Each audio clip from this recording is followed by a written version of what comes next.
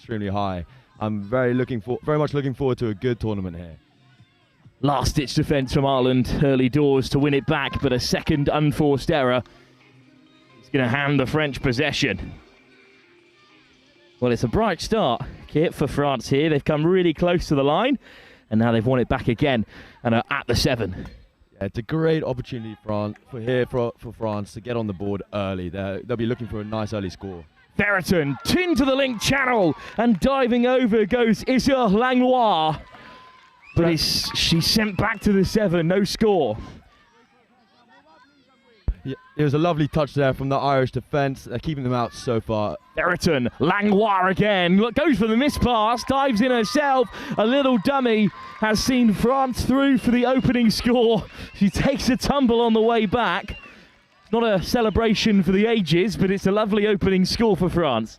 No, there was a really mature decision there from the young French middle, seeing that the player was just offside and getting the shot there. Rizete just a touch in front of the line here, so now Ireland with a good stance to counter. It's Andrews, Quinn, Andrews again. Some famous touch names among this girls 18 side. Great acceleration to the line.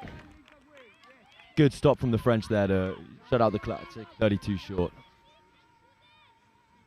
Come France winding their way through. You can hear bagpipes in the distance because Scotland have opened their campaign over on pitch 2. But here on pitch 1, it's all about this girls 18s category, and Ireland's good pressure has won them back possession again. It's Leah Hulin on this near side doing well, but then they spread it left to right. Good hands from Charisse Brennan. Big chance for Ireland here. Andrews weaves away to the right-hand side again. Molly Quinn over the 7. Just pops it off. No way through for them this time. We're right in front of the French box here on this near side, and the French are applauding every touch. As they know a big shutout this would be. Setting up a lovely short there, the Irish are looking to go open side. But it's good pressure from France to turn it over. Racing out came Nomi Audet. Fantastic touch from the young player, getting the turnover there. Still a chance here for Ireland, who win it straight back again. It's an error strewn through opening moments here. Molly Quinn weaving her way through. Quinn, so elusive. Off the deck for Andrews. Quinn again, 2-on-1. Intercepted by France. I'm not sure how much she knew about it. Just right place, right time on the far side. It was a nice change seeing the Irish team go short side for a difference, but they did very well, and it was great defence from the French. Can France break out of their half for only the second time in the tie? After coughing up the ball a few times here. Oh, it's another penalty. Oh, Kit, that's another turnover from France. That's 3 unforced errors in the early stage of this game. They've got to sharpen up. I know it's early morning.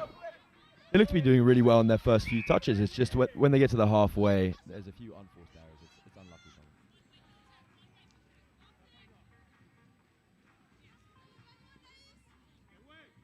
them. Nice check off from the Irish there. You're looking to play the width into the space.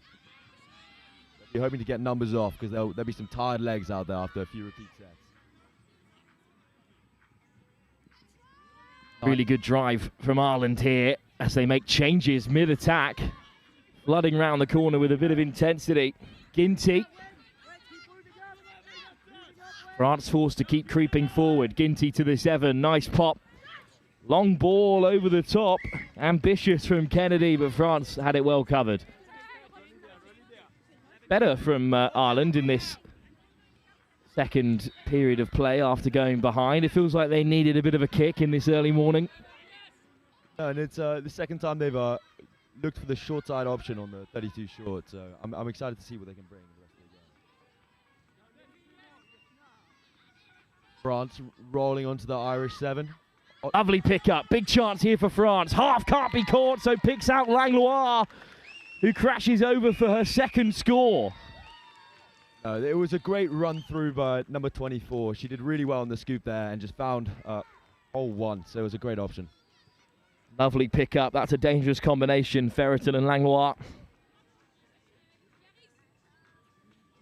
Let's see if the Irish here can counter back. They'll be wanting a score. They won't want the difference to be too big. But they've been threatening so far. They just need to convert.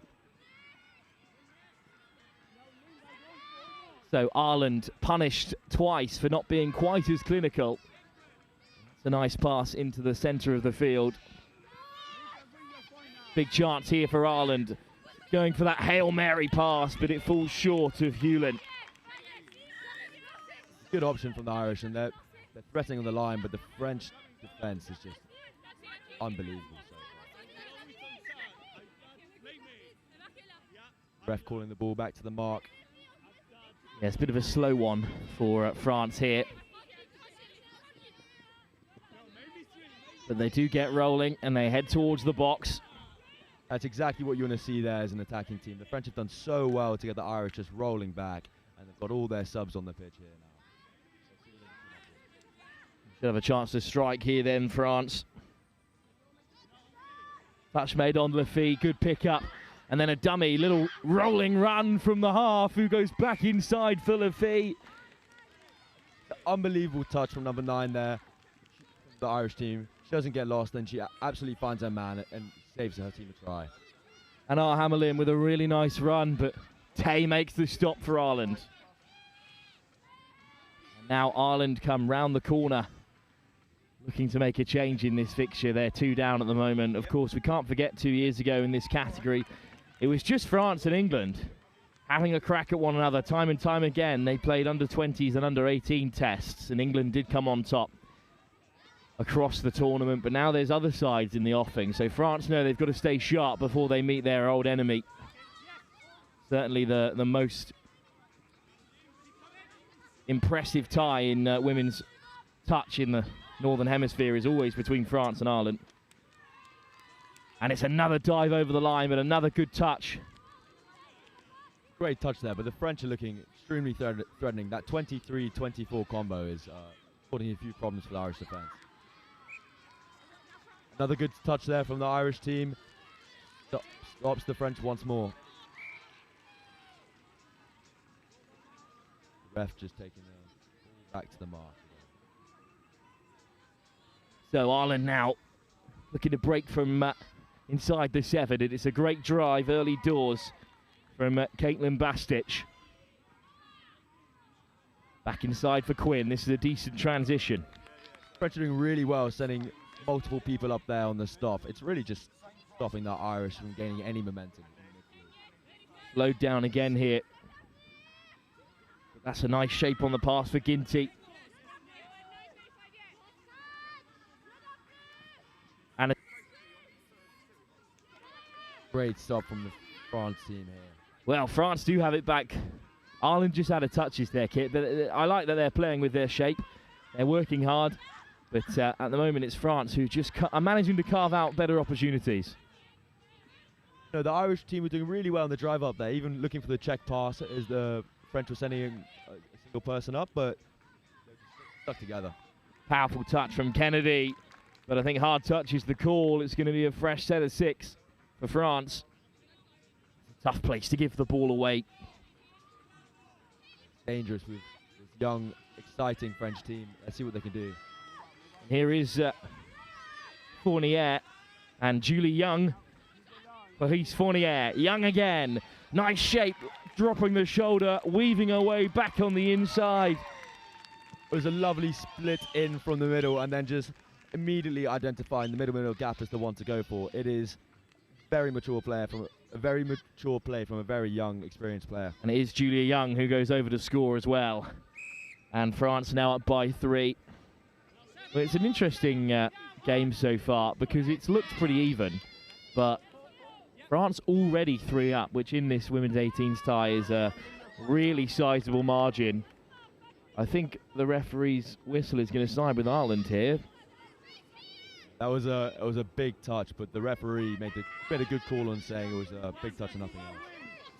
Great delay on the ball, back inside from Karen, but the touch was made. Ireland sent back to the 7 again. Tay, Karen, miscommunication there. A wry smile from Ireland. They were running out of touches regardless, but It is 8:30 in the morning, everyone. Let's not forget that. It's a long day of touch, but to get going this early, Kit's pretty hard. Yeah, it can be tough this early in the morning. There's always those first game blues. But let's see if Ireland can capitalise here. They've been gifted a set on the line. Another unforced error from France. Despite their lead, they've got to cut those out if they want to challenge the likes of England in this 18s category. Kerrin to the line and sliding in and giving the pass. That's a real skill set in the game of touch, but it just hasn't worked out for Ireland this time. French here looking to get their momentum flowing before the Irish are set. It's a great play from them. Good dummy. Really good bit of meters made by Annie Hammerlin. But another turnover. Something a little off at the moment about this France side, who we know are really strong. They have made wholesale changes in the last year or so. A couple of these players were in action at the Youth Atlantic Cup a year ago, but a lot of them have moved on to the Women's Open and Mixed Open sides. Just taking a moment to gel. I have another chance here as ref calls off the mark. Let's see if they can have an attacking set on the line. Oh, lovely check off there. Great touch from the Irish link.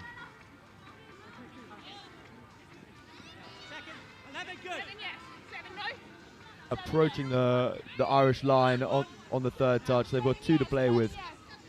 France again to the line. Fournier.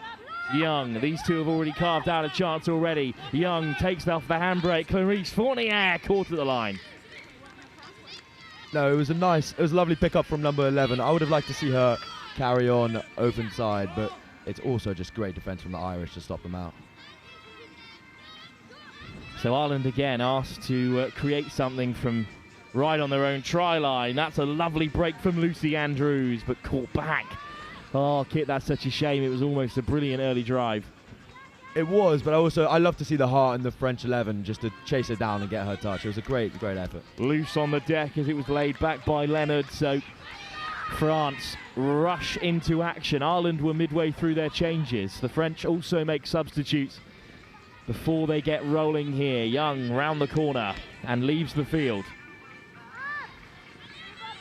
No, the 18s just trying to buy some time for our players to get on the field. Hammerlin wants it again. Anwar Hammerlin.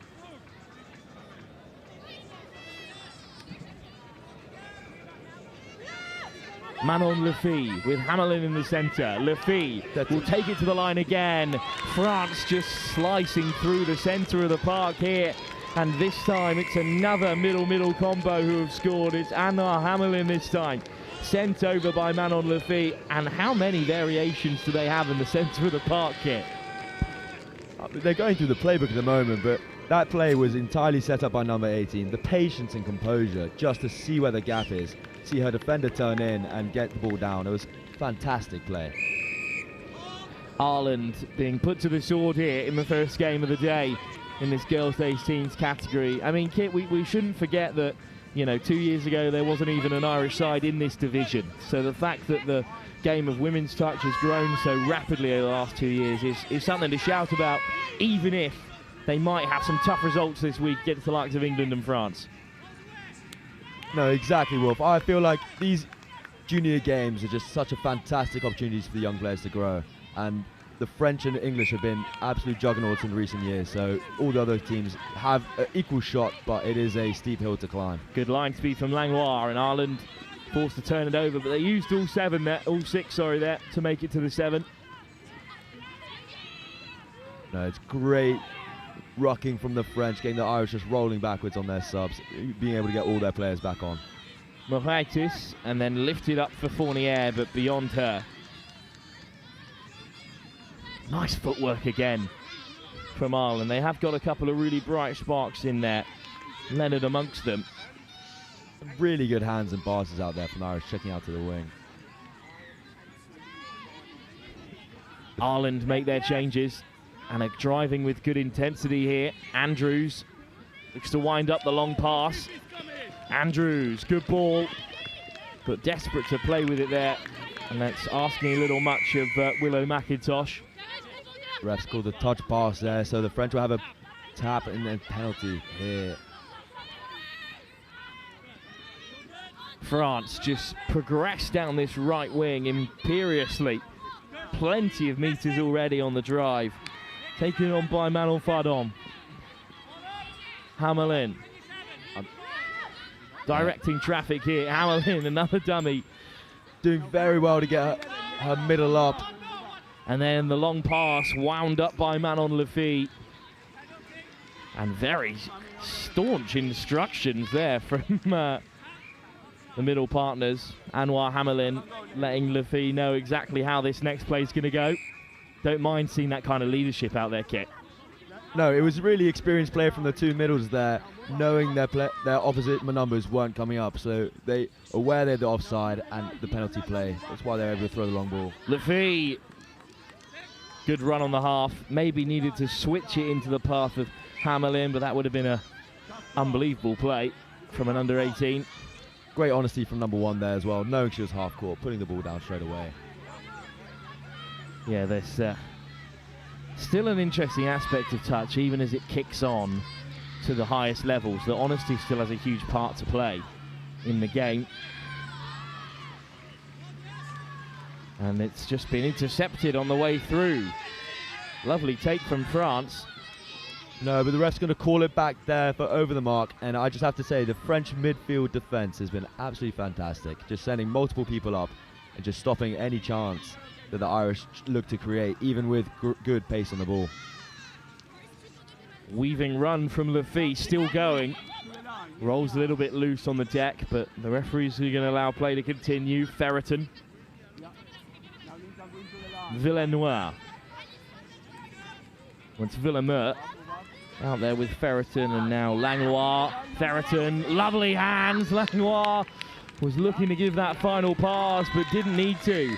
Raced over instead with an Irish player offside in front of her, and it's a hat-trick in the first half for Isoire Langlois. No, what a great play. She identifies that on the quickie that her middle is onside and going to make the touch. So she almost gymnastics-like goes on the link. It's a fantastic agility and ball play there. Good line as well from Zoe Villemeur, just to weave away to that right-hand side, and Langlois has France right up in the face of it. 5-0 now.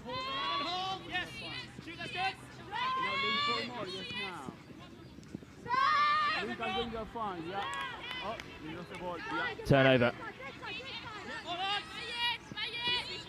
And France have it back again. Just a minute and 15 to go before half-time. Kit, goodness me, the first 20 minutes has flown by. No, this game is just giving everything you'd like to see as a fan of the sport. It's been unbelievable. Oh, just if you could make one change, I think one too many unforced errors from both sides, because that was some really nice hands from Ireland to get them back into the centre of the field. But no opportunity for them to use it. France looking for one more before the break. Colombert. Here's Lefy all the way through. Scores another. Manon Lefy. A brilliant finish. That is a coach's dream there. A try scored directly from fantastic rucking. Just look at the pace they're putting on the ball. Just steaming through a good Irish defence. Ireland well offside. France have another before the break. This has been an unbelievable performance from one of the best sides in the women's 18s competition. Good hands from Andrews. Ireland desperate for an opportunity before that. Hooter goes. Lucy Andrews again. Maybe Ireland's most impressive attacking player so far. Will not have another chance at the line. Flawless from France in the opening 20.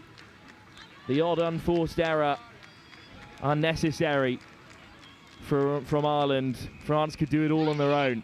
It's been a brilliant opening 20 minutes here at the European Youth Touch Championships here at the University of Warwick. France 6-0 up at the break, 20 minutes still to play. They'll do well to let Ireland back into this one.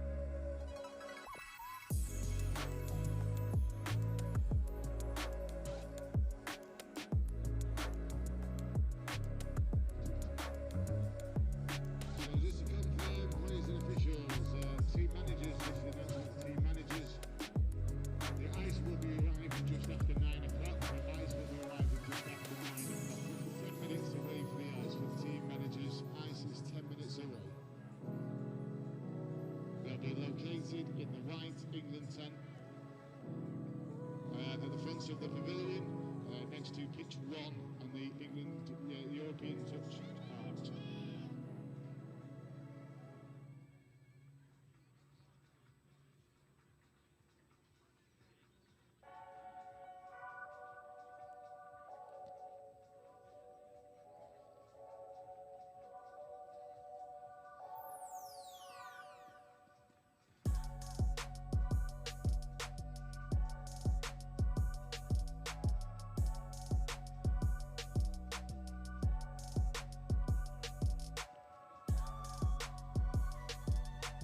Players and officials, this is your 2-minute warning. Players and officials, this is your 2-minute warning.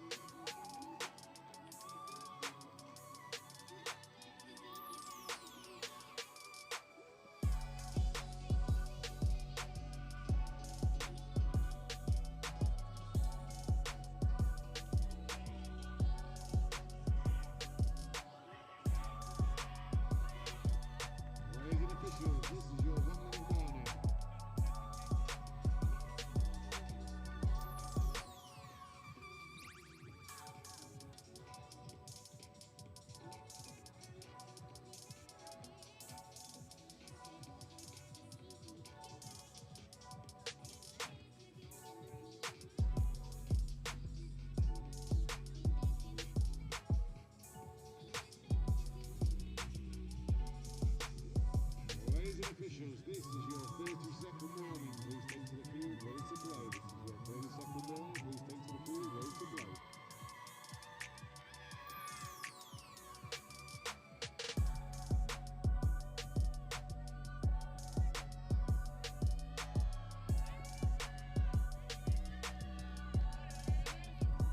Players and officials, stand by.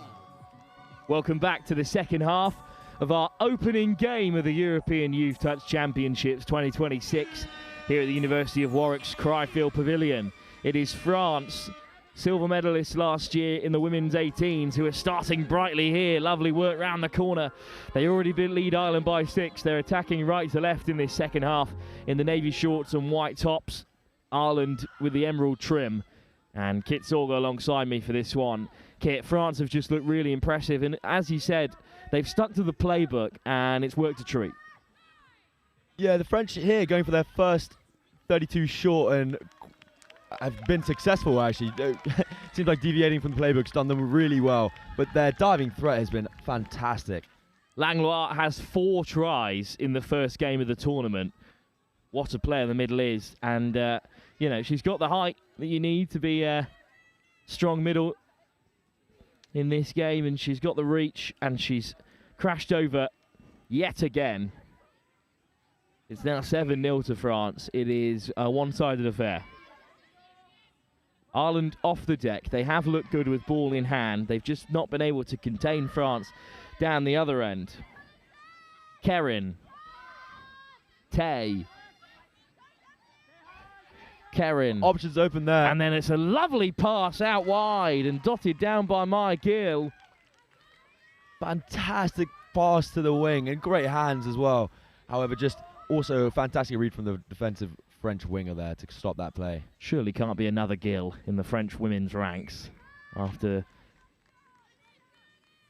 the plethora of sisters all represented the women's open side in the Euros in Vichy a couple of weeks ago.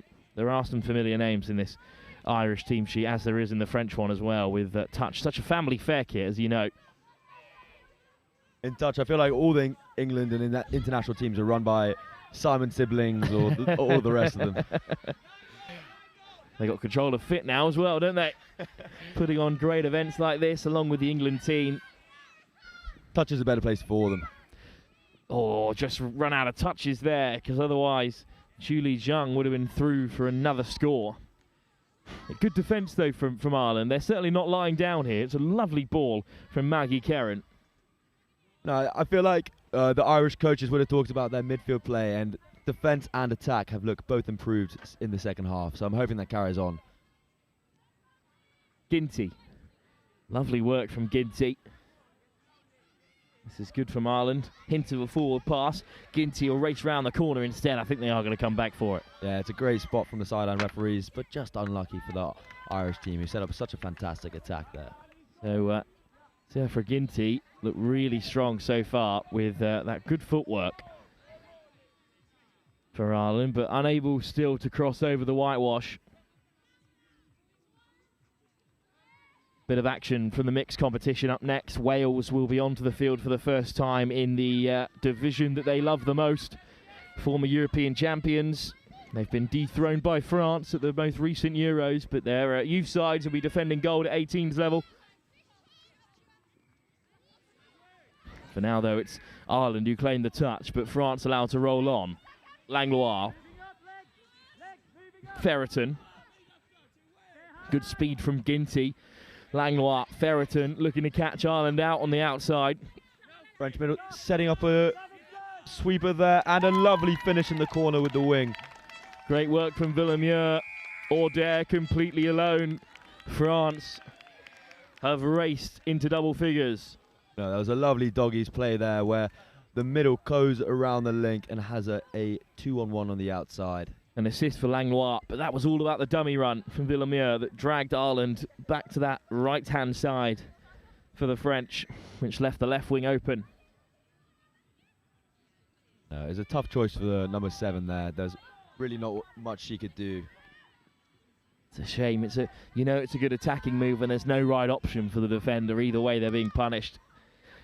Ireland back up to the 7 though, although the whistle goes. Oh, that's really disappointing. From an Irish perspective. Heartbreaking, just ref calling it for over the mark. But the Irish did so well in their driving set. What do you think separates these two sides, Kit, at the moment? It's another unforced error for the French. So they're both giving the ball away, but only one of them is able to capitalise on it. Yeah, at the moment it's the errors on the 7 for the Irish team. And honestly, the French defence of the line has been fantastic. Andrews, what a break. Can she go the length? Good cover from Lena Bouteleb. Just as I was talking about the French defence, there's a last-second touch there. Great work from Andrews.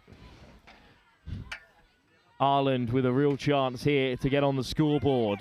Molly Quinn, nice off the deck for Andrews, winding up the long pass. Good hands from the winger at first, but then racing out came Ine Cornet to force the error. Great option from the Irish there, but again, just a good French defence and fantastic pressure.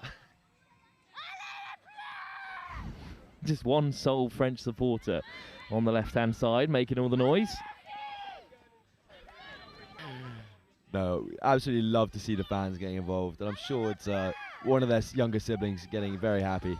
Oh, wonderful footwork. This will be a stunning score for France. It's Alice Ferreton with a brilliant finish. Giving the fans what they want there with some fantastic footwork and amazing bit of playmanship. I mean, have a look at this from France. This is really special. Ferreton has had to play second fiddle for Langlois for most of this game, but then lets everyone know that she has the skill set, the dummy, then the step inside and out. What a score. Finest try of the day so far. And we're only 30 minutes into the competition.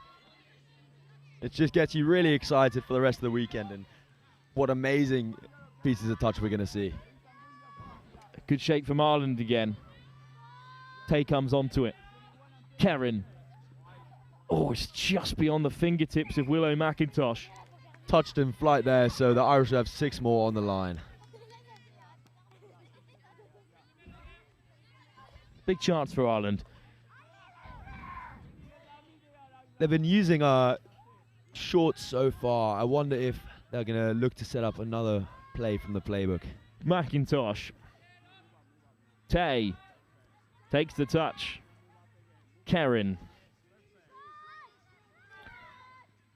Tay, Kerrin, back inside. Lovely soft hands. Were France onside? I'm not sure. Oh, it is a turnover. That's tough. That is really tough kick. Can you run us through what's gone on there? Because it looked like a real chance for Ireland. No, it was real chance, great hands, but I think the ref called it back. The sideline referee on the far side called it back for forward off the rock. Oh, that's a shame. And France have rescued themselves. What a take from Naomi Audette. First winger to score in the tournament. Audette now at half. Good acceleration from Moretti. Fournier. Lovely pickup. Ireland backpedaling here. There's 2 out wide for France. Have they got the pace? It's Gournay. Oh, fantastic touch from the Irish wing to stop the French attack there. Well, they think they've scored. But what a bit of covering touch this is. Just goes racing off, does Lucy Kilcoyne. What a touch. No, that's exactly what you want your wing to do on both sides. Heads up from both of them. Athletic from Ireland, who keep France out this time, who are chasing double figures. Great footwork from the 13. Yeah, Skinty again. Looking impressive, but Ireland just unable to capitalise. No, there's a few over-the-mark calls from the Irish here. That's going to be something that they're going to want to work on for the rest of the tournament. But their attacking drive has been, except from those small mistakes, good. This is going to be a real learning curve for Ireland, I think. What a grab. Just unbelievable hands from this French side. The skill set on show. Nearly sneaking through their 11, but caught out by the link. Good work from Young. Here's Langlois. Ferreton. Looking to dance inside again. Two-handed from Jen Kennedy. Ferreton. Langlois. Setting up a 32 short here. Ferreton with great pace. Lovely footwork to put an Irish defender to deck, but it's a great bit of covering touch from the Irish. No, it's a lovely save there. The driving mid did so well. The striking mid did so well on the attacking pace, but she just got caught out there. But, you know. Ginty stopped short by Ferreton. Got to keep the bucket hat on for good luck. Ireland looking a little bit tentative round the corner here, and unfortunately when you don't fully commit to your drive kit, that's what will happen. No, and it's also just great pressure from the French. Their midfield D, as I've been saying, has been superb. Ferreton. Langlois. Setting up a sweeper here. Great work round the corner. France looking for the offside call. Just charging in goes Olympe Pauli. Maybe thinking she should have looked up there, but no, they've had great success on hole 1 so far. Pauli. Doggies play around the corner. Ferreton 2-on-1 for France. Ferreton goes alone and has a double. No, nice little dummy there to put the Irish wing in 2 minds, and just clinical French attack. That last minute change of angle from Pauli, just to draw in another Irish defender, and then soft hands from Langlois, and Ferreton scores. In those situations, as an attacking team on the 2-on-1, you're expecting to score, so odds were stacked against the Irish winger there. France have 10. As we're just adjusting to the bright weather that has peeked out from behind the clouds. Back on it now, penalty Ireland.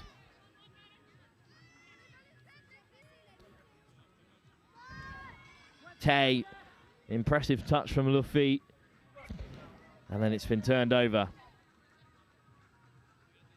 They would have been looking for a full set on the line and hopefully a try, but just another small error there. But, you know, first game blues, what we can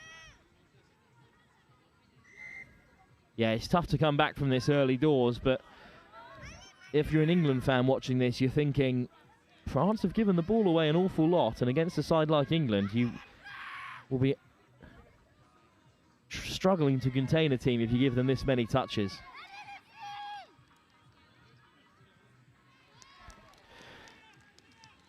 No, nice hands from number 16 there. Irish swinging the ball from side to side.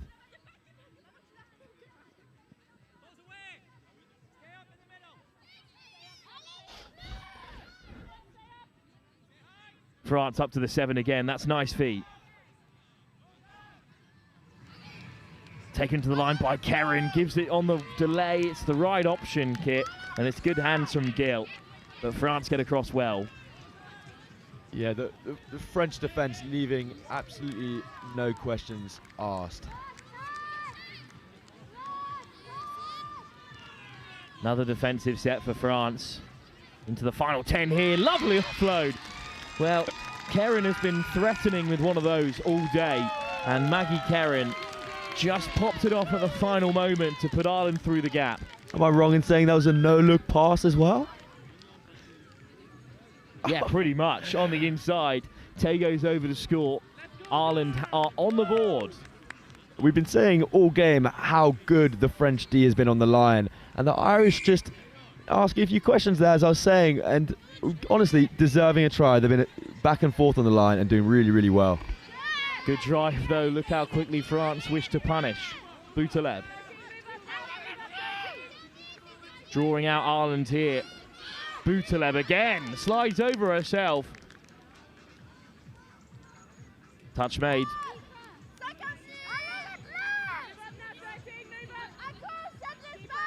Oh, well done from the middles for getting both the defensive mids up. Fournier, Boutaleb. Good hand from Gil to keep out France. Much needed intervention there for a threatening France attack. 6 more though for the French. Boutaleb, who's come to life in the last few moments. Young. Clarisse Fournier. Young again. Fournier, Boutaleb. Brilliant hands. Will they score? Well, touch and pass. You thought it might be coming. But it was nice hands, Kit, even if the touch came in first. No, it's some great skills on show, but hoping next time they just get it away slightly faster. Andrews on the drive, looking a little loose at the roll ball again here. A couple of powerful touches from Ireland to get them up to halfway. Yeah, even late in the game, the French defensive structures just keep on coming up. Not sending a single person alone. They're doing very well. Looking for that offside, but it wasn't quite coming for Bastich. Keren. All the way across here for Gil. It's a strong touch by Ine Gournay. Yeah, the Irish knew it was the last touch, and they were just looking to kill it in the corner to force the French to go the furthest distance back to their box. It's a smart play from them. And clever around the corner. Boutaleb looks to break through. It's a great spot from the referee there, seeing off the mark, and just unlucky from the French, who did well on a few checks and good hands. So we'll come back to the halfway line for an Irish penalty. Practically a restart for them, which we've seen them use well throughout this game so far. They've certainly had a lot of them. But slow to the ball this time, Ireland.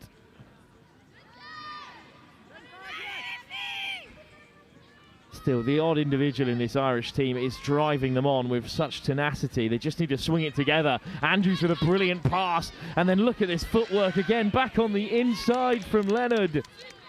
It's another brilliant run. Just doesn't end in a try. Andrews. Leonard. Chance here for Molly Quinn. France keep them out, but really promising from Ireland.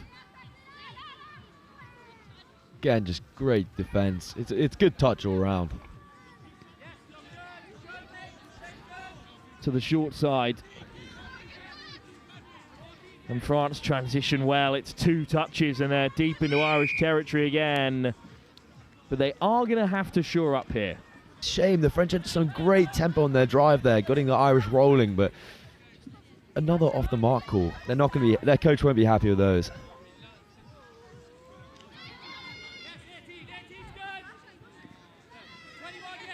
Ireland with a chance, with 3 minutes to go, to get on the board for a second time, but that's a loose pass that has France back in possession. You can see what Quinn was after there. Quick ball round the corner, trying to bring Gill back into play.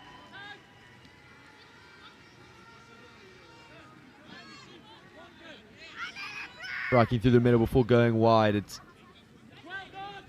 well executed sub move. Momentum is maintained. Here comes Clarice Fournier. Good pick up from Young.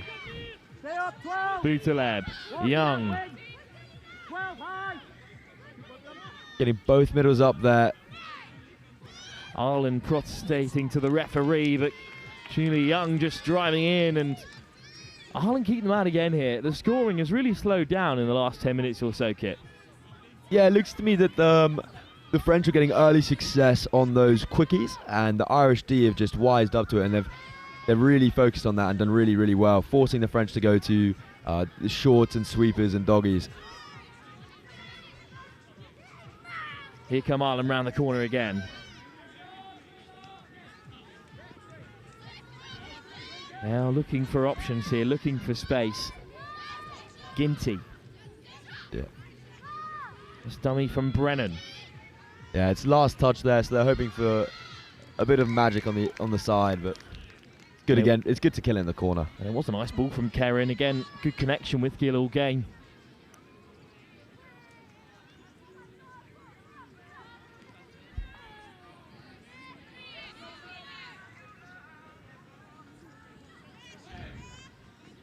Nice sub move from the French there, striking through the middle before sweeping around and getting into the sideline for early subs. Just a minute to go here.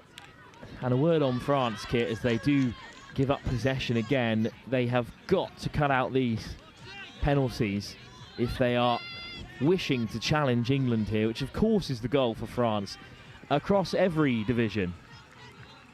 It just seems to be that third touch. The first two they've done really well, but when their subs come on, there's they're getting a few calls against them and a few unforced errors there. So they'll be hoping to sharpen those before the next couple games.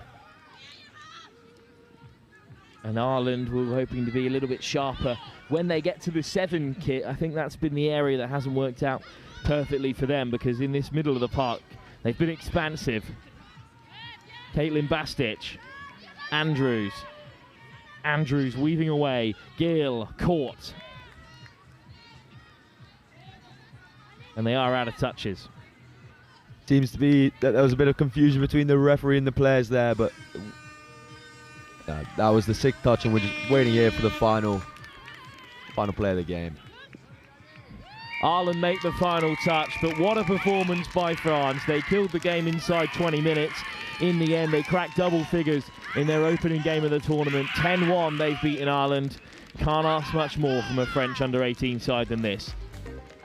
Yeah, really great game from both teams there.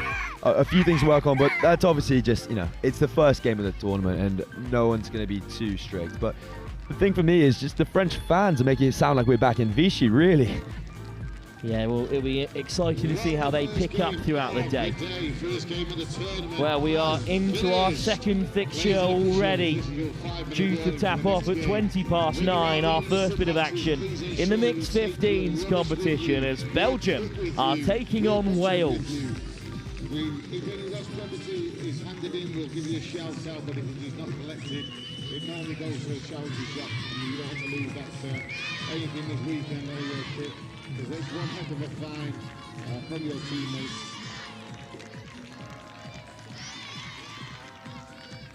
Countdown is on for the next game.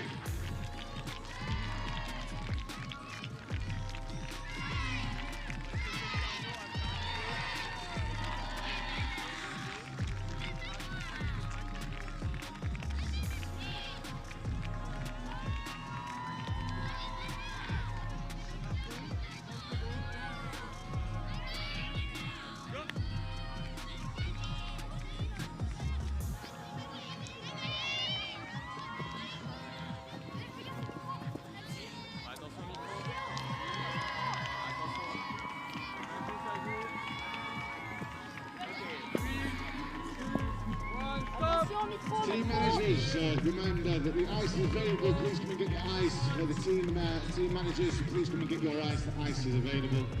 So please get over and get that picked up ASAP.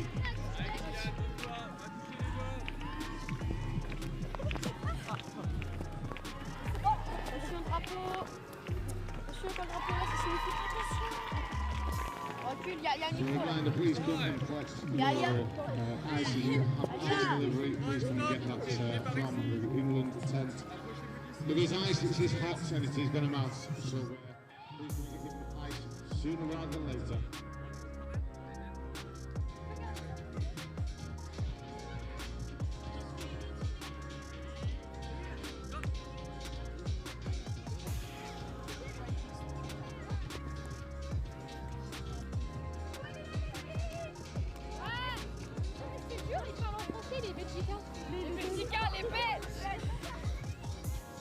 Players and officials, this is your 2-minute warning. Players and officials, this is your 2-minute warning.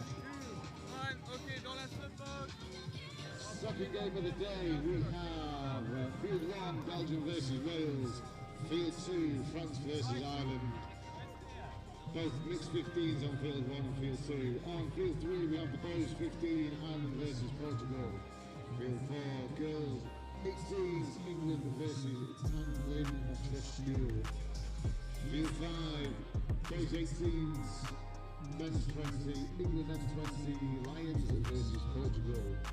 On Field 7 we have boys 15, round robin, England versus Wales.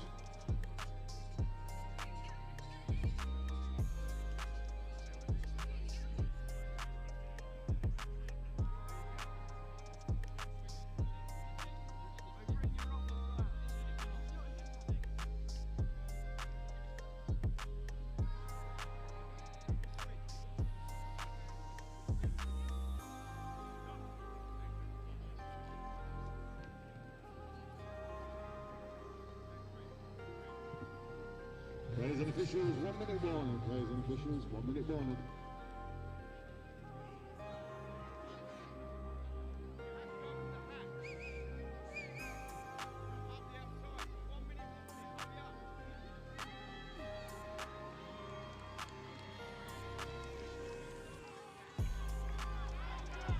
Players and officials, this is your 30-second warning. Please take to the field, ready to play.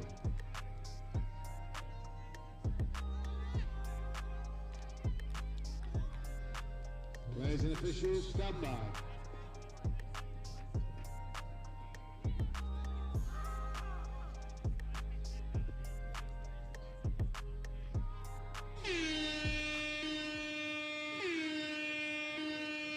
Welcome back to our live coverage of the European Youth Touch Championships here at the University of Warwick's Cryfield Pavilion.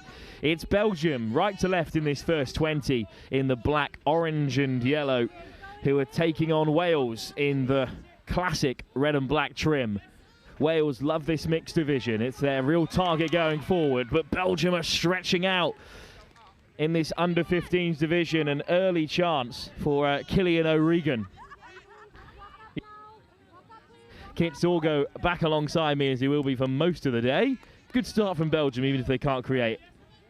Yeah, no, exciting start there. Asking a few questions of the Welsh defence. But let's see what the Welsh drive can do. They'll be hoping to roll back the Belgian D. Good start from Wales. Of course, they are the defending gold medalists from 2 years ago in this under-18s category. They didn't go quite as deep in the under-15s, but they are going to go the length here early doors. And it's Riley Thomas who scores the opening try in the mixed 15s division. Less than a minute in, and Thomas has gone 20 metres down the left to score. Every coach would have loved that one. Just absolute pace coming on as a sub, and that's exactly what you want your subs to do. Just inject pace into the play and the ball. Look, you see it at every level. You cannot switch off just because your opposition are heading towards the box. And Belgium have had a rude awakening. 9:20 in the morning here. And this is nice play from Belgium early doors. They look sharp. Dienko Balsien. Good footwork. Here's Dezelacourt. Balsien, Dezelacourt again. Well, in this under-15s division, what you do tend to get is, as this is the youngest age group, a lot of very young touch starlets who are being given their first taste of international touch. So there is a mix of age groups and also a mix of physicalities. So you will get the odd player who's right at the top end of under 15, who's developed a lot more than a couple of the sort of Belgium links and middles. As you can see, the size difference here between them, and that is just a factor that will come into play in this mixed 15s division. But it's one of the best things about touch is it's not about size of the dog or the fight, it's the amount of fight in the dog. So Belgium looking to spread it to this near side. Just an unforced error, unfortunately, there. Quickly off the deck from Elise van Kouwenberg. Yeah, the Welsh, another unforced error there. I was just about to say they'll be looking to capitalise again, but giving the Belgium team another chance to go up the field. Here's Elabadi, van Kouwenberg. Yeah, good driving there, getting their subs on early. O'Regan, who looks really bright for Belgium so far. Matteo Almer. O'Regan, off he goes, looking to take on his opposite number. What a battle it's going to be between Noah Scott-McGee and Killian O'Regan today. He did, there was nothing on there, but he did look dangerous picking up. I'm excited to see what number 10 can do. Wales on the transition. We know how it ended up turning out for them last time. Good pace from Benjamin Wettleton. And Wettleton, they're looking down that short side again. Great footwork. But this time, an even better recovery from Lilia Piel. Wettleton was hoping to go the whole way again, as I was saying that. Sophie Letman straight through. Belgium switch off for just a moment. And Wales will come roaring back for a second try. Great acceleration from Letman. The pace on the drive from the Welsh is what's being their diamond so far. They're doing really well just to push through that Belgian defence when they're caught sleeping. Well, look, she went in to take the touch, but Belgium missed it, and she was under no prerogative to ruck that ball, so good work from Letman. Belgium straight up to the 7, though, in response. For a diving play here, I think. Samuel McNamee. Oh, and the try's given. Clear from the referee. And it's a good finish from Selma Rose Ojon Azar. That was a great dive from the link. And it was clear from the referee. The ball was down before the link made it there. This is good play out in the middle from Balsien and McNamee. You can see there that the players were just caught on that middle and left the link slightly wide open, and just unlucky for that Welsh link to be left offside. And just, yeah, great try from the Belgium. Along with the mixed 18, you're expecting the mixed 15s to probably be the most open division. But Wales a strike back through Callum Brown. Good footwork there and a nice low dive. Exactly what he would have dreamt about the night before, I think. What a start. Pretty textbook there. There's the dummy to just keep Matteo Alma in position. Exactly the right option as well. That middle hole, it was left slightly too wide open for the coach's liking, but it's just good heads-up play. Now McNamee and O'Regan in operation in the centre, and just a tumble in the dry grass from Ojon Azar. Good to see her straight back to her feet. Nice check-off ball there. Getting some good early momentum on the drive. There's the little hitch kick from Scott-McGee. Wales have looked really impressive on the transition. And you're not going to miss William Hopkins in that bucket hat today. Here's Hopkins. Just drops it up on the swivel. Oliver Holman. But the ball is down. Yeah, really. Oliver Holman's nice bright hair is going to keep him one of the star players, I reckon. Yeah, I think Holman one to watch out for. And this very young mixed Wales 15 side. Taken on by Alia Elabadi. Yeah, off the mark call. We saw a few of those in the girls 18s game, but I think both teams will be hoping to iron those out. Nice line from Hopkins. Here's Holman. Hopkins. Wales up to the 7. Belgium have to push forward. Evans, Hopkins, Holman, plenty of space. Belgium just found themselves a little deeper than they expected there, already over the line. Yeah, it was a great feign of the link quickie there, but just going for the 32 long instead. And Holman finding himself in some space between the players. It's great awareness. So 4-1 Wales. Just got away from Belgium's flag bearer, Sarah Meyerhofer. Belgium giving a hard touch there and a fresh 6 to start. That is something that in this under-15s division, across all three categories, the refs got to be really careful of with the different rates of growth that you get at that age. Just got to be careful to look after players. It's another good bit of play. The link up between O'Regan and Selma Rose or Jean Hazard. O'Regan is Almar. O'Regan again puts the hammer down. Almar goes for the missed pass. It does find the wing. And a hint of a hard touch on Luan Bethuel. But good work from Abby Barnfield. And I think the call is just good touch. Yeah, that was the option they would have wanted to go for. I think the only critique would be the Belgian team. Oh, given another set on the line. Let's see what they can do here. Almar takes it quickly. O'Regan is on out to the left here. Wales recover well. Jean Hazard. O'Regan. Almar. Could it be on here for Belgium? Laid back for Ilias Chronopoulos. And then here's Jean Hazard. What footwork. O'Regan. Chronopoulos. Almar all the way to the edge, but Barnfield again gets across well. Really good defence from Wales.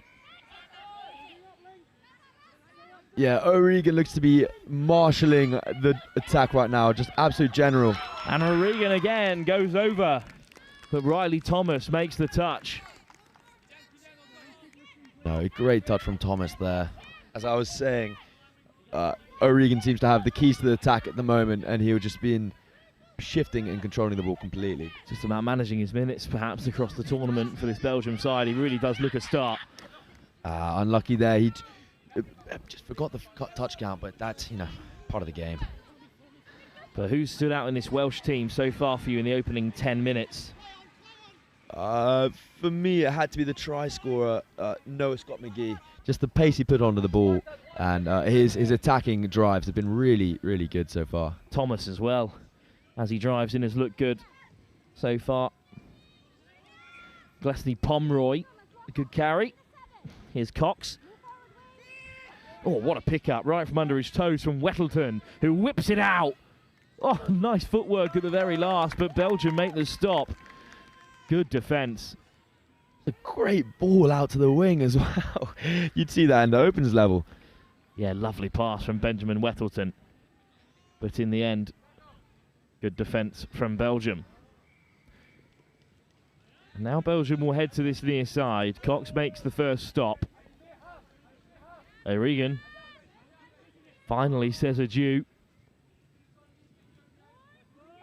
It's they've got all their subs on early, but they'll have to scoop from here at the fifth touch, and they're just unlucky. But that stop there was purely due to the Welsh defence, just stopping the Belgium out and forcing fifth touch on the halfway. That's exactly what the Welsh coach would have wanted. Wettleton just drifting away to the left wing. We're going to get a real show of talent across the board here on day one. Of course, finals day doesn't come until Sunday, so there's a lot of touch to be played until then. But another change of divisions up next as we jump up to the mixed 18s. For now, though, it's Wales looking to get over in the 15s, and Hopkins has another score for Wales. It's 5-1. The athleticism on the dive there was ridiculous. Hopkins did incredibly well for an almighty leap for a score. That was a great dive and a deserved score as well for the Welsh team. Of course, Wales were bronze medalists in the mixed 15s, 2 years ago. They'll be hoping to do better than that this time around in a division that they have nationally reclaimed as their own, it must be said. Being crowned European champions 2 years ago. They did lose that title in Vichy a couple of weeks ago to France, but it's 15 side. Looking for another shutout hit here. Good acceleration to get across from Oliver Thomas. Yeah, I got caught out with a touch pass there, so the Welsh will have another opportunity for a penalty in 10 metres of space. Well, Will's going to play out here.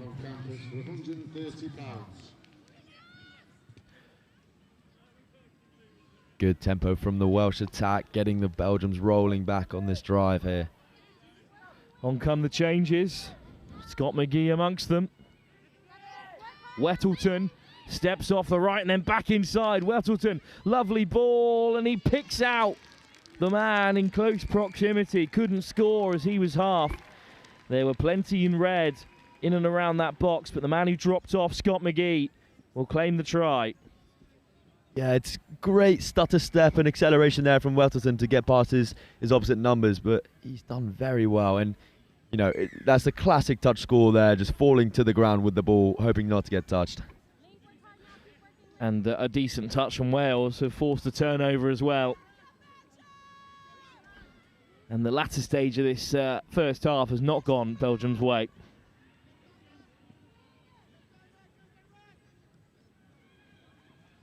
Wales back in possession, Holman back on the field.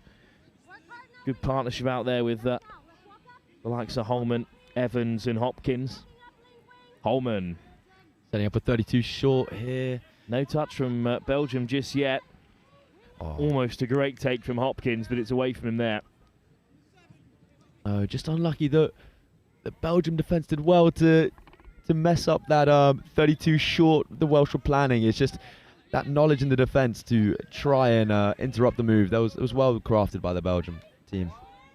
And they're on the transition again as we approach half-time. 6 minutes to go in this first half. It's a great pick-up. Some fast feet as well from Balcien. Eventually just out of touches, though. Yeah, that was great footwork, and he knew it was last, so he was having a bit of fun, and no, he showed us some really good skills there. Quickly off the deck for Glesney Pomeroy. Holman. Still going here, Holman. Looking to take on Ilias Kalgranopoulos, who makes the double touch on the far side. Yeah, the Welsh have one touch to play with here. Look to be setting off a sweeper. Brown, it bobbles up unkindly. Good defence from Ilias Kalgranopoulos, who's there again at half. Balcien dancing through. Colin Dezelicourt. Belgium's try scorer into touch. Arjon Hazard. Around the corner comes the changes. And now over halfway. But again, they're stunted in those early first few touches. That's when Wales, after attacking, continue to put the work in. Letman already scored from range today. Letman won't be so lucky this time.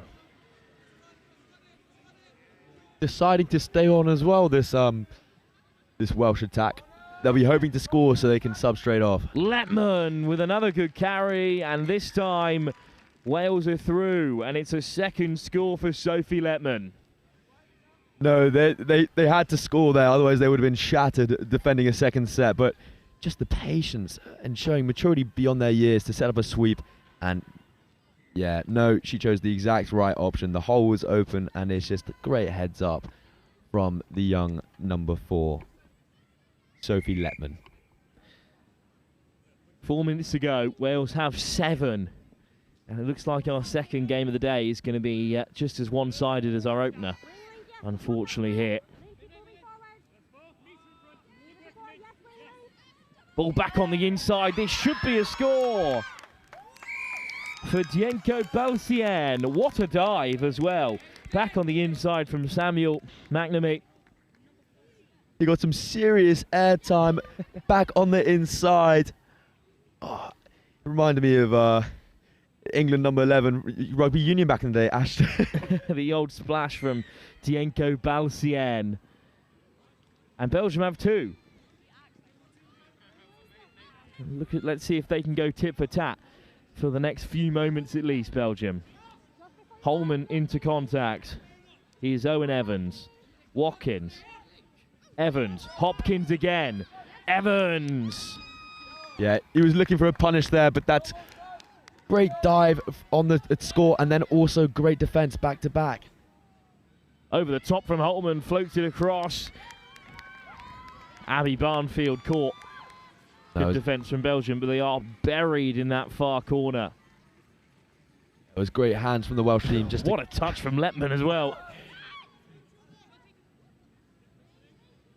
He's had a great game so far. And that's 3 powerful touches from Wales, and now 4, and Belgium aren't even close to the Welsh half. This is final touch already, and what a defensive set from Wales. They are in no danger. And it's a good touch on Sarah Meyerhofer. Yeah, defensive masterclass from Wales there. Great touches, great shape and defence. Their coaches would be happy with that set there, for sure. Holman can't get away from Elise van Kouwenberg. Yeah, and just an error in the roll ball there, but it was a good spot from the referees. I think it was hips not square. Wales just got to sharpen up here. Can't let their standards drop just because they lead by 5. Belgium have already shown they can work their way up the park if they're allowed the opportunity. And that pass was just behind Alia El Abadi. So Wales will look to punish them here. Riley Thomas, Callum Brown. Brown. Yeah, I think he's looking to set something up here. Probably a... Yeah. Thomas. Brown gives the pass. Wales go over, but Belgium keep them out. Great touch from the number 67, I think. Colin Dezelicourt. Thomas. Brown. Riley Thomas. Yeah, Brown. Missed pass. 2-on-1 if they can get it away. But Pomeroy just caught in possession. a great heads up from the Belgian wing just to be on her man. And then wide for Barnfield, looking to catch them out. And the try was scored, and I thought that was the attack over for Wales, but never say die. They have grabbed another. So often in touch, when you do something well, you just get caught lacking the next play. So it's unlucky, but also great heads-up play from the Welsh there, just to see where their space was on the far side wing. Oliver Thomas catching them napping there. Barnfield gets on the board. Wales have 8 before half-time. O'Regan's back on the ball, and he's going to be hoping to marshal and put himself and his team into a score here. Pass whipped on the inside is loose, and the buzzer goes. And that will bring an end to the first half. Letman, Barnfield, can they create once more? Barnfield over the top for Letman again, but eventually the touch is made, and the half will come to an end. No, it's a penalty here, so we actually have one final touch, but I think the Belgian team will be just looking to take it here. Yeah. Well, you 8-2 see games as one-sided as this at European level, but it's all a chance to develop for Belgium, who are being taught a real lesson by the defending bronze medalists. It's Wales 8, Belgium 2, with 20 minutes still to play in this mixed 15s tie. Your health and safety is priority, so make sure you warm up correctly. And that's too much that you're going to be able to exert yourself.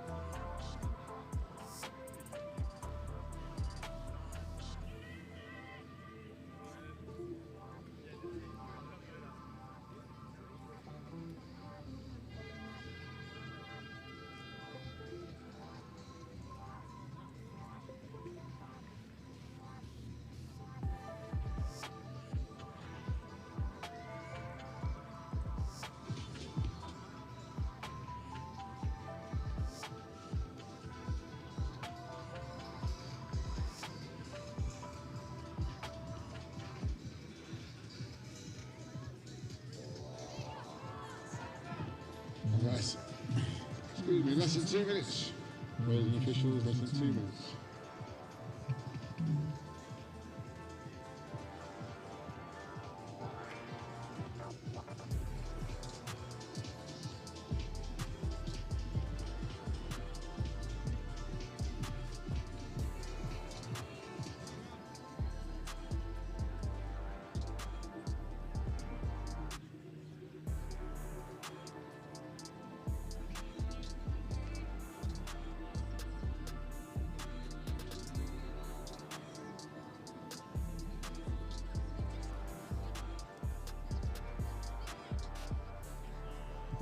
Players and officials, this is your 1 minute warning. Players and officials, this is your 1 minute warning.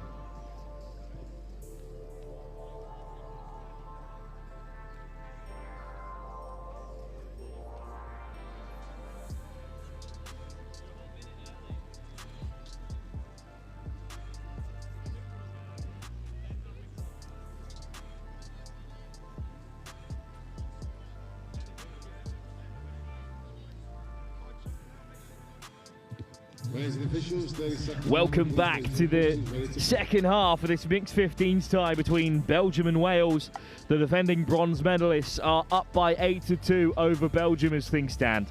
Kit Sorgo back alongside me for this one. And Kit, I mean, Wales, they've just been playing one gear up compared to Belgium. Yeah, the Welsh team has definitely been more clinical in the midfield. And their midfield D has kept the Belgium outside of their 7. But when they have been on the 7, the Belgium team has looked threatening, with players like O'Regan marshalling and controlling that attack. So I'm expecting to see a few more scores either side here. Good touch from Dezelacourt. Big dummy from Callum Brown, who races over. And they've scored 20 seconds into the second half, right in front of their jubilant support. No, those who watch the England Men's Open will know what I'm talking about, but that reminded me of an Ollie Simon-esque dummy, just absolutely to the clouds, and annoyingly works, but it's a very, very good score and footwork from the Welsh team. Might not be the same guy, it's a common last name, but Wales Men's Open did have a very young Brown playing in the middle of the park for them. My memory doesn't serve exactly if it was this Callum Brown. You'd think under 15s to Men's Open is a bit of a stretch. Maybe a brother, maybe just another person with the same last name. It is Wales after all. And touch seems to be a family affair a lot of the time. So Exactly, but you can never make too many assumptions as it's flung over the top, but that's asking an awful lot of Luan Bethel. So instead Wales will have it back on the far side. Whittleton. Really good first half from Wettleton. Great footwork there, just to punch a few touches through the middle. Letman, so athletic in the link. And come to on their third touch on the opposition 10. The Welsh have done very well there, and they've got one to play with on the line. Oliver Holman. A little bit slow to enter the play, but now they're back to a full set of 7, and it's a slide in from Hopkins. And it's a top start to the second half. Wales have double figures. Great maturity there, just slowing down the play, getting the attack and defence set, and then just punching through with a 32 short. Nice dive and good awareness, seeing your man was just going back slightly too far. The Welsh here showing maturity beyond their years in their attacking play.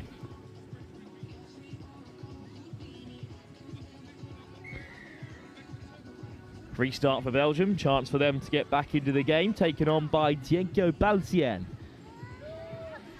Ilas Kalkranopoulos draws the touch out of Tolman.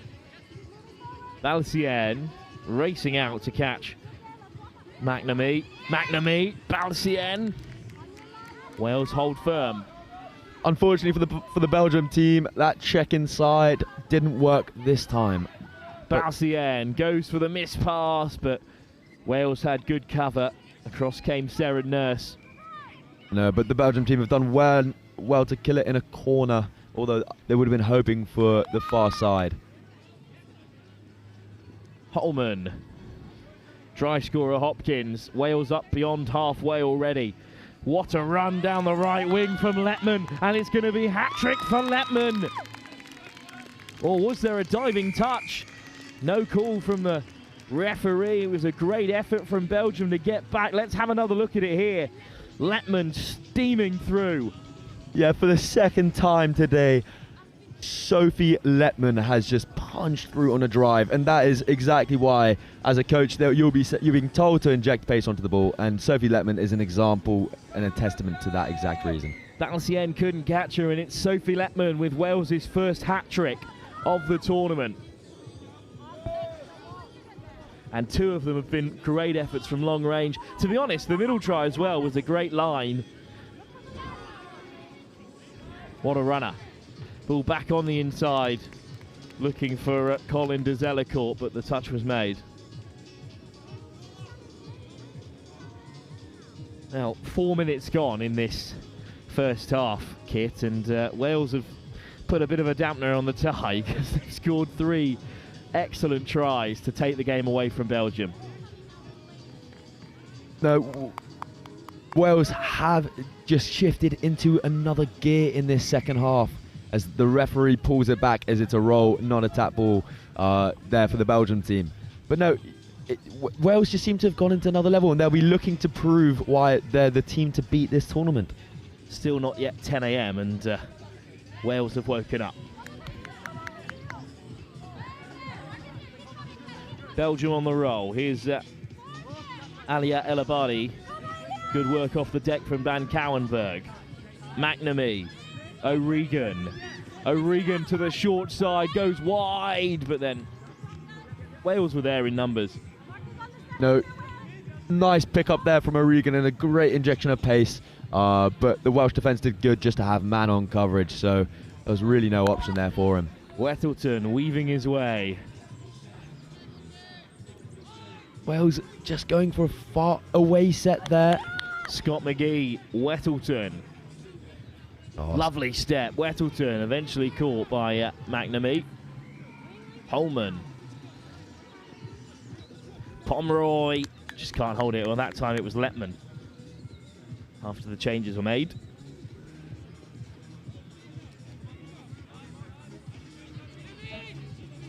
Well, what do you make of this Welsh team so far then, Kit? We know their ambition. They're looking for another medal in this mixed 15s. They're looking strong, and if they continue to improve in the games like they have in this second half, I'll be worried for the other teams, to be honest. They are a very, very good team and are looking like the team to beat.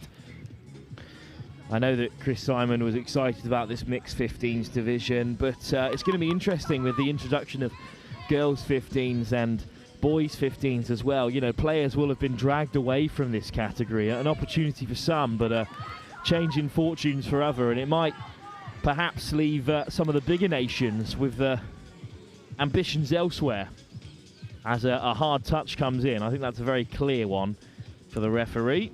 6 more at the 7. Yeah, as in touch. I mean, the physicality is expected at this level. However, you can't put a hard touch in from the side. But, you know, the Belgian team get another chance on the line here. Let's see if they can capitalise. Balthien caught by Hopkins. He was again looking for that inside ball. I would like to see the Belgium team move away from that because they got early success. However, the space is no longer there. Balthien, lovely tip on. Selma Rose or Jean Azar looking for her second score, but instead it's a turnover. No, it was nice there to go on the short side. I think it was the option, but again, just good Welsh defence. I mean, look, when you're a developing nation in against a strong competitor, you've got to use all your touches at least, and unfortunately Belgium haven't done that this time. No, the Welsh have come rolling on here, putting it through the hands, and they've got a touch to play with, so they'll be hoping to set something up, ideally on the 10. Big chance here for Wales. It's Brown, this time unselfish, floating it out for Millie Jayham, who scores with, I think, her first touch of the ball in this second half. No, it was a lovely setup, and I believe a doggies on the outside, injecting pace, hitting it out from not on the 7, but with that kind of pace on the ball and that overlap, you can expect to score, and that's exactly what the Welsh team have done.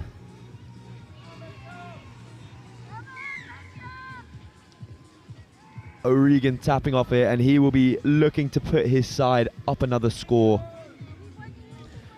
Yeah, Belgium charging on, still looking to stay in the game, but they're 10 behind to this strong Welsh mixed 15 side. Almar.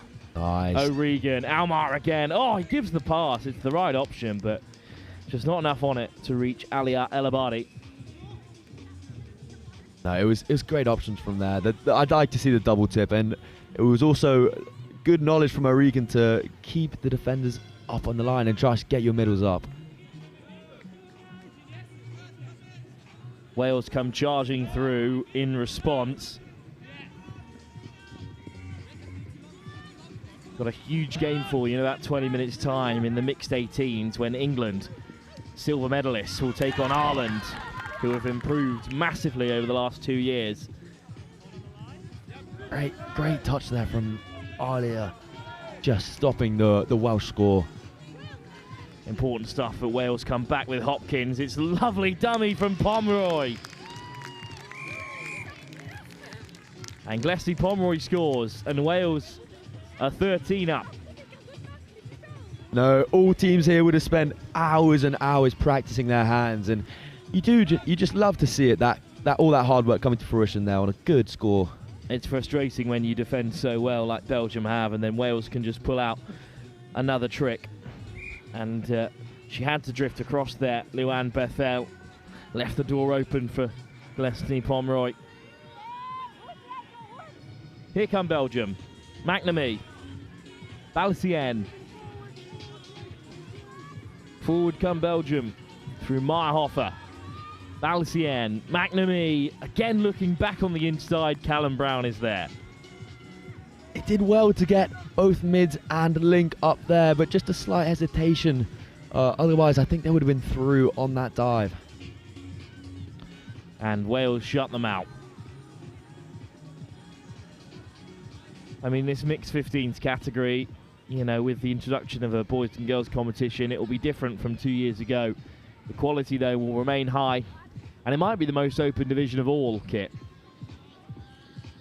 No, it might be. Just don't know. There's so many competing teams and so much talent throughout all the nations, so it's going to be hard to pick one favourite. Mixed 18s, which we have for you next, is a similar story. Going to be too hard to tell, especially with really young sides in action in Vichy a couple of weeks ago. The mixed open was the youngest category of the tournament, so there'll be plenty of overlap from that tournament a couple of weeks ago. Yeah, plenty of players have played at the Opens level and then have gone to this youth tournament here. It's somewhat of an advantage just to gain that experience before this one. Yeah, I do find that interesting as a sort of outside of the touch as Wethington dances through, flicked out the back door but to ground from Wales. I do find it interesting that a player can play at men's open level, women's open level, mixed open level, and then come back down to the under 18 or the under 20s category. It's interesting because, you know, there are men's open gold medalists from the Euros playing for England under 20s today, and it's an interesting dynamic. What do you make of it, Kit? You know, is it, you know, as someone who maybe missed out on the men's open side, or an under 18 who was hoping to play in this tournament, and to lose out to someone who's playing men's open touch, it must be tough. Yeah, no, it's definitely tough for the players who've missed out. But from the perspective... Oh, lovely score there, just as we were speaking. Well, what a lovely effort. Stepping inside and out from Ilias Chronopoulos. Yeah, just something from nothing there, really. He caught the Welsh defence sleeping, and just good show of footwork and just keeping heads up play. It's a nice dive. Belgium's best try of the day from Chronopoulos. But as we were just saying, on players dipping back down into the younger age groups, which you expect from a developing nation, but from England, it's an interesting decision. It is interesting, but I do think it's the right one, having your best players at the age category compete, because first of all, you need to show your best side, and second of all, those players will let the others develop and play. When you're playing with... Oh, another great try from Wales. Brilliant there. Soft hands for Jayham's second. But no, I see what you're saying. It's no criticism of England for doing so, because, you know, they're perfectly within their right. Just because they've got talented youngsters coming through doesn't mean that they deserve those opportunities. It's a really good point you make Kit, about having more experienced players who have played at a high level, stepping back down to youth level to raise up those around them, you know? Yeah, completely. And for me, it's you know, you've Australia's and New Zealand in the Southern Hemisphere who are such dangerous teams, and I think just playing against experienced players will raise the standard.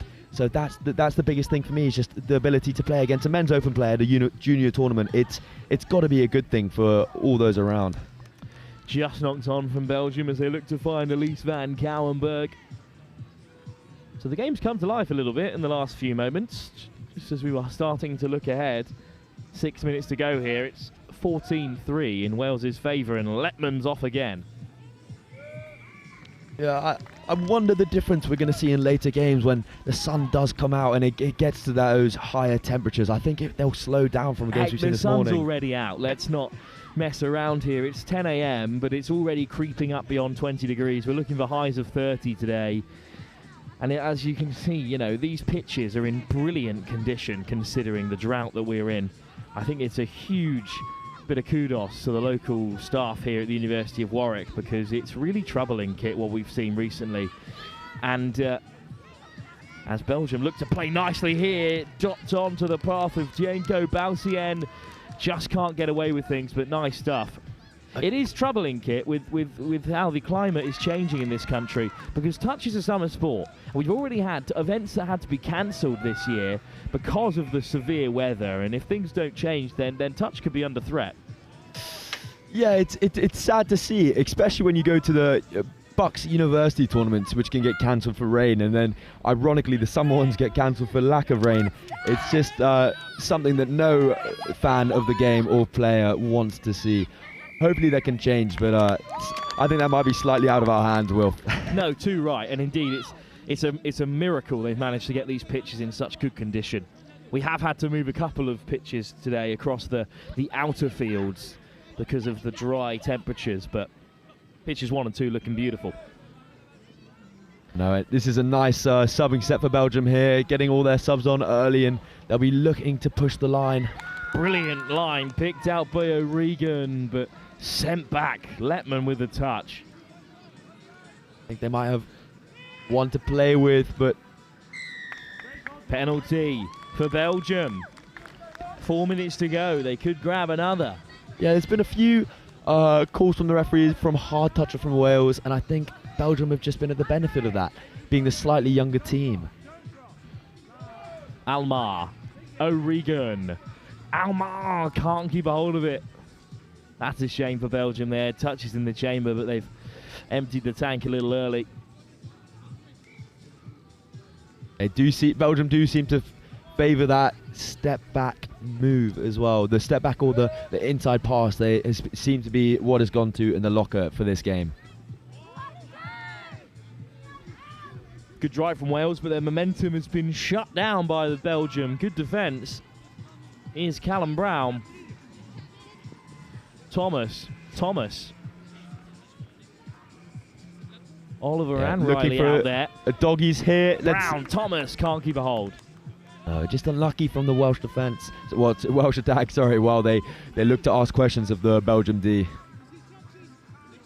So Belgium with fleeting chances left in the tie. Belgium have had success in this tournament. They made the semi-finals 2 years ago in the mixed 15s, which was a great moment for them. They did have to come through a quarter-final in order to make that game. So the chance of a bronze medal was very much theirs for them, but they were beaten by Wales on that occasion.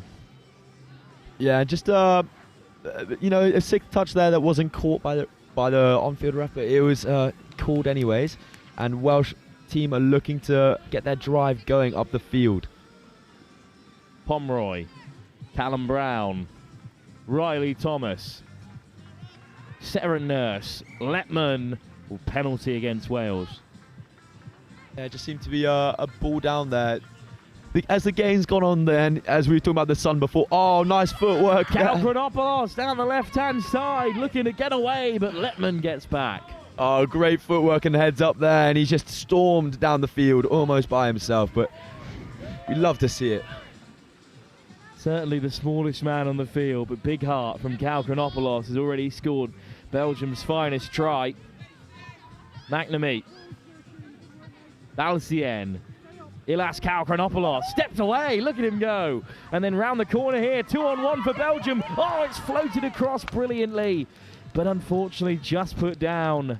Oh, it's a shame for Belgium, really nicely worked move, but it can't always stick. We've all been there, Kit. No, I myself have made plenty of mistakes in my time, that's true. But it's just really good to see from the Belgium team. It's still their first game, and you know the footwork and the potential they're showing is amazing. And it's just a tough one against this strong Wales mixed 15s team. Here come Wales looking for one more score.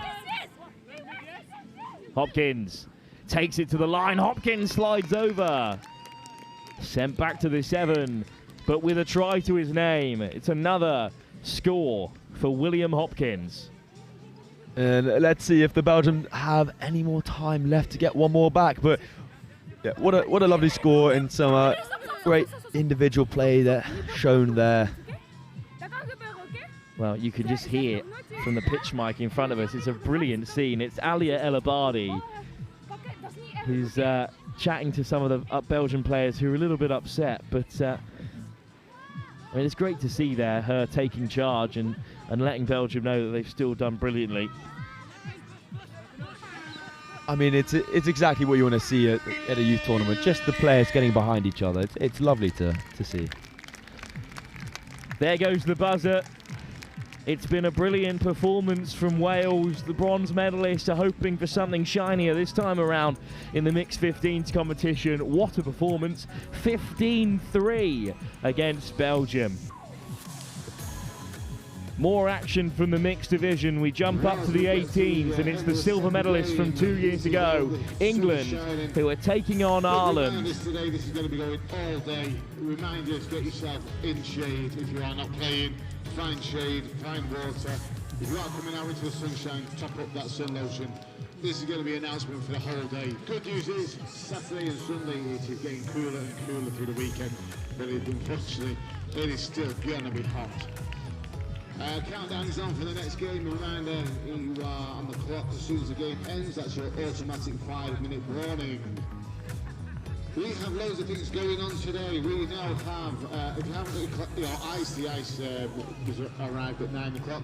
We have face painter here doing a bit of face painting, so if you want to support your country, support your team, you can get your flag or your team or whatever you want. If you want to be a tiger, see, that's what makes you a tiger. Face painter is here, and they are next to the merchant tent across from the food stalls. We are well catered today for the food stalls. We've got the ice cream van, the coffee shop, we've got mac and fries, we've got big melts, the cheese toasted, we have Sammy's, and I know we have another one. I haven't got any details from them. I think they are a coffee shop as well. There is just for general information, there is a toilets and a drinks vendor down near 5 and 6. So as we go through the day.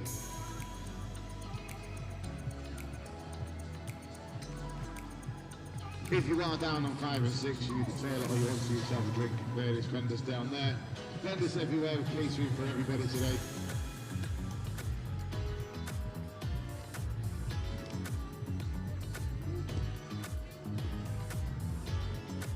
Next game, 10 past 7, 10 past 10. That shows you how tired we are. It's been a busy week, couple of days. 10 past 10, tap off, field 1, mixed 18s. England versus Ireland. Field 2, mixed 20s, England versus Scotland. Field 3, mixed 18, Cayman Islands versus Lebanon. Field 4, women's 20, France versus Wales. And field 5, mixed 20, England Lions versus Ireland. No, it's not. Correction. Have I just given the whole run live? I think I have. 2-minute warning. Officials, this is your 2-minute warning. 10 past 10 tap off. Mixed 18s, field 1, England Ireland. Mixed 20, England Scotland. Boys 18 versus men's 20, England Wales. Boys 18 versus men's 20, France Ireland, field 4. And field 5, girls 15, England versus Wales Dragons. Sorry if any teams were in the sub box in a tent saying what's going on. Apologies, misread the wrong line. So girls 15 are field 5, boys 18, men's 20, field 4. And that's France Ireland on the men's and England versus Wales on the 15 girls. Players and officials, 1 minute warning. Players and officials, this is your 1 minute warning.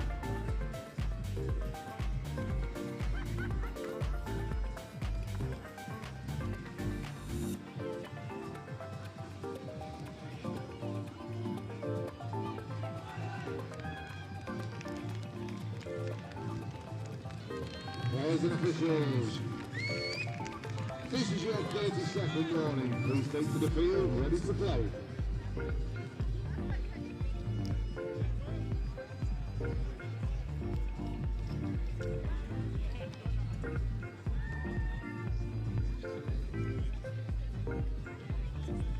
More action from the European Youth Touch Championships 2026 here at the University of Warwick's Cryfield Sports Pavilion. It's Ireland in emerald green and a darker shade too, right to left here in this mixed 18 tie against England in the traditional white and red. And Kit Sorgo alongside me. What an Irish kit. Hang on a moment, it's got two beautiful shades of green and then the Celtic curls down the side as well. This is kit of the day so far. Yeah, it's absolutely fantastic. It reminds me of one of those old baseball shirts. It's great. Yeah, stunning bit of work from the Irish, who almost crash over early doors. Ireland, one of the most, perhaps the most improved nation in the last 2 years since the European Youth Touch Championships in Vichy 2 years ago. Their men's open side took England all the way in Vichy just a few weeks ago in the Euros. And they'll be looking to go deep in this mixed 18s competition. But here come England, the only Tier 1 nation in the Northern Hemisphere, favourites in every division. And driving up towards the 7 already from Charles Gonachon. Looking for a punish here through Henry Turner. Trying to get that link up just for a quickie. Well, Gonachon just shoves him out of the way, but it's going to be an English penalty anyway. Don't mind it at all from Charles Gonachon on Turner. It's an interesting setup here, having number 10 in the middle for England. It just shows that the trust they have in all the players on the pitch. Modern touch, they're no longer a weakness, these women's players in mixed open. They never were, but that's sometimes how they were treated, Kit, by some sides coaching in the mixed open. But nowadays it's an understanding that they can do anything that the male middles can do. However, perhaps no one could replicate that sort of footwork from Henry Turner, who stepped onto the outside and scored. No, he's got himself ready for the tournament, obviously with practicing all those drills, and obviously that lovely haircut as well with the frosted tips. Yeah, I didn't think 2026 was going to be their year, to be honest, but he's giving it a damn good go. Nice footwork from Turner. Ireland with a chance to respond straight away. Lovely line from Elijah John Rangatawa, but haven't used the touches well there, Ireland, unfortunately, and against England, you've got to be spot on. Yeah, and the Irish are putting good pace onto the ball as well. It just, it might not have woken up yet for the first game of the day. 10 past 10 now, the sleep's got to be rubbed out of the eyes, and England have made an error. Giving the Irish another chance on the 10 in the English half. Let's see if they can capitalise on this gift. Leonard, Rangatawa, into Finn Keeley. Keeley, Rangatawa. Good drive from the Irish middles here. Rangatawa, Keeley, winds it up, miss pass, Leonard! Great pressure from England. Yeah, it was a quickie step back there, middle. Just good D from the English link as well, identifying that was the ball player the Irish were looking to pass to on the link. Swiftly off the deck from Bella Ellsworthy, and Ellsworthy gets down again to find Acacia Hall. Darting her way through, but unfortunately just a forward pass off the base of the ruck there. Ireland with it back again, and they'll head towards the box. Finn Keeley. Yeah, deciding to go straight to the box there, Ireland, and not taking one through the middle, but as long as they can get the momentum rolling on this English D, they'll be happy. Leonard. Unlucky over the mark will be the call, I'm sure. Oh, it's a tough one there for Leonard because he dotted it down and then sort of stumbled off the field. But it's going to be practically a restart for England on halfway. Turner. Now Phillips. Well, that time it was Oliver Freeman who now heads to the outside. Acacia Hall. Turner. Phillips. He's gone assured. Oh. Nice ball inside for Phillips. He throws the dummy and takes off the handbrake. But he's caught by Oscar Dunn. No, it was well worked there by the English, and just good scramble D to... Gone ashore. Turner throws the dummy, but there's two in green to make the touch. Good defence from Ireland, as you were saying, Kit. No, it's good defensive sets there from the Irish, and England are definitely asking questions, but Ireland have all the answers for them so far, except from that little piece of magic from Henry Turner in the beginning. Ireland up over halfway. Brilliant drive. Can they create with it? Yeah, great tempo there on the fifth, scooping through. Delaney. Lovely no-look switch from Delaney. Oh. Mosby Scoggins. Oh, Soft hands off, but unfortunately... Got ahead of herself then, just unfortunately stood out, but great play from the Ireland team. That heads up and ball play is exactly what we'd want to see from a team of this level. Lucy Keith just hanging out on the wrong side of Touch's greatest defender. The sideline. Never missed a touch. Turner on the drive. Off the deck from Ellsworthy again. Okay.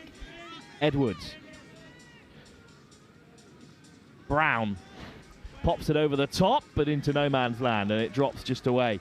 Yeah, he was looking to get the ball back into the middle there, so a fifth could be a better play. However, it's nice knowledge from the Irish defender just to get in that channel and stop that pass, causing the error. Quick pick up. Here's Rangatawa. Ooh, good looking for the hard touch, and he does get it. Oh no, in fact it went forward, so that's a tough one for the Irish to take. Yeah, it was great touching form. He's in front of the player, he's not pushing him over, so it's a good call from the referee and a good touch from England as well to get that turnover. Hint of a forward pass there. Here's Cade Edwards. Dan Brown. Straight up for Benjamin Phillips. Yeah, deciding to stay on here, so they'll be hoping to score. And Rangatawa made the touch, but there's a conversation to be had with the referees here. Penalty against Ireland. Yeah, put in the ruck, so England have a fresh set of 6 on the line, and they will be hoping to score. Phillips just about gets it off the deck. Edwards. Yeah, quick. Edwards in the link, back to the open side. Oh, Edwards with a brilliant ball. It's Benjamin Phillips who's through. Yeah, we saw that play in the Belgian game just gone, but lovely check back inside. Yeah, it's a nice pick up for 15, and then as the middle turns, the middle is the gap. That was the option to go for. Great play from England to go 2-0 up. And again, it's the female middles getting the job done for this England side. All the best teams use all 6 players equally, and England have just shown that is exactly why. Soft hands into the path of Reece Tanner. New attacking pod out there, Killian Doyle. Here's Doyle again. Got Dunn with him, but takes the touch. Dunn quickly off the deck, looking for Kiva Mooney. Flicked out the back door, and Mooney dots it down, but the touch was made first. Oh, Shadows have tried the tournament, but sadly not to be. Lovely out the back, but just a good touch to force the touch pass there from England, and they're back on the attack, trying to get this Irish defence rolling. Thomas Lowe. Acacia Hall. Yeah, third touch there over the Irish halfway. England coaches will be happy with that. Turner. Gone ashore. Turner again. Edwards. Yeah. Turner throws the dummy and then looks to flick it out wide, but it's intercepted by Ireland. Yeah.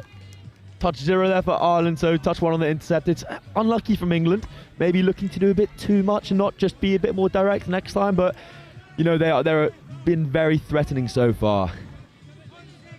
Charlie Mosley Scoggins up to the 10. Really good pickup. And then fired into the path of Delaney, who takes it well, but Ireland out of touches. Yeah, Ireland just looking to scoop past the middle and touch 5 a few times now, and they've not managed to do so, but maybe injecting a bit more pace into the midfield will help with that in the next couple plays. We're still waiting for our first close game of the tournament. There is so much talent on show. This could be it if Ireland can shut England out here. Hall.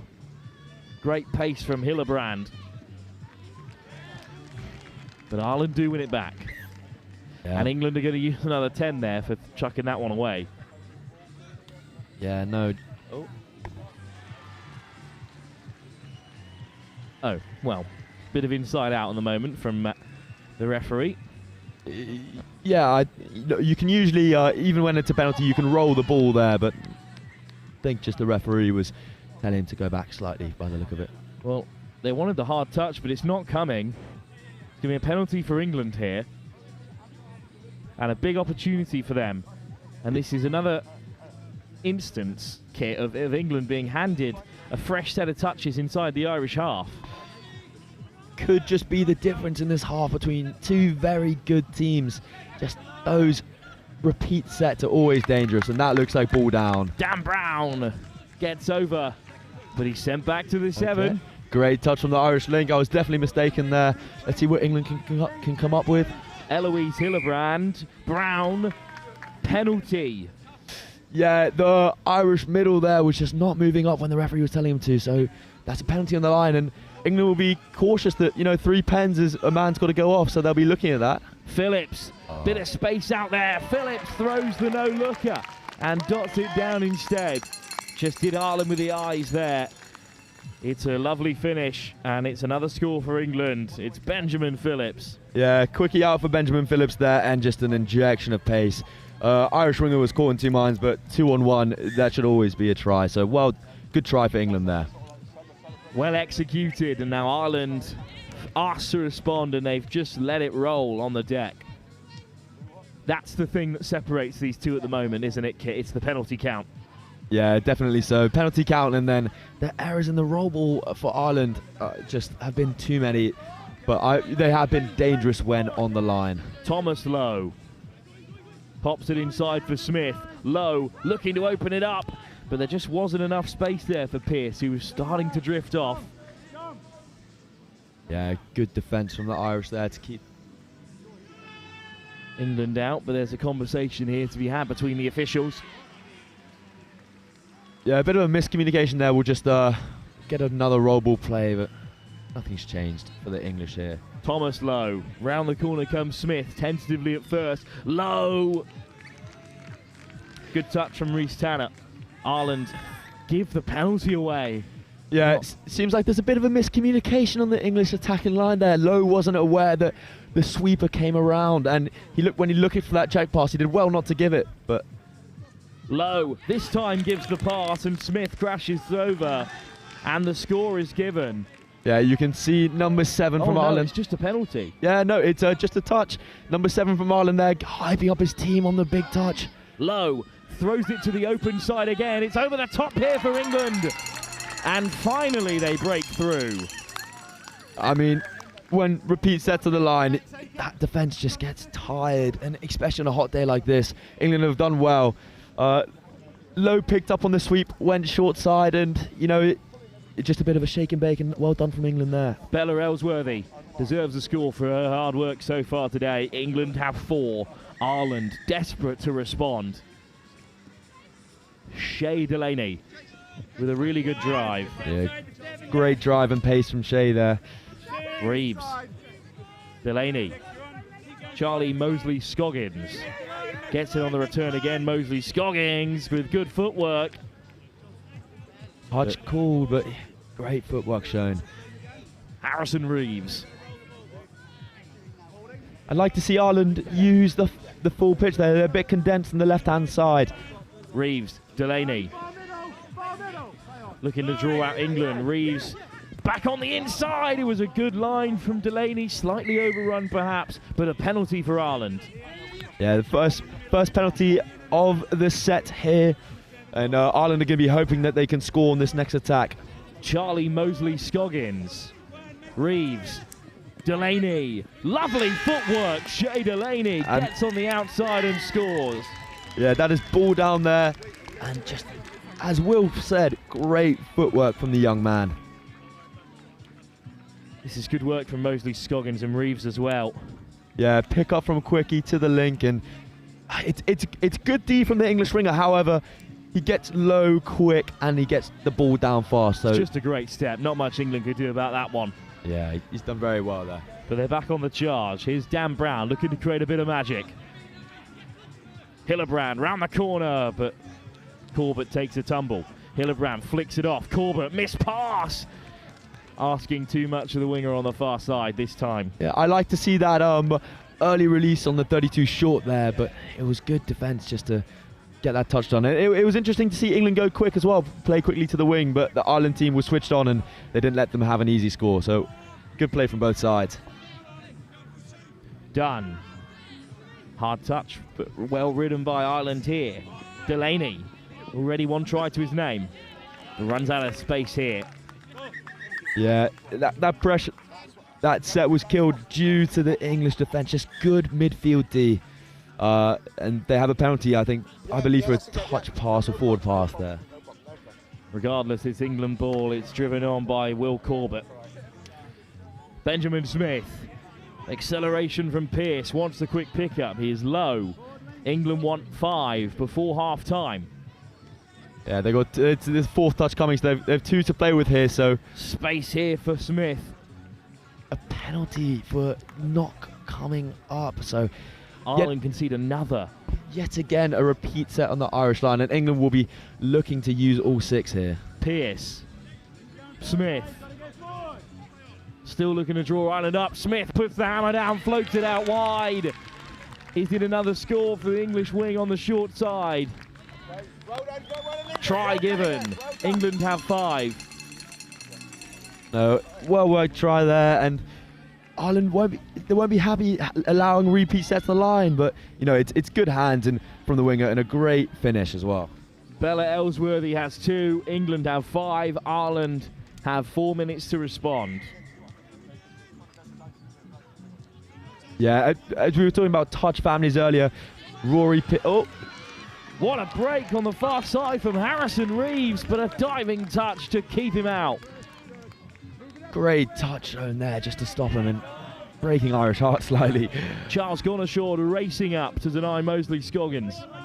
And now Reeves to the open side. There's plenty of space. It's a top line from Niamh Purtill, but sent back to the 7. Purtill, missed pass this time instead. Eventually England have it back. Yeah, unlucky. There's a great line from the Irish link there, but they were unlucky not to find the wing who's in the space. But no, it's good to see that the Irish team are asking questions, and I'm sure at some point they're going to get over the line. They've just been unlucky so far. Just the 1 score to their name. England look to go 5 tries clear. Hillebrand with a great drive, and they're sweeping over to the left, but Hillebrand just can't hold it. Great movement. Yeah, they had the Irish defence rolling down the line, and they were offside, so I'm sure they would have been through, but unlucky from England there. A rare mistake from this England 18s team who've been strong so far. Good pick up from Ireland. How much more do they have in the tank before the break? As we can see from England, sending multiple people up just to kill that check-off pass. Lovely pick up. Here's Rangatawa. Just can't be held this time by Finn Keeley. It's hard as a subbing on attacking set when you're given the ball on the halfway or not rolling with momentum to make something out of nothing. And that's just purely due to the English defence. Good delay on the pass, and this is more than a box set for England here. This is a chance for them. Ellsworthy. Nice work from Benjamin in the build-up. Phillips it was. Here's Smith. Low. Touch called. Good work to deny England here, but they're on the 7 with fresh legs in attack. Thomas Lowe. And then all the way out for Pearce. Lowe. Lovely move, and Smith finds a bit of space. Yeah, but he's kept out by Ireland. Lovely move, a great defence from the Irish. It's a threatening part of Pierce Low. But the Irish are doing well, and if they can just get some momentum on their rolling, on their subbing on and off, they'll be asking a few more questions to the English here. No, another good defence, and England back on the ball. In the approaching the last minute of the first half, it's been an interesting game, and I'd say it's been the closest game so far, Wilf. Yes, good to see that Ireland are battling hard in this one.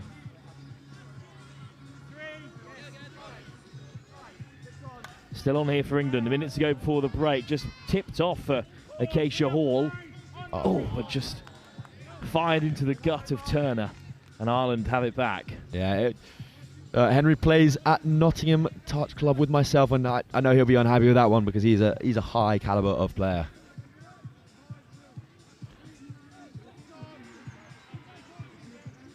Couple of touches for Ireland, but they're into the English half. Mosley Scoggins moves away from one. This could be a chance for Ireland. What a pickup it is. Delaney, lovely footwork again. Shay Delaney is caught on the cover by Oliver Freeman. No, it's a great chase out from mid from Freeman just to get Delaney. But if Freeman didn't make that effort, Ireland was definitely through there on a 2-on-1. Yeah, as we get to the closing few seconds, the pace has definitely slowed down. Maybe it's just the heat catching up with these two teams. Lovely ball into the path of Phillips. Phillips will have one more before the break. Was the touch made from Reeves? What a touch from Reeves. Fantastic effort to just stop England from getting one at the end of the half. England denied on the buzzer, and how big a moment will that be with 20 minutes still to play in this mixed 18s tie. England have looked very impressive, but Ireland are still in the fight. They need to be a little bit more clinical down the other end. But as things stand at half-time, it's 5-1 in England's favour. With 20 minutes still to play, Ireland very much in the tie.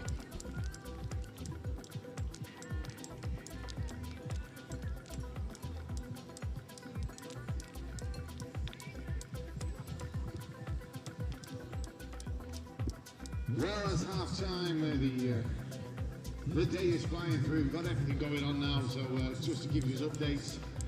If you are in a bus parking zone down the road trying to get out the free parking, you will get a ticket. So if you are in the free parking bus area, you will need to move that car because otherwise you're going back to a ticket. Anyway, that's the announcement done.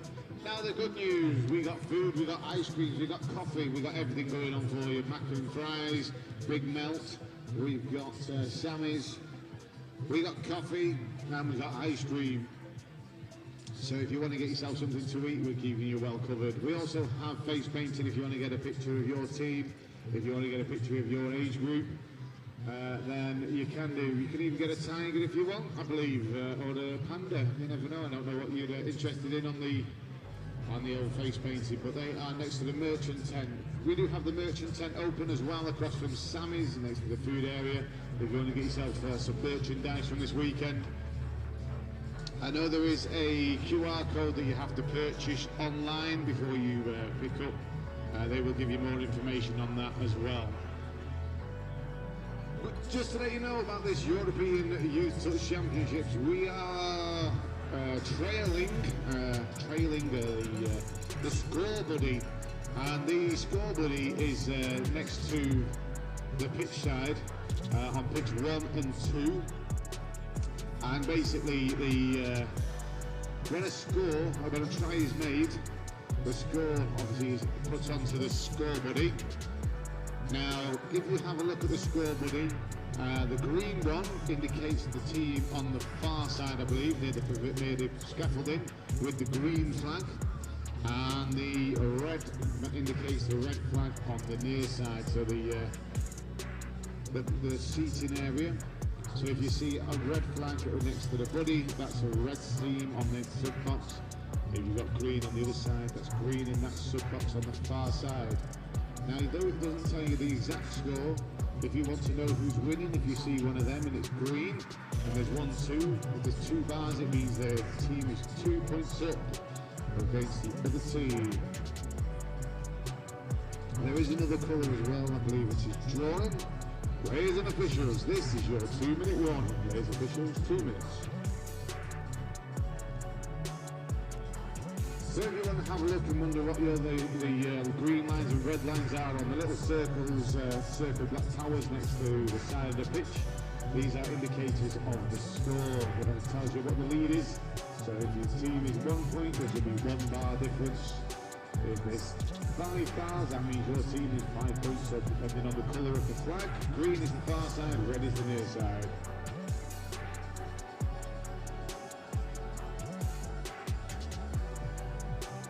Players and officials, this is your 1-minute warning. Players and officials, this is your 1-minute warning. We also have to take the photo, we'll take a photo there down in the middle between pitch 4 and 5, which is the end of the Players Village. If you want a picture, you need to get the pictures taken today. Solo and teams are available, but you need to get your teams together and get the pictures taken today. Tomorrow will be too late. I'll give you more information on that as we go through, but speak to them. Players and officials, this is your 30-second warning. Please take to the field, ready to play.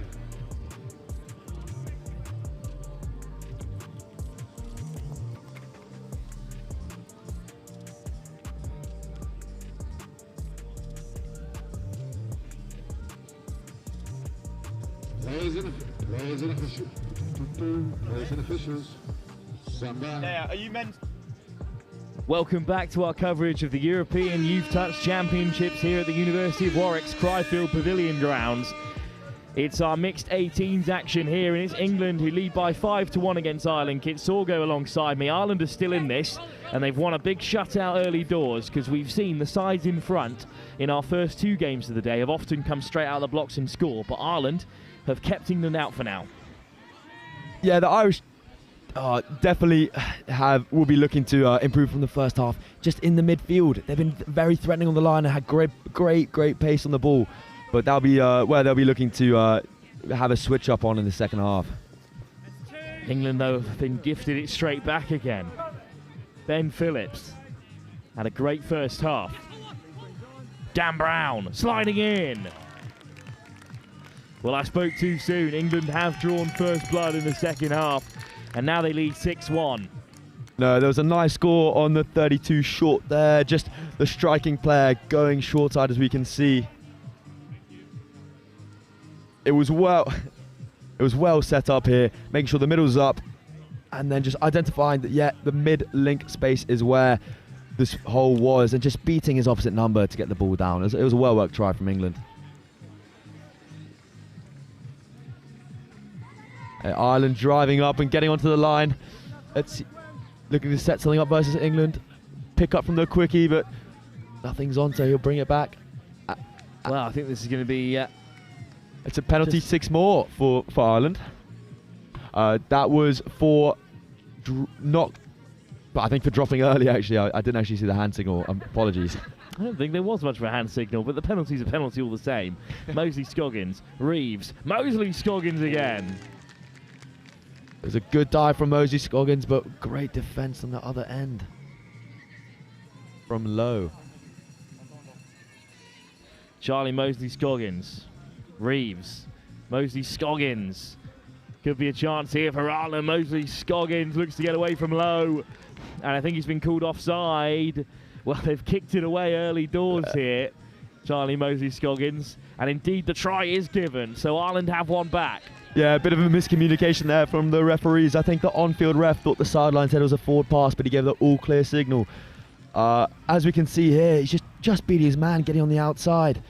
Gets down low, and gets down low on Lowe, and Lowe unfortunately did just not get back on side. But it's a good score from the Irish, and it's exactly what they would have wanted to see in the second half. Gone assured. England looking to get back into this one. Great line from Freeman. Gone assured. Ireland backpedaling. That was a lovely set play from England there, but giving away a touch pass and leading to a penalty, so the Irish should be happy with that, stopping the English out and not giving them a few touches on the line. It's a win for them. Mooney. Where's the touch? Well, Ireland still play. Yeah, this is definitely better than the first half of the Irish on the driving sets. They're getting the English defence rolling and going further up the field than they did. Keeley, lovely footwork from Elijah John Rangatawa as well, who wants it on the return, but instead Leonard will go himself. But the touch is made. A good diving touch from Henry Turner there, but also good footwork on show from the Irish and a nice heads-up play to go back to the other side. Seems like a closer second half, and I'm excited to see where this goes. It could go either way still at this point. There's still 17 minutes to play. Oh, nice basketball pass. Check over the top. Earning meters for the English attack, and they're just driving on the pitch on fifth. Here's a chance. England weave away to the right through Corbett. Corbett is through. Oh, he lets it fly because he was under pressure at half. But the ball finds the turf. No, it's 6 more call here. It was touched in flight, but it's a good scoop through. But it was good cover indeed. The Irish won't mind that, stopping him there. But they just got to hold out England for another set of 6. Another winding run. Looking to take on the Lincoln wing. England sent back this time. There was a good touch there on the line. England will be... Oh, apologies. Apparently there was no touch called. Well, we were saying earlier, but touch is a game of honesty, and it's good honesty there from the Irish link, giving England the score. But Phillips has another.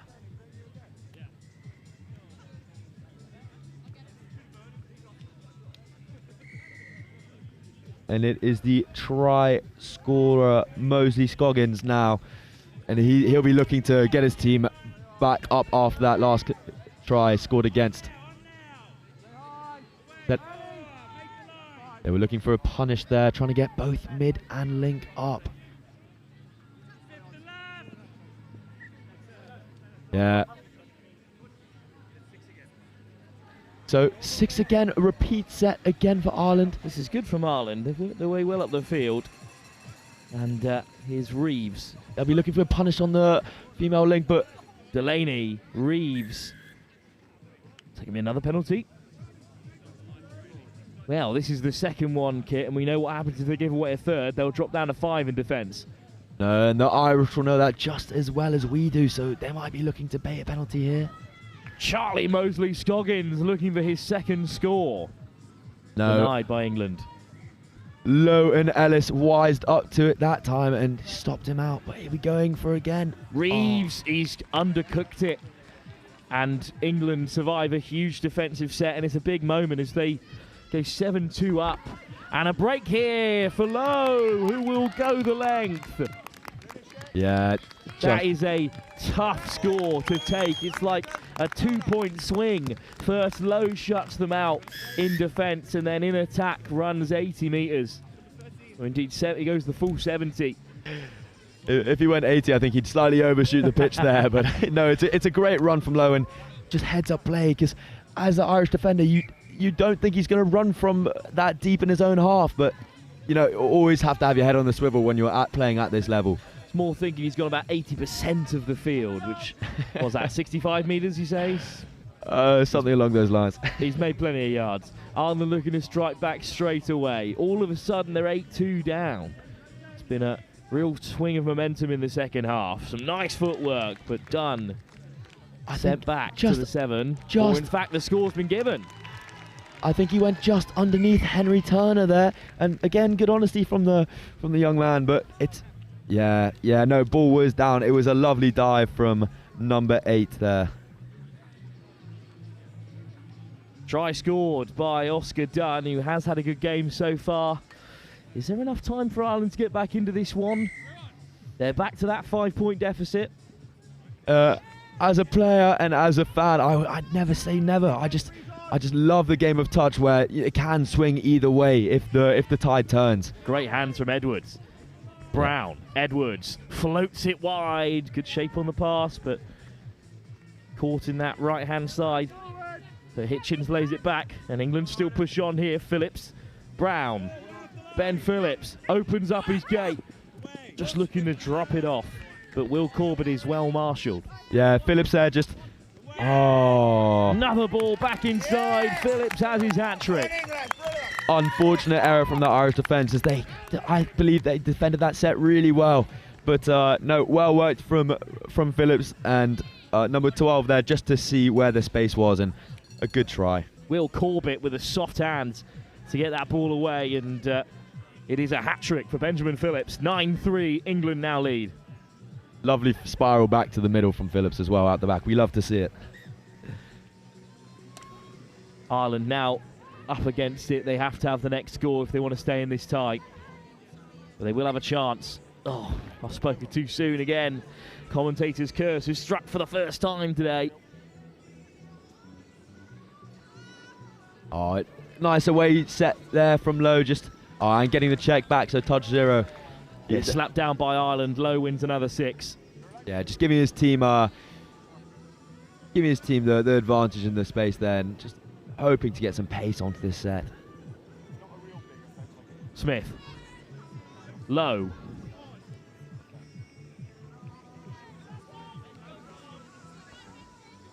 See, at the 18s and 20s level, these players will all be hoping to impress some open coaches, and that's definitely what a lot of the England and Ireland players have done in this game so far. Yeah, such a young men's open side, such a young mixed open team as well. Those two divisions going through a bit of a regeneration at England level. Popped up for Lowe here, who floats it off, and down early from Rory Pearce, getting underneath Ireland, but wins the penalty. Yeah, an offside call from the referee there, but a good dive from Pearce regardless. And this is turning out to be a very threatening pod. Pearce, Lowe and Eloise Hildebrand, who wants it on the return here from Lowe, but Lowe looks to scoot through himself. Harrison Reeves unhappy, but the try is given, and Lowe has another. England have 10. You had a commentator's curse. I think that's a commentator's gift. I'm not quite sure what to call it, but I don't think we give ourselves the opposite. I think that's all down to the players, whereas when it's our fault, we have to acknowledge it. Lowe slides in to score. No, the Irish turned up to... both teams have turned up to a second gear in this second half, but the sun seeming to be even brighter. It's getting hotter. I hate to say it, but it's getting warmer here, and as this game goes on with 10 minutes to go, I think the heat's just starting to hit the Irish, because it's tough to claw their way back into this one now, 7 down. Setting up here on the line. There seems to be space on the left-hand side. Can they get there? A quickie out, and it's a 3-on-2. Good. Done over the top, but the pass just forces the Irish player to check back. Millie Kenny, and then England got across. A lovely ball, but the Irish link, number 14, was screaming for it. But however, it's a game of milliseconds, and it was a fantastic pass either way. Charles gone assured, beats the first man.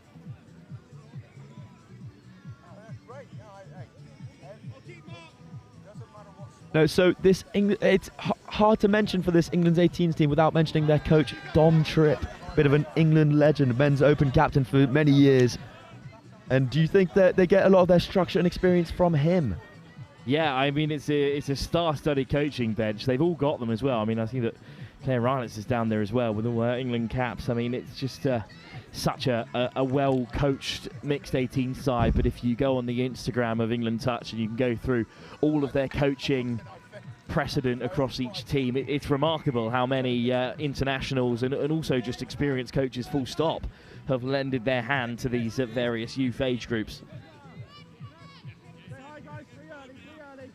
Corbett tips it on. England still pushing on from Brown. Nice. Corbett, Brown again. Brown looking to race away. He just slips on the outside of Phillips, who's coming round the corner, but the ball goes to ground. Yeah, hit down there from the Irish 3. It's good defence as he gets back inside. Oh, referees have called ball down. I think Brown's probably passed it into her, so therefore it's not 6 more. It's just ball down. It's good ball play from the referee and good defence from the Irish.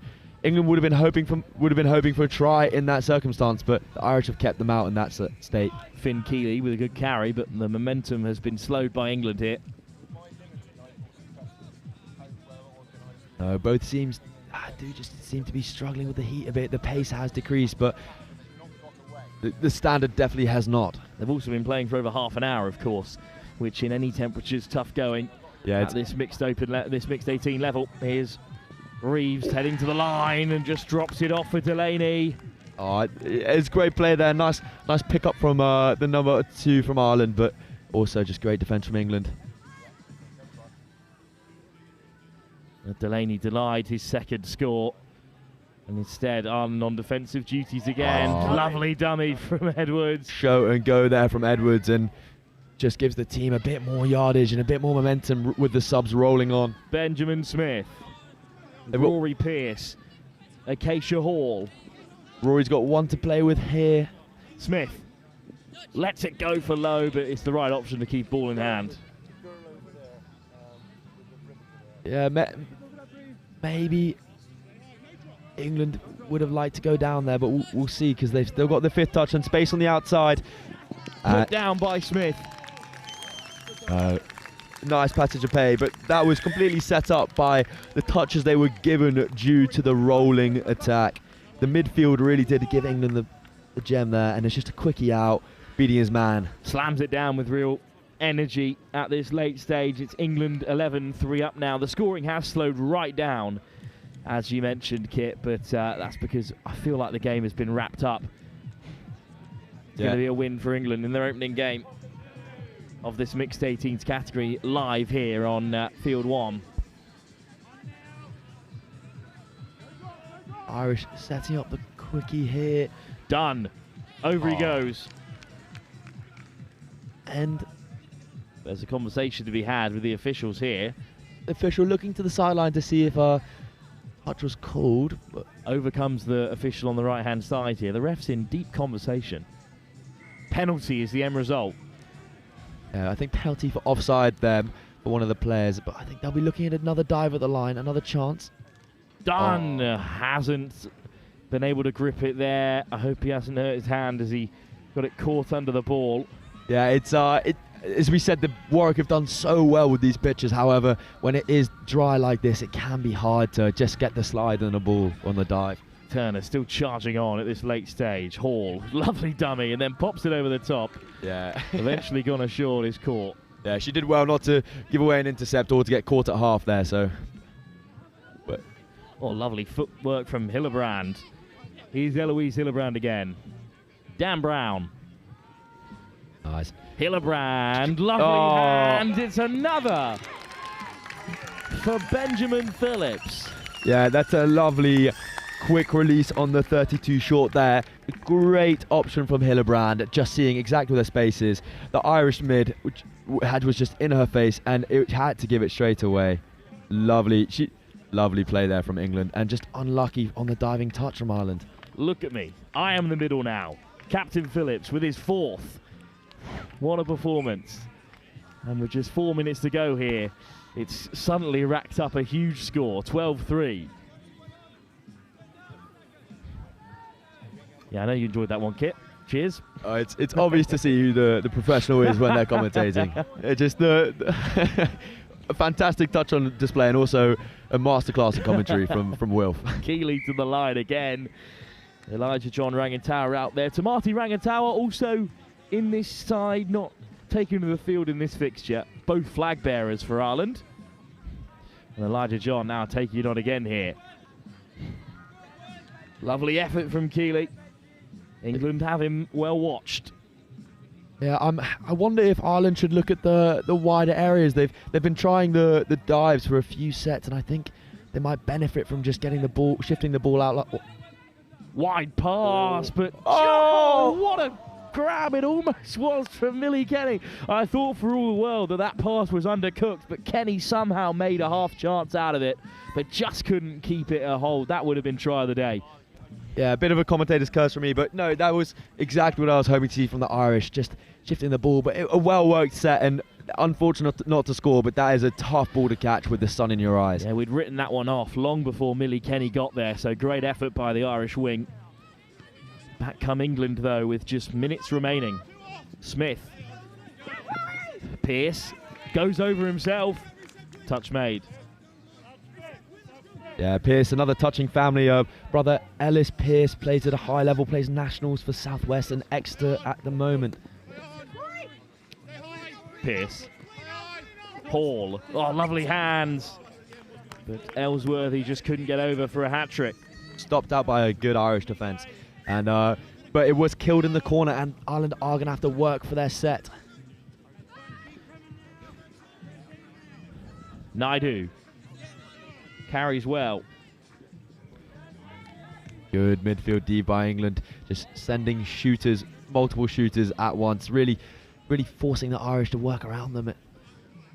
Yeah, not a lot that Pertil could have done with that one. So England come back on the offensive again. Low, Smith. Back comes Reeves. Bit of bite about that one. Yeah, Pearce just trying to get his middle up, looking for...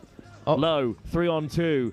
He's through his half. Who's there in support? Winding up the long ball, and he picks out Benjamin Smith. Yeah, nice touch there from Ireland. And also good scramble D as well. When someone scoops through, it's all of... Oh! Ireland have caught England napping. Can they go the full length? That's the question. It's a real foot race on here that Lowe has managed to win in the end. He catches Reeves. Great work from Ireland, though, and now they're in a great bit of field possession. I just wonder if they've got the time to go over. They'll have an exhausted England defence. Can they just push for one more try? Mosley Scoggins. Reeves, who must be shattered himself after that run. And the final touch. Oh. I think there was no touch there before the ball was put down. So penalty Ireland, off goes Reeves again. What more can he do? Harrison Reeves. With 10 seconds or 15 seconds left here, the Irish team only really have one touch to get the ball down. Oh.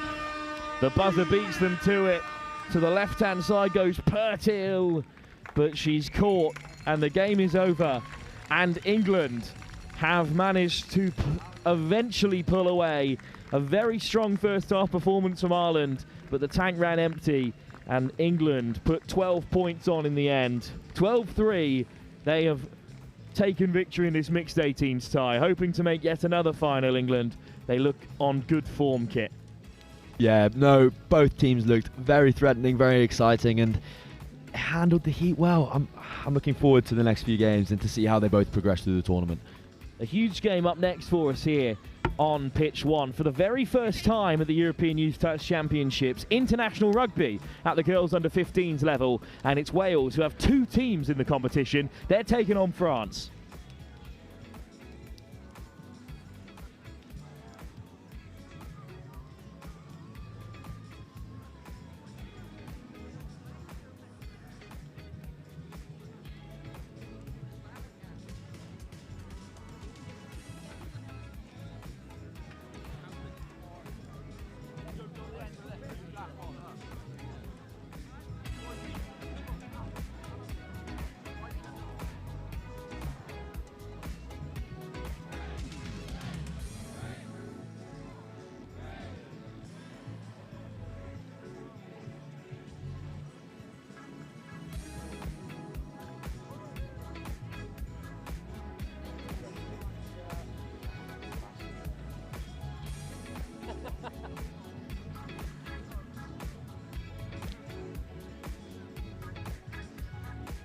Well, the games are well and truly flowing now.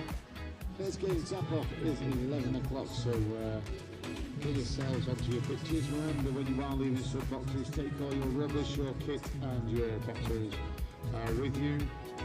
Reminder, please can you ensure we utilise all bins around. Yesterday there was a big clean-up after the event. Normally that's not the issue. We utilise bins and we are a good crew to have on site. So if we can utilise bins around the site, that'd be fantastic. Bit of information on the food, got big melts doing your favourite toasties, cheese and cheese. We'll provide various options if you are gluten-free, etc.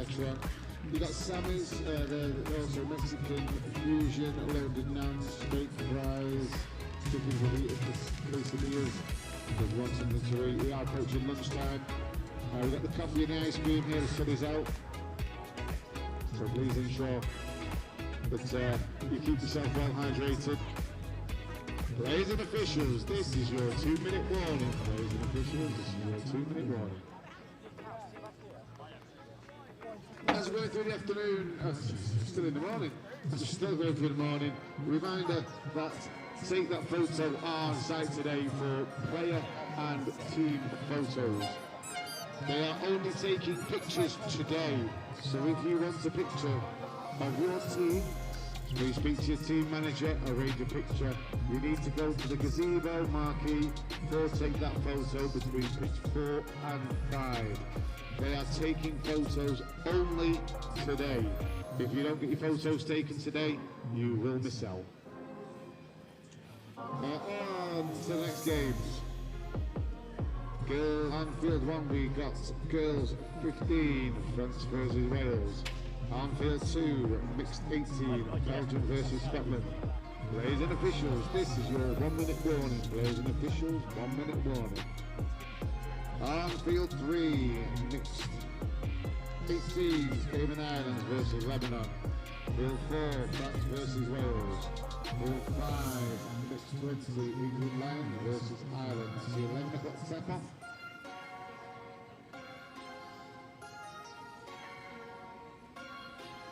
Welcome back to our live coverage of the European Youth Touch Championships here at the University of Warwick.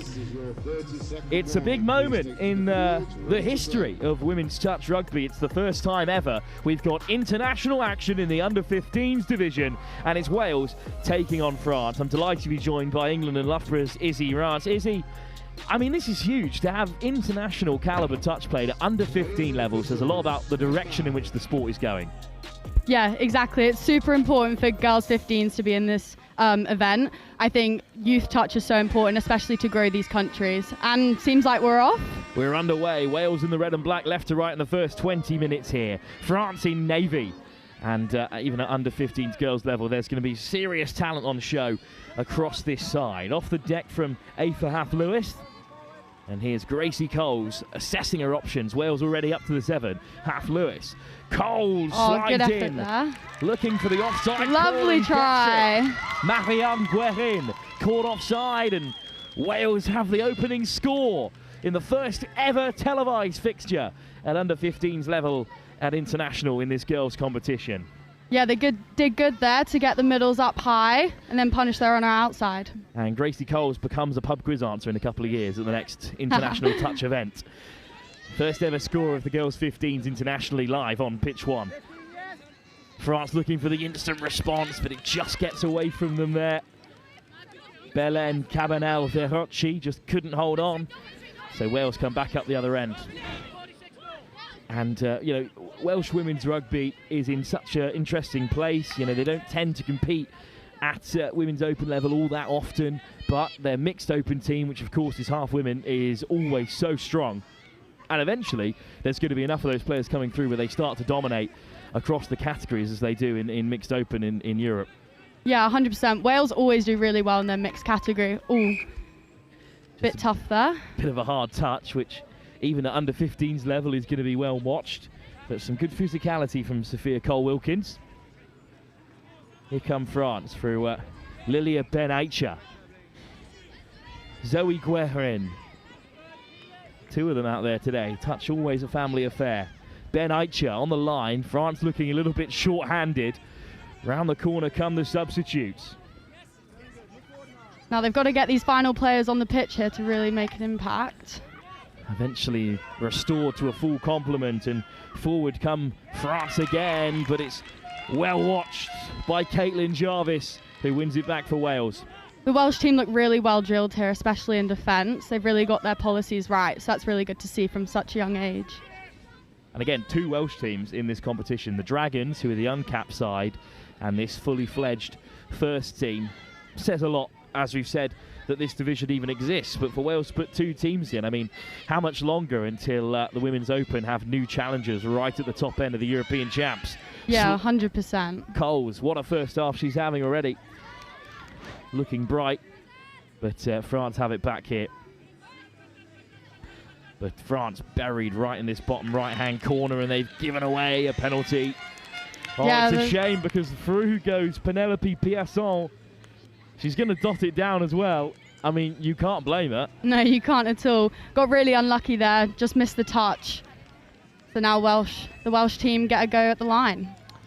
Maybe Wales have just switched off for a minute there. You know, imagine if the call didn't come. You know, there's 3 officials out there. Let's see what Coles and company can create. A for half Lewis. Coles. Lewis. Nice split of play there. Ooh, unlucky. Ball just down before the touch was made, so Wales lose possession. But right up to the line comes Lewis. And Coles as well. This is great defence. Great defence from the Welsh side here. France are really struggling to get to their sub box to get fresh players on. That penalty might help them out. Just deflected off Coles there, but perhaps not. Penalty Wales. Coles catches them offside. Surely another penalty here. Coles. Good hassle from Wales. Good hustle from Lewis. But just couldn't get off the deck this time. Unlucky there. That was a lovely 32 play there. It's fine margins at every level of the game. And just about held on to by Lou Palancher.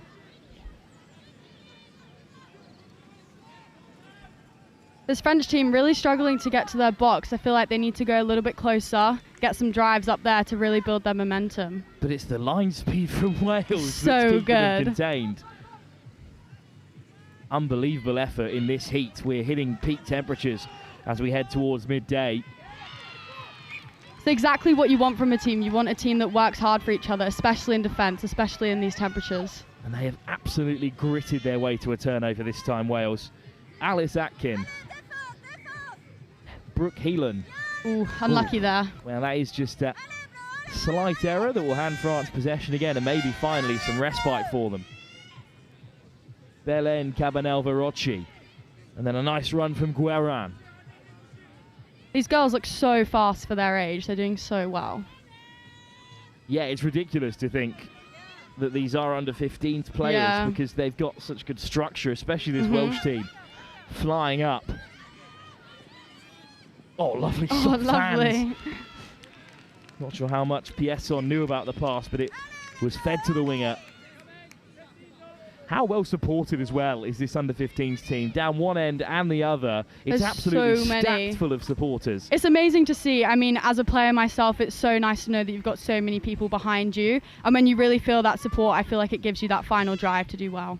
And now on the European stage, these under-15s girls with a real chance to shine. That's great defence from France. Nice work from Lucie Martin.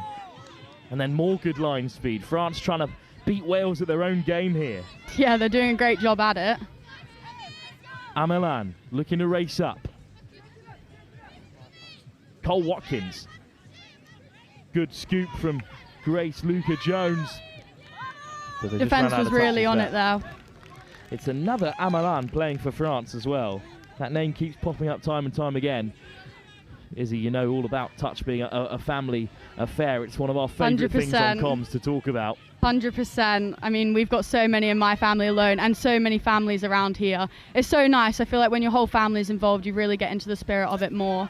And obviously, your parents are so needed to be able to go to and from training camp. So big thank you to them. Yeah, of course, all the French parents that have made this division possible. 100%. And getting over to England, I mean, all of the countries around here today have obviously had to travel, so. China, the Cayman Islands, Lebanon, they've all come a long way. Ooh, I hope she's okay. Yeah, straight back to her feet there, Guerin. Yeah. Grace Luca-Jones. There's that familiar chant of Alain Le Bleu from the behind the Welsh attackers here. Touch made by Emma Abivan-Dimon. It's a lovely subset here by the Welsh team. Touch 3 already at the halfway. It's what we like to see. Great pickup from Coles. Gracie Coles looks to weave through again. And she's won the penalty for Wales too. Yeah. France unlucky, probably just a little bit offside there. It's really good. The refs are really keeping it consistent. That's good to see. Yeah, what a player Gracie Coles is going to turn out to be already very much in control here alongside Lewis. A really dangerous combination. Atkin wants it on the return, but Coles goes herself. Lovely dive there. Send back to the 7. Fine margins, is it? 100%. It's always those little things that really get you in the end.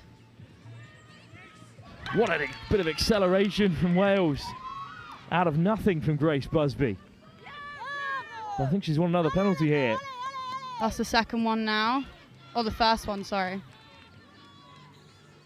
Keep in mind, if they get 2 more on the line, then someone will be sent. Even at under 15s level, pretty brutal. So brutal. Coles, Lewis. There's plenty there in navy blue, and one of them's made the touch. Up goes the hands from Blue Palancher. Coles, Lewis. Busby, Coles, doesn't quite work for them this time, but they've got touches in the chamber. Looking for the hard touch call. Just looked like good defence to me. Yeah, nothing called there. Gracie Coles. Coles again. Accelerates away, lifts it over the top. Great hands from Heelan, but the touch was made. Yeah, one more touch to play with. Let's see if Wales can make something here. Heelan, that is mature touch, is he, just to bury France in this bottom right corner. 100%. They've been struggling to get to their box so far, so it's a really good idea by Wales. Keep it over here, make them work further. Good line speed again from Wales. And it's the thing you pointed out earlier, of course. This Welsh line speed. It's unreal. Is really disabling France from charging up the park. It's Lewis this time to make the touch. And now Coles making the double touch. And this is remarkable from Wales. That's amazing work by the Welsh girls. They're going to be looking to sub now. But that was amazing. Really good work from all of them. Really looking to help out their team, as now the players coming on have such a good platform to work off. France being completely smothered. There's very little they can do. And France themselves are defending excellently. Just a one-try game, but all the rugby being played in this part of the field. Here's Bella Williams. Looking for another penalty, but instead it comes back for France. But Wales will not worry. They know all they've got to do is fly off the line. Lilia Ben Aisha. Oh, finally a hard touch call might be called. Yeah. Actually, I think no hard touch, yeah. Well, that is helping Wales, that the referees are rightly trying to, play to the rules of touch. They're not letting anything off easy just because this is an under 15s 100% game. They are expecting these players to be able to wear the touches. Which is good. If you have the right policies and the right practices at such a young age, you're going to be able to then continue that as you grow old. Another shutout from Wales. It's one of the best defensive performances of the day. And it's come from an under 15 side. It's so impressive to see.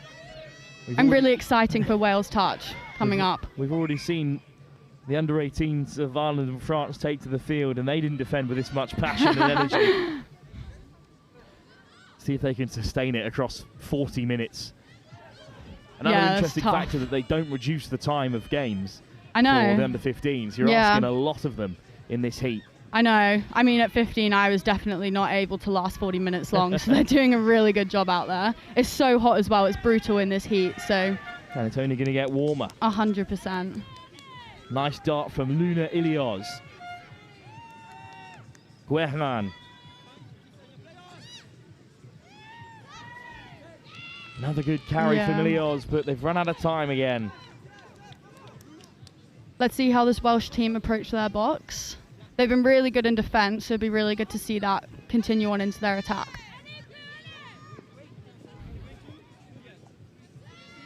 Here come Wales on the transition. Haven't seen much of them hitting the box because they've just been so impressive up top in terms of their defensive work. 100%. I think to help these Welsh girls, they just need to get a little bit lower in their touches. They still seem quite high, and although they're beating the French players a couple times in speed, getting a little bit lower might help them with their momentum. Is there another opportunity here for Wales to win it back with their blistering defence? Their defensive masterclass that's out there. Good touch from Busby. And then Coles. And France head towards the box on their third touch already. Jarvis involved again. This is better. This is lovely to see. Nice set. Wow, this is better from France, who have made their way into Welsh territory. They're playing with free hands here. That pass had to go. I feel like they're getting more into the rhythm of things now. They've kind of set their basis. They've had their first bit of the game, and now they're ready to go. It's taken them 10 minutes to figure out this Welsh defence. And Wales, though, on the box. That's lovely hands to keep it alive.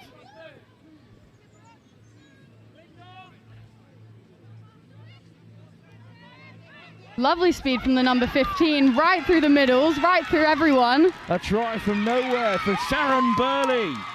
That was so impressive, just weaving through all of the players. No one knew who had her, and she was right through. Just looking to reset things up here in the comms box and prepare for this next Welsh set, but there was no need because this is a brilliant break. Lovely try. Burley beats the high press and then races through. What a score. One of the best tries of the day here at the European Youth Touch Championships. Really good individual talent there. We love to see it. France with the restart, and I think they've won a penalty as well. Yeah, it just looks like the touch was, or the foot was in the ruck or something. Or a bit unlucky with the touches here. Oh, well, that could have been another foot in touch, but instead this time France penalised. Bit of a disjointed response, and Wales will be handed back possession. But again, this is under 15, so you know, mistakes. This is the time to make them. Even 100%. at this European Youth Touch Championships, this is still about development. It's still about learning for these players. 100%, and then these players get such an opportunity to play against international teams, and then they can go back, put what they've learned into training, and then hopefully progress as they go up the age groups. Well, it's another chance for Wales here. A diving touch comes in, but away goes Brooke Halen, who scores. Wales is third, and in the last 2 minutes, they've come alive. That was lovely there from the girls. Quick look up and just able to get the pass away. She was really careful of the sideline there as well. Very impressive from Lewis. And she creates a great score. Healing with a good finish too. And France asked to respond. All of a sudden, they're 3 behind. These are good drives so far by the French, getting close to their 7. Chance for France. They do need the next score. We're not expecting massive score lines in this under 15s level across the 3 categories, so moments like this are really important.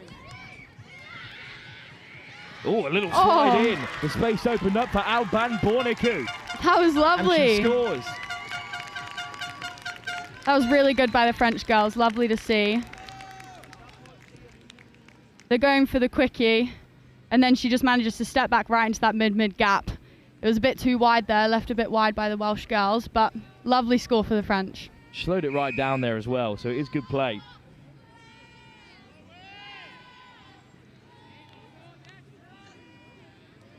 Welsh girls now driving up the pitch. 3-1. The game is really on here with still plenty of time to go before the half. Luca Jones tips it on late. France racing across to make the touch. Yeah, lovely defence here by the French, really keeping the Welsh girls out of their 7. There's a hint of a breeze across the pitch on turf here as Luca Jones floats it out for Jarvis. But the whistle goes. That was great defence by the French girls.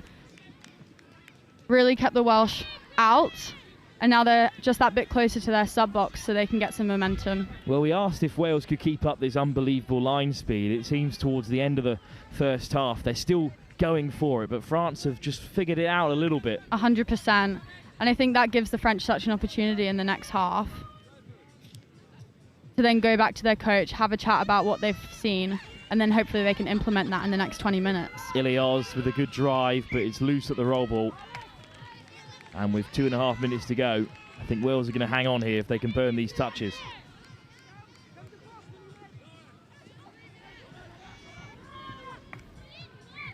Whistle goes, turnover, spotted by the umpire on the near side. Big chance for France before half-time. It's Marianne Guerin, Luna Ilios. Be great if they could get one more just before half-time. Guerin just caught by Lewis. It's on here for the French with touches in the chamber. Balanchère. Good pick up. Ilya. Caught by Wales.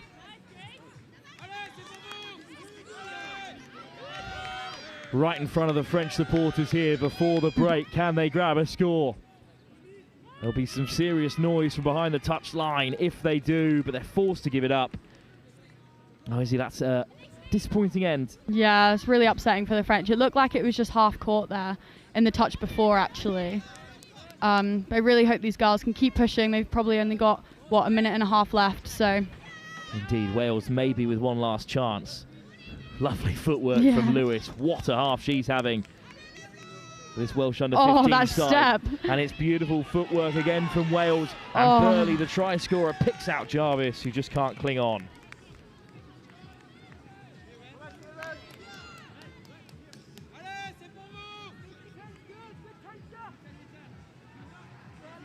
Seems like quite a big distance. Yeah, okay.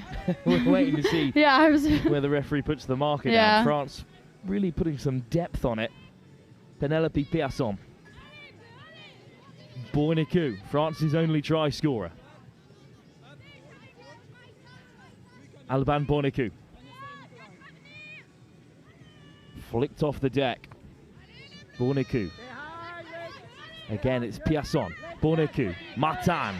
Martin accelerates away onto the outside. Has she got the pace? It's great defence from Seren Burley again.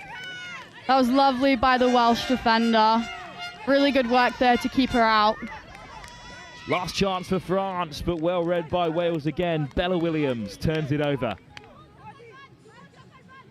Oh, we've seen some great touch on both sides of the ball, and as we approach half-time, France know they're very much in this game. Wales have worked hard for their lead. Can they sustain that effort for a full 40? We'll have to wait and see. One last roll of the dice for Wales. Round the corner comes Pertil. But Patterell has caught. And the first half will come to an end. And it's been a really impressive performance by Wales, whose defensive acumen in the opening 10 have managed to shut the French down, and then two quick scores put them 3-0 up. France responded before half-time to keep themselves in the tie. But this large Welsh contingent and this huge French support will be swapping ends with 20 minutes still to play. Yeah, I think that was great by all of the players out there. I mean, both teams have now got to have however long for half-time to chill, get a breather, take some water on, especially in this heat, and then see how they can go out the next 20. We'll be back in a few moments' time for the second half. Big Mouth, there is cheese toasties of various varying ingredients. We have mackerel fries. I think that gives it away of what you've got. Mackerel fries. And other things out, if you want to have something to eat and then treat yourself, we've got the ice cream van, Sam's Ices. And obviously coffee, I think we're all serving cold drinks. Oh yeah, deal. So if you want something to eat, drink, get yourself over to there and get yourself fed and watered. Reminder to those teams that are off pitches and not playing, try and keep yourself in shaded areas, keep yourself hydrated, keep yourself sun lotion topped up. Again, we were repeating this 15 times and you'll be getting fed up it by the end of the day, but we have to ensure your safety and make sure you're okay.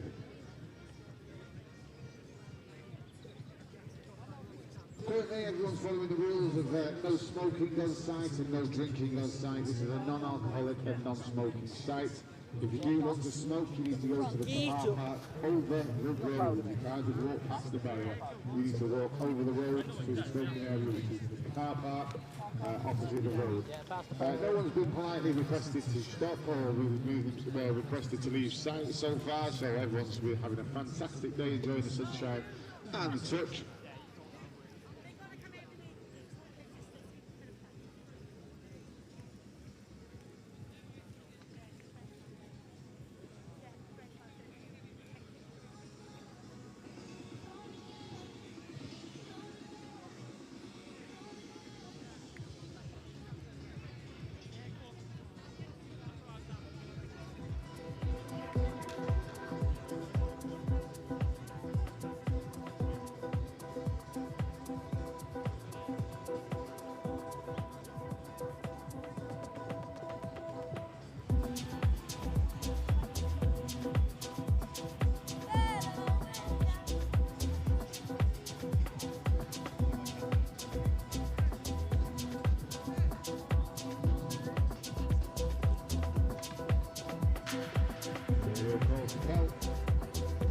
Players and officials, 2-minute warning. Players and officials, 2 minutes.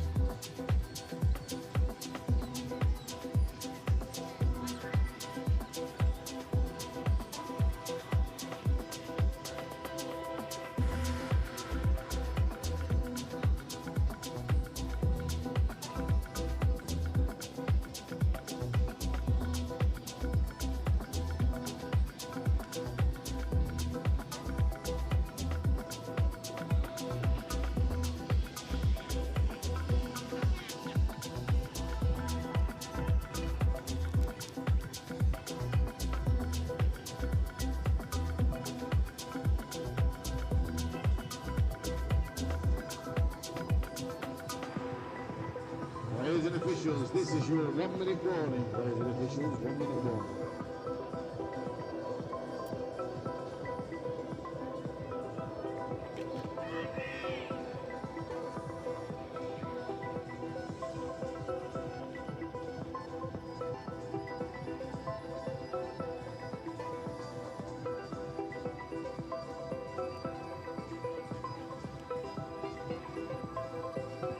Players and officials, this is your 30-second warning. Please take to the field, ready to play.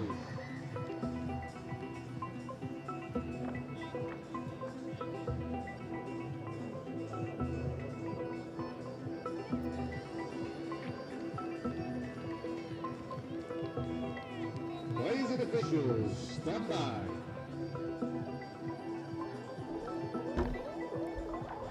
Welcome back to the second half of this girls under 15s tie, where Wales have taken on France here at the European Youth Touch Championship. It's France now left to right for the next 20 in navy. Wales continue in the red and black on defensive duties, which, Izzy Rance alongside me, has been their strength.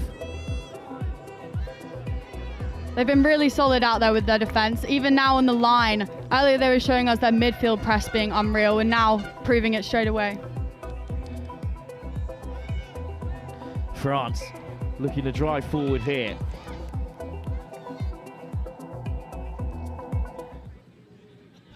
And now on their way. France now on defensive duty themselves. A good early shutout by Wales. Important when you're in the front, when you're in the lead, even a narrow one, to keep out your opposition from that halfway restart. Wales flying up the pitch here. Popped over the top, ambitious, but to ground. So here come France, looking to get back into this tie. They did score just before the break, an important try. Exactly, already better with their driving off, getting straight to their box. I think that was touch 2 or touch 3, so really impressive here. That was the area that you picked out, Izzy. 100%. They weren't able to head towards their box as efficiently as their opposition. However, first set here, they're doing great. Cabanel Verocci, good pickup. Welsh offside, could be a chance here for Belan Cabanel Verocci. Caught just before the line. But that's a good start from France. Yeah, she was unlucky there. Really good by the Welsh defence, though. And Wales on the pickup. A long way from home. Good early drive. And nice fast footwork, but Seren Burley just about caught. You could see as Burley was caught there, she looked really disappointed because she expects to run the pitch every time. Wales just wander into touch. She was unlucky there, didn't realise where the sideline was and accidentally ran out. But this Welsh defence here. Well, flying up again. They've turned it back on again, haven't they, after the tap ran a little dry. France now getting a good opportunity to fly onto the pitch. Touch taken well by Lou Palancher, just couldn't keep balanced. Lucy Martin. Palancher, oh dear, it's been turned over. Ref's not happy there, just off the mark slightly. Wales are trying to find the mark. It's the kind of errors when you're just trailing that you need to cut out of your game. But again, we forget that this is an under 15s tie, I think, because of the quality on show. 100%. They're doing really well out there. Wales head towards the box. but not before the penalty's been given. So now Wales have got to scramble. They've only got 5 on the field. Another off the mark there, so let's make sure that gets fixed and that in the future. At least we know the ref's consistent. Always good to see. That's always good. And like I said earlier, if it's consistent from such a young age, you then don't jump up an age group and feel something different. Oh yeah, they're not letting anything slip here, the referees. Here come France. This is a good looking attacking set for them. Zoe Guerin. Plenty of meters made by Guerin. I think just unaware of the touch count there. I think she was ready to get that ball back and it was six touch. Something about having Emily Presa-Parente out there with Guerin makes it quite difficult to read those numbers, but both looking strong in the middle. These touches are quite physical for under 15s. Yeah, we saw a couple of calls for hard touch which weren't given as they looked to just toughen up these under 15s. That's the way things are going. Williams with a winding run. Looks to float it out, but it's beyond Brooke Heelan.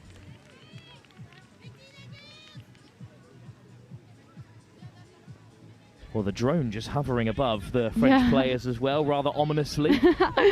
Getting some good clips for their highlight reels. Here comes Marion Guerin. And now Zoe Guerin. Presa-Parente there in support. Should be some quick ball here for France. Ben Aicha. Lovely pickup. Off goes Belan Cabanel-Verocci, but not before Wales shut it down again. Yeah, unlucky there. I think it just slipped out of her hands.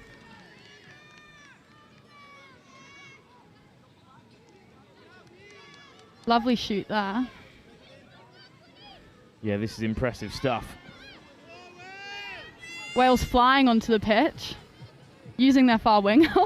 And then just volleying it back in field once the touches are out. Lovely football skills out there. France just getting to the mark.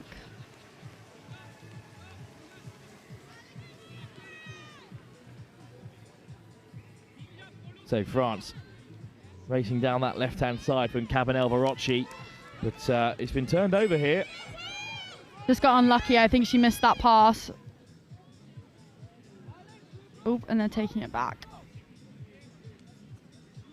So we'll have a little reset here. Looks like Wales are going to sub. They've got their players coming over here to the left. Oh, a bit of a miscommunication there. Wales look a little bit frustrated. They should remember they're in the lead here. And, France flying up to get that. Yeah, good defence from them. The Welsh coaching staff, just grabbing their most recent attacking pod. Always learning, of course, at this under-15s level. Good run from Martin. And the French team, they're subbing, can I just say again, has got so much better in the second half. They're really making the Welsh team work, and it's doing them wonders. And now they're up to the 7. Is it a chance here for them to strike? Guerin! Oh, lovely touch there. Really impressive defence. I think it was called forward anyway, but that was lovely from the French players. And great work from the Welsh defence.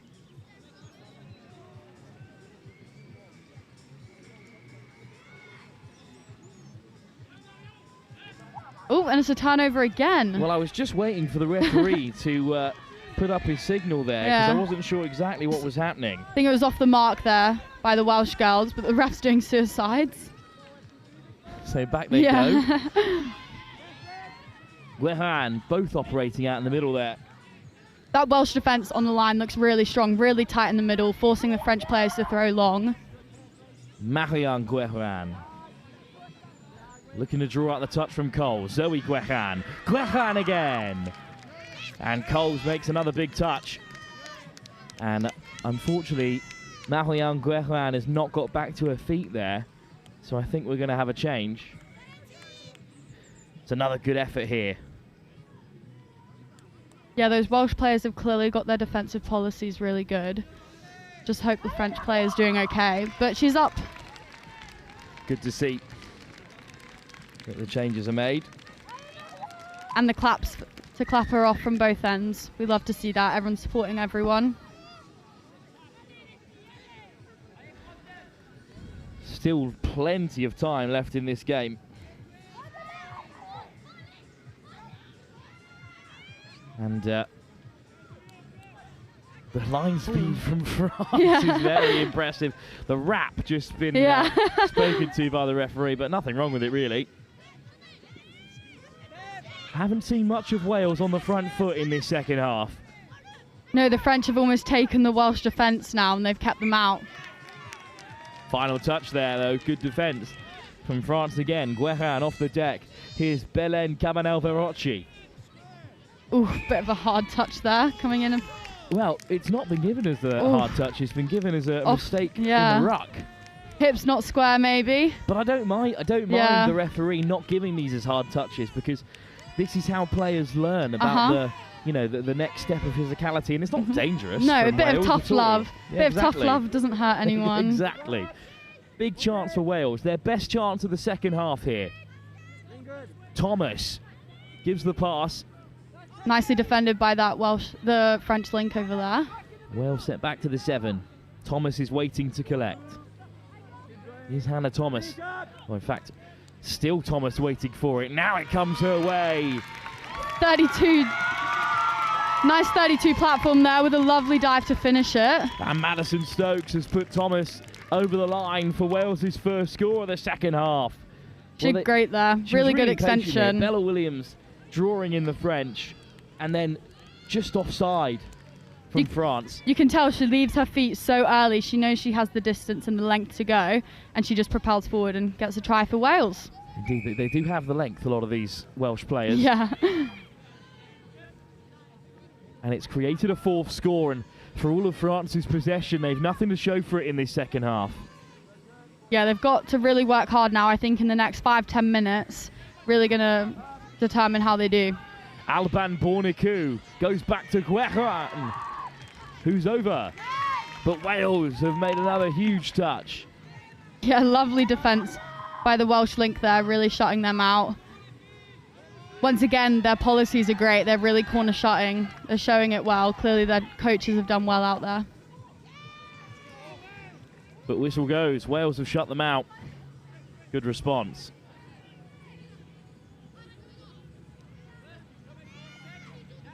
Wales now going to their box.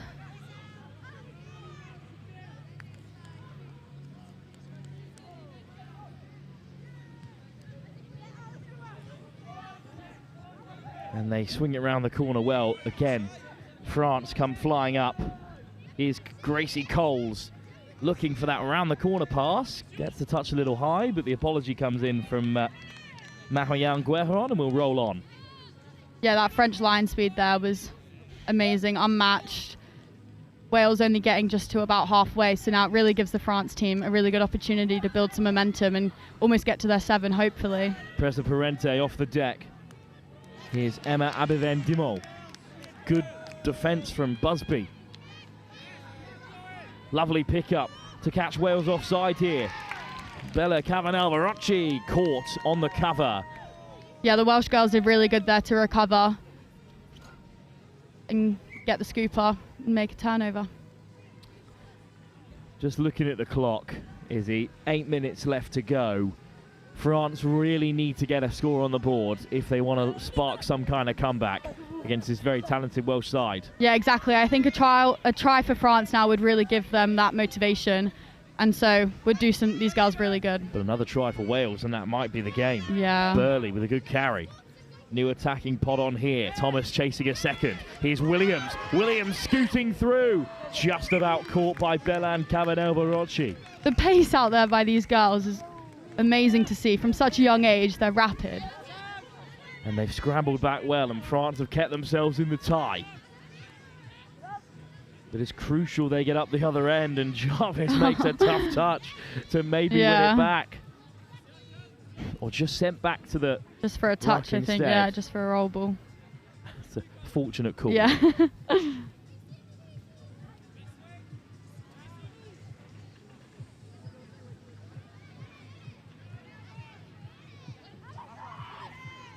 Here come France again.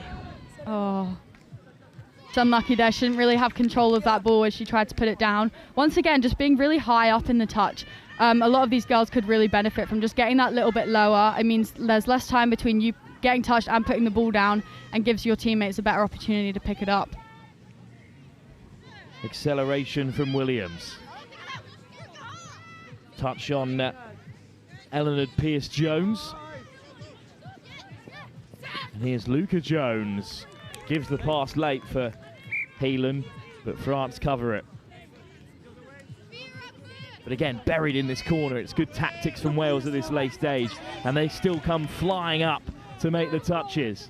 Yeah, France have got a long way to go to their box. Obviously, these pitch sizes, they're exactly the same for all of the ages here, and so considering these under 15s are playing on the same size as the under 20s, it's really hard work for them if they've got to go a long way. They finally make it into the Welsh half, but it's another brilliant defensive set from the women in red. Good delay on the pass from Balanchier, but that last ball went forward. Yeah. Jarvis across regardless. It's great defence from Wales again. They were unlucky there. The ball movement from the French girls was really good to see, but just a bit too much pressure from the Welsh.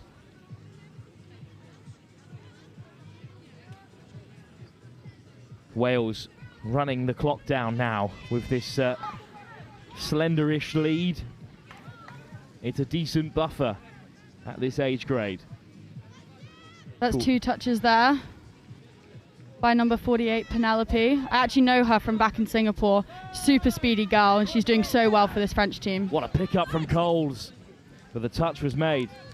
Well defended there by the French girls. Kept it tight and made her really struggle for that last pass. Yeah, indeed, there's so much more action to come. Of course, Wales's mixed 15s 2 years ago were bronze medalists in that category, the only under 15s category at the last Youth Euros. Now with the girls and the boys in play, I really think Wales could challenge for this division. Definitely. I think it's so good to see, considering, as we said earlier, Wales have actually got 2 teams in this. They've got such a depth of ability and depth of players at the moment to pick from. So I think in years to come, they've got a really good opportunity to do some good stuff and show some good teams up. We've got action from the boys 18s after this one, of course, when, or boys 15s, I should say, when Portugal take on England. I'll leave you in the capable hands of Joe Wright for that one. But still 5 minutes or 4 minutes left to play here. And I think Wales have seen this one out with their strong defensive effort. Their defensive efforts here have been so good. Really strong touches, maybe too strong. But they've done so well to keep these French girls out, as their defensive policies have been clean. The French have really struggled to get through that, so really good effort from both teams, though. I think on the physicality, you know, you speak to some people higher up in the England game, and they think that the only way that the Northern Hemisphere is going to catch the South is if we accept the fact that, you know, touch is a game of contact. And it is. That area is a crucial part of the sport, winning that touch.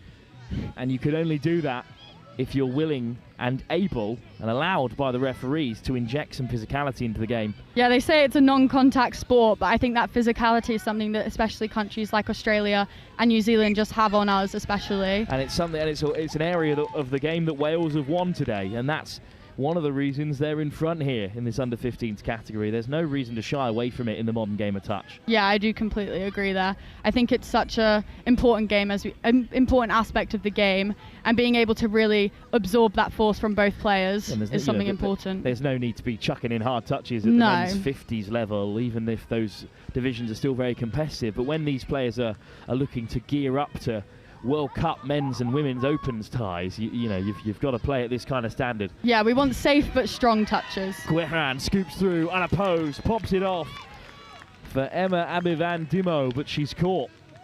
Yeah, the Welsh defence there was really well drilled. She knew exactly where she wanted to be, and just managed to get her before she managed to get another pass off to her winger. And here come Wales for perhaps one of the last times in this tie. Still with full effort. Good hands from Williams. Lovely hands. And Williams with a good dump off here for Wales to keep pushing on. They've won a penalty. Yeah, French players a bit offside there. Obviously, maybe this heat, I think it's exhausting. They've only got 2 minutes to go, so they've done really well out there to last this long. Grace Luca-Jones, Cole Wilkins. Good acceleration. Was there a foot in there from the French? Yeah, foot in the ruck there. Nicely called by the referee. Second penalty. 6 more touches for Wales with just 2 minutes to go. Luca Jones. Sophia Cole-Wilkins. Oh, it's just a touch short. She was looking to drift away, but the pass was straight up in the air. Yeah, just a bit of miscommunication there. I'm not sure they'll rue that opportunity. 3 up with just a minute to go. No.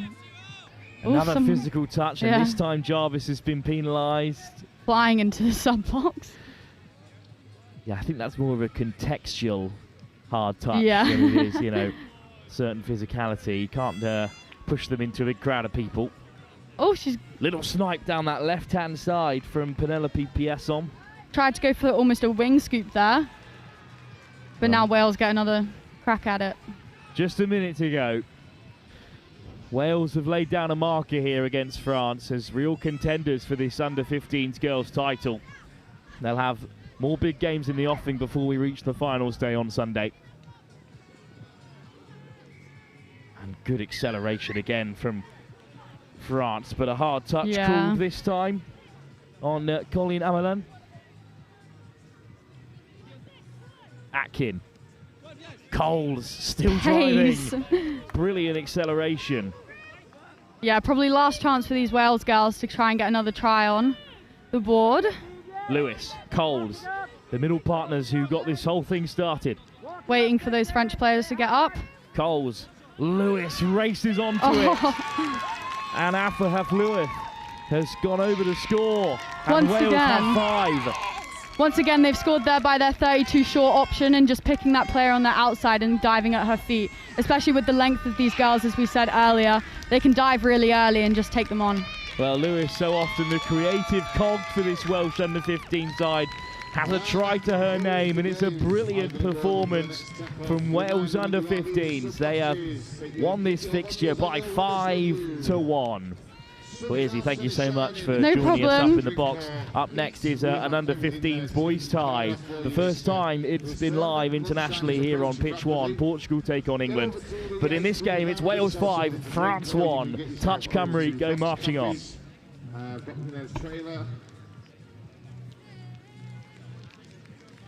That's for your drinks. We've got something to eat. We've got sandwich, we've got Big Milk, we've got macaroni fries. There are shaded areas surrounding the trees and in marquees. If you want to find somewhere to go, we've got the merchants tent. Like I said, we've got everything for you. A reminder, this is a no smoking sign, so no smoking or drinking or smoking.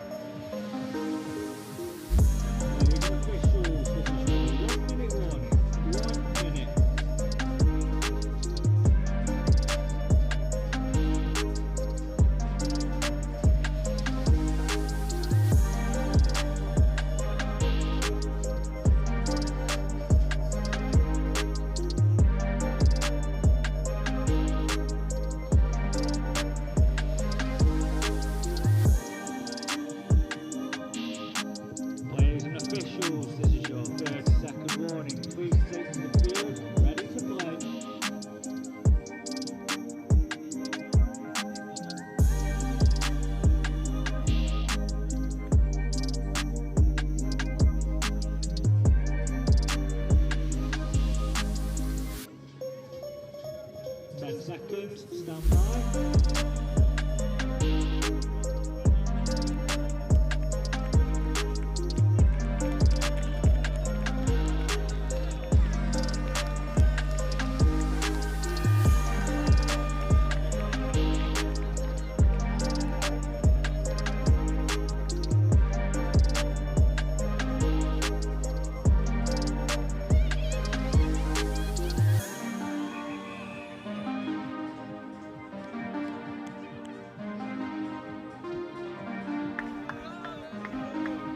Welcome back.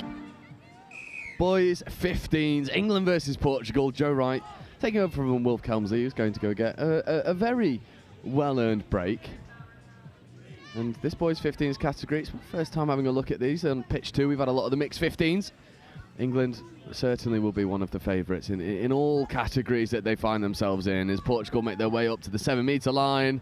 Jinking run. As well seen off, 6 touch and change.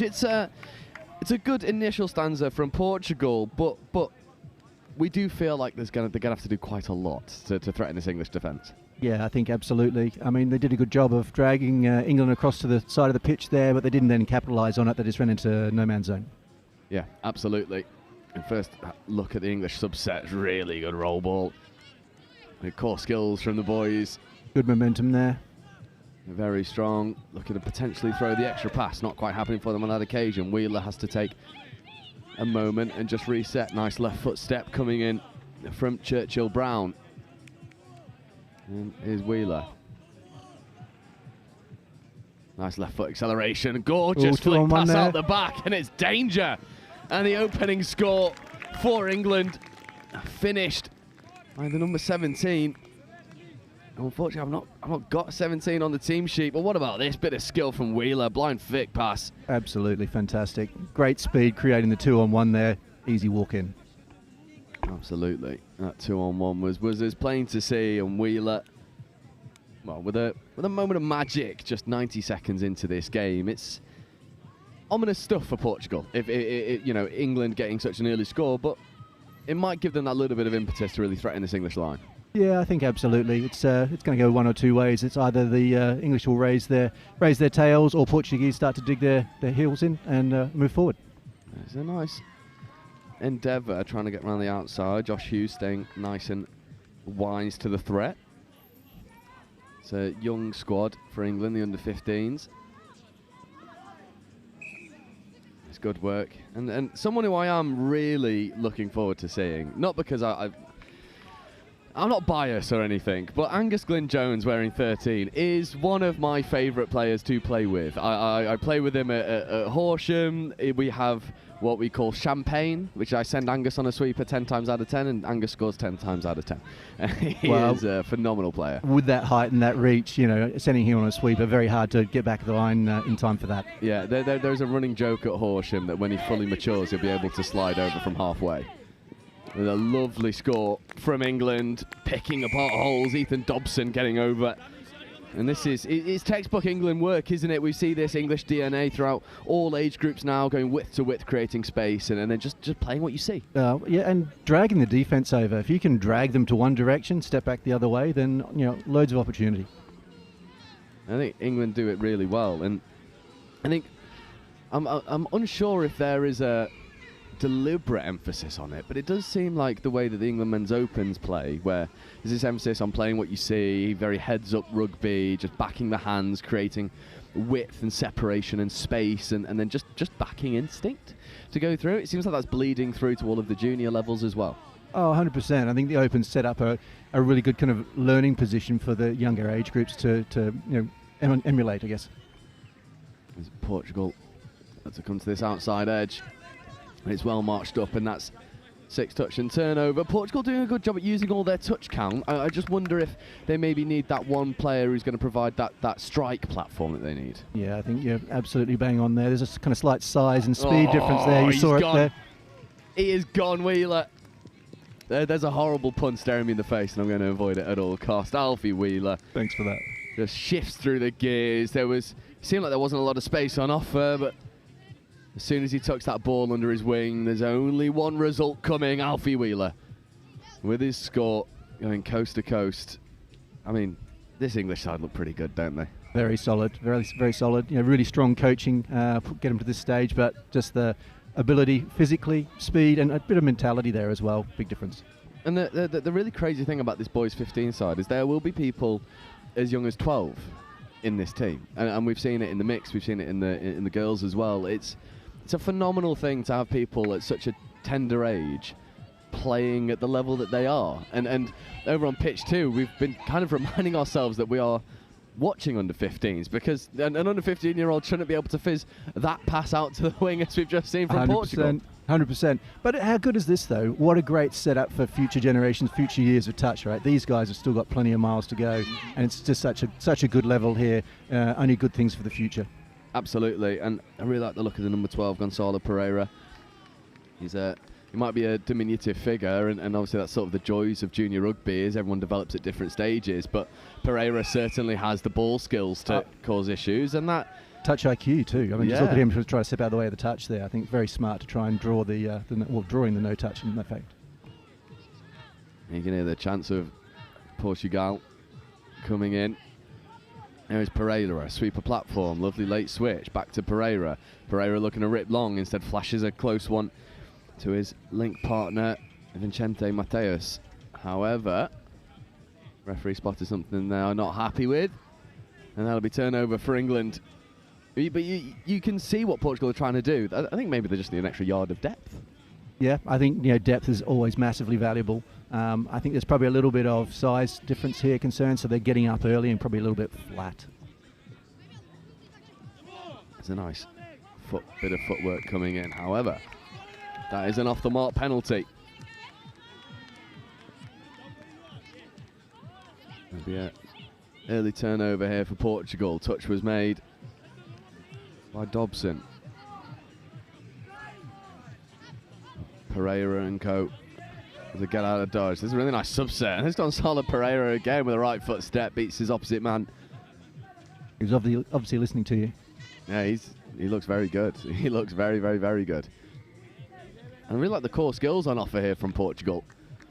Moving to the outside edge. Having those foundations are critical just to get up the pitch with touches in hand. And I think Portugal are doing that quite well. As you say, they probably need a bit more in attack, but it's very early in the game. I'm sure they're just finding their feet.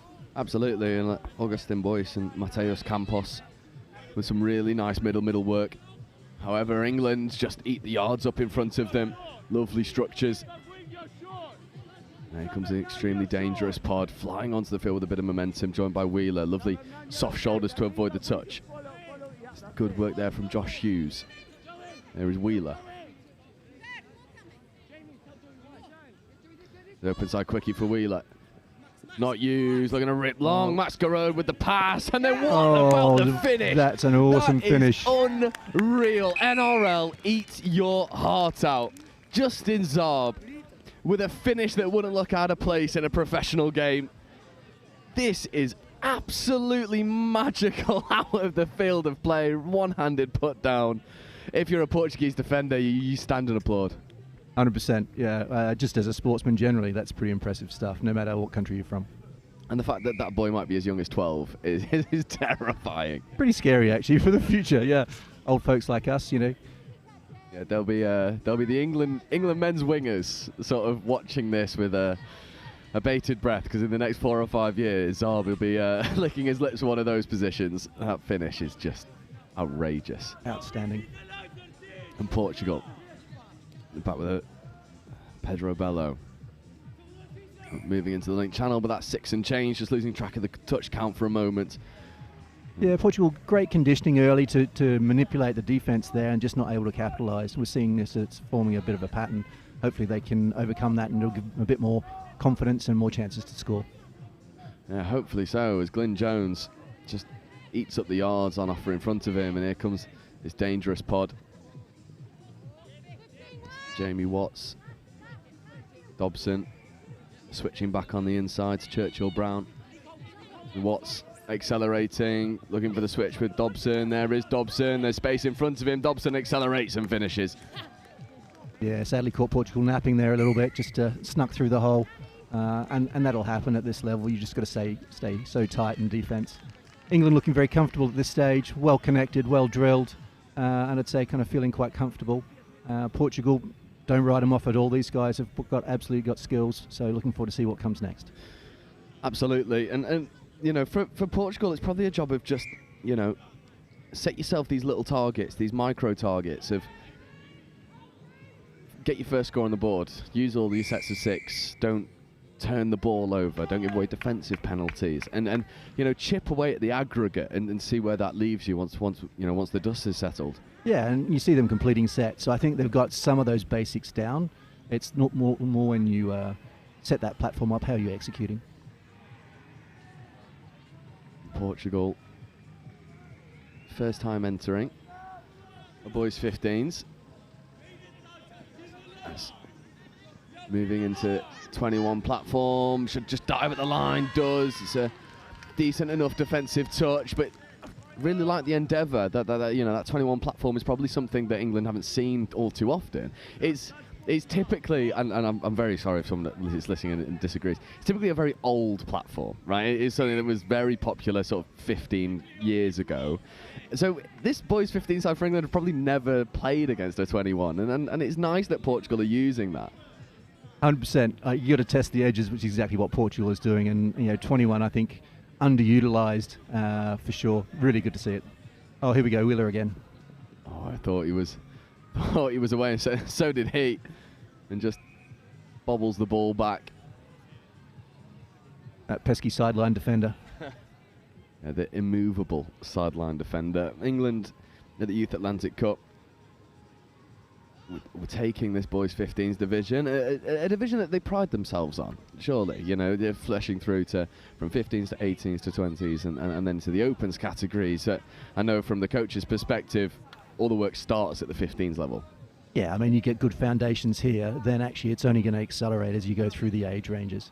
So, you know, I expect you'll see touch very different in the next kind of 5 to 10 years for all of these nations that are competing here today, just as this talent develops and it goes through and it pushes on those higher levels, as you mentioned. Absolutely, and I think for Portuguese touch, entered the most amount of teams ever. Oh, lovely speed. Unfortunately, he was half, couldn't quite get the ball away, but he did, and the referees give him 6 more. And the Portuguese team support applaud it down below us. A well-drawn fresh 6 there. Yeah, Portuguese touch going from strength to strength on the continent. It's a nice setup that they've got in the country. And you're seeing it at all age ranges. We're at Vichy a couple of weeks ago, as I know you were, and you know they've got a 55 squad, and you're seeing it at either end, so it's great for the sport in overall terms. Absolutely. And this young Portuguese side will be looking to create some scoring opportunities. 32 short here. Ball to the wing was option. Not taken. They're going to dive at the line. A good defensive touch. Mateus Campos has to come back to the mark. Here is Campos once more. Steadying the ship. Open side quickie for Campos. Picking up, driving into the in-goal area. Glyn Jones in hot pursuit. Glyn Jones makes the touch. Forces the turnover. That's a much better setup. Portugal being able to get into that in-goal area of England. I wonder if maybe the coaches in this box can just say, if you find that space, just give the wing. Or immediately. You know, it doesn't matter if you think almost don't look. Because the time isn't really there. England are so well drilled. 100%. What they have done very early on has been stopping at the 7 and deciding what they're going to do. Whereas, you know, plays like that where they're scooping through gets England on the back foot. Although the England D is so well connected, it's tough to break through. Indeed, it is. And Dobson shows the dummy, tries to drive through. Pedro Bello. He's well defended by Bello, who gets a sub for his good work. It's good head down first touch. Unfortunately, second touch just has to come back to the mark. Sees a little bit more momentum in this transition to Portugal. Yep. Shani Gilding in the midfield, just stamping her authority on the game. I've always got to big up Shani Gilding. She was part of the crew in Antwich setup when I was there playing, and her and her husband Jules have done miraculous stuff for touch in the Northwest, and now Shani out here refereeing. Was obviously there at Vichy as well. Cracking ref, great person as well. 100%. You see her in NTSs as well. It's just really solid, really consistent, and actually really helpful for playing the game. You know, refs at this level enable great play because they call the right things consistently. Well, what I find really interesting as well, especially at this level, is the referees are sort of almost verging on being coaches as well, and very much explaining their decisions really clearly as we see England look to go through. That's a lovely lofted pass. Yeah, absolutely beautiful. Again, drag Portugal left in order to then go right, create the space, and you basically walk it through. Nice. Yeah, absolutely stunning. Yeah, England looking very solid here, well composed, well structured, really solid D, and kind of breaking some of that Portuguese momentum as they're going up the field. Portugal still well within this game, but they really need to start converting some of these drives in order to stay within arm's reach of the final result. No, they do just need a little bit more go forward, I feel. Just, set that depth a little bit more. What's happening at the moment is moving, laterally more often than not, which can create scoring opportunities. But if you're moving laterally against an onside defence, it is quite a tricky thing to do. 100%, 100%. You've got to be creating those gaps, and the lateral movement just doesn't do that. You've got to get the defence to actually move their feet. Absolutely. It's a nice drive there from Lyndon Hall. And I know he will be very frustrated. You jinxed it. Because Angus Glyn Jones have found himself in his first opportunity of line attack, and then unfortunately it comes back for a roll ball penalty, which I know, knowing Angus quite well and having played with him for so long now at Horsham for the best part of 2 years, he'll find that very frustrating. No doubt, and most players would find that frustrating, to be fair. Yeah, because he's one of these players that he like performs above his aggregate, if you know what I'm trying to say. Like on paper, he shouldn't be as clinical as he is, and it's very hard for a touch player to shoot for 100% all the time. But Angus does he's very, very, very close to that 100% more often than not, and I think it's a bit of a crying shame that we've not seen him have a sweeper yet. Well, there you go, but there's still plenty of time left in the game, and it's kind of fingerprints of Ash Gramsey there and Richie and the boys down at Horsham. Yeah. Just the structure they provide is fantastic, Yeah. especially for the youth grades. Yeah, Ash, Nat, Richie, Adam Faulkner as well, who was involved in that setup for so long. That agreed. Clubs like that really bleed. They blood out a lot of young talent, and Horsham sent. I think I'm correct in saying sent the most amount of junior players to a nationals once as well. Like they were from a single club. They were. Their junior setup has its own training as well. It's phenomenal. Well, yeah, and I think they are the kind of club in the southeast from a junior perspective within that area. So, and they've got such a nice way with them. Really great place for players to start. Agreed. And again, no bias. I definitely don't play there and coach there and all that good stuff. Honest Gov. Back to the action. Portugal. We're looking to get their first score on the board, break the deadlock. It's been tough work for this Portuguese side. 3 minutes left to go in this half. And coming down now for a 32 short. No touch claimed by Angus Glyn. And he does force the turnover. Again, wise defensive work from Glyn Jones. 100%. You could see how the Portuguese were setting up to kind of feed it out to the wing there, who has actually had really good depth and good width. So, they've got the right ideas. It's just how they go about executing now. Yeah, absolutely. And what I'd like to see from England as well is the pace has sort of come out of the game over the past 5 minutes. I don't know whether it's a Portuguese defence just numbering up a little bit better, or if it's England sort of slowing down their transition. I'd love to see them just pick the pace back up. And, well, as I say that, Glyn Jones makes about 12 metres over on that far side. That right-handed pass not quite finding its destination. 2 minutes to go. Portugal take a lot of confidence going into this, what might be one of their final sets of the half. Yeah, indeed. England 6-0 up, so they need to make sure they don't take the foot off the gas too much. They need to close this one out. Yeah, so much better momentum and a great roll ball. The core skills, they're very impressive. And here is Bello. A little bit of bunching there as attackers. They need to create open space, otherwise it's really easy to defend. Yeah, fifth touch, looking to go long. Pass wanted to go one more, didn't quite happen. Allowed England to get up and make the defensive touch. Yeah, sadly the winger on the far side there must be pretty hungry. He's not getting fed the ball very much at all. Yeah, I'd love to see Portugal just sort of use the hands. I think that's what the coach is saying in this sub-box. You can see him sort of gesturing over to that far side. I imagine that the call is we've got to get the ball out there more often than not, and they'll get another opportunity to do so. A little bit too much inaccuracy from England at the roll ball at the moment. Yeah, they need to be careful they don't fall into a lackadaisical situation. I don't think they will, but when you've got a significant margin, there is sometimes players will switch off just a little bit. They can't afford to do that. Yeah, absolutely. Portugal with a nice subset here is Gonçalo Pereira. Pereira. Again, a little bit too lateral, just going from edge to edge. They're going to bring the wing into play, go back to this 21 platform. They do drive hard. That is the final hooter, so this will be last play. Gonçalo Pereira, left-handed pass, caught at the line. And that will bring up half-time. Good touch there by Ned Jacobs to bring our first half to the close. A lot to like about the English performance, but similarly a lot to like about the Portuguese performance. Huge potential. I think, as you said, they've got a lot of the basics right. I think their shift through the midfield's actually pretty good. If they then can move through the 7 rather than stopping to set up for their attack play, that will open up a lot of things. The wings wide open in this context. England defence tight. That's one of its strengths, but the way you capitalise on that, you need a long ball. But that assumes the players have got a long ball in their toolkit. Yeah, absolutely. I imagine that this Portuguese side will have the ball-playing ability to go and find that far winger, but maybe it's that little bit of confidence that they need. The coaches have a little bit of a job to do, but the foundation's there, as you say, for something very exciting. At the half-time, it's England 6, Portugal 0, with the second half to come in about 2 minutes' time.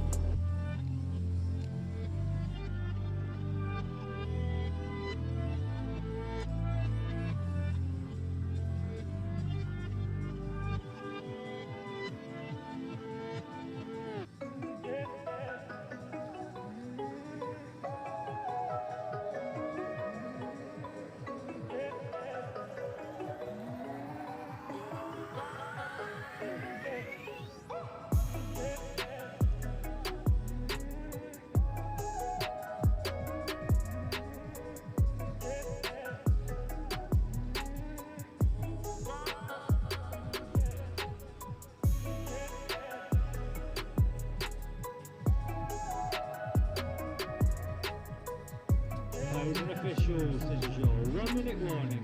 1 minute.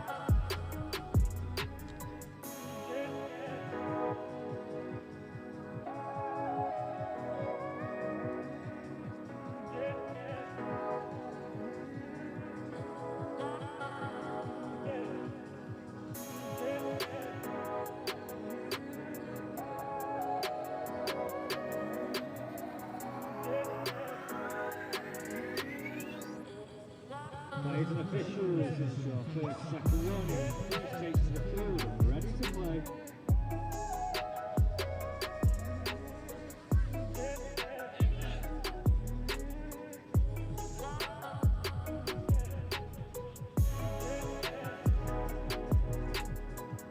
10 seconds, stand by.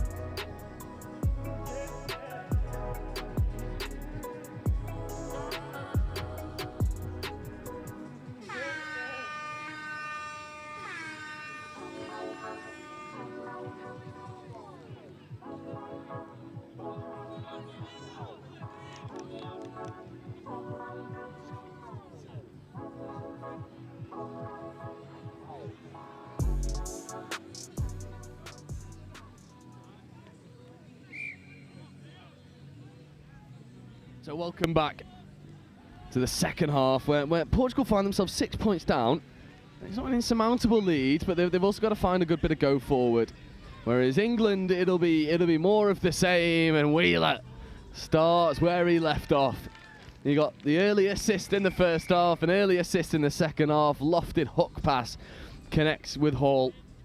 Yeah, and very quickly 6 becomes 7. Yeah, absolutely. Just kind of drew the defence there, created a space for an easy offload, especially with his speed and his height. Significant advantage. Yeah. England have come out with a bit more energy in the second half. I think they're certainly not resting on their laurels.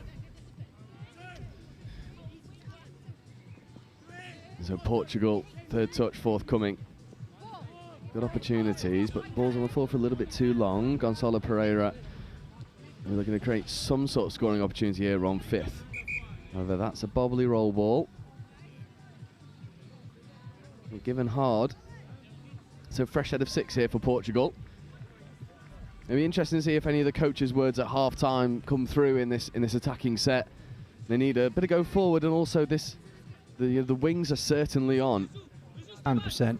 I mean, from here to have a fresh 6, it's a great kind of set-up opportunity. Plenty of plays to run and manipulate the defence, so let's see what happens. Yeah, Gonzalo Pereira with a lovely shape pass out into the link. There is Pereira, driving hard, jinking run, left foot, right foot step. And just taking his time to get the ball off the floor. A sweeper coming around now. That's a nice setup. Lovely late switch as well. Pereira looking to flash to the wing. Oh, great Latin flair there. And they couldn't make the most of it. Ooh. If you roll the ball, you can't be half. Right again. Good chat from Crystal Ravenscroft, just allowing Portugal to take this touch back. This is 5th and last, so that'll be 6 and change. And although that attacking set didn't come to anything, they didn't get a score, it was a much nice. The optics were much better about that set. 100%. I mean, there's a lot of flair in there. Smart kind of play, some late switches. Again, trying to manipulate the defence. I think just could have turned into something else, but there's good foundations that they need to build on now as they work through the tournament. Yeah, and I really think you need to keep players like Gonzalo Pereira on the pitch as much as possible. He seems like he's got that conductor about him. He's trying to pull strings and organise where people should be. Yeah, you really need a strong kind of on-field general. That's obviously some of the roles that the mids play in this kind of context. So he doesn't have to do it all. And he's also great. Gas. Absolute gas. Justin Zarb. I mean, it's a more straightforward finish than his first, which was absolutely spectacular. But it still took a little bit of finishing. Needed the pace to get around the outside edge. Does exactly that. Zarb with 2. And 2 high-quality scores for the young lad. Absolutely superb. It's really difficult to beat pace if you've got a little bit of opportunity there. And Portugal just taking a second to get these fresh legs onto the field. I think the Portuguese middles finding it a bit tricky in the heat. We have the benefit of being up on a scaffold, getting a little bit more breeze and a little bit of shade. Out on the pitch, that is a hot place to be. I know the folks at home will be enjoying some coolness and maybe a cool refreshment. Yeah, I can certainly vouch for the heat out here. These young guys trying to concentrate, physical exertion, and it's tough on top of the competitive pressure. It is. That's ball down and turnover, unfortunately, for Portugal. Well, I think there's some really interesting optics here for Portugal to take out of this game. What England are doing quite a lot is just sending a single shooter up, but that single shooter is slow on the retreat. And even though he's there, it feels like the avenue in which they could get a lot of success out of if they attack that player. 100% punish the offside player, always the biggest opportunity. England just moving forward steadily. Max Garode was trying to orchestrate an attacking set, but Wheeler just says, you know what, I'll just go through and score anyway. It's making it look very easy. You kind of feel for the Portuguese out there. They just got to get that defence a little bit tighter in midfield, although they're kind of pistoning or whatever. If you get that separation, quick guys in the middle will just step through, and then you're cooked. It's that old, you know, something that's coached into you from quite a young age is just always force the extra pass. You know, defend as tight as you possibly can.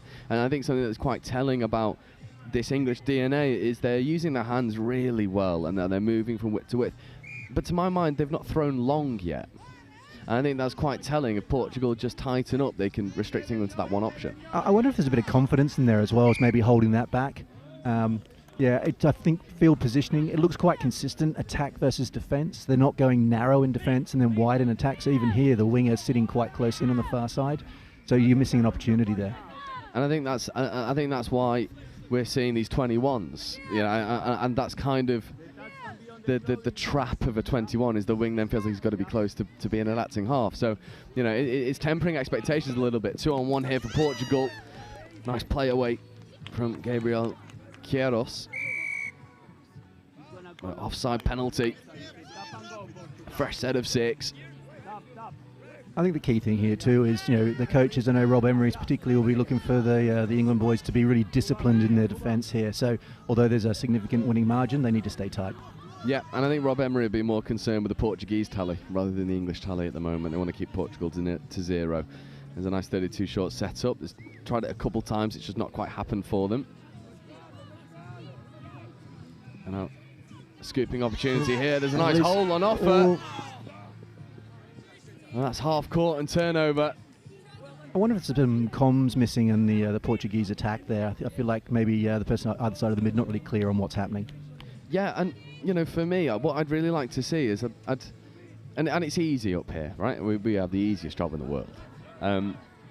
What I'd really like to see is Portugal be wider in attack, narrow in defence, so then you can start cutting back against the grain. 100%. They've got the skills, they've got the hands and the vision to do that, but they've just got to be in the right position.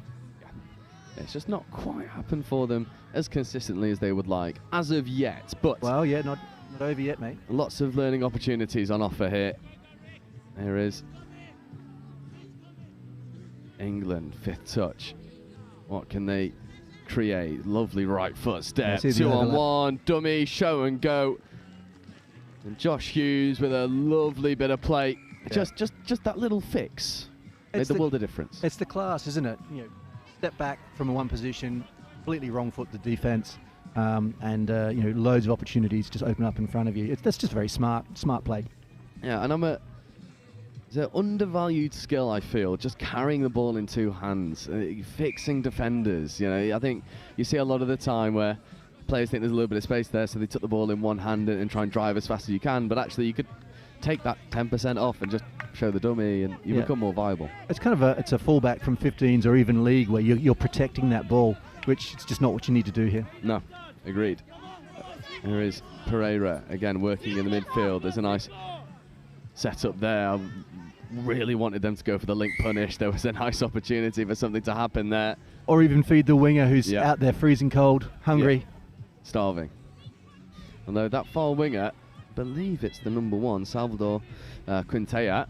He's done really good defensive work as of yet, not really put a foot wrong defensively. 100%, yeah. And it's tough against a bigger, stronger, rolling England squad to actually stop them, but yeah, he's been pretty effective at halfway. Yeah, and tough against a team that is probably just a few years further down the development track than you are, as we see Chadwick do a good job at staying in field. And let's go out. There is Angus Glyn-Jones, a very rare attacking opportunity here for the big number 13. There's a lovely wraparound play there from England. Wheels.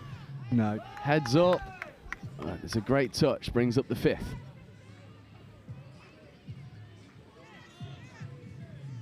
And I think he is offside.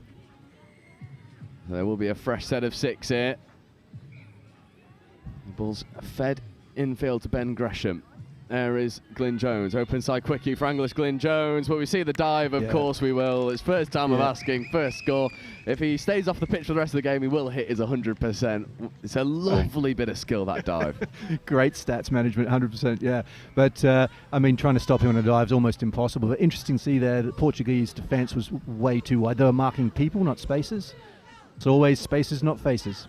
Yeah, that's a really wise point, actually. The, you know, not going man on man, because he just creates so much space, especially in the game of touch, where that injection of pace is so important. But Portugal back to their work.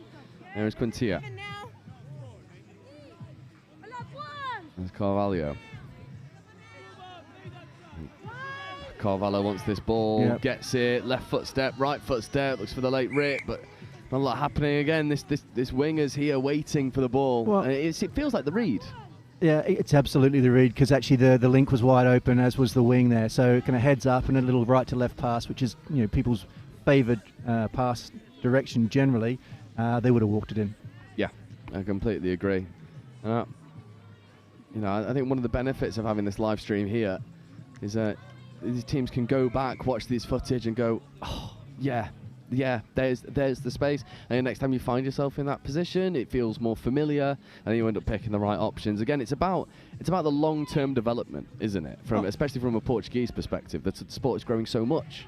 100%, and to play international sport at this level, at this age, is a pretty special experience. So, yeah, I'm sure the teams will live from here and remember it for a long time.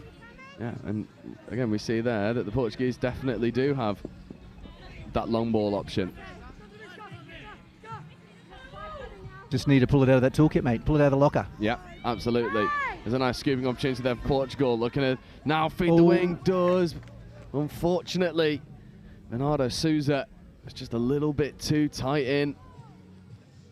Yeah, he was on the chase out. He needed to already be outside. And again, I think it's back to they're not setting themselves in attacking positions necessarily. They're kind of responding versus the defensive positions. And here goes Wheeler. Oh, look at the pace on display.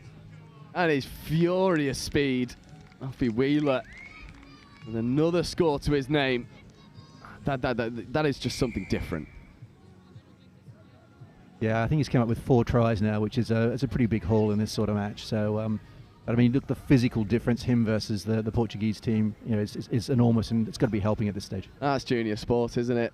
It's people tough. Develop at different times. Oh, it's tough at this age group. The variance between between 12-year-olds and 15-year-olds physically and mentally is massive.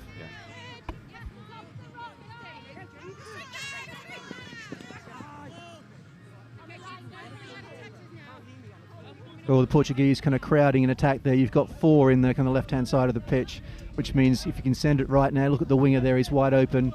Will they find him? Not on this occasion. No, there's Pereira.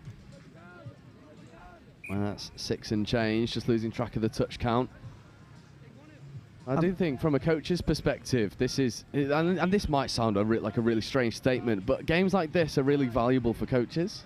Where there's so many opportunities here for Portugal, and yes, they might not have taken them, but there's a really valuable learning opportunity here where the Portuguese coaching staff and the players can watch the game back and go, yeah, actually, we did really good work just up until that final moment that didn't quite happen for us.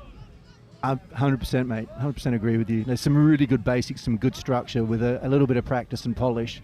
Would absolutely turn into scoring opportunities. I think there's also opportunities for England coaching as well, saying actually we're still making some straightforward mistakes here. I think the try difference is not helping the focus on discipline and executing excellently. Yeah, I would completely agree. I think England's high standards that they set themselves just hasn't quite. I think especially in those final 10 minutes in the first half, the standards sort of dropped a little bit, and then the first 5 minutes of this half was really dominant and quite error-free. And I think, unfortunately, what we're seeing here is there's a foot race to the outside, and it'll be a hat-trick for Justin Zarb. Yeah, good work, Justin. That's a moment to remember, representing your country at such a young age with a hat-trick. And it sort of really highlights the point of when you can run around the outside of teams, you feel a little bit too good, I imagine, and then yeah, I think Rob Emery in the coach's box got a little bit of a job to do to say, no, stay on task, on task, boys. There is a little bit of that, a little bit of red line fever, or white line fever, should I say? Yeah, and I wouldn't be surprised though. They've done a very good job so far of England. I'm incredibly impressed with Alfie Wheeler, Justin Zarb, and actually someone who probably hasn't got enough airtime, Churchill Brown, who's just done a lot of the unsung hero work, just platforming, tight defensively, very little errors. Players like that are valuable. Do you know, I wouldn't say valuable, I'd say critical, right? Without the setup, without the support in those contexts. I mean, how often does the person providing the assist actually get the plaudits when there's a score? Yeah, that's so true. You see that in opens, people like Ollie Simons who make it look so easy but create the space for someone just to walk through. Yeah, absolutely. I mean, there's so many players that come to mind when you mention it, and I think Churchill Brown's done a really good job of that. Is Zarb checks back on the inside to Wheeler, and Wheeler just extends the stride length, will slow up over the line. There's another score for Wheeler, another score for England, and I think poignant that the two standout players combined for that one. Yeah, absolutely. I think back to your earlier point, Portugal, they've got the basics. It's tough now when you've got a 14-point difference. They just need to focus on the process, and I'm sure the coaches are talking about forget the score, just execute your role and do it really well.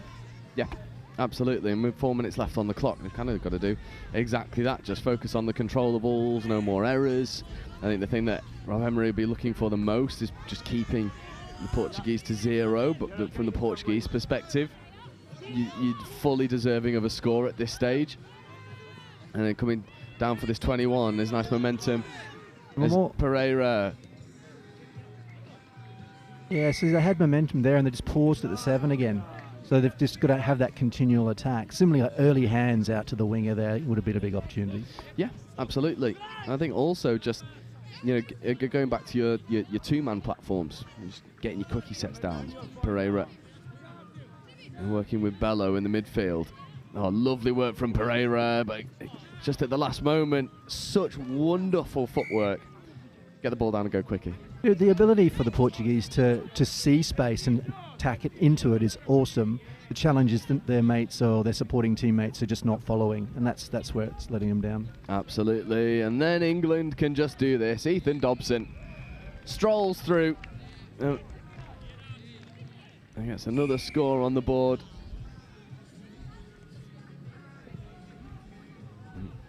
It's just commanding stuff from England. It's frustrating work from Portugal. It was a little bit of a strange one watching it back on the replay. Yeah. It just goes straight through. Probably a little bit of fatigue setting in. A bit of that, and stepping one way, watching the defence go, knowing you can step back and just stride through the middle. Yeah, Ethan Dobson is enjoying himself here. And there's a good turnover there for no touch. Yeah, it's unfortunate. I think at this stage, fatigue will be kicking in, particularly for the Portuguese teams. It's just hard to stay on top of a team as strong as England are at the moment. It absolutely is. There's a really good touch that comes in. I'm a very big fan of that. Yeah, great defensive touch. Nice and straight, nice and solid, both hands up. Really took the momentum out of the movement. Yeah, completely legal as well. Completely legal. As we see, Glyn Jones on the sweeper. There is Angus Glyn Jones, right foot step, driving, feeding, scoring. Very tough to stop. It is very tough indeed. I think the Portuguese defence sort of collapsed. They've seen that Glyn Jones dive already, and they were really marshalling that try line. I think it's a really wise decision from Angus to just check open. Oh, 100%. You recognise the conditioning that it's already taken place, and I think what's one big advantage that not a lot of teams take advantage of, really conditioning that team, show them one side, show them again, and then go the other way, and so it's where the gaps open up. Yeah, and Ben Gresham running the perfect link line, being a viable option in that hole too, going straight through.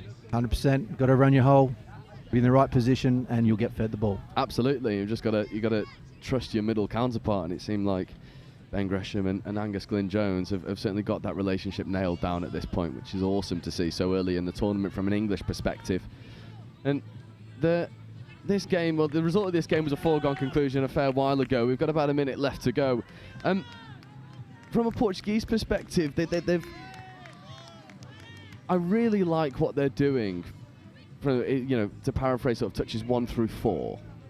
it's that final strike that's just not quite there. And I wonder if, because almost inevitably we're going to get this team back on live stream at some point in this division, as we see Zarb go straight through for another score around the outside edge, taking it to 17. I wonder what it is, and I wonder if Portugal can just fix that final little moments that they need, that momentum. It's so true, mate. It's so true. A lot of that probably is set around as the new pod are coming on. A lot of momentum for tries comes out of the subbing position. So if people are clear on their roles and clear on what they're going to do, if the defence are rolling back, then it's much easier to attack and create that space. But you've got to be clear on what it is as you're coming on the pitch. You can't do it at the 7 and then decide what you're going to do. Yeah, I'd love to see them just go for a two-man setup, quickie play. You know, I really like the look of Gonçalo Pereira. I think for me, he's probably been the pick of the bunch in this Portuguese team. I think if you give him a quickie platform and you give him someone who will operate quite astutely at half for him, he's a weapon that they can use going into the tournament. Oh, absolutely. Good. Great touch IQ, great kind of intuition within that. We just got to get him the space to get over that line. Absolutely we do. But as things stand, England 16-0 over Portugal in this boys 15 side. A commanding victory that England fully deserved in the end. But coming up for you in a moment, we're going to take a very brief break. And then we will be right back with you with the boys 18s action, and that will be Portugal versus Wales at 12:40. Pitch 2 is boys 15, France versus Ireland. On pitch 3, 18 boys, 18 men 20. England at 20 versus France. Boys 18.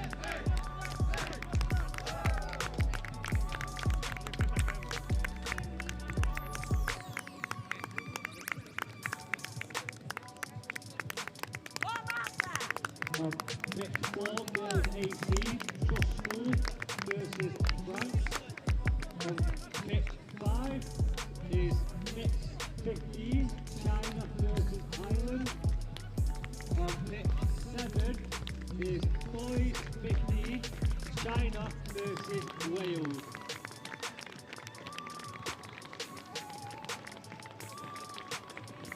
It's about lunchtime as well, so if you want to get yourself something to eat, we've got all the food caterers on site providing you food. Hopefully the mums and dads that we're telling the players and the teams to stay hydrated in the shade, mums and dads. Also follow these rules, try and find somewhere shady. Keep yourself well fed, well topped up on the fluids, and stick some lotion on. Last thing you want to see is some big roof cases around the arena.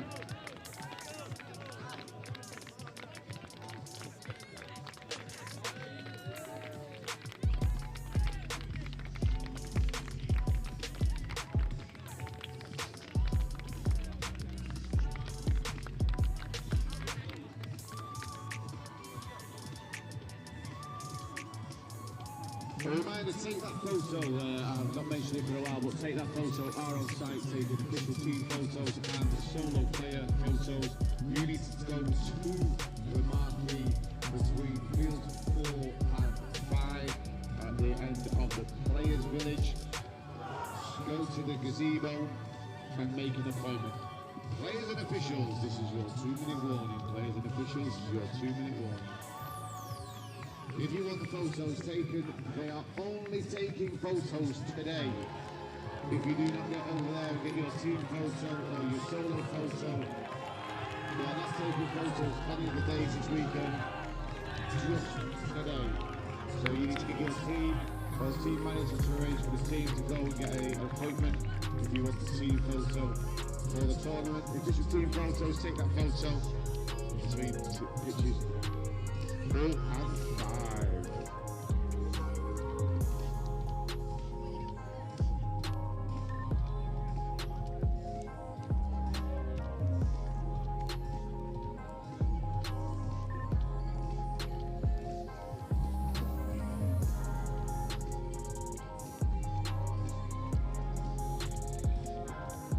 Players and officials, this is your 1-minute warning.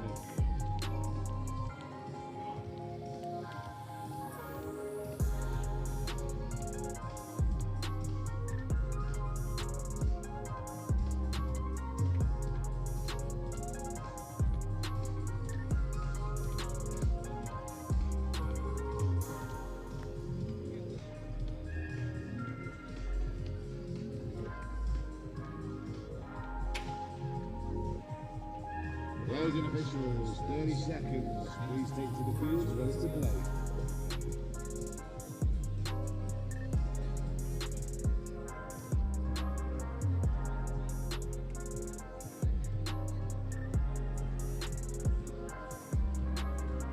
Players and officials, stand by.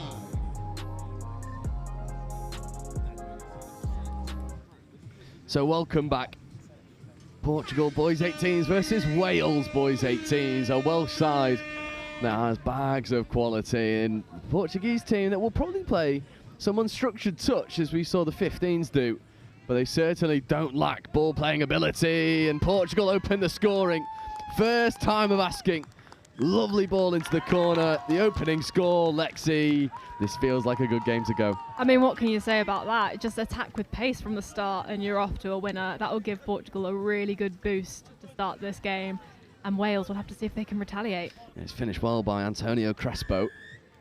He's a namesake footballer. The Argentinian was a pretty decent finisher as well. There's a bobbly roll ball though from Wales. Early turnover, unfortunately.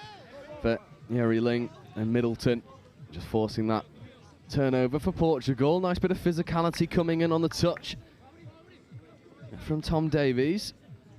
Yeah, that was unfortunate for Wales there. They had a lot of momentum, just carried it the wrong way, unfortunately. But Portugal are hitting this with a lot of pace, and Wales are doing the same in defence there. Oh, the heads-up play is good, and now there's a proper foot race. Does he have the pace to get over? Tom Davies with another defensive intervention. But Francisco Savevas almost doubled the Portuguese lead and probably have caught Wales napping a little bit here. Lovely open side quickie, scooping.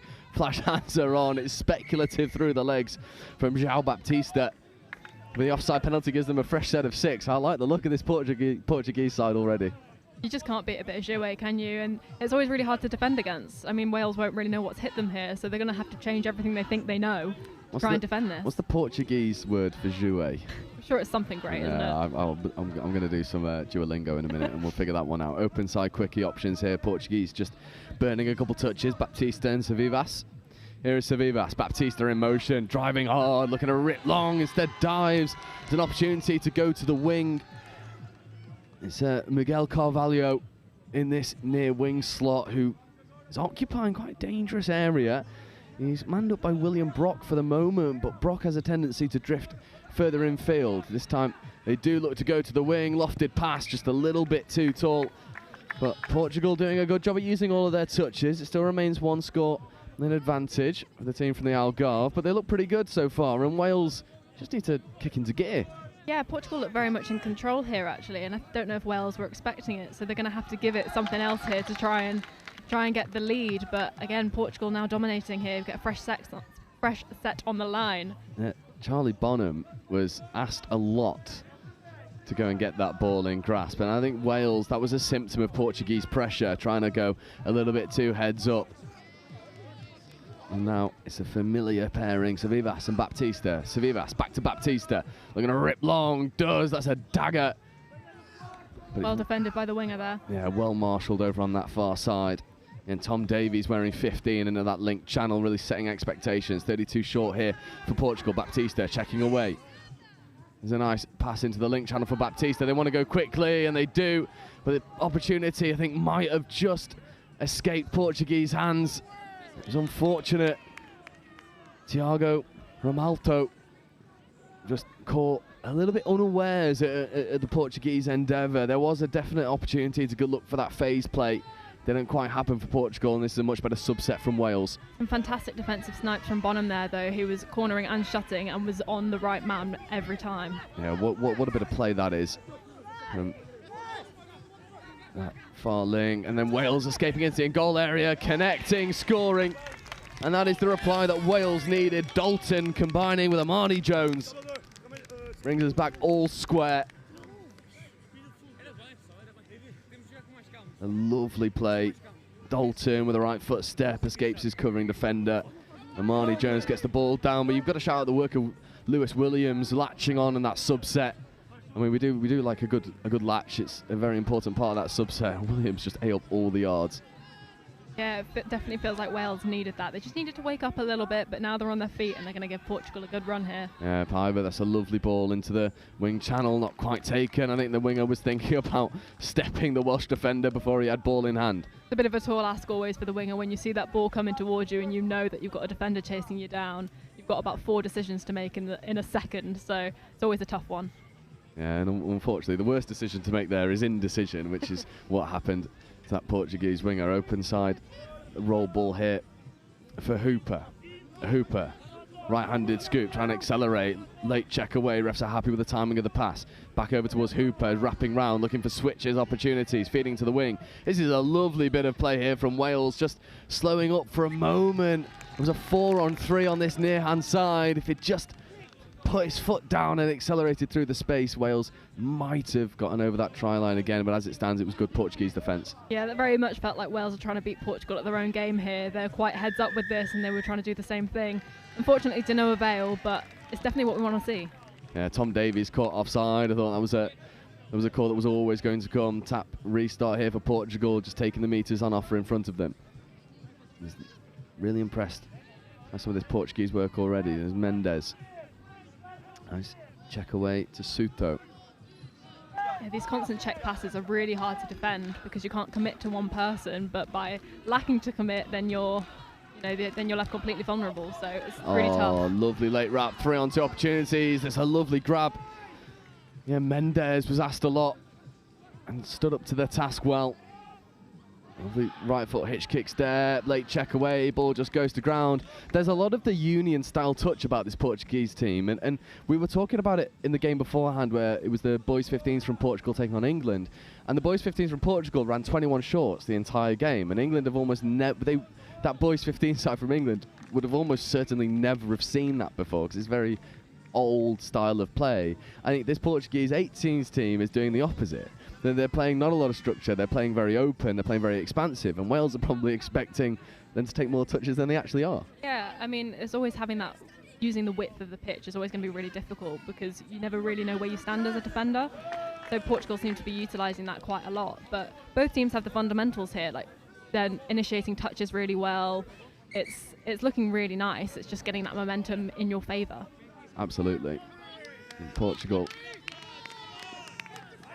as they go through their subset with some level of efficiency. The second touch, not quite over the halfway yet. Fantastic pressure from the Welsh defence here. They're really not letting them make any yards, which you really want to be doing when you sub on, but there's no space for them to move here. No, not at all, but there's a nice late check away. This is 5th touch now. 2-on-1 opportunities. That's 5th.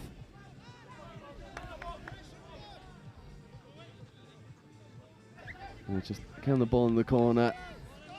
It's a decent end, however, that is a bit of a criminal turnover. We're not a big fan of that one, and we are a very big fan of that actually. And that is a turnover. Very well read from the Welsh player there. He could see there was no half ready to pick up that ball, so he sniped on in there, and now it's a Welsh ball. I think it was the number 2, Jacob Thomas, who just flew out the line. And it's a really good bit of heads-up play. If someone, if a Portuguese player rolls the ball and there's another half within 2 metres, then it's fair game and everything's live. There's no offside line. And if Wales get a score off this, they could be thanking Thomas. However, a blast the referee's whistle brings that one to a grinding halt. I think that was a forward pass or touch and pass given.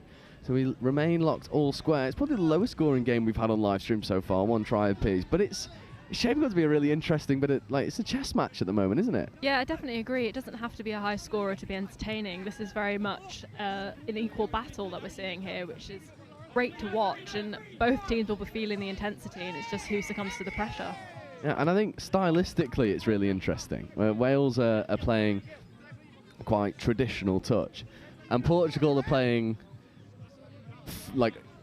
Portugal are playing the game like it's a game. Wales are playing the game with a game plan. Yeah. And at the moment, they're both cancelling each other out, and it's a really interesting, thoroughly interesting watch.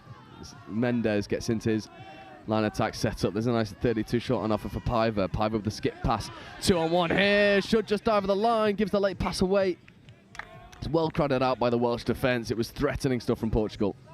Yeah, it's looking really good. And as you were saying, it's so difficult to play a team that has such a different style to yours because you have to change everything you think you know, mentally and physically, and communicate that with your team. And both teams are going to be feeling the frustration from that. Oh, absolutely.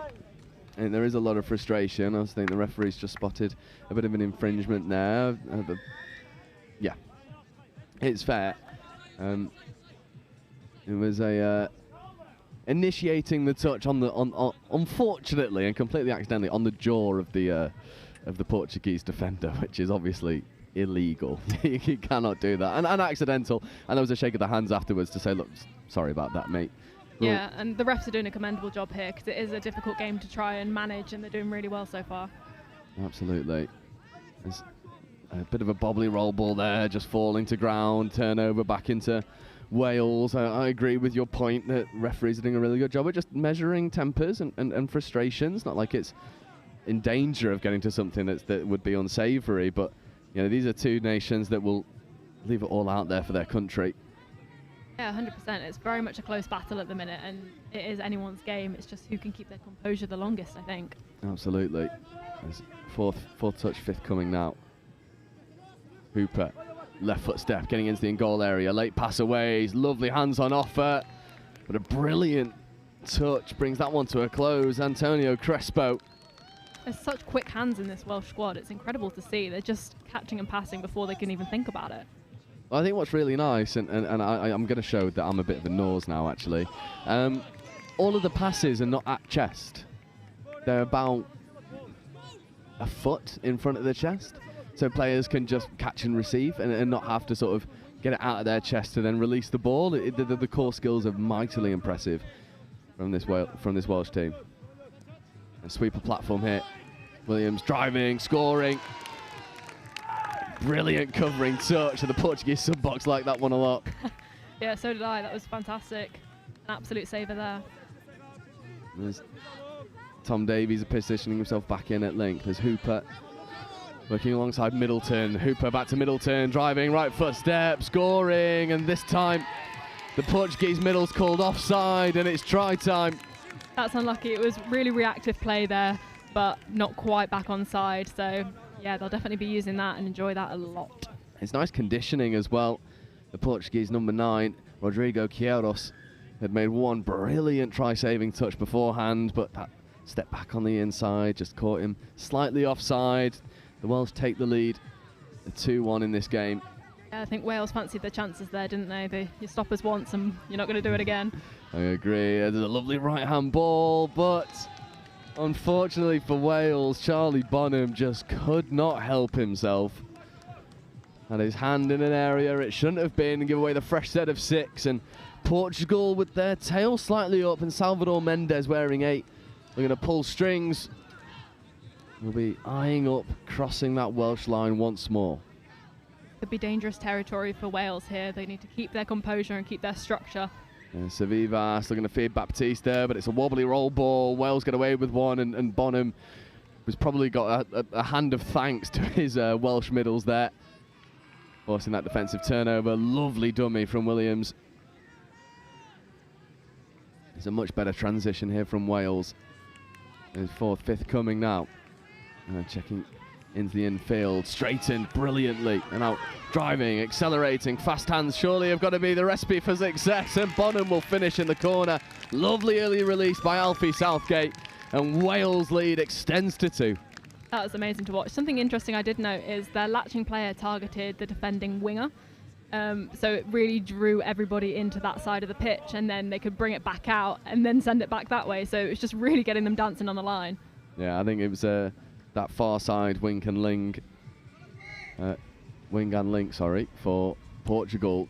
Probably just got caught being a little bit of like a table football going here, there, and everywhere, and then just got their defensive spacing a little bit wrong.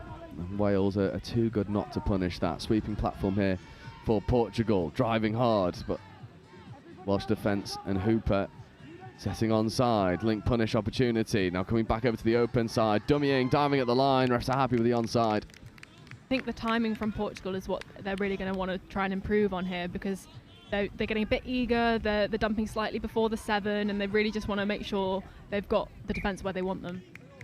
Yeah, I think also I'd really like to see, there was that opportunity earlier on in the half where they wanted to go phase. And I thought that could be a really interesting avenue to find some success, that those phase play options are normally really dangerous. And after that, I've seen a few. Oh, speaking of danger, my word, he's left smoke on the ground behind him. Tom Davies with some of the fastest feet we'll see here on live stream. Unfortunately, this near sideline ref has got something to say, and it's going to be disallowed. I think it's an illegal play of the ball that's been called.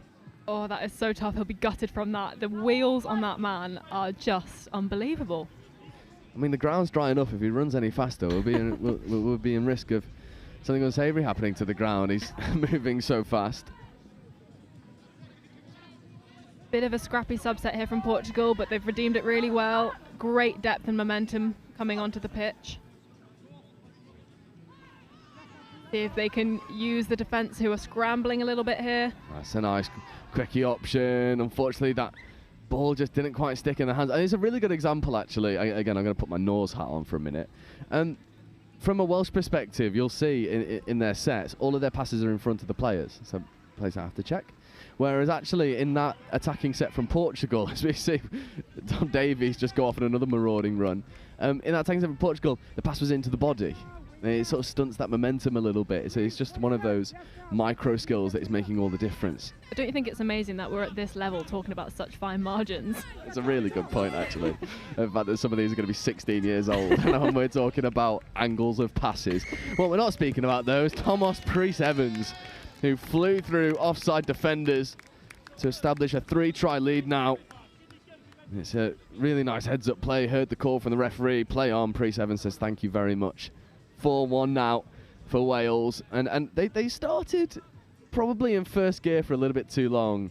And then as soon as that first score went in, they've shifted through the gears. They're playing with a lot more confidence now. Yeah, 100%. It's a weird thing, momentum. I mean, when you start winning, you don't actually want to stop. And I think that's what's happened for Wales here. They're enjoying the feeling of dominating this match. And Portugal are now going to have a bit of a fire to try and get back into it. Absolutely. Oh, lovely option here. Lovely late switch away. This is danger. Again, I would love, and it's so easy being up here, right? It is the easiest job in the world. So if you're watching this back, Portugal, and you think, well, what are you on about? Well, it's because I've got this lovely vantage point. Setups like that, where the player, I believe it was the number 11 for Portugal, Vasco Cardona, tried to just dive over the line. If he takes his time, runs phase there, there's all sorts of problems for Wales, and Wales will be scrambling. And I'd love to see this Portuguese side add that to their repertoire. Yeah, and they're more than capable. I mean, they've got such strong foundations, and they're a really strong touch team. It's just honing in on those small details that will give them the advantage. I could not agree more. And Lewis Williams positioning himself back into that far link channel. Lovely footwork, lovely bouncing. Oh my word, what a defensive touch that was from Vasco Cardona, because if he hadn't have made it, then Jacob Dalton would have single-handedly, he's almost certainly going to be try of the tournament if he goes over there. Lovely late switches now with the wing. Bonham, almost connected with Williams to go back over to the short side. I'm loving the endeavour of Wales on fifth touch. There's no fear in this team, is there? No, absolutely not. And I think that's the joy of playing a team who, that is kind of their structure anyway, of just playing fearlessly and playing what's in front of them. So actually getting to see that come against that in a different capacity is really interesting. Yeah, and it's almost like Wales have taken a leaf out of the Portuguese book and said, well, you scored a scorcher in your opener just by playing a bit of heads up. We'll do a little bit of that ourselves. Yeah, that's something I've really enjoyed with watching these matches so far, is the players are learning from the rest of the players on their team, but also the other teams, and seeing what they're doing and implementing it really, really quickly. For a junior tournament, they're so quick at implementing things they've seen previously in the game. Yeah, well, I think a really good example of that was the screens that we saw get run earlier on from Scotland. Actually, I've seen, as I was walking around on my break, I've seen teams practicing screens, and I think, yeah, how good. I mean, I love it. I think it's a wonderful thing. It really encapsulates what this tournament is really all about. So you see Priest-Evans just have to work hard to get that ball off the floor. I think it's going to be given foot in the ruck penalty. Is indeed. Danger sides. He's got Iari Link wearing 5 in this link channel. There's Priest-Evans.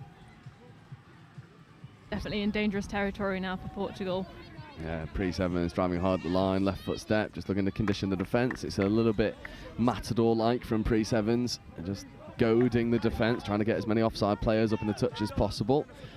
Working alongside Ollie Elias. Here is Elias. Opens side quickly for Elias, right foot step, dummying, escaping into the in-goal area for a moment. Looking for a really good defensive touch from Tom Arbois. I mean, from an objective point of view, the Portuguese side have such a physical presence. Like, you look at that on the defensive line and you're already panicking. Oh, Pre-7's on the out, Ling, one more pass has to go, lovely finish. Finished in the corner by William Brock, but that is a team score through and through. What a lovely bit of variation.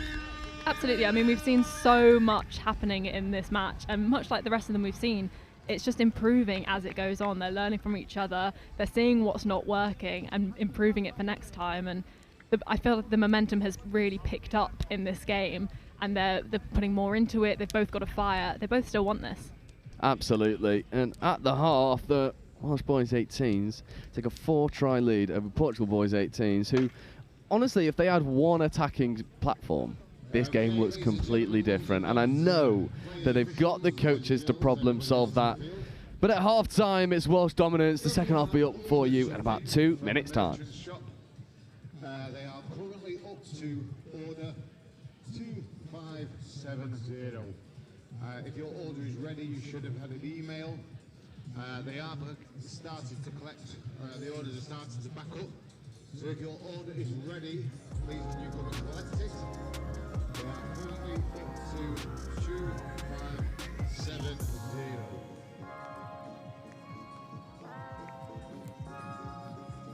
So that's the important thing right now. If you have an order over in the merchant shop, please come in, make your way over, collect your items. They're up to 2570. The table is full of pre-ordered stuff, so if you've ordered something, please go and collect it. You will need your email to get your items.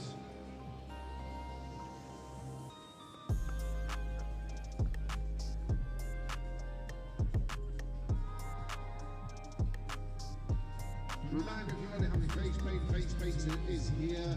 We have fresh drinks in the shop. If you want to get yourself something to drink, we've got the ice creams. We've got mac and cheese on fries, we've got Sammy's, we've got Big Melts. All your food is being taken care of, all your variations if you have any gluten-free.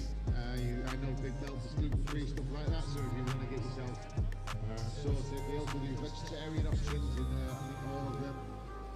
So if you want to go over and see them, get yourself something to eat.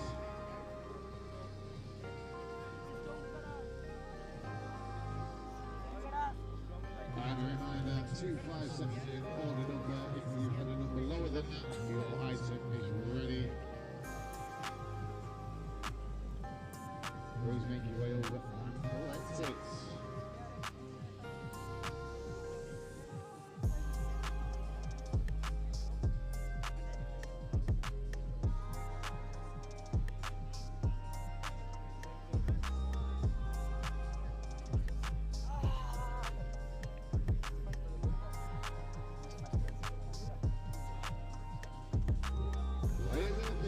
This is your 2-minute warning.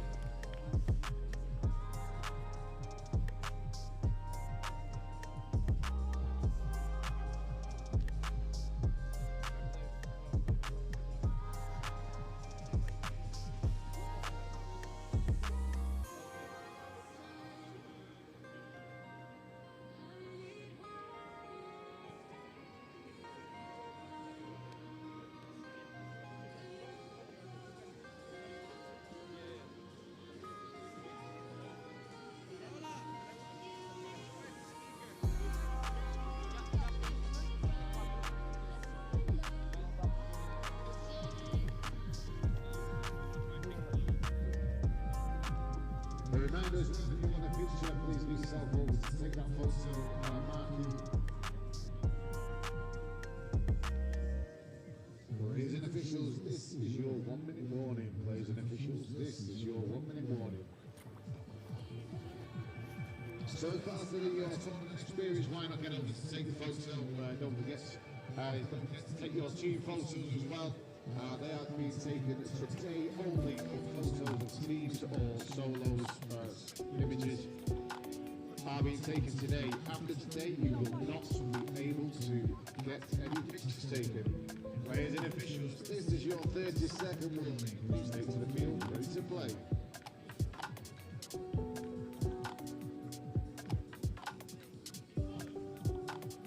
And the marquee will take that photo in between pitch 4 and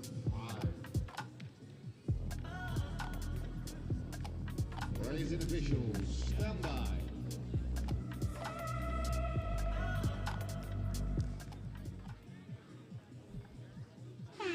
And so here we go, second half underway.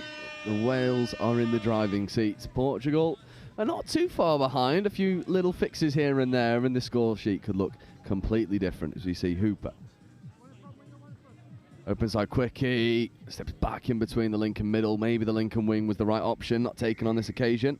But Hooper and Middleton, wise enough to make some good reads.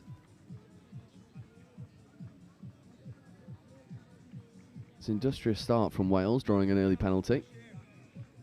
Be looking for as much of momentum as they can gain and keep and carry over from the first half here. They don't want to be slowing this down at all. Nice sweeper platform here for Davies. Davies the left foot step, accelerates to the line. A brilliant diving touch denies Davies an opportunity. We get another score on the board for Wales. There's Middleton. Hooper steadying the ship. Hooper feeds back to Middleton. Middleton with the right foot step. Lovely engaged, lovely hole. That is absolute money. Sam Phillips with a finish. But Zach Middleton with a little bit of footwork that does the Portuguese defenders all ends up. Well, Phillips just put himself in the perfect position there. He had oodles of space. He was calling for it. He was ready for it. Yeah, that was textbook stuff. Yeah, and you know, the work from Middleton was exquisite, but you know, it's really easy for Sam Phillips to overrun that line and not have the momentum to carry himself through the hole. It was really nice sort of tempering of his running line, and he timed it to perfection. It's not the start that Portugal would have wanted. They were going to get on the scoreboard early. Lovely variation off the sweeper. This could be dangerous. If there's one person you don't want to try and run around the outside of, it's Lewis Williams, who is probably up there for one of the fastest people of the tournament from what I've seen so far. Yeah, high praise indeed. Definitely looking threatening in this game. And Portugal going edge to edge very effectively. Late blind wrap almost connecting. There's a little smile between the two Portuguese players and an exchange of hands as well. And Salvador Mendes was looking to wrap around Mikhaili Karapete. Not quite happening on that occasion though. Lovely hands on offer, good touch coming in, potentially off the mark. Referees are happy to let that one go. Amani Jones flies through the roll ball as well, followed in suit by Southgate. An incredibly strong subset from Wales here. They came on with such momentum that they can now just slow it down, set up the next play and hopefully catch Portugal off guard. It's so valuable to have that extra touch ready to go. There's a lovely bit of work here as well from Ollie Elias, just steadying the ship, getting this attacking platform right. And it's Priest Evans with a lovely bit of skill. Lovely hitch kick step as well, trying to throw the late blind switch, but that is fifth. I think they thought that they were on last already. It's Priest Evans. They're going to rip long, does connect with a wing. Bonham finishes, and the referee's happy that that one was flat out the hands. No, they're not. It did look mightily forward in the end. But the wind is blowing in that direction. I wonder if the referees would have been happy. But Priest Evans was diving into his box of tricks in that line attack set. Yeah, it definitely felt like a mirror to what we'd just seen from Portugal try and do up there with the switches, and they're definitely trying to play them on their own game here, and it is working. Well, I mean, we sort of had this discussion at half-time in one of the games over on pitch 2, where one of the things that I love about junior tournaments is they play the sport. Well, this is a game, and it's meant to be played with a lot of fun. You're meant to try things, you're meant to enjoy your time. And Portugal are doing exactly that, but trying to play really jouer. And I really like the look of Thomas Priest Evans because he's also having fun with it. But there's accuracy to it as well, and that blend is just horrible to play against. Yeah, it's absolutely wicked. When you partner that with structured play and a lot of speed, you just don't know what's coming next when you face them. So, yeah, it's really tough to play against. It's a lovely bit of line speed. That ball was played away. It's good defensive work again, Iari Ling.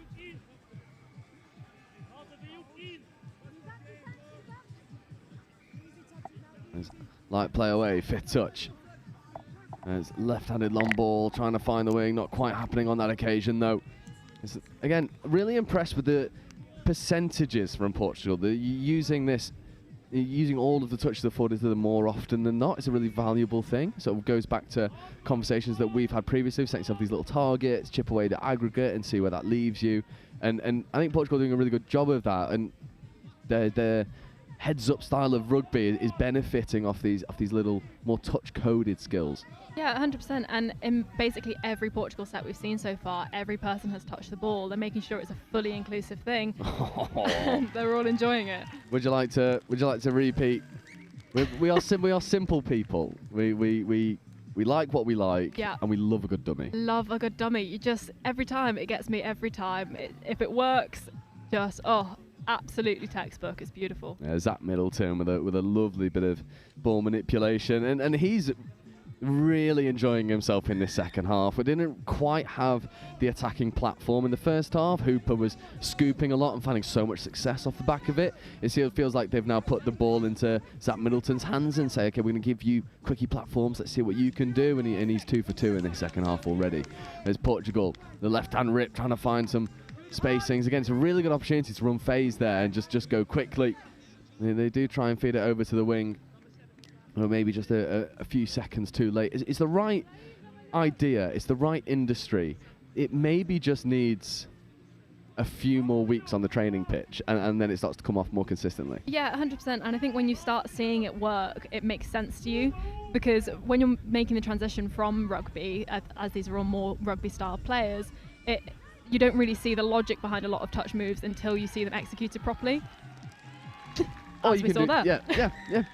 And then Wales just take a leaf out the Portuguese book and say, okay, we're not going to take a touch on third, and we're just going to play around single shooters and find scoring opportunities. Again, it's lovely play. And Priest Evans feeding over Alfie Southgate. I think Wales are really finding their feet here. There's always a level of uncertainty in the first half when you're not sure what you're going to be facing. And so you're finding your feet, you're trying to work out the best tactic to beat them. And it's looking really good here. I'm trying to spy who the coaches are in this boys 18s team for Wales, because they have done a remarkable job in the half-time team talk. Whatever they said has certainly rung true in this second half, finding a lot of success, dominating in areas in which they weren't in the first half. They were allowing Portugal probably too many opportunities and too much uncontested ball. Yeah, I mean, their defensive moves are fantastic. They're moving as a pack here to shut off any options that Portugal might have. It's a really good example of exactly what you were saying. Zach Middleton was beaten, and it was a very good step to do that. Was just beaten, and then Hooper's there to back him up. The middle staying connected is it's an invaluable thing. It's worth its weight in gold. Here is Hooper. Nice checking over. And Sam Phillips. Bonham. Hooper again, great foot speed, beats one, slips back against the grain, beats two, gets the roll ball down, doesn't try and do too much. And then Lewis Williams trying to skate his way through a blind alley, not quite happening, the door shut in his face. And still one touch left in the chamber. There is Williams. Link punish here for Williams. Yeah, this feels like try time if he didn't lose the ball over the line, but he'll get the penalty. He'll get a fresh set of 6 and another crack. That felt like an ominous attacking set, and maybe an opportunity for Portugal to take some learning from Wales and think, okay, you're going to threaten our outside edges. We need to adapt accordingly. Yeah, you couldn't help but feel that whichever direction Wales took that play, they were probably going to be in a good opportunity to score, as they have done here. But as you were saying earlier, the momentum in the subset was fantastic. He wasn't trying to do too much with the dump there. It was very much setting them up and putting a good platform ready to score.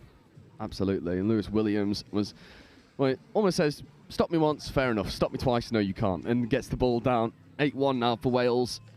11 minutes left to go. 9 gone in this second half. The scoring is certainly extended for Wales. Portugal have found it a little bit tricky to create this momentum. But again, they get to the 7 very effectively. It's this work on the 7-metre line that I think they could, just tune it up ever so slightly, increase the pressure. However, that's a lovely score.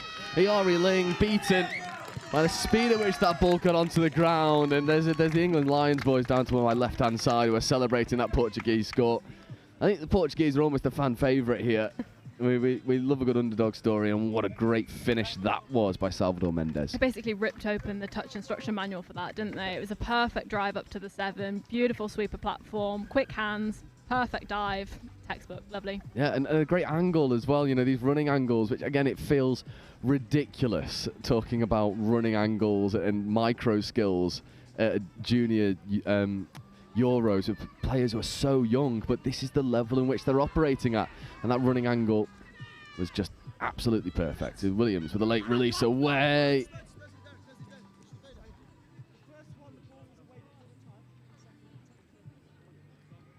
To be given third touch. That's a massive call from Vasco Cardona, who really wanted to make his point that he'd made that touch. Hooper working with Middleton. This time checking open side to Tom Davies. Tom Davies on the link punish. Hooper feeding over towards Middleton. Middleton with a level right first step. Getting the ball down, if not for a phenomenal defensive touch that comes in at the last opportunity from Francisco Sevivas. Hooper, late check away from Middleton.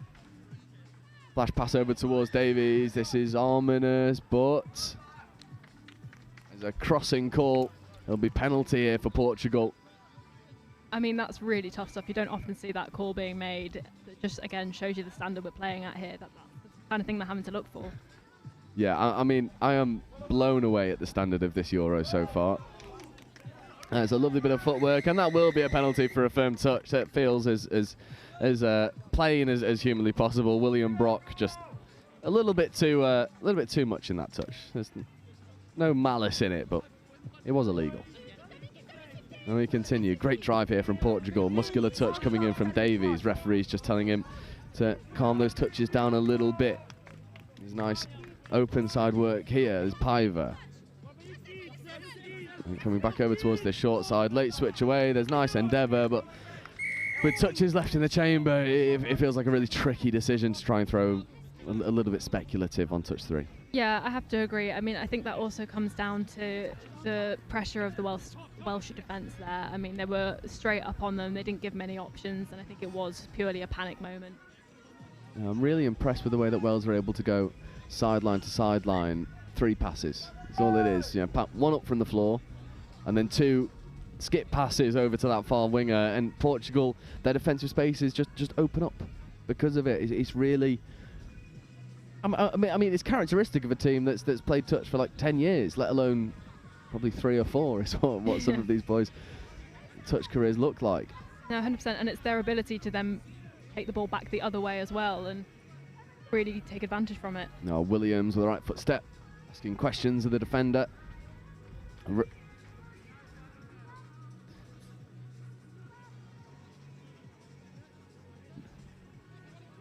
Open side quickie, was picking up back against the grain, feeding, not quite taken. There was a hand of an apology, but to be fair, it was quite a tricky one to take so close to the line in front of a Portuguese defender. Great pressure in defence there. They had 3 there, so they're doing their wave defence on the subset.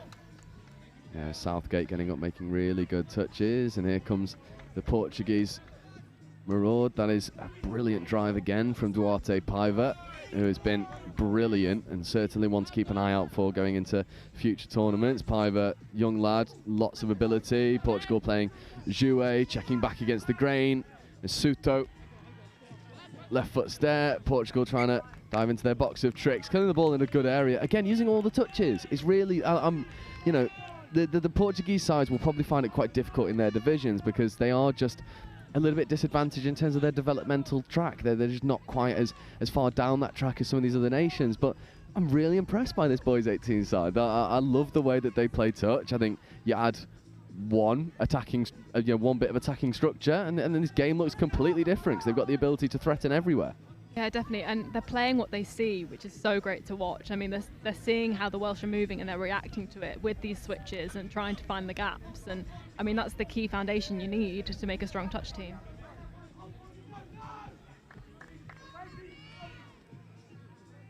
There's really good core skills at the roll ball as well. A little bit too deep. There's a nice running forward. However, I think that one was just on the back of the head.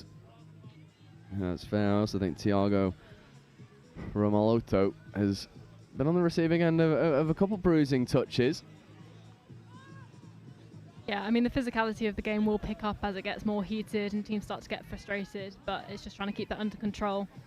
I think what's really nice as well, actually, is the physicality of this game has been tempered really well by the referees. You know, we don't have a game without the referees. I think they've done a superb job so far. There's a lovely check back on the inside. Ari Ling was trying to make inroads through that Portuguese defence again.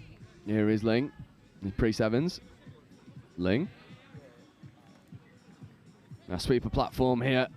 The Ari Ling instead looking to rip into that link channel. It was well taken by Jacob Thomas, but not a lot of space for him to work within. Portugal get going in their subset once more.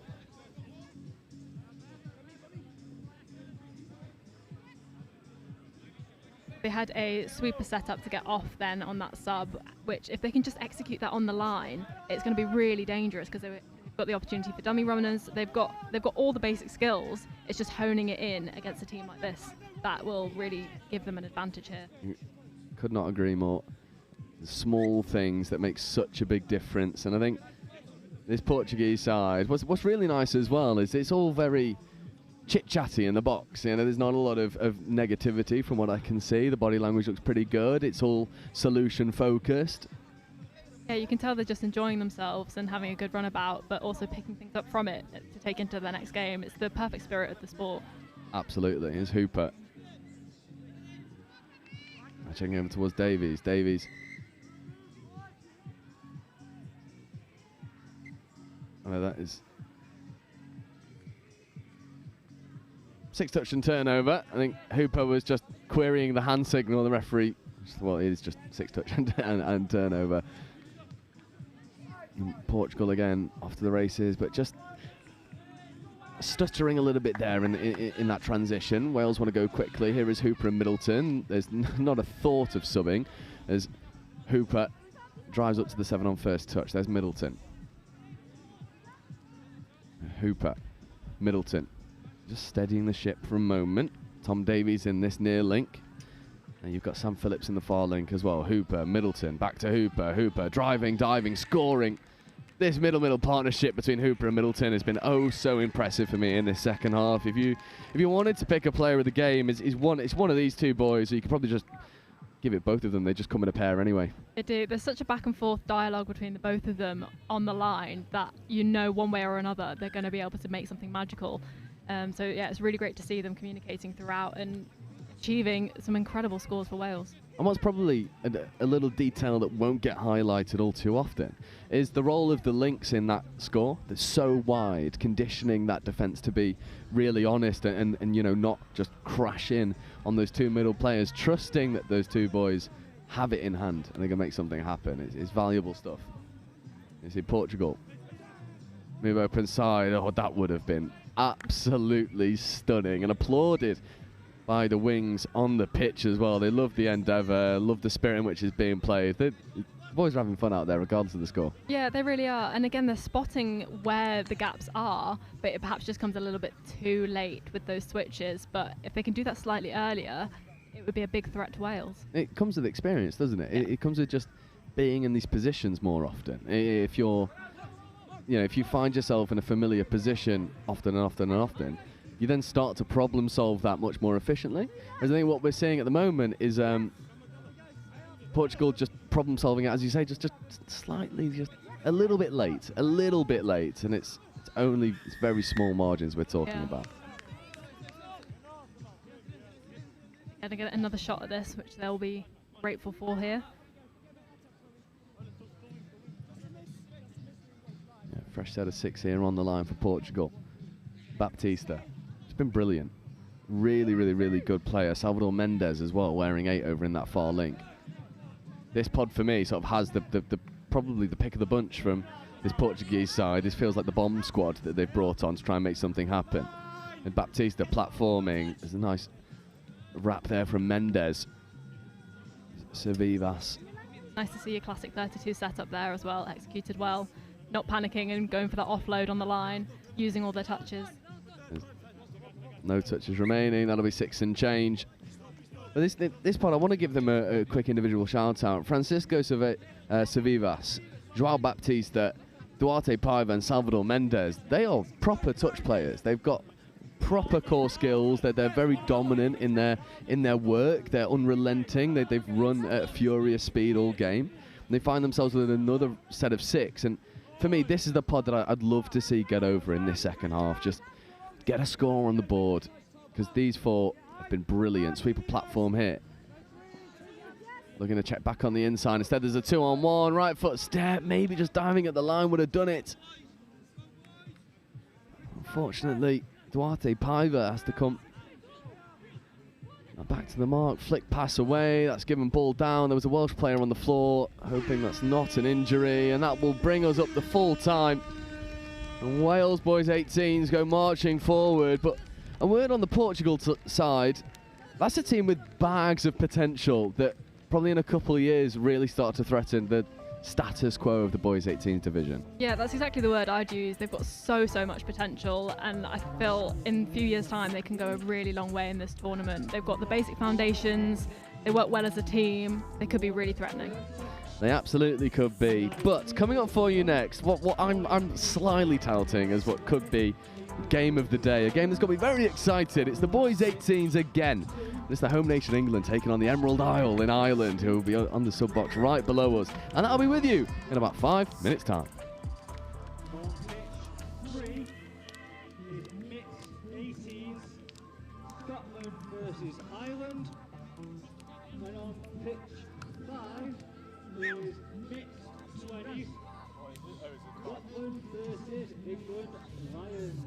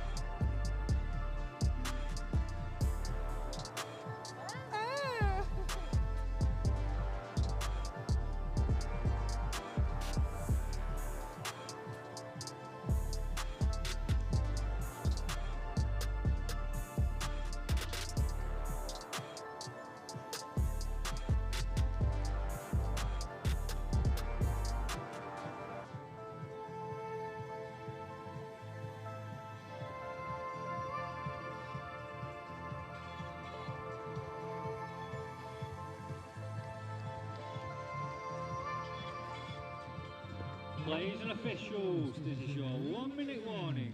1 minute.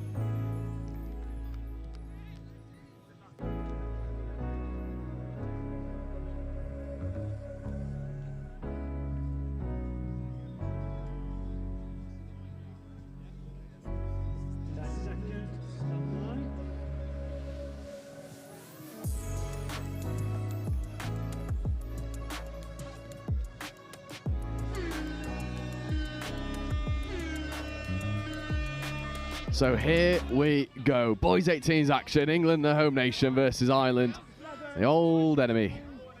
Theo Oxford. Charlie Samble operating in that far link channel. There is Samble feeding away. Lovely long rip. An easy finish in the end. Stan Wilkinson with an absolute pearl of a ball into Thomas Courts. Stan out of Manchester Foxes. A wonderful player, stamping his authority on this game for the first time of asking. Yeah, I mean, Wilkinson made that pass look so easy, but it goes without saying it's definitely not. It was just seeing the options and an absolute pill out to the wing. It was amazing. Yeah, certainly. Pill is the right way to describe it. Ireland, though, with ball in hand, will be looking at get rid of that advantage for England almost instantly. There's Gorman. Morahan. However, illegal play the ball. Turnover. And there's a big emphasis on just going forwards first. Really good first touch. There's Dylan Sharp. Driving hard. And Bingley comes in at acting half. Direct set here from England. George Norton. Checking away to Xavier Conahan. A sweeper platform here for Sharp. There is Sharp driving, looking to rip long, does. Inside ball is good. And George Norton finishes. Loving these attacking sets from England. They're taking the opportunities when they're offered to them. They are clinical. Lovely ball from Dylan Sharp. Tap back play from Waugh. Easy finish in the end for Norton. I mean, how good. I mean, it all came down to the timing on that one, didn't it? Just no panic, immediate snap back in. Really, really lovely to see. And they're definitely going to want to keep this momentum up throughout the game. They absolutely are. This boys 18 side is littered with proper talent. This is a side that probably could have done a job at the Open European Championships a few weeks ago in Vichy. And I'm sure that will be the aim for a lot of these boys moving forward. Looking to go through the ranks, get into some open squads. There's certainly the talent in this side to do it, but there's also the talent from an Irish perspective. There's Purser, platforming, 32 short here. And unfortunately, Alex Birrell, not a lot of space to work with for him. It's Purser to Birrell. Purser back to Birrell, and stepping back against the grain, late pass away to Purser, but stubborn defensive work from Q Tyra. Birrell has done really well to hold on to that ball in that situation because it would have been easy to panic and offload, and it really wasn't necessary. And they've rewarded for it there. Absolutely, getting their reward for the good hands, bringing it back to a one-try game. And it's a lovely out ball there from Birrell, and it was Sam Walsh, again, running with the ball in two hands, getting on the outside of Liam Lawton, fixing defenders, going and executing. 2-1. It's Oxford. Wilkinson. Sharp. Oh, this pod's just gotten more terrifying with Dylan Sharp added to it. There's Stan Wilkinson just taking the settler. Oxford. Sharp. Oxford, left foot step, looking to dive hard at the line. Referees are happy with that. Great defensive touch coming in from Alfie Willis.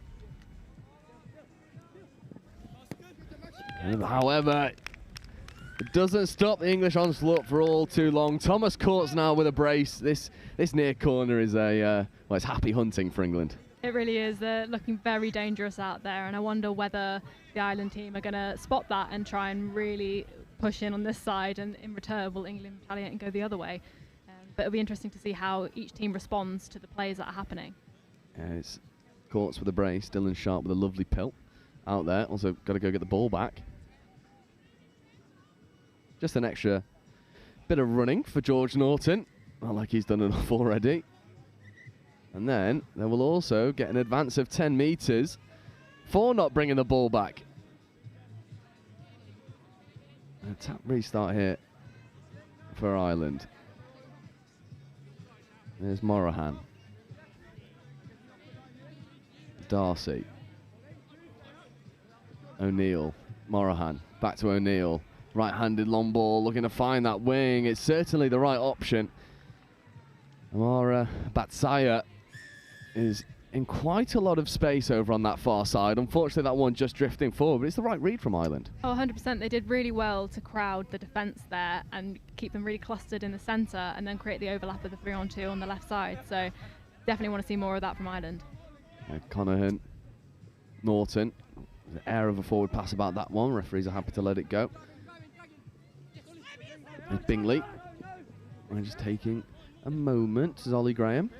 There's Bingley. There's Graham picking against the grain. Ripping a flat pass into the link channel. Norton has a bit of work to do. Conahan to Norton. That's 6 and change just when England started to get going. Running out of touches to use. Yeah, but something that is really impressing me about this England side is their recovery. If something doesn't work, they'll reassess with no questions asked really and go straight into the next play, which is going to be such an advantage for them because they're just going to keep catching the Ireland side off guard. Absolutely. I wonder if there's... I assume there's not even a temptation to sub at this stage from this pod. They'll be backing themselves to get over. There's Conahan and Norton. Dangerous middle pairing. There is Xavier Conahan feeding to George Norton. Ball on the floor for a little bit too long. Ireland gets set in defence. Bingley in this near side link not being used at the moment. There is Conahan. We're going to feed that late wrap away. Referees are happy. Dom Short, the on-field ref, just taking a look at the Irish defence. Sideline ref gives him the thumbs up, ready to go. Conahan, Norton, sweeping platform here. No touch made. Really wise movement of the ball from Xavier Conahan. Norton. Really nice stuff here from England, looking to get on this link punish. There's exactly that. Xavier Conahan.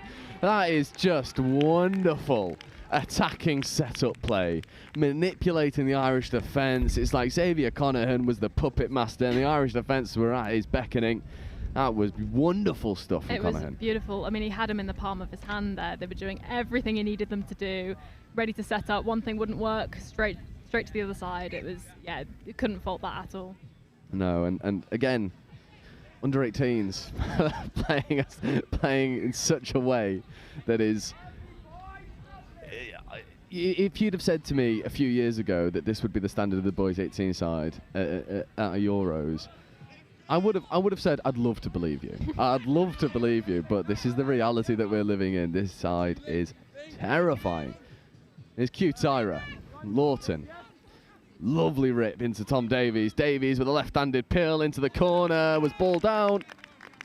The great covering touch by Amariah Batzaya.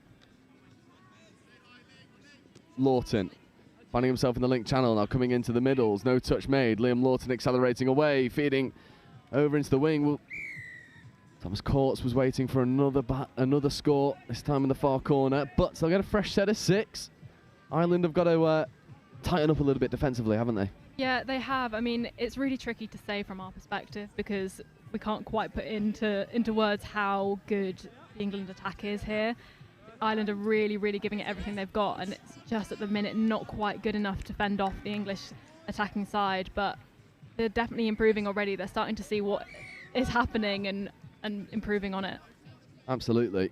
I think what's really interesting as well is the current attacking structures from England are sporadic, to say the least. There's not, they're not only using sweepers, not only using quickies. They're using a little bit of everything, and it's leaving Ireland guessing as Liam Lawson throws the extra pass. Easy finish in the corner, and that is Gabe Martin with the finish.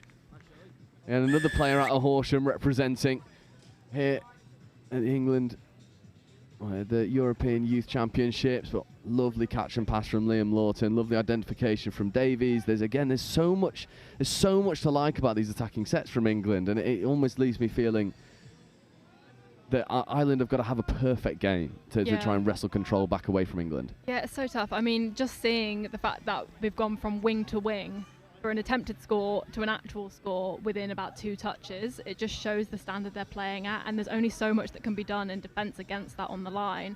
But yeah, as you say, Ireland are really going to have to bring out their best touch to compete here. Yeah, and they're currently having to go down this wing channel. That's 5th touch. It's losing track of the touch count. There's Gorman. I think they're just saying, kill the ball over in that far corner, make England go full length. England waste no time with the turnover. And look at the way that they reset the depth. What a wonderful bit of play that is.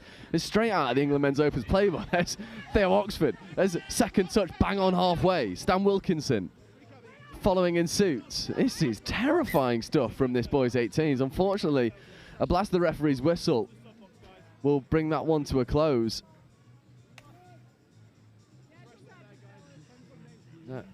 Fresh set here. And this team is just absolutely phenomenal. You see Conahan on the out ball, 32 long, ripping long, finding Warp. What a take that is. Oh my word, Thomas Courts with an unreal catch and finish. This replay is going to be diabolical to see. Genuinely, what can you do about that? That's horrible. Yeah. That is absolutely horrible. There's nothing I could say that can even remotely live up to what's just happened. That was absolutely fantastic. Yeah, we had a little bit of everything. We had some singing, some chanting, some dancing in the sub box, and some magic on the pitch. 10 minutes into this game, this is absolutely flown by, and England have already got 6. Here's Purser. And Ireland's just losing that ball. Louis Chambers trying to make something happen. Unable to do so on this occasion. Q Tyra, cannonball, dump. Thomas Davies, late release away to Dylan Sharp. Dylan Sharp finding the hands to Liam Lawton. Liam Lawton throws the dummy, then feeds the man on the outside, just taking a settler. Early roll ball here for William Wart. Lawton gets in an acting half. Dylan Sharp staying on the field, feeding away towards Oxford. Lawton and Sharp playing together now in the midfield. Oxford, though, still with the ball, looking to get on this link punish. Does exactly that. Oxford diving at the line. Oxford potentially scoring. And the blast of the referee's whistle denies Oxford the score, but he will get a fresh set of 6. The turnover speed is furious. It really is. I mean, that was an incredible chase from Ireland there, but they didn't have time to even remotely recover from that because England is straight back into it. Sharp, Lawton, Oxford in motion. There is Oxford, right foot step, diving at the line. Purser with a really good touch. You've got Eli Bingley over on that far link as well, not being used as of yet, but lingering in a dangerous area. Lawton on the sweeper play. Step back option is available. Lawton instead just shovels it long. It's well taken, well finished. As Gabe Martin. And that's 7. Ball skills are fantastic, but I mean, credit to the Irish defence there. England are having to look out wide to their wingers to score because Ireland are shutting down their middle channels, which they really need to be looking to do. So they shouldn't take too much of a hit from the fact that England are scoring very much on the wing a lot of the time. No, it's the one area of the pitch, it sounds counterintuitive, but you're kind of happy that scores are going in on the wing. Yeah. If scores going in middle, then you're worried and there's something quite wrong. Whereas if you're restricting England to go to the wing, you are just restricting them to the hardest possible option. England are just executing, and there is no shame in that, especially when Ireland look to go and finish on the wing themselves. Unfortunately, though, Max Corbett couldn't get the ball down before Gabe Martin flew across to make a good defensive touch. Again, Gabe Martin, absolutely rapid. Covers the ground so effectively. And Ireland has 6 and change. Again, look at the way England reset the depth.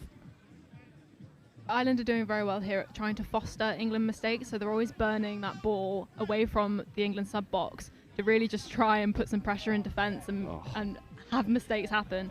That's a lovely step. And Ireland probably fall on the fortunate side of the referee's whistle there, but they will take what they can. It's already been rolled, but we go again. England's put on the defensive pressure. Ireland will be looking to get their second score on the board. 6 minutes left to go in this half. Feels like an important moment here. Lovely bit of acceleration. Great dummy as well. There's not a lot of support there, though. Finn Maguire. Looks like a bright spark in this team. Finds himself in the link channel. There's Willis. Opens so quickly here. Riley Willis. Lovely left-handed long ball. Not a lot of space over there to work with. Patrick Carey was trying to get the wing tap back. There's tap penalty here for Ireland. There's Maguire. Alfie Willis. Quickie play here for Maguire, trying to dive at the line, but England getting off that try line to make good touches. I think Ireland will be looking to do something a bit unpredictable here. I mean, they've tried out to the wing a couple of times. It's not quite working for them. So a change of play might benefit them here. Agreed. 32 short. Link has gone early. You can hear the calls from the referees. There's your second penalty in the set. One more penalty and someone will go to the bin for the rest of the Irish possession. 32 short here again. Lovely drive. That might be try time. think Dom Shaw looks like he's relatively happy. I think the sideline ref probably looked to agree. Touch given. Really felt like Dom Shaw was going to give that score there. All the hand signals look pretty good. But Ireland keep knocking on the door anyway. Looking a rip long, lovely dummy and dive. That one is the score. And that is beautiful stuff. Yeah, that was an unbelievable read of defence there. They saw that the link was sniping up and immediately went the other way to avoid any kind of interception. Beautiful. Yeah, Maguire is bright spark in this team. What a dummy that was. Almost took our cameramen for a walk as well. And dives over, fixes the English defence. It's the Irish getting over again for their second score. Five try game now. Here's Oxford, Samble, Lawton. Driving, stepping, Lawton feeding, Oxford. Right place, right time. I mean, it was so fast, couldn't really say anything else. What a wonderful bit of play this is.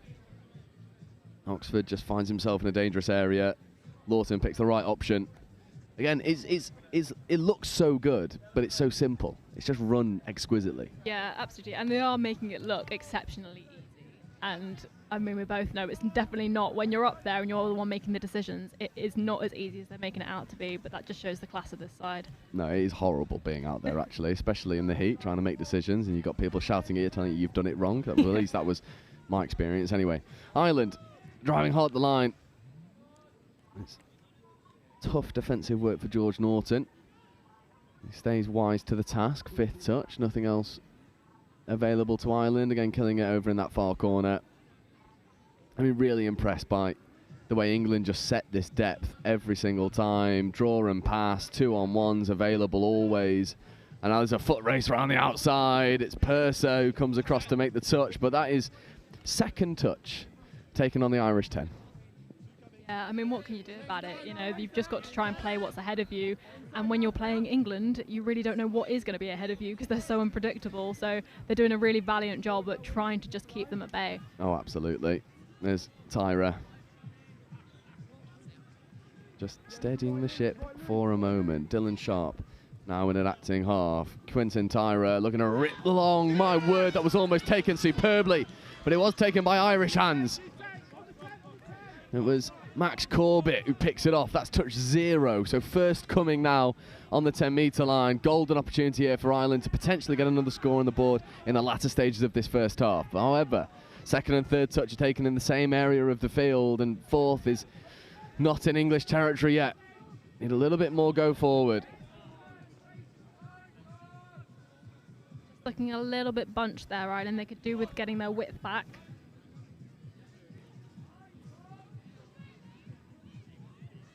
Fifth now.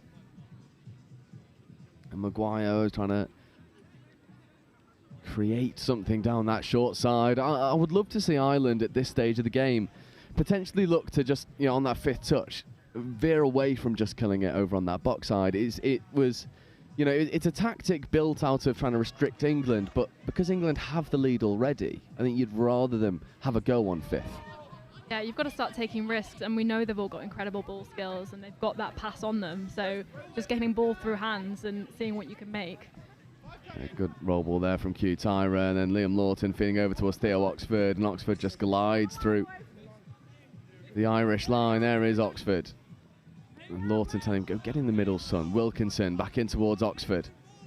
Oxford back to Stan Wilkinson. Stan Wilkinson with the open side quickie. Oxford picking against the grain, dummying, getting into the in-goal area, connecting with Stan Wilkinson. This combination, I feel, could be one of the more dangerous ones out of any team that we have here at the Youth Euro. Stan Wilkinson, Theo Oxford, and Liam Lawton and Charlie Samble. I mean, that is a terrifying prospect. They're just looking absolutely unstoppable. I mean, you stop them in one direction and they'll just go the other. There's really so little that Ireland can do to try and stop these guys. Yeah, they are just... what I really find impressive about this team is the way that they manipulate the ball but stay so connected. And you see some teams, you know, give that ball away and you know, look for these late checks, but then they're not realigning, they're not viable options, whereas England are really pushing and pulling Ireland around, but still having 5 viable options off the ball. And that is a really tricky thing. Yeah, 100%. It's very easy to look scrappy in this kind of a situation, and they just don't have that at all. They look so in control the whole time, and it's just not wavered at all in this entire half. I completely agree, and coaches Josh Henderson, Adam Brimlow and Carly Brimlow will be extremely happy with their boys 18's performance. Half time here. England 9, Ireland 2.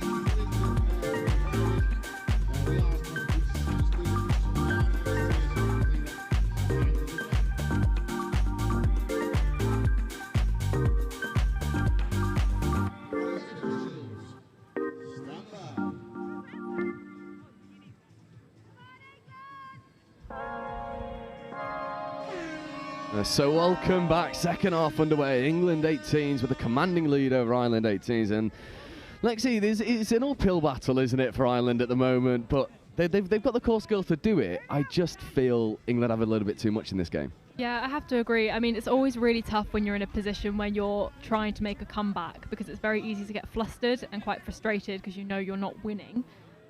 But they do have the foundations. They just need to strip it back to what they know and beat England at their own game, really.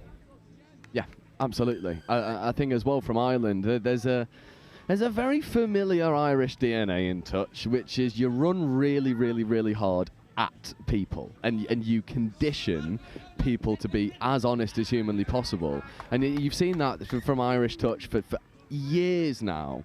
And I think what I'd really love to see from this boys 18s is a bit more go forward, be a little bit more punchy in your carries, and to see where the referees are happy with from a physicality perspective, and sort of capitalise off the back of it. Again, micro targets, little things. This attacking set here could come to fruition for Ireland, and they would really need it in the state that they find themselves in, especially considering how the rest of the game might be going. That was a lovely bit of endeavour, slapped down by the far wing. They're very well defended there, but they're going to love being able to set this up again from the start. Late pass away, just finding the floor. So turnover, in fact, I think it's going to be given a touch and pass.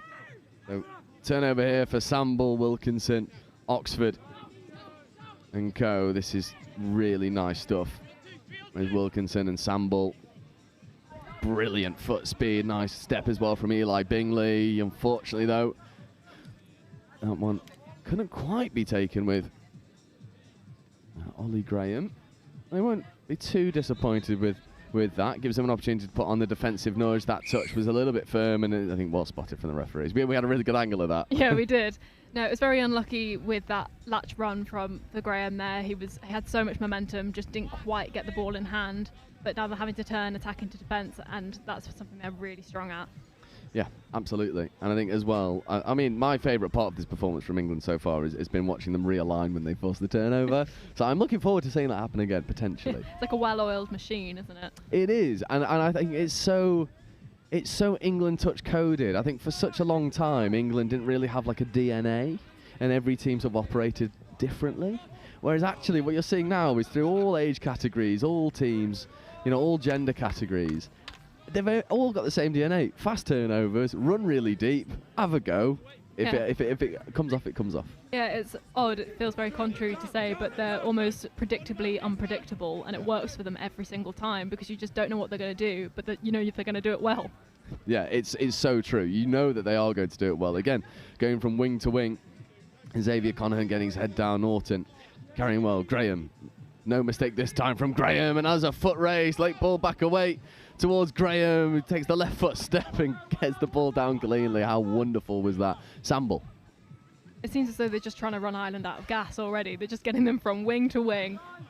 Yeah, absolutely. Quinton Tyra, dummying, straightening, trying to escape through. Alex Birrell. He's been brilliant, actually, for Ireland. We've spoken a lot about England because they are playing some spectacular rugby, but I really like the look of Alex Birrell wearing number 1. I think he's been a really positive moment. Yeah, I have to agree. Both in attack and defence, he's been a really strong player for them. And Tom Davies looking to connect back with Charlie Samble. It's that out to in line that they like to run. It's Davies. Liam Lawton at his link. Here is Lawton. Positioning now in an acting half. Skip pass over towards Lawton now at middle. Quinton Tyra fitting over towards Samble. Samble back to Lawton. Lawton to Davies. This is dangerous stuff. Again, it's this manipulation of the defensive line. Lexi stood to my right-hand side, shaking her head. It's beyond belief, the cohesiveness of this team, that they can move from width to width. And we saw that try coming 3 passes before it even happened, because we've seen it before. Yeah, and even if it wasn't in that hole to that player, it was always going to be to someone with a massive gap. They're just that good at getting Ireland to be exactly where they want them to be in order to execute. It's a terrifying thing. It really is a terrifying thing. It's John Gorman in 15. The nice carry again. Here is Gorman. The doggies platform just picking up the wrong way, unfortunately, for Matthew Darcy. There's Neil. This is 5th touch, nothing else remaining. And that is 6 and change. And again, The English defensive line reset into their attacking structure, and Oxford takes the straightener up the middle. Sharp, late pass over towards Oxford. Oxford with the skip pass over the top to the wing. That was a little bit feisty coming in from the Irish. Link matching up the physicality. Going to be mindful of that moving forward. You don't want things to progress beyond an acceptable level. There's Conahan platforming, Sambal, splitter. Oh, Norton couldn't quite take that one with him. That is so unlucky. That was absolutely on for them there, so Ireland have got away with one there. There's Conahan getting up, making good touches. Sambal holds up Morahan. There's Gorman as well. And does an exceptional job, does Dean Phillips, to not lose control of that ball. Back to the original mark there. Couldn't quite get away with the roll being the position of the touch. Honestly, if someone does a forward roll and maintains control of the ball, you let them roll it whenever they want to. That's a great bit of pace on display. There's Finn Maguire escaping through, connecting with his support. And Finn Maguire, he's had one, he's assisted another. Brilliant stuff. Yeah, that's fantastic. He saw the gap from a mile off and had the pace to back it up. It was really great to see. Yeah, it absolutely was. Almost happy that he didn't let him take the roll ball from wherever he liked. Otherwise, Finn Maguire wouldn't have just sighed through the English defence. Davies. Tyra, late wrap away towards Dylan Sharp. Sharp now to Lawton. Lawton, who, in my opinion, never really looks like he's running that fast, but just all of a sudden becomes lightning quick. He's a very nonchalant sprinter, is Liam Lawton. Here's Q Tyra. Sharp, dummying, picking up against the grain, looking for the late pass over towards Tom Davies. There was something Rory Fulton-esque about that attempt from Tom Davies. If you were watching Vichy last week, you would have seen Rory Fulton's spectacular finish, jumping and grounding in that link channel that got the nominated try of the tournament, well, the fan-nominated try of the tournament. Yeah, I think Sharp could have benefited from some time in the try zone then, because he was easily through on that break. He just needed to look for his options a little bit more before panicking with that pass, and it would have really benefited. Yeah, absolutely. And Dylan Sharp and Tom Davies know each other through and through. I'm sure Tom Davies has said, lad, just hold on to that. I'll be there. Don't worry. But England won't mind it all too much. There's Liam Lawton. There is Sharp. Lawton again, who just purrs through the ground in front of him. Never really looks like he's doing all too much. That seems like a really easy penalty to give away. Unfortunately for Ethan O'Neill, that was yeah, it was telegraphed a little bit. There was an arm, there was a leg, and then a blast of the referee's whistle. Fresh set of 6 here for England. Oxford. Wilkinson. Sambal. Link punish here for Charlie Sambal, and Sambal gets his score. Yeah, they're so good at just spotting where the Irish players are or where they should be and aren't, and they just really utilise that. Yeah, I think, you know, for my mind, in line attack, England have very rarely made a misread. They've stayed so disciplined and so accurate, and I think that's the thing that's just separating these two teams at the moment. Yeah, I mean, they change their play based on the defensive patterns that they're seeing ahead of them, which is such a hard skill to muster, and that definitely just comes with practice. That is not something that's inbuilt. You just have to know what to look for, and that's perhaps what's setting them apart a little bit. They're able to read that faster than Ireland are. Absolutely. Willis, they're going to create scoring opportunities again for Ireland. There's a nice late check away.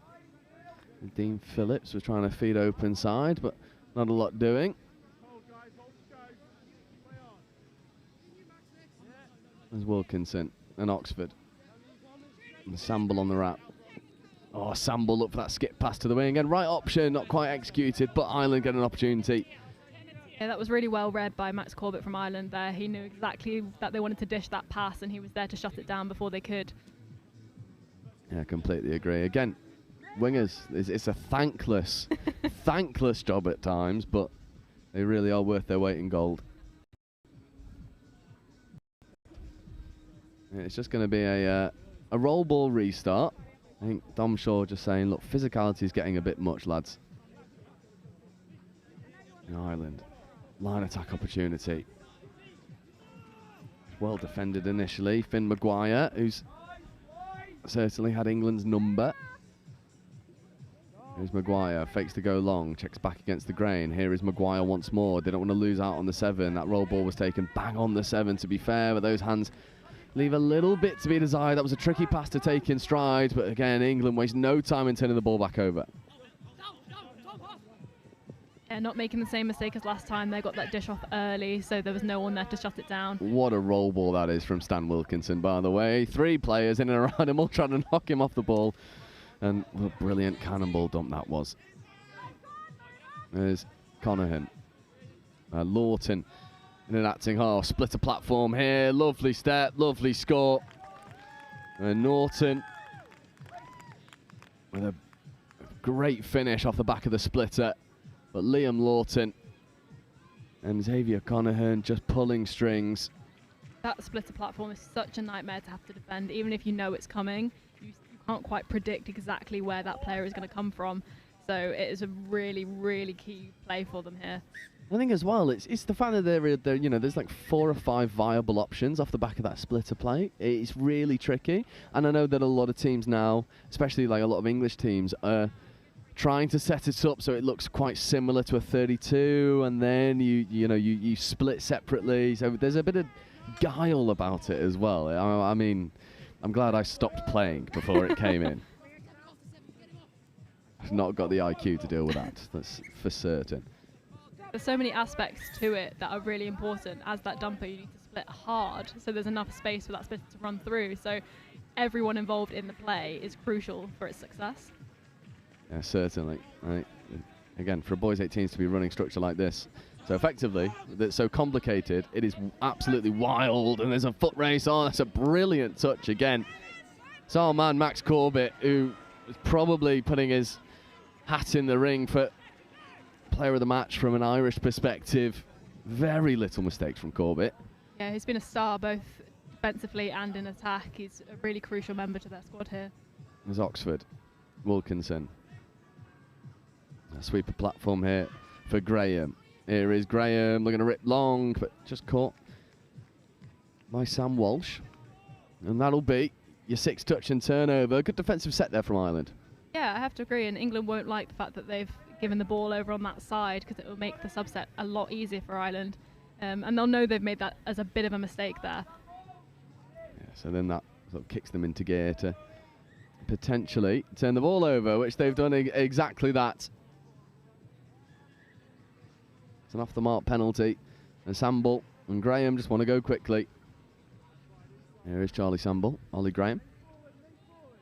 Here's Wilkinson, platforming here for the sweep and platform, instead just backing out and positioning into this link channel. Something I'm loving to see from both squads here actually is there's not one player vocal about the right play. But also work hard. Just sort of give his moment, wait for his time. And there's Wilkinson, link finish here. Wilkinson driving, diving, scoring. Although I think the referees have deemed for him to have lost control of that ball, but penalty here for offside anyway.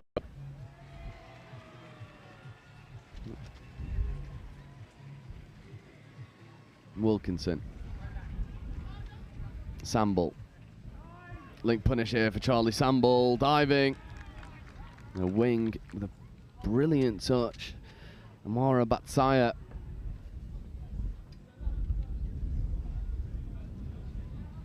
Samble again. And this time checking away towards Oxford. Theo Oxford positioning himself bang on that 7 metre line. Open side quickie here for Theo Oxford. Right foot step. Look to feed back to Samble. That's Charlie Samble, I'd be saying, come on, mate. I was in so much space.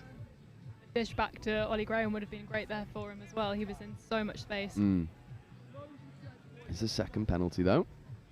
One more, and an Irish player will go to the bin for the rest of the possession. Stan Wilkinson, fire-up options, Theo Oxford. They won't need the other penalty. And you could sort of feel it coming. They would condition that link. They were tight. The Ireland were crabbing over, trying to defend the threat of Charlie Samble, and Stan Wilkinson just says, no, here's the fire-up option, and Theo Oxford's going to walk through. Yeah, and it's the classic strategic move of always targeting one player to then go a completely different way. So they think they know what's coming, and in fact they do not, and the score is in. So yeah, very unlucky there, but great play from England. It is. It is. And I suppose a nice encapsulation of what's been so impressive about this boys 18's performance. This manipulation of the ball, this manipulation of space. It's a team playing way beyond their years. They're on paper, they should be a team that's still developing, and yet when playing against their team, almost unmatched. It's a great pass from 2. There's Willis. Batsaya couldn't quite finish. Good defensive pressure. Ireland have got a little bit of work to do. There's Maguire. Platforming. Diving or Ireland. Good defensive touch from Xavier Conahan.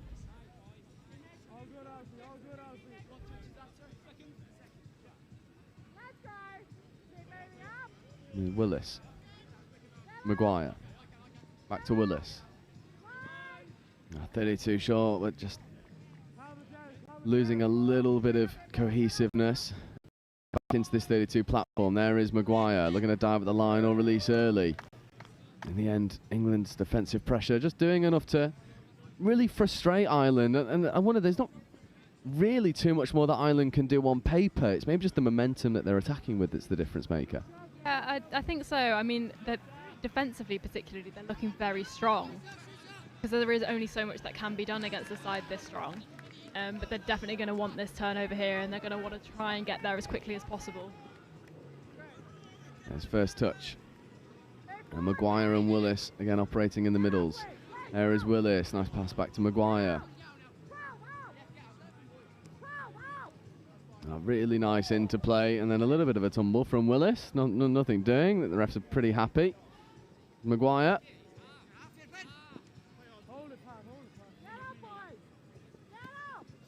And England doing a good job at taking the 7 away from Ireland. A little bit stop-start, need a bit more momentum. There was a nice link hole, but just lacking a little bit of bite there from Ireland. They need to commit to a particular move. If it doesn't work, try something else. I think this whole hesitation is really not in their favour here.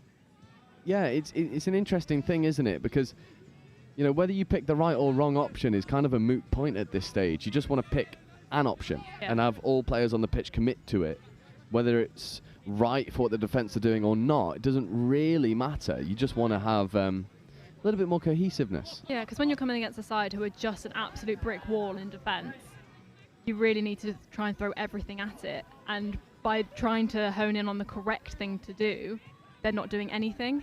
So they could really do with having one person to decide and say, right, we're going to run this and see what happens from it.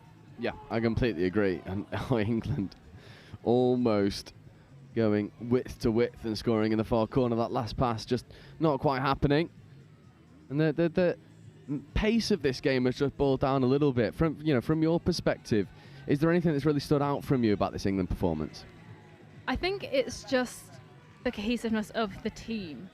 Every time that your team is only as strong as your weakest link, and they just don't appear to have one. They're all so in this together. They're well drilled. They know exactly what they're doing. And there's no hesitation, and that's what's incredible to me. They can just look up and see and run it.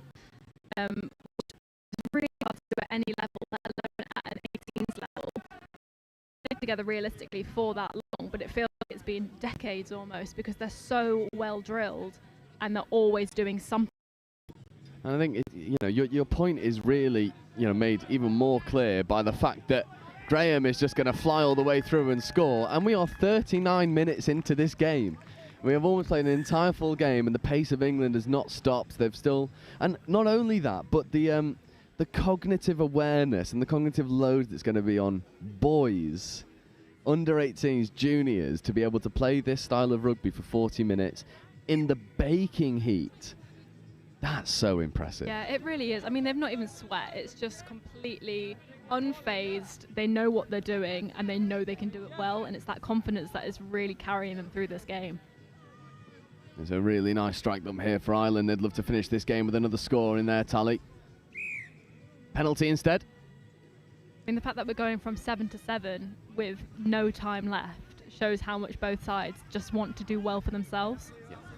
Absolutely. There's a bit of pride about this performance from both sides of the ball. Ireland have got all of the core skills to really do something quite special in this category. Unfortunately, though, they're just maybe lacking these 1-2% changes that can really, change a team and change a way that they play.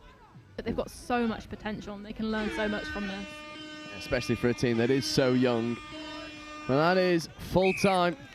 However, it's not full time. There's a tap penalty, and if I know anything about this England side, they'll be wanting to go full length. And Wilkinson looks to guide through a potential offside player, takes the touch, brings up full time. And what a commanding performance that was. 14 tries to 3 in favour of England. Sum it up for us, Lexi. That was an amazing performance. Absolutely textbook. I mean, that's all I can really say about this. They just did not put a foot wrong for the whole 40 minutes of this game, and Ireland could not catch them napping, which would have probably been their only way in here. But yeah, a truly admirable performance there from both sides. An absolute scorcher of a game here on pitch 1, and there should be another scorcher up for you right after this. It's the same teams, England versus Ireland, but this time in the mixed 20s division, and I'll be with you shortly.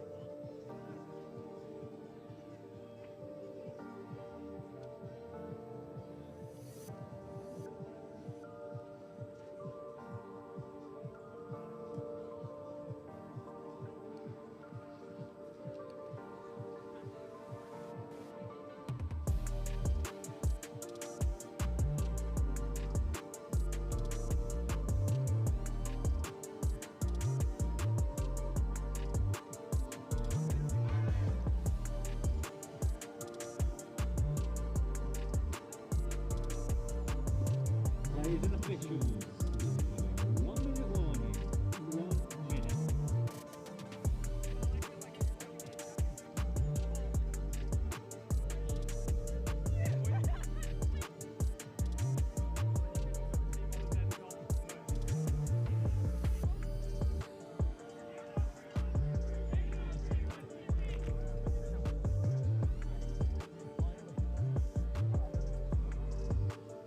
Players and officials. This is your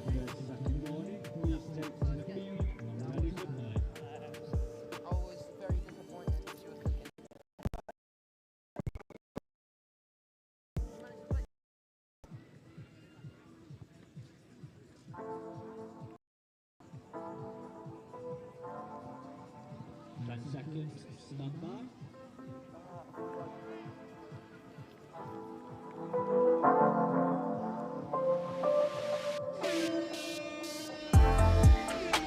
So welcome back. England versus Ireland. No, don't adjust your sets. It's not the same game playing twice. It's the mixed 20s division.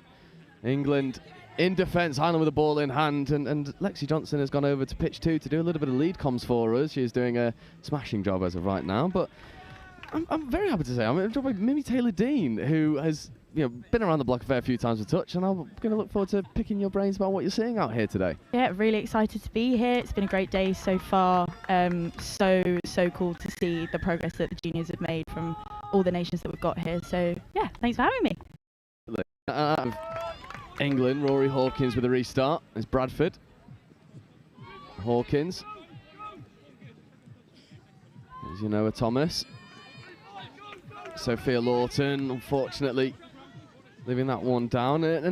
Myself and Lexi have been speaking a lot actually on commentary about the work of the female links in these transitions, especially in these mixed games, and we've complimented this England mixed 20s a lot, especially Sophia Lawton in the way that she really engages the opposition middles. It's such a hard thing to do, right? Absolutely, that was a great example there. Just great defence, super confident in the mixed game as a female player. It's really tough. You're being run at an obvious mismatch, but she looks completely natural out there.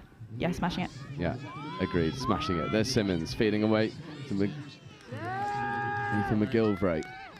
And I think the play on call, it's like everyone stopped for half a second and looked to the referee, apart from Ethan McGilvray gets the opening score. Good comms from the ref, good heads-up play from McGilvray. And the link punish comes to fruition. I mean, touch was made, everyone stops. McGilvray just puts the ball down. Got to be Johnny on the spot to score it. Yep, great listening there. Referee said play on, and they played on. First score of the game. I mean, it is quite hard, isn't it, when you're running quite furiously, and especially when it's been so hot all day. To listen to these calls from the refs is easier said than done, and yet McGilvray doing a very good job of it. And there's Philip and John Finnan. I was looking for the two brothers earlier. I thought, where are they? Well, here the Finnan brothers are here. And that is a moment of Emerald Isle magic. John Finnan diving into his box of tricks, releasing Ben Harris, levelling the scoring. There's a lot to like about that. Yeah, love seeing a dive into the mid channel, popping that pass off, selling that defence by diving into the hole first. Really, really good stuff.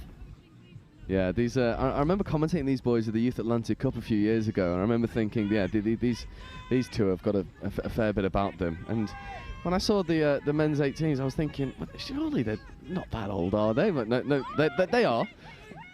And they're here in the mixed 20s, showing what they can do for their country. Hawkins, penalty to work with now. Fresh set of 6. Here's Rory Hawkins, just steadying the ship for a moment, shaping to go over towards Sophia Lawton. Nothing doing right now. Rory Hawkins diving at the line. There's good diving touch that comes in. Yeah, really good effort from Rory there. See what we can do with the next touch. I mean, it does help that he's got the wingspan of an albatross. He can probably dive over from 10 out, but you take advantage of what God gave you. There is Hawkins, left foot step, right foot step, diving. It's matched up superbly. This one-on-one battle between Hawkins and that middle defender, can't quite get the name. I want to say it's Daniel Morahan. He's a very interesting prospect. That's almost phenomenal hands from Amy Gresham in the corner. The pass asked a lot. Couldn't quite stick it in stride on this occasion, but Gresham already, she is a finisher. She'll take the opportunities when they come to her. I'm sure she'll have plenty more opportunities in this game. Really good effort. See a good midfield defensive stop there from England.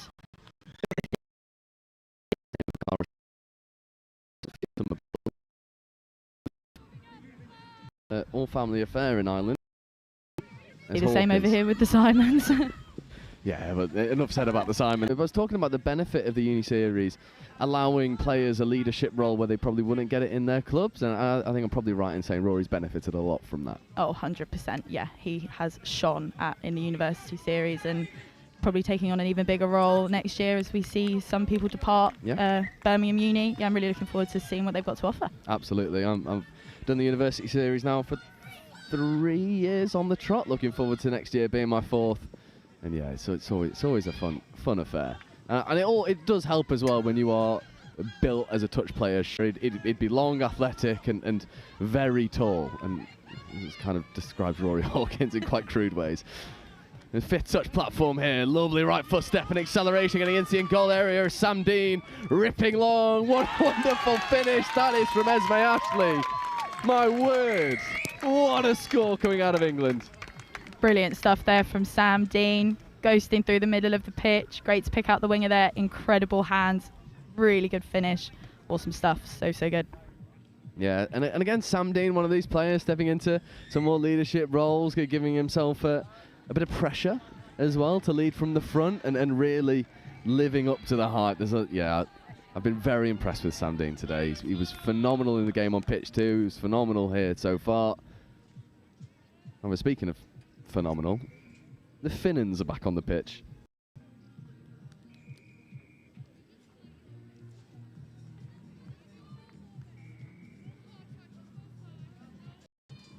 Good expectations there set from the referee. Onside quick here for John Finnan. Almost setting the goose loose, just had a dabble. Working in the midfield with Ben Harris. Late pass away towards Harris. There's Finnan. Short side quickie here for Finnan. Driving at the line. Late pass away to Harris. Couldn't quite take it on that occasion.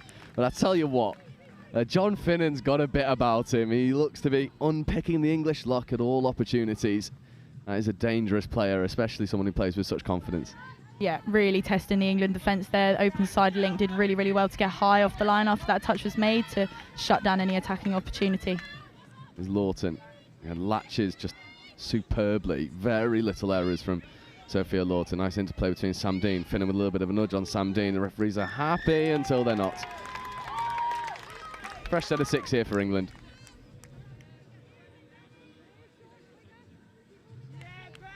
And this will be a really nice stylistic matchup here. You've got the Finnans who are very wise with how they play their defensive touch. They've got a nice bit of physicality about them as well.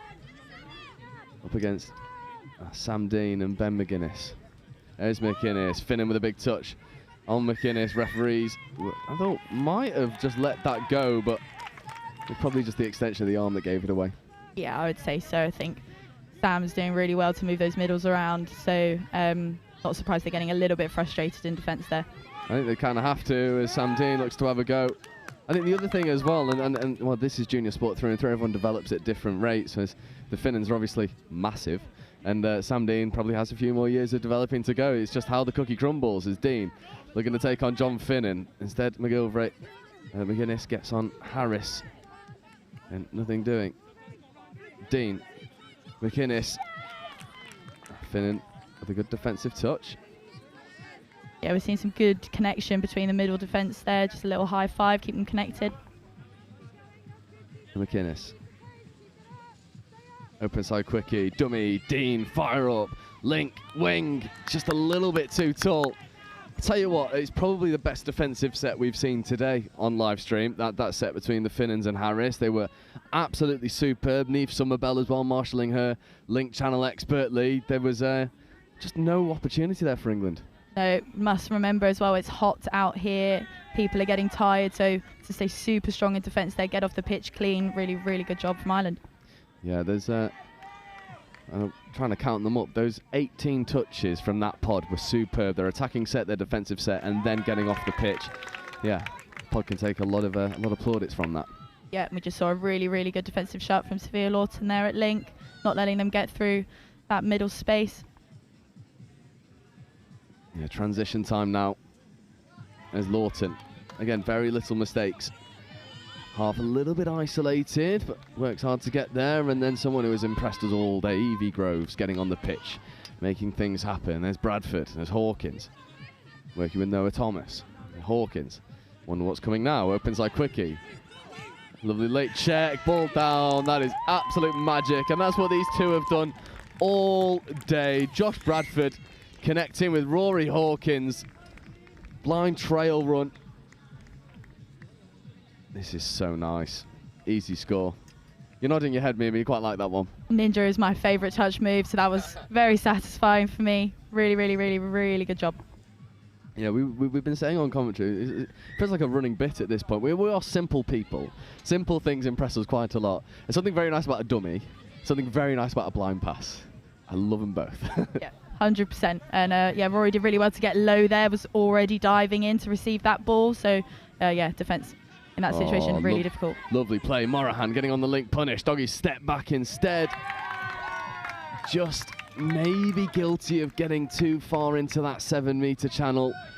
Cutting off his own space was Morahan, but Highland are certainly turning up to play here. And there's a really physical touch coming in. McGilvray rides it well. Dean takes off, looking for the check back on the inside. Instead, uses the footwork to do exactly that. Here is Sam Dean scooping in on 5th. Right foot step, looking to rip long. Well crowded out by the Irish defence. Noah O'Neill with a brilliant bit of defensive work. Yep, did really well to stay on his player there. 32 scoop from Sam, shut down. Really good job.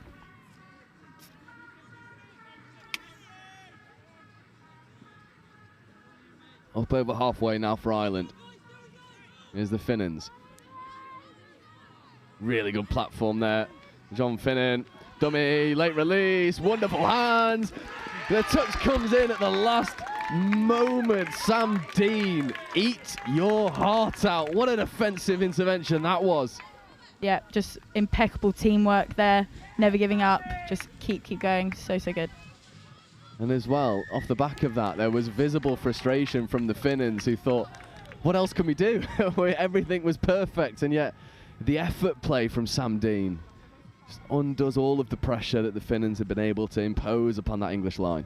Yeah, but to be fair to the Irish, they've got a turnover in midfield there, so let's see what they can do with this set. And John Finnan, little chat with Harris. There is Harris, John Finnan. Diving, late release away to Philip Finnan. Esme Ashley with a brilliant defensive touch. Referee's just having a conversation. The Finnans chatting away. It's penalty for touch and pass. Potentially a little bit of frustration creeping in for the Finnans, but Ireland riding it well and will look to put the defensive nudge on.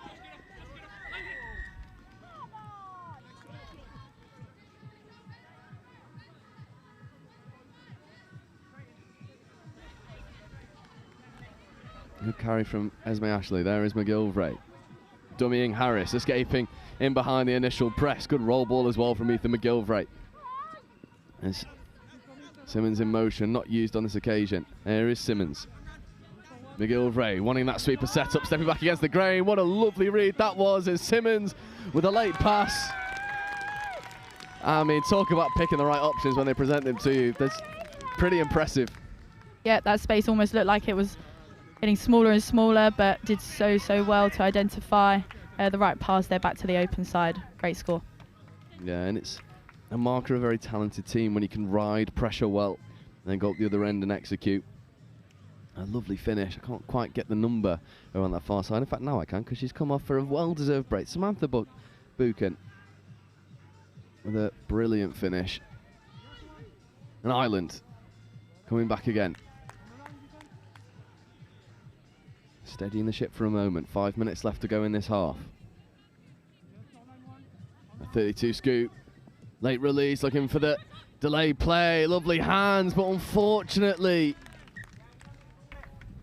Amelie Birrell just stepping out of the field of play at the last moment.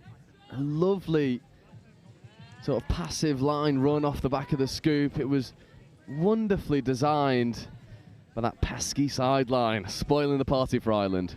It is really hard in those moments. You're focusing on catching the ball, getting it down when you've got someone running at you, and the sideline can just sometimes come up to creep up on you when you don't expect it. A great interplay between Bradford and Hawkins.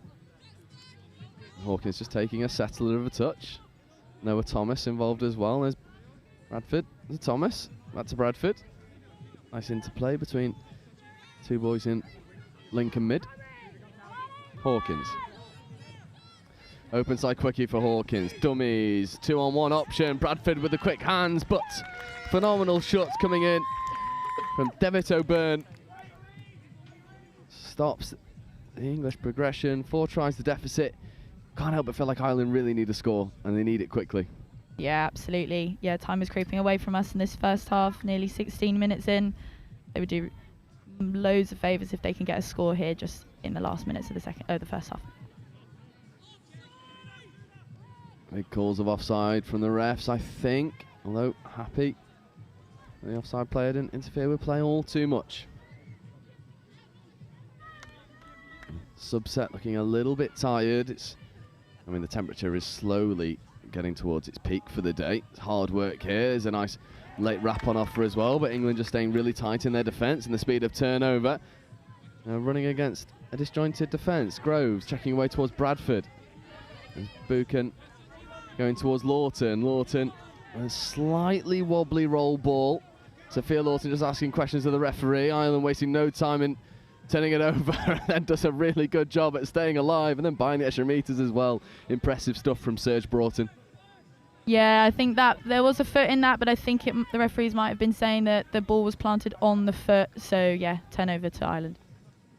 There's Broughton with a big swipe. O'Neill. Morahan. And Broughton.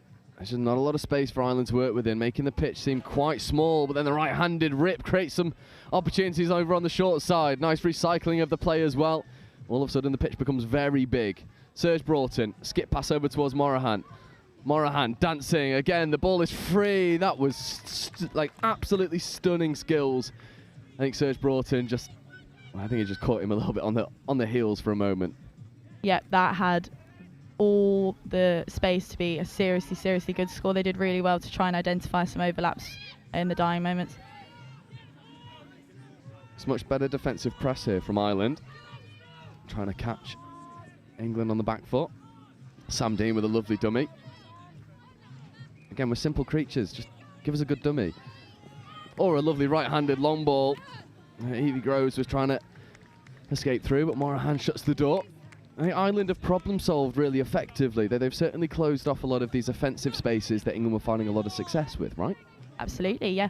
You would think at this point in the day that getting a bit tired, but Ireland all look super up for it as we see offside penalty.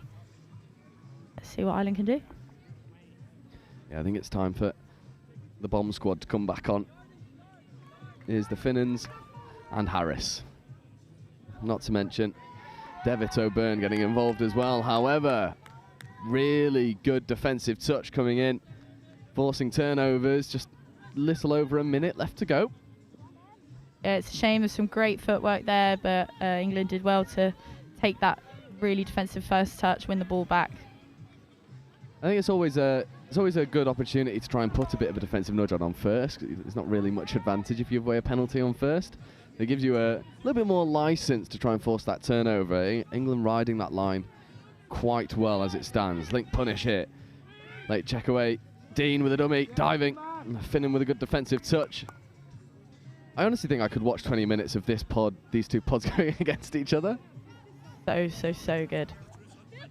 Yeah, the quality between the 12 people that are out on this pitch at the moment is absolutely superb, and these Finnan brothers are really cut from the cloth that I love of touch players. Those go forward with a bit of reckless abandon, have a bit of magic about them. Those players that just bend but not break, if you see what I'm trying to say. That I love watching them.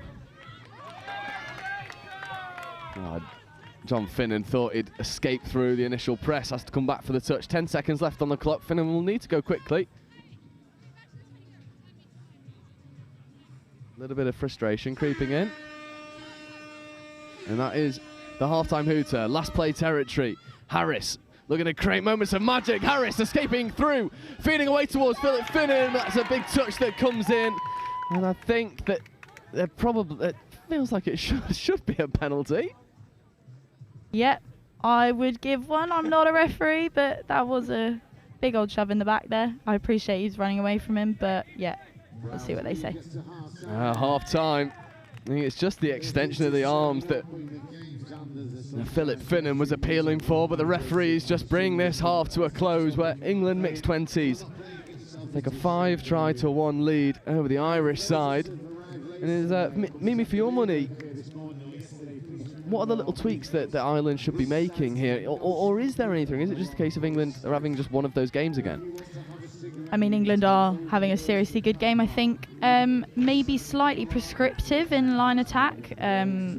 We saw the score come from hole 1, if I remember correctly. It was that dive into the late pass, which means that England will be looking at a collapsing defence now. So the wingers can catch. We've seen that from Ireland already. I would say if I were in that box with Ireland, I would be saying to have a look over the top for the next half. And we'll see if they do start to look to throw long. There's certainly inroads there for Ireland to take them. However, at the half, England 5, Ireland 1.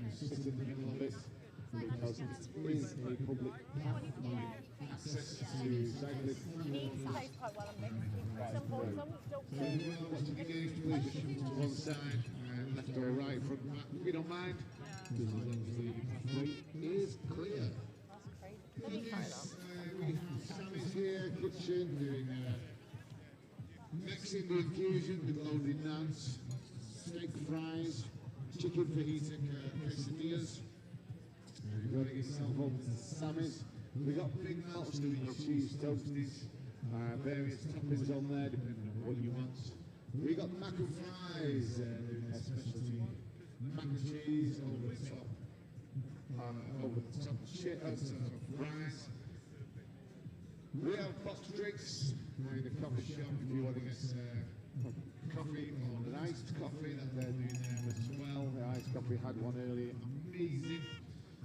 Ice cream man is here as well. I think I'm going to go treat myself to ice cream. A game or two. But like I said, all vendors are providing cold drinks from what I'm aware. If you need cold drinks, water taps. If you need any water, just get yourself over to the tap booth area. There's multiple taps. Ladies and officials, this is your 2-minute warning. Ladies and officials, 2-minute warning.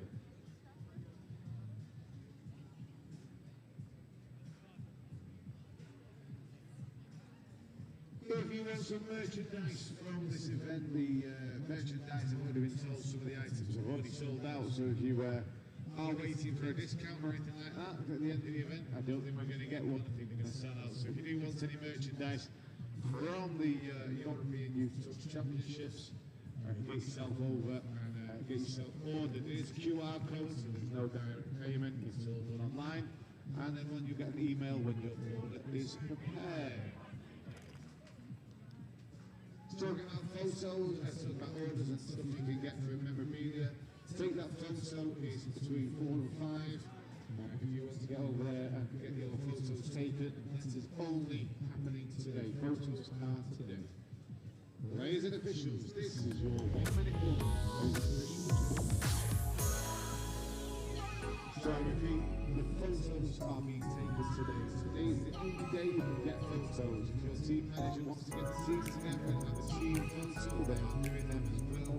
If you want to get a picture of your child as a memorabilia on this weekend's event, get it over there sooner rather than later. Tomorrow's evening. Ladies and officials, this is your 30-second warning. Please stay to the field, ready to play.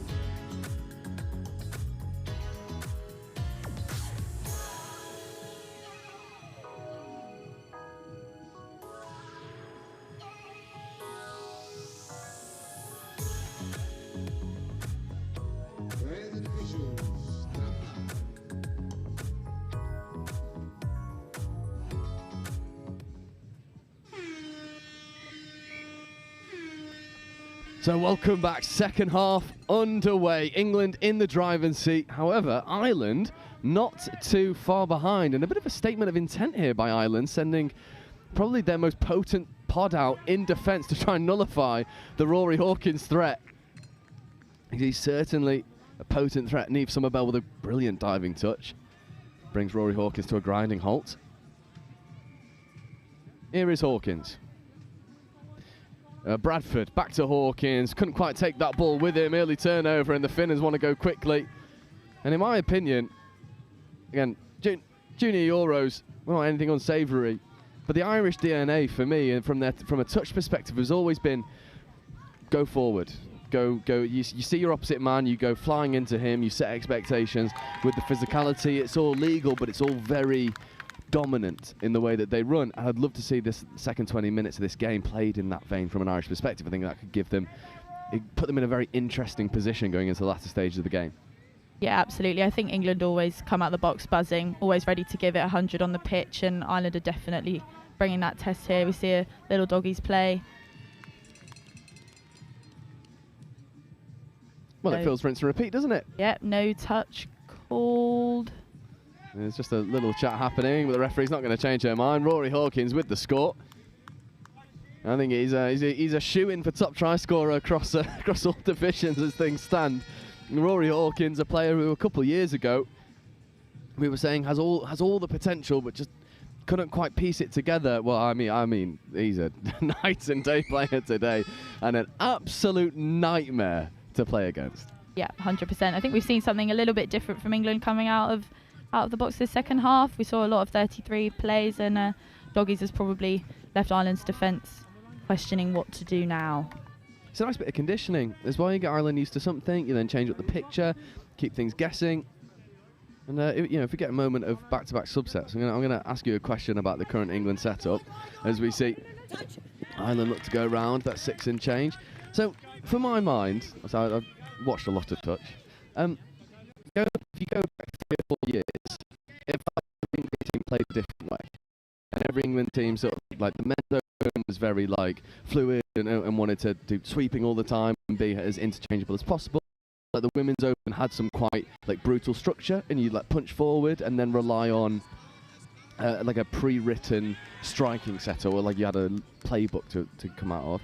And it felt like the mixed open was a little blend between the two. Whereas over the past 2 years, it feels like that has changed entirely, and every single England team, whether you are a senior, a men's open, a women's open, a mixed open, or these junior teams, all play the same style of touch, which is just sheer brutality and going forward, uncompromising go forward, but playing what you see and backing the hands. Is that something similar? Is that the message coming through the teams? Yeah, absolutely. I think very lucky to be part of the Women's Open setup, and we play a lot of eyes up, play to space. That is our, I say game plan, but not really a game plan, more of an ethos, I guess. We're identifying the space, and that's becoming the muscle memory of things. And I think what's really interesting as well, because I thought the England Men's Open at Vichy just was blown away at the way that they were able to pull teams left, right and centre. We had the boys 18 the game prior. they were doing it with ease. And then this mixed 20s is doing a very similar thing, and in looking at where the space is. And it's I think it's a little bit of a change. It goes from manipulating players, which I think was the old message, to now manipulating space. And the fact that everyone's playing the same way means that transition through age groups and opens categories is so much more fluid. And for me, it's a really exciting time. Would you agree?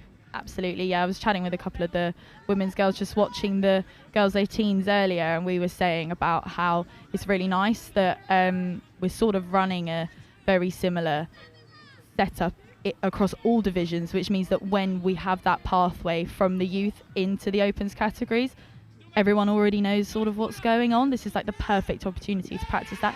Oh, brilliant score there. Yeah, John Finnan rudely interrupting our wonderful discussion about the landscape of England's touch with a bit of magic.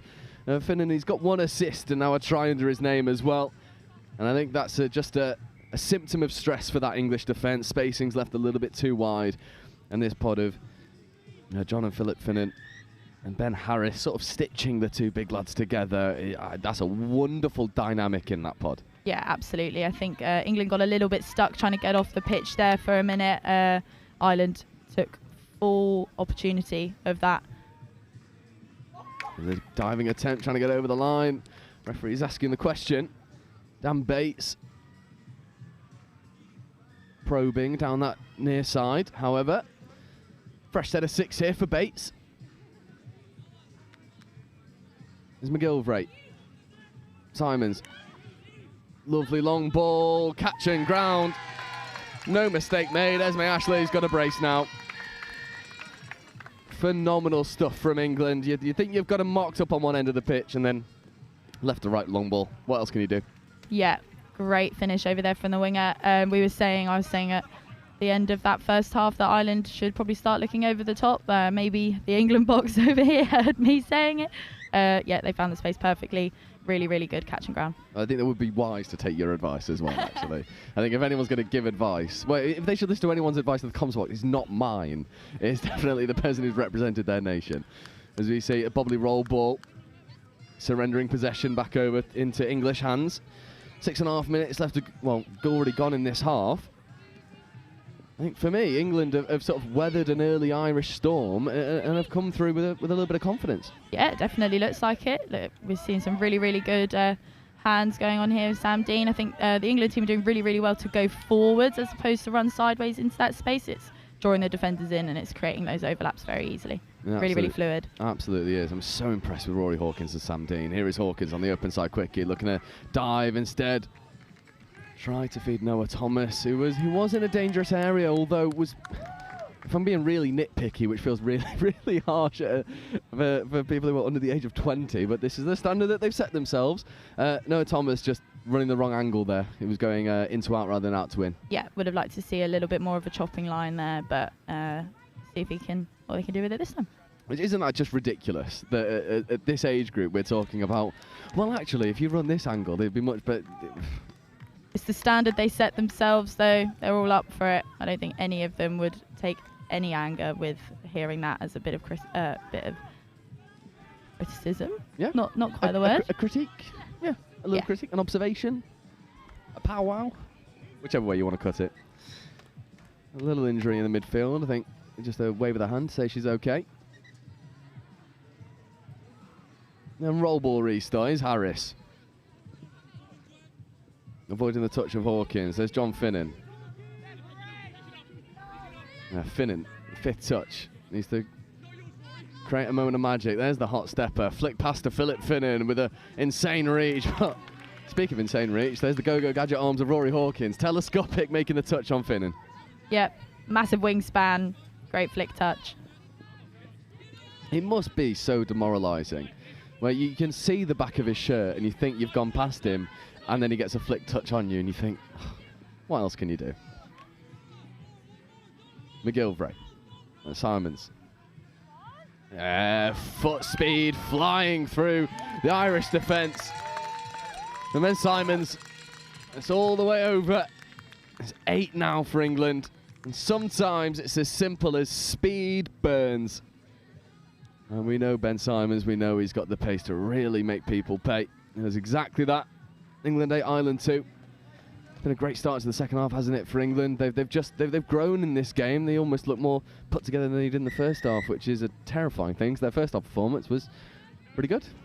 Yeah, you would think that after 20 minutes, second game of the day, that they've put everything out there, but they definitely haven't. Oh, as we see. Oh, lovely play. Yeah, really nice stuff. Serge Broughton with a lovely arcing run. Late pass off to Noah O'Neill. And this Ireland side, there's a lot to like about them. Splitter play, again, sort of disguising it as a 32, then running splitter. O'Neill with a really hard line getting out of that ruck, and then supporting well Serge Broughton with a nice pass. I suppose, again, it's not often I get someone up here that I can actually ask these questions to, because they are nosy, to be fair. Splitter platforms being disguised as 32s, is that designed? Because there's a lot of times you see the splitters being set up and they look like a short is coming, and then the splitter appears. I assume that that's a set piece design. Yeah, I would argue it's a set piece design. In the women's category, we run a lot of 32s, and then in Vichy we did move over to splitters, just to give a little bit more of a similar platform, keep the defence curious. Yeah, it's a nice bit of disguise. Ireland just rolled through their subsets a little bit stop-start. It's a bit janky as of right now, but that hard touch penalty undoes all of the pressure. Ireland will get 6 touches from their own 10-metre line. And first is taken just shy of halfway. Now second taken just over England's 10-metre line. There was a hand of an apology there from Rory Hawkins, who I think accidentally made the touch on the nose of Luke Tanner. There's Cara Summerbell. Great feet, Cara there. Yeah, the Summerbells are unreal. Absolutely unreal. Brilliant players stitching together any quality side. And Ireland just running out of space, running out of ideas a little bit. Fifth touch. Moment of magic is needed. There's 6 and change. Just losing track of the touch count for a moment. A little bit of frustration creeping in. Yeah, we see giving the ball away penalty there. Definitely frustration is creeping in, probably from both sides, but England coming out on top this time. And there's probably a bit of a tournament management going on as well. It's going to be the hottest day of the tournament.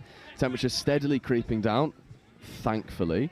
It's been roasting all day today. That was quite a physical touch. Noah Thomas taking a tumble.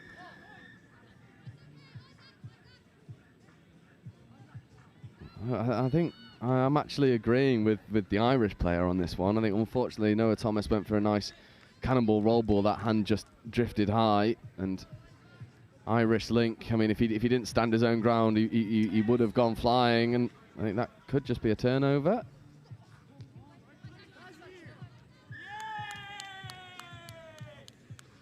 I've got a feel for Isaac Young, actually.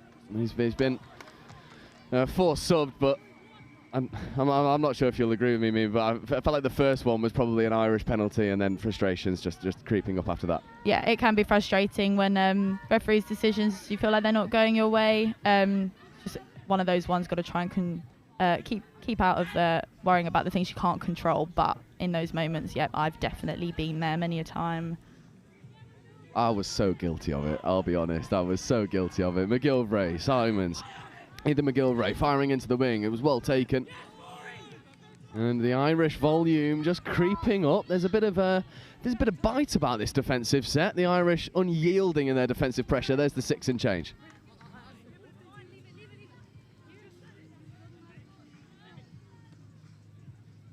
There's Serge Broughton, who again is a very touch-coded player. You can see with his stature, the way he moves, soft hips, soft shoulders, fierce hands. He's a great chat from the referees, just letting them know that a couple offside players in there. Here is Broughton. Stepping through McGilvray and platforming here. Broughton, look at the late switch, sort of fired in the face of Ben Simmons by accident. And see a 6 and change. And with 6 minutes left to go, the result of this game certainly isn't out of question. It's not a foregone conclusion as of right now, but Ireland have got to find a way to force some midfield turnovers and create some sustained pressure. It's easier said than done. Yeah, absolutely. I don't think Ireland look like they're not in it at all. Scoreline maybe slightly, not unfair, what's the word that I'm looking for? Not necessarily reflective of the standard that Ireland have put out today.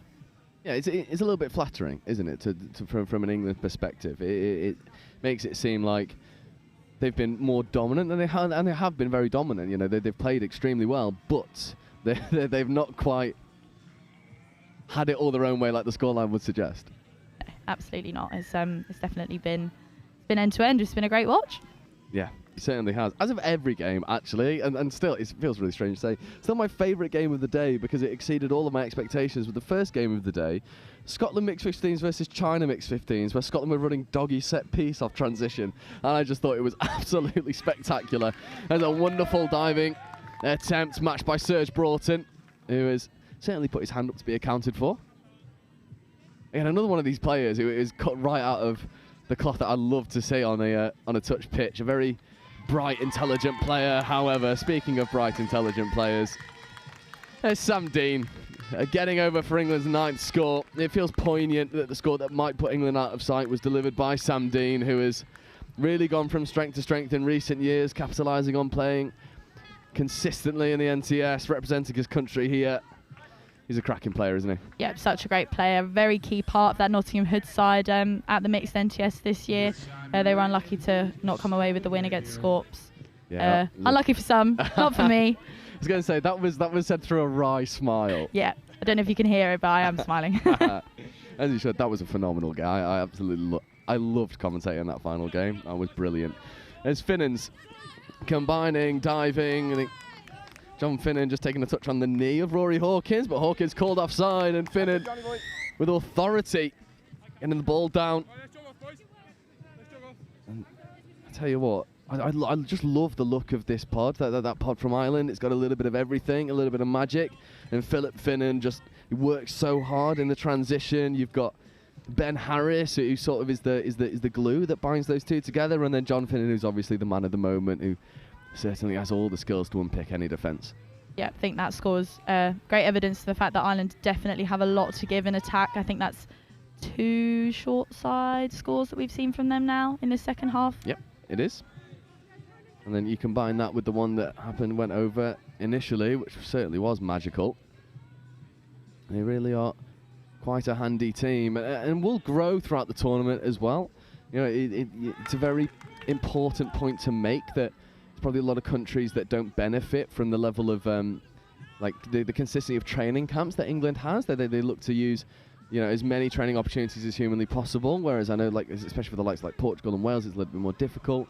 I think as well for Ireland, that talent pool is scattered here, there and everywhere.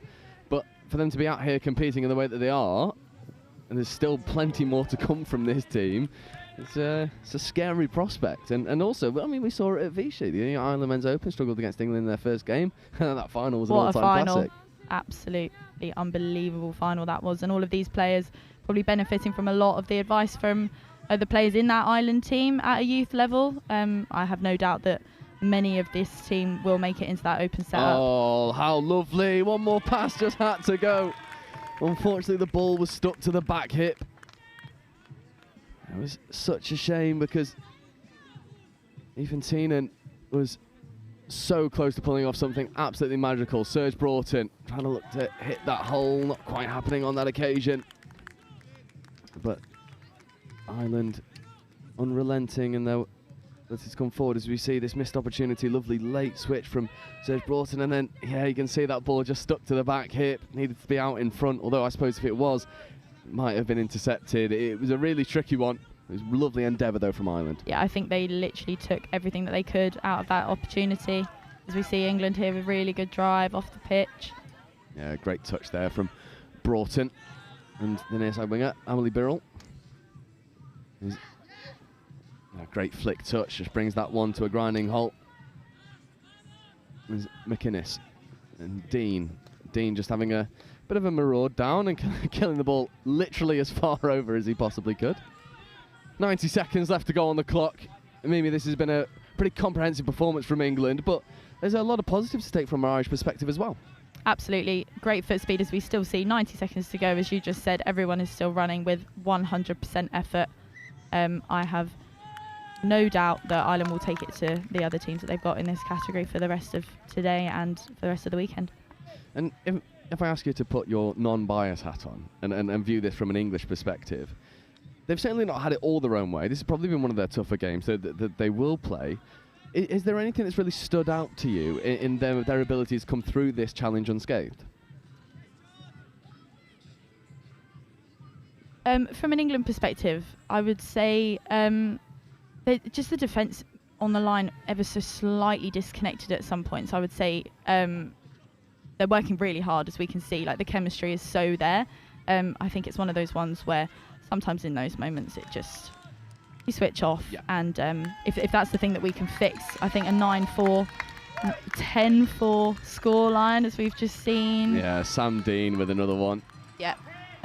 If they continue on this pathway, they'll be flying for the rest of the weekend. Absolutely. And then from an Irish perspective, what's the fixes? What's the little things that they could change? Give us one if there's anything that stood out to you about little things that they could tweak and change. I would argue just go at the line. We're seeing a little bit of indecision, I would argue. The times that they've gone at the line is those 4 that we can now see on the score sheet. That is all I would say. And also, I get that it can get a bit frustrating out there when things go wrong, don't go the way that you want them to. But that does creep into your game. We saw a 4 sub in there. So if you can take that frustration and try and turn it into more passion and let that play out in your game, then I think that will just increase their abilities even further. Completely agree. And I think for Ireland, there's a lot to like about that performance, but from an English perspective, they will be absolutely buzzing with the result of that one. Full time here in the mixed 20s. England 10, Ireland 4. And coming up for you next, we've got girls 18s action. It's Ireland versus Tanglin School, or Invitational School, coming over from Singapore.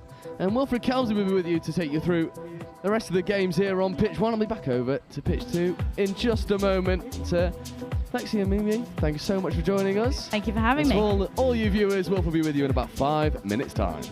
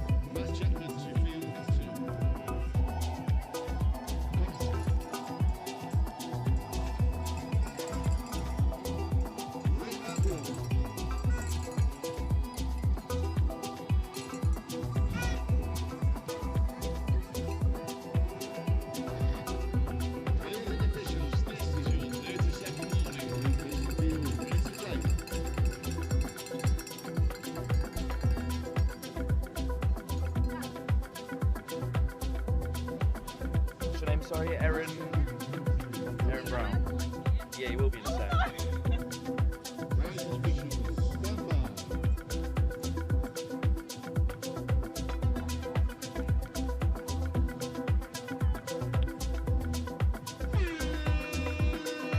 Welcome back to our live coverage of the European Youth Touch Championships here at the University of Warwick. We're into our afternoon session, just 4 games remaining, and it's a very special fixture for you here. It's the Irish Girls 18 side taking on our special guest this week, the Tanglin Trust School from Singapore. It's Ireland looking to dart in first, ball back on the inside, and it's the perfect start for Ireland. But in the meantime, I'm delighted to be joined by Erin Brown from the Tanglin Trust School. Erin, I mean, welcome firstly to Warwick. You guys have had one win today, one loss. Yes. I mean, how are you feeling about the tournament so far? It's been really fun. I think our first game against England was really difficult because they're a really strong side, but then we kind of got it back when we played France at a tight game. And now against Ireland, I mean, surely you feel like after you've beaten France, you could perhaps beat anyone in this girls 18 category. And you're going to play England again and again. I mean, it must be such a learning curve for the Tanglin Trust School, because you're taking on whole nations here.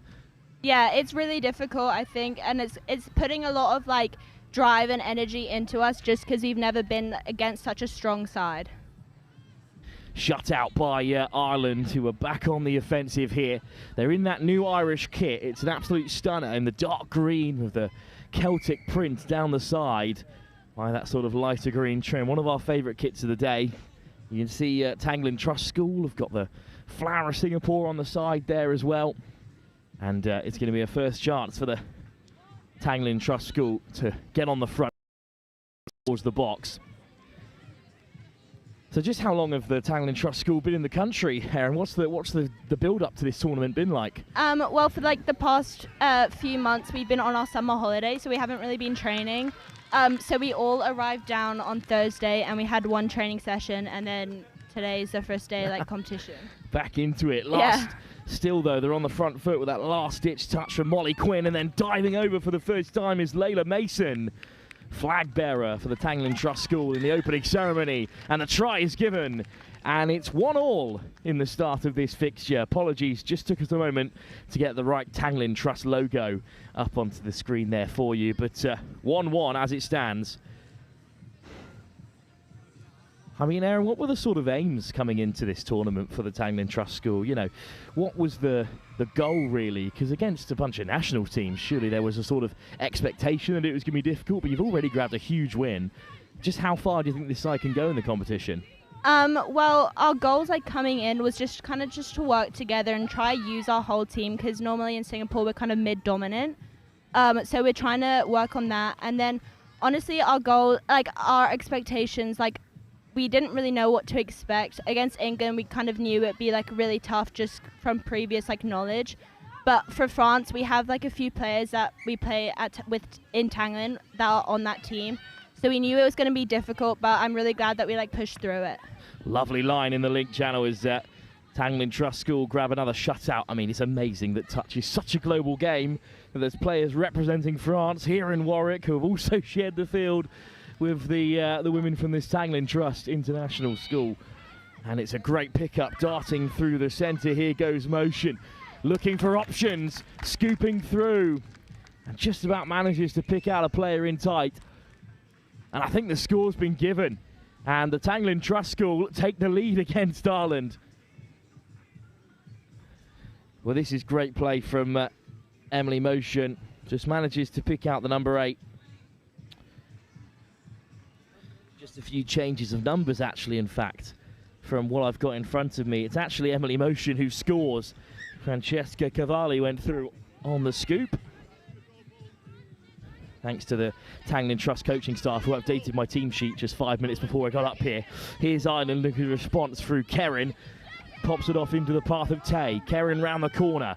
Chance for Ireland to level this. They fling it to the winger. It's a great little turn of pace from Chloe Savage on the edge. But sent back to the 7. And Ireland still looking to create here. Tay. And it's Kerrin, little dart back on the inside. She loves that no-look pass. We've seen it a few times today.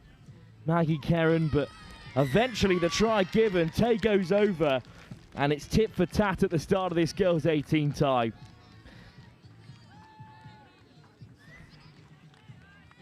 Well, Erin, what do you make of this little no-look ball from Maggie Kerrin back on the inside? Yeah, I think that's pretty impressive. We probably need to be a bit deeper in that and like watch out for that in the future, but that was a really good try. It's been her specialty so far today for Ireland. Ireland were, of course, beaten by France earlier in the day in a rerun of the opening game from the Senior Euros, which took place in Vichy just a couple of weeks ago at the Stadio d'Aragon. But it's Tanglin Trust School back onto the front foot. Plenty of options out there. It's Isabel Aylan. Round the corner, Ward sliding in for another score. And the referees are in consultation. And the try's been given. And this is a rapid rate of scoring. It's Lydia Ward this time. 3 different scorers as well at the start of this tie. 3 tries on the board for the Tanglin Trust School. And is this the way that the Tanglin Trust School like to play? Every time they go behind, getting right back up the other end and scoring? Yeah, that's normally how we go. We really like to do backdoors and quickies and get our divers in. And Ireland will look to respond in kind. Off the deck from Bastich. Racing away goes Ginty. Ginty, hot stepper, really creative, but out comes the touch from Ward. Certainly has the length in the centre of the park to really dominate that touching area. Here's Kennedy, flung over the top. One more pass could create a chance, but Savage is caught. Leonard. And another short ball looking for Savage, but Jen Kennedy's pass is overcooked. Good shutout by the women from Singapore. I mean, what kind of opposition do Tanglin Trust School usually face over in Singapore for our European audience who perhaps aren't familiar with the sort of touch you guys are playing during the season? We normally play against a lot of international schools, and then in October we fly over to Australia to play some Australian schools and clubs who are very, very good and challenge us a lot. I mean, of course, these are European nations, many of whom are developing. I know that Ireland's men's open side, for example, and England's women's side can really fight with the best. But it's the Tanglin Trust School with beautiful hands. And it's Marguerite Bezuidenhart who scores down this right-hand side.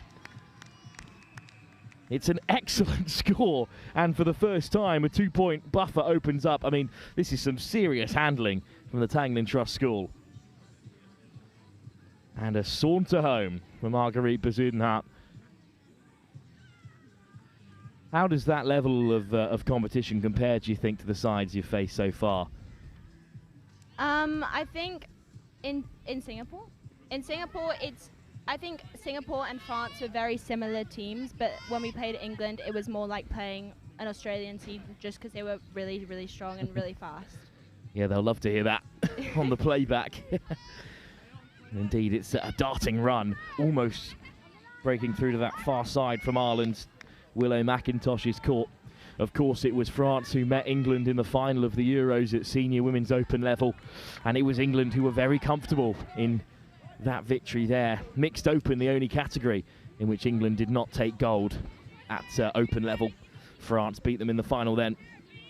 We're a long way till finals day on Sunday here, as that pass back on the inside is just undercooked a touch by Nina Cheslin. So chance for Ireland to get back on the board and create a one-game again. 2 Kerrins out there now, Abigail and Maggie. It's Maggie Kerrin to the right-hand side. The pass is away from Leah Hewlin. His brother, of course, is playing in the Irish under-15s boys side as well.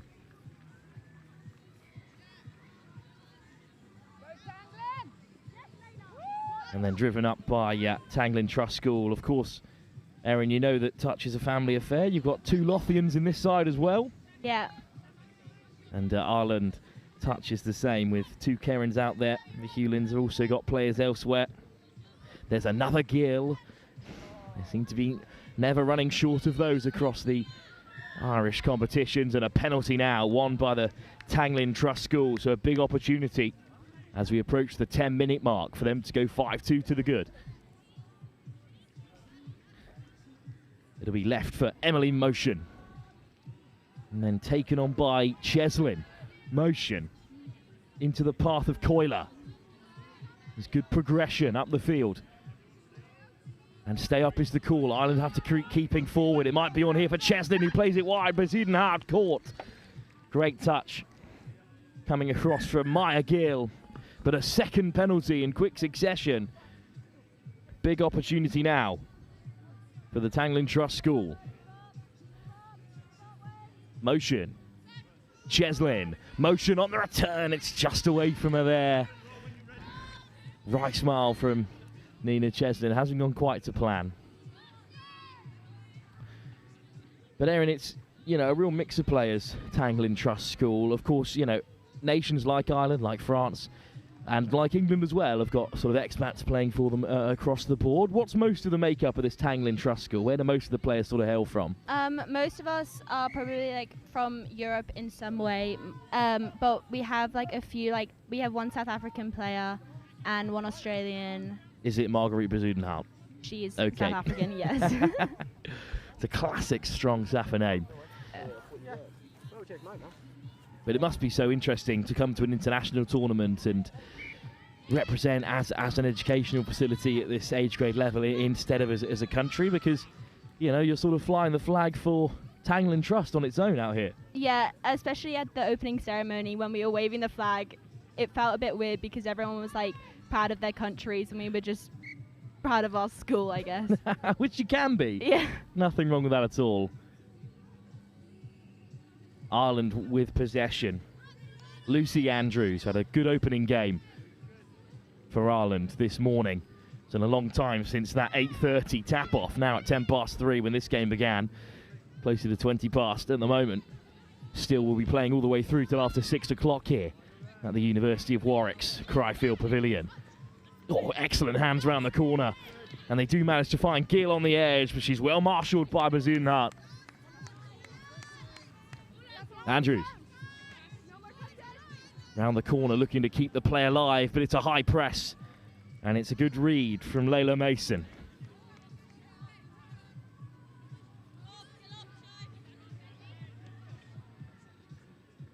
Oh, lovely dummy. And almost through from Abby Paget. Names on the shirt as well for Tanglin Trust School, so you know they're serious. Coiler. Just looking to crack into the 10 of Ireland here. Motion. Swept up by Cavalli.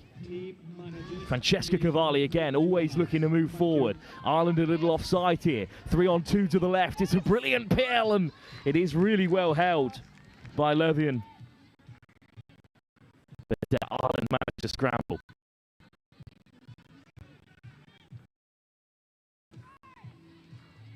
Well, Aaron, I mean, what have you made of this Irish team so far, cracking over that 10-minute mark? I mean, how similar is their style of play to the sides you faced already today? I think they're a lot like faster than we would expect, and they're not as structured, but it's kind of working because we're used to playing against structured play, so they're getting through gaps between us. So they're quite impressive. And they scramble back well here, despite giving the penalty away. Cavalli, motion to the open side, hint of a 3-on-2 here again. They go for the long ball. The touch is claimed by Leah Hewlin. It's good covering to deny the winger on the far side. Lothian again, but they will have a strike at the 7. And Jessica Cavalli into the path of motion, who gets moving. Goes for the pass into that link channel. It's another good read by the Irish, and Coiler denied. And Ireland have possession back again. So despite this being an under-18 competition, as you said, you come back from summer holiday, so presumably this is quite a young side for the Tanglin Trust School compared to some of the other nations who may have players who are, you know, pushing towards that under-18 level. Yeah, our far winger, who's Alex Lothian, she has just, I think, turned 14. She was the replacement for me, and then most of us are just finished our GCSEs or going into our final year. So it's quite like young, especially against people who have like graduated. Is it GCSEs and A-levels at the Tanglin Trust School? Yeah. That's just my own ignorance about what's going on in Singapore. That's my bad. As they roll beyond halfway. Another good defensive set against Ireland here. Pick up by Cavalli, but that's wayward. It's late in the day here. The sun has dipped behind the clouds finally. We're starting to rank up the humidity though, something that the Singaporean side won't mind too much. But it is going to start to have an impact on the play here after a long day of touch. Still driving on though is Maggie Kerrin. Tay. Oh, another loose ball, a couple of unforced errors as we approach half-time. hoping for a jolt of energy at some point for these players.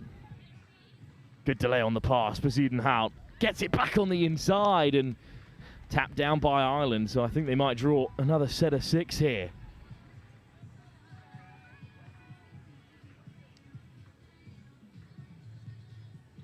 Ward.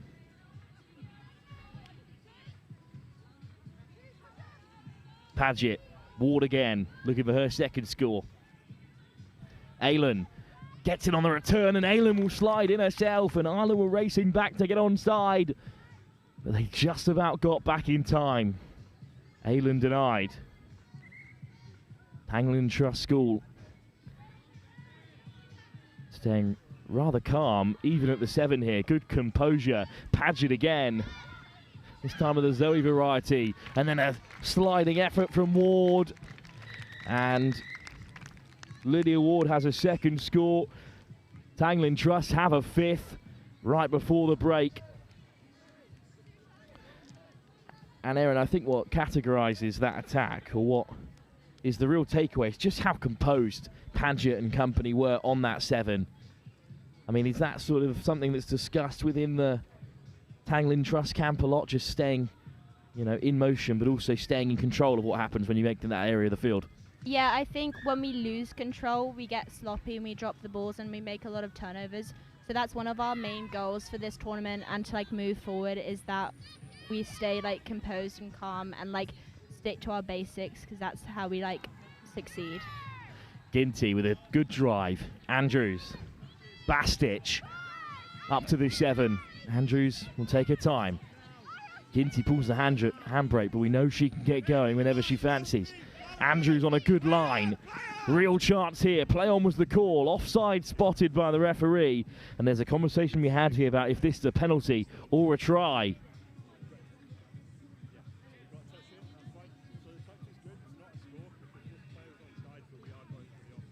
Penalty is the call. Very clear from the referee there that the touch was good covering across, but the first player was offside, so 6 more for Ireland here. Wonderful footwork from Caitlin Bastich. It's sent back at the last. Andrews.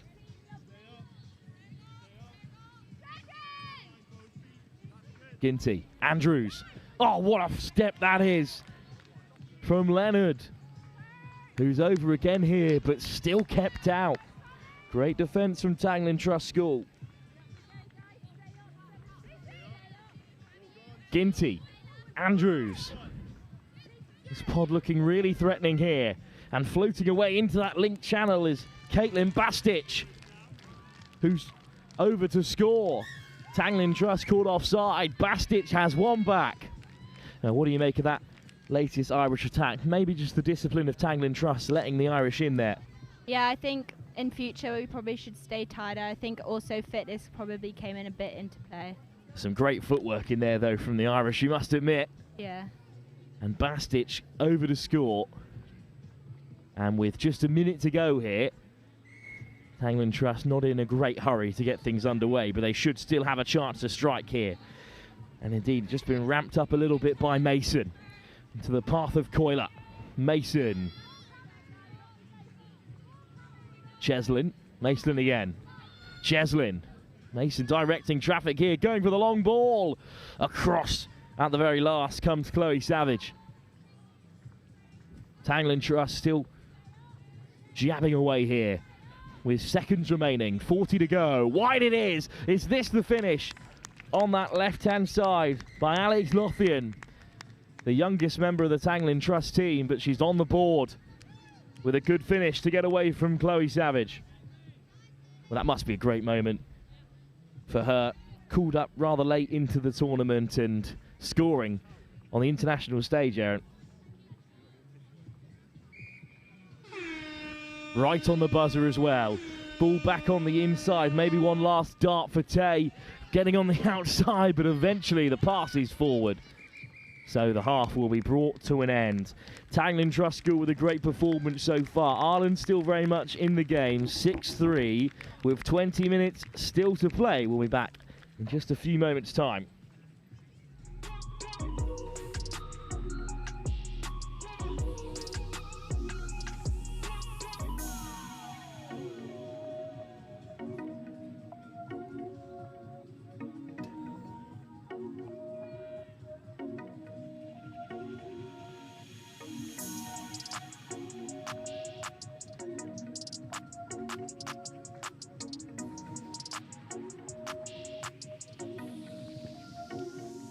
We just had an update from Take That Photo. They reckon there were roughly 22 team photos taken. Now there are 44 teams here, so that means that they're about halfway through. I can't emphasize enough that today is the only day that they are taking photos. So if you want to have a team photo, please get it done today. Tomorrow will be too late after the end of the day. Anyway, as we carry on, this is absolutely sweet. Many of the vendors. We got Bigna, we got Sammy's, we got mac and fries, we got the coffee, and we got the ice cream man. Don't forget team managers, your ice is available, please get that collected.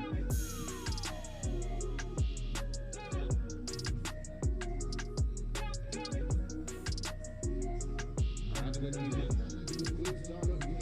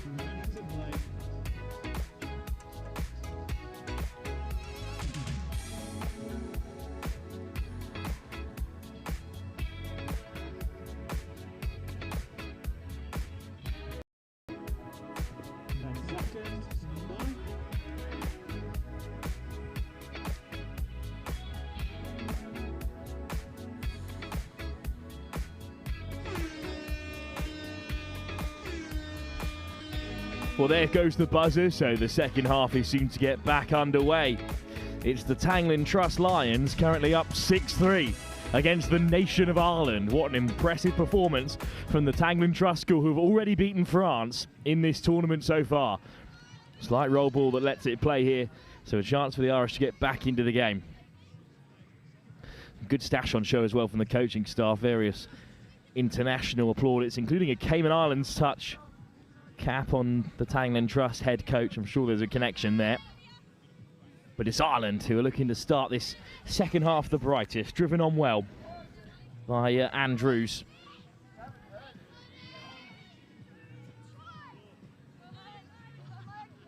It's a good start to the half for Ireland. They made plenty of yards and Molly Quinn's out there in the middle now looking to create. Quinn still weaving her way through. Caught by Aylan. Andrews winds one up. It's a good take from the winger, but there's white shirts all around. And that brings that phase to a close. 6-3, there's still life in this game, absolutely. We've got a big game up next at 4 o'clock, action in the boys 15s between China and Scotland, which should be fantastic to see. Scotland entering another 15 side into the competition. Then 15s mix, the very talented Wales are back in action against France, the side they've meet for the first time in the mixed 15s competition. And then we close out the day at 5:30 here on pitch 1 with action in the mixed 18 between Scotland and the Cayman Islands, a game which the Cayman Islands claimed victory in just 2 years ago at this Youth Euros when it was back in Vichy. Ireland shut out the Tanglen Trust School though at the first time of asking in this second half, and are now on the offensive. Great pick-up, right option to go to the open side. There's plenty of space. It's dropped off into the path of O'Meara, who manages to flick it away for Kerrin to keep it alive. Ball over the top for Tay. And finally the touch is made, but lovely hands from O'Meara and Maggie Kerrin.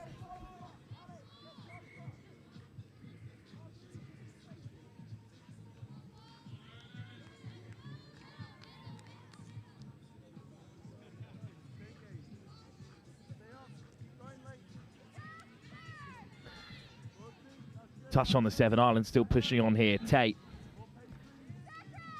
Laid back again for Tay. Here's Kerrin. Kerrin loves that no-looker back on the inside.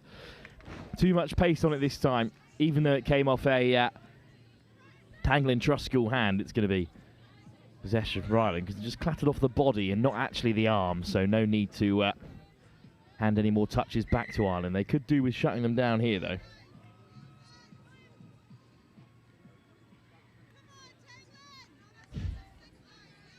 6-3, Ireland still looking to fight back into it. If the next score is theirs, then this game's going to get very interesting. Tay, who's there at half? Over comes McIntosh, and then Kerrin across to O'Meara. Maggie Kerrin, Tay again, draws the touch. Hand up from the winger Gill on this near side, but it's not quite heading her way. Kerrin. Kerrin on the return, loves that inside pass, and Tay weathers a serious shot on the inside from Zoe Padgett. Back to her feet straight away, though.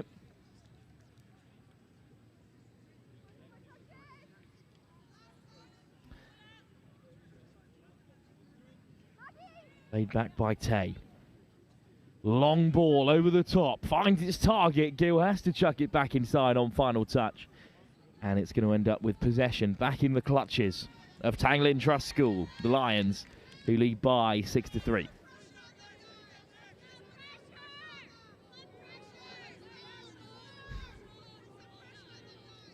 Driven up the short side by Cara Lothian. A Lothian on either wing are possible throughout this game. Good carry from Emily Motion. Good delay on the pass as well. Bazudenhout out to Lothian on that far side. Still they play. Motion. Cheslin. Another great delay on the pass. This time Leah Hewlin gets across.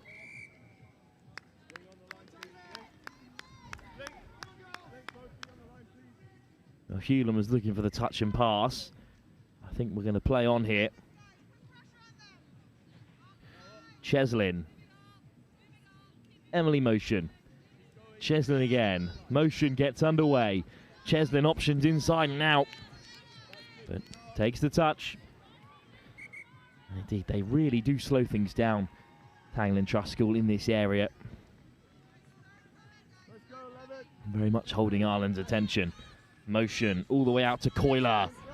Quickly round the corner they come. Cheslin creates the 2-on-1. Oh, it's a good read by the Irish winger who moved early,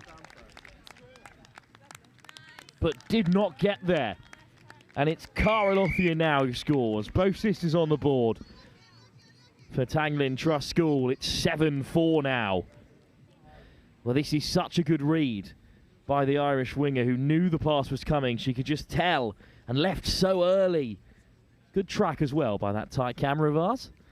And Lothian dots down. Now here comes Ginty, straight through the centre. Touch made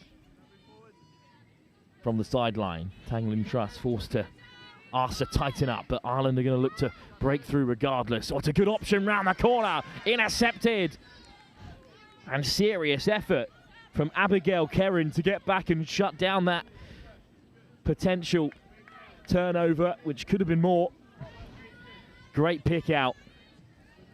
And the Tanglin Trust School are back on the offensive, and one more score and it becomes a bit of a mountain for the Irish to climb.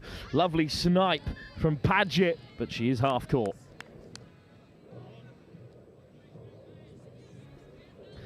Great scoop. But Ireland will have possession again here. What can they do with it is the question. Unable to threaten with the efficiency they'd want to in this second half. They have had more of the possession than in the opening 20. And what was initially an offside has been given as a touch.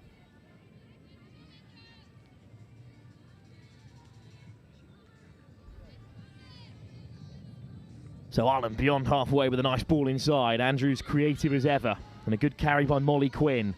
And here goes Andrews. Oh dear, called back for a penalty. Such a shame because it was a great dart from Andrews again. And it's going to be almost up to halfway that the Tanglin Trust School can get underway again.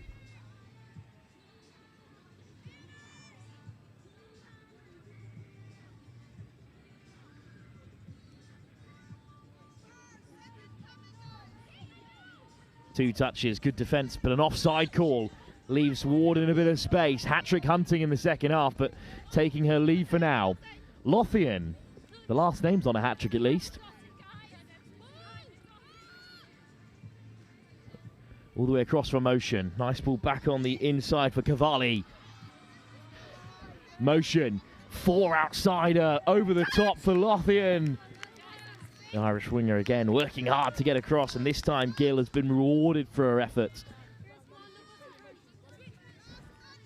Francesca Cavalli, last touch is the call. Bit of a miscount from the Tanglin Trust School. Ireland win it back. Good defensive shift from them. They've still got plenty of time. 4 tries in 9 minutes, 10 minutes, 11 minutes. Very doable, but not if you give the ball away there. And now they're short-handed. It's a 3-on-2. Ball back on the inside. Motion scores.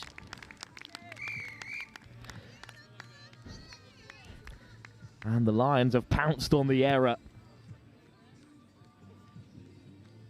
Tanglin Trust so quick to react.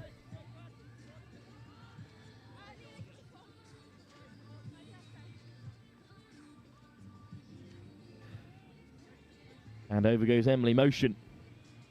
Nice ball on the inside from Francesca Cavalli. And changes in the offing, so fresh legs to defend this Irish attack. It's good early pressure here. 2 touches before the 10, but Tay off the deck, really well held by Willow McIntosh. Maggie Kerrin. Tay. Kerrin. She'll look for that short ball again, but well watched this time.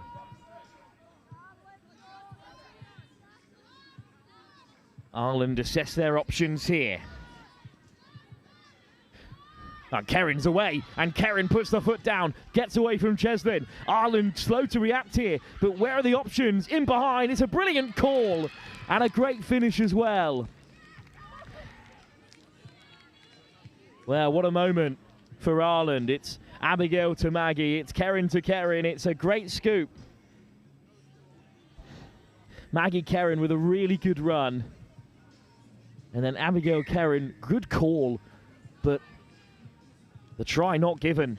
Hard touch it is. That is such a shame because it was great communication between the Kerrins. They are going to have 6 more touches at the 7. Maggie Kerrin Gets it on the backside from Tay, and then what a ball again. Trademark, but doesn't catch them out this time. She just rolls it off the palm, often without looking. Complete trust in Tay, but it's the Tanglin Trust they need to worry about here, who is still rushing out to meet them. It's a great line from Keren, of the Abigail variety this time. Tay, the draw out. Tanglin Trust School, and what a take that is to keep the attack alive from Chloe Savage, diving to the deck. Tay, round the corner they come. It's an excellent run from Kerrish again. Is this going to be the moment that Willow McIntosh gets over? Maggie Keren made that look so easy, but unfortunately, the try has not been given. Such a shame for McIntosh, who was caught at the last. Tanglin Trust finally win it back. Here comes Paget round the corner. Mason sauntering forward, and Paget picks a good line. Just rolls unkindly there, the two of them getting in each other's way. Keren floats it across. That's a brilliant delay on the pass, and Savage can't get away from Alex Lothian. And I think it's going to be called as a turnover, unfortunately, just slightly forward from that pass. Not long to go here. Certainly not enough time for Ireland to get back into this unless they score a try a minute, which I'd love to see. It looks like Tanglin Trust the more likely at the moment to get further ahead. Ward still on a hat-trick. Mason, Ward, Layla Mason. Drawing out Ireland here, they've got to creep forward. And it's Mason, and drifts across to create the space, and Ginty gets down well and keeps them out.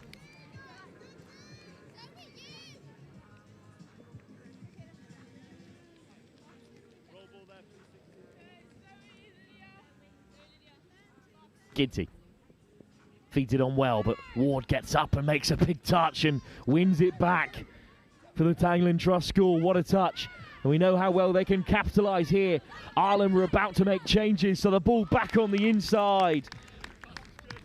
We'll see them over. Layla Mason scores. Tanglin Trust have a 9th try, and it's the second one that was completely opportunistic. Ireland were halfway through making their changes, so there were holes all over the shop. Ward puts it back on the inside. That'll be the game for Tanglin Trust. They're going to go 2 from 2.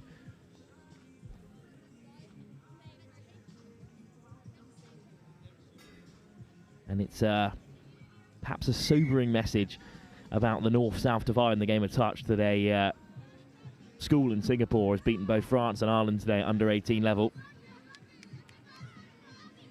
It's not to take anything away from the talent in this Tanglin Trust School side, but just a reminder that the European nations are working so hard to grow the game of touch. They know that they've still got a long way to go before we're uprooting the likes of Australia and New Zealand. But that's what tournaments like this are all about, bringing through the next generation, under 15s, under 18s, under 20s, all getting to play proper test match of touch against each other. As we'll see throughout the day as we head into the quarters and semis and finals. It's a lovely ball back for Lothian on this left-hand side. And Cara Lothian scores. Lovely hands, and you've got to be finishing quickly to get away from Gill. Indeed, she dove over with little thought for how this solid turf will feel here in Warwick. Great finish from Cara Lothian. It's a hat-trick for the Lothians at least. And the Tanglin Trust School have 10. So after beating France, they were in fact favourites coming into this one, but interesting to take in Tanglin Trust for the first time, because they are a really well put together outfit. And although they are just coming back from summer holidays, as it was said, they have probably played more touch together than perhaps this Irish team have. But, interesting dynamic about national teams and their preparation compared to club sides, or indeed in this case schools, who spend more time together. It's interesting about how many national regions in the UK might challenge a sort of Irish national team. Or if a really strong club side like Nottingham, like one of the Galaxy teams in Southwest or in London, could fare up against international opposition due to the star power they tend to have. Just food for thought. As Lothian lays it back for Tamlin Trust School.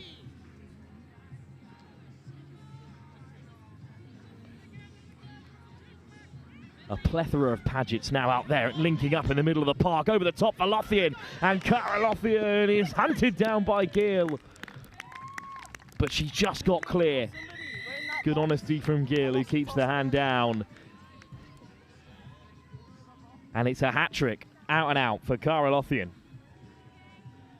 The two Padgetts linking up out there, great to see.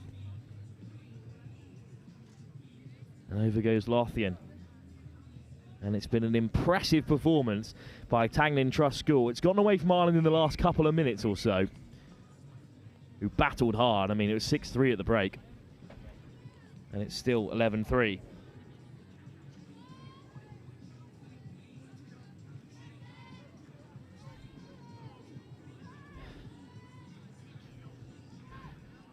Ginty still driving on.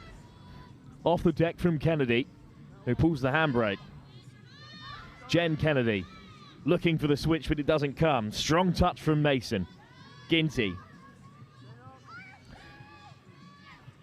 Laura O'Meara. Ginty just about gets away from Padgett.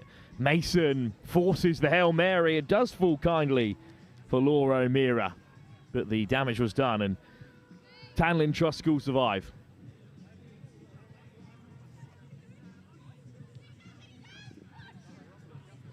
Even at this late stage, running with such intensity there. Padgett feels a little bit bad there for the direction in which she carried the touch.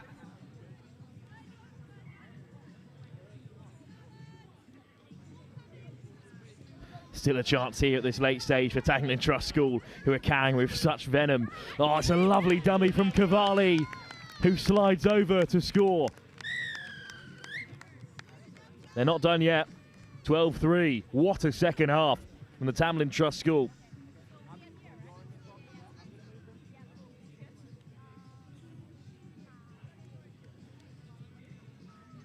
And you wonder what was said at the break, because it wasn't a bad first half by the Tamlin Trust School at all. They led by 6-3, but in this second half, they've beaten Ireland 6-0.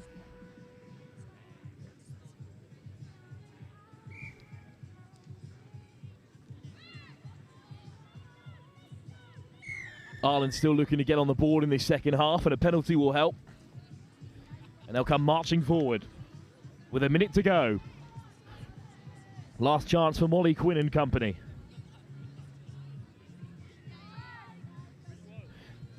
Good acceleration to get there. Andrews. Quinn. Caught by Bazutenhart. Andrews again. Quinn. Caitlin Bastich tries to score in the first half. Leads it for Andrews. Skips away. Good hands again on the edge from Chloe Savage, but no way through. Quinn looking to dart down the short side. Andrews intercepted. Great read. Flying high again. Francesca Cavalli.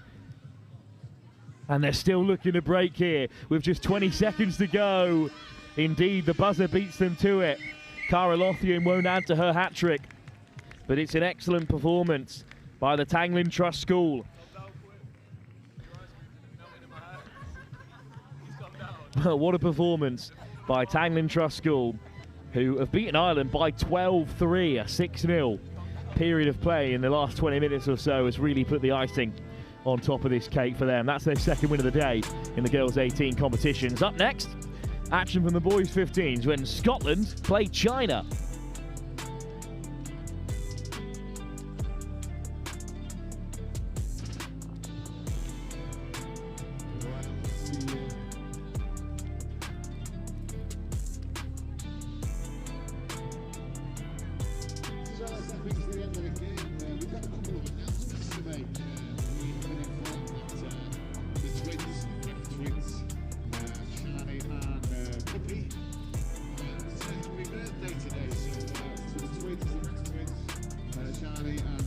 Happy birthday to you.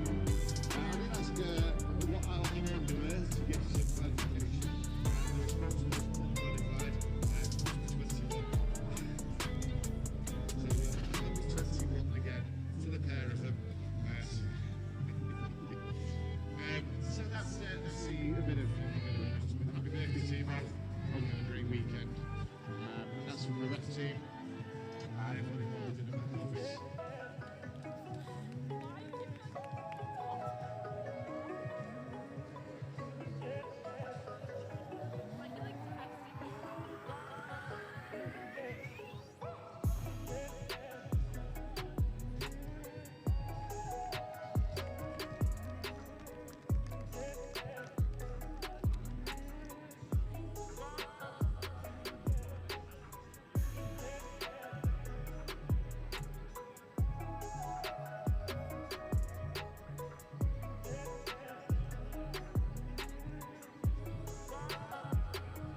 Okay, so just to reiterate, let's take that photo, or are only taking photos today. They just passed on the information that the studio, the photo studio, bookings will be stopped for 4:30. So if you want to book in, you better be quick. Time is running out. You have half an hour. That's flew by. That's a picture of the team photo. Please get yourself over to take that photo. They are in between picture 4 and picture 5. So if you want your picture taken with the team, you need to get over there. If you just want a solo picture, you just book in and get yourself over there.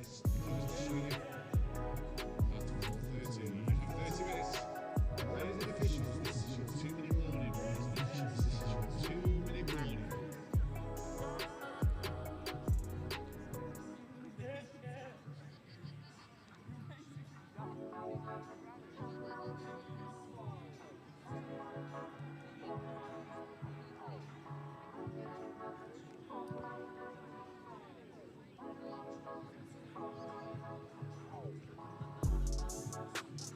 Okay, just to give you the announcements are coming in thick and fast from all of the places. If you want to grab it, there's a crab style also available today, so if you want to get over there and get yourself a crab, you can there's a crab stalls as well as Sammy's and the Big Melt. Mac and cheese, there is box coffee still, they are still here, the ice cream man is here. We just, ladies and officials, this is your 1-minute warning. Ladies and officials, this is your 1-minute warning. We just had confirmation if you have an order at the merchandise tent, if you've ordered some merchandise, the merchandise tent will close at 4:30 as well. So that means the merchandise tent is closing at 4:30. If you want to put an order in, or if you want orders to be processed, closing at 4:30. Ladies and officials, this is your 37th warning. Please take a good ready to go.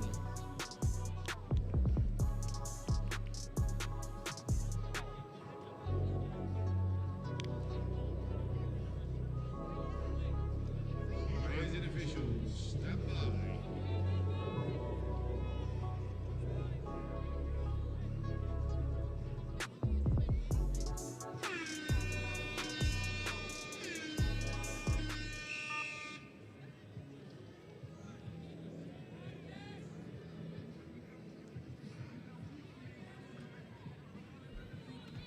Welcome back to our coverage of the European Youth Touch Championships 2026 here at the University of Warwick's Cryfield Pavilion. It's China taking on Scotland, and a really interesting co-commentator for this one. Vega, welcome to it. But, I mean, you must have very split loyalties about this one, it must be said. Yeah, hi everyone, I'm Vega. I'm the tour manager from China. Of course, I support China because I'm the tour manager of China. But yeah, one of my sons playing for China, the other son is playing for Scotland.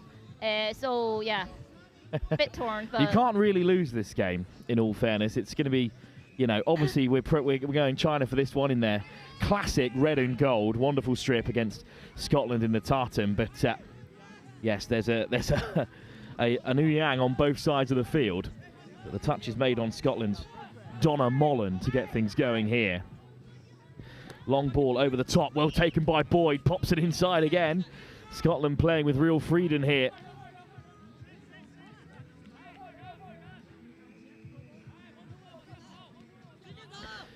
But China win it back again.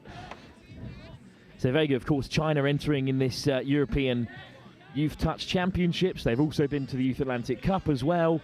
It's a great opportunity for China and for Chinese touch to continue developing. I mean, it's one of the fastest developing nations in the sport. Yes, China has huge population, so we do want to development touch in China. So actually, this is our first time in the Youth Euros. We went to Atlantic Cup twice. 3 years ago and last year, but this is our first Euro. And last year we only have one team, but this year we have two teams. We have the boy 15s and the mixed 15s. Also, there's a big change this year. Our players basically from everywhere of China. So last year they're mainly from like 2 cities, but this time they're from like maybe 7 different cities. So yeah, you can definitely see the touch is developing in China. Absolutely, and taking on Scotland here, another fast developing nation. Dunn gets it back on the return again here. Ball back on the inside and sliding over goes Mollohan. And the score is given and Scotland take the lead. Just 2.5 minutes into this one. And China, plenty of changes ahead of the next bit of play. But a nice ball and a decent finish. Yeah, really, really well played.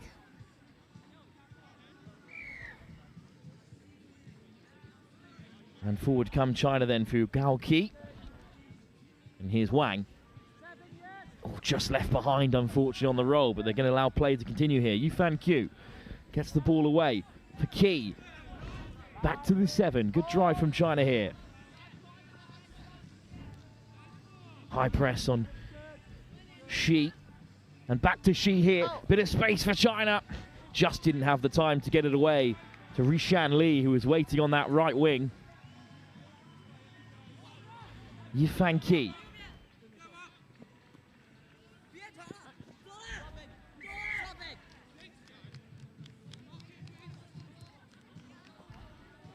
Well, good turnover, good shutout, but Scotland stuck back into that near corner. And taken on by Daniel Forrester Wright. And the change is being made. Travis Smith, part of a dynasty of Scottish players from that family. Craigie. He was also part of the Youth Atlantic Cup side for Scotland a year ago. Now back in this boys 15s division. The debut it's making here at the European Youth Touch Championships. Whipped across wide and well taken again by Boyd. Soft hands on this left-hand side, looking for the offside call. And did Rushan Lee make the touch? That's the question. And the answer is yes, he did. Great defense from China.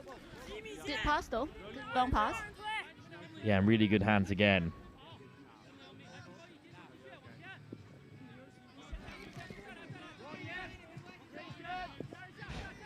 Laid back by China, but not to the liking of the referee.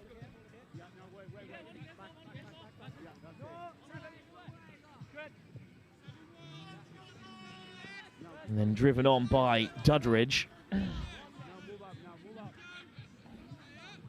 Duddridge again accelerates away, but he is caught. Back to the 7 he goes.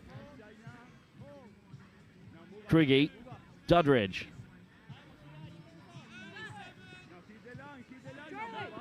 Duddridge again. Touch.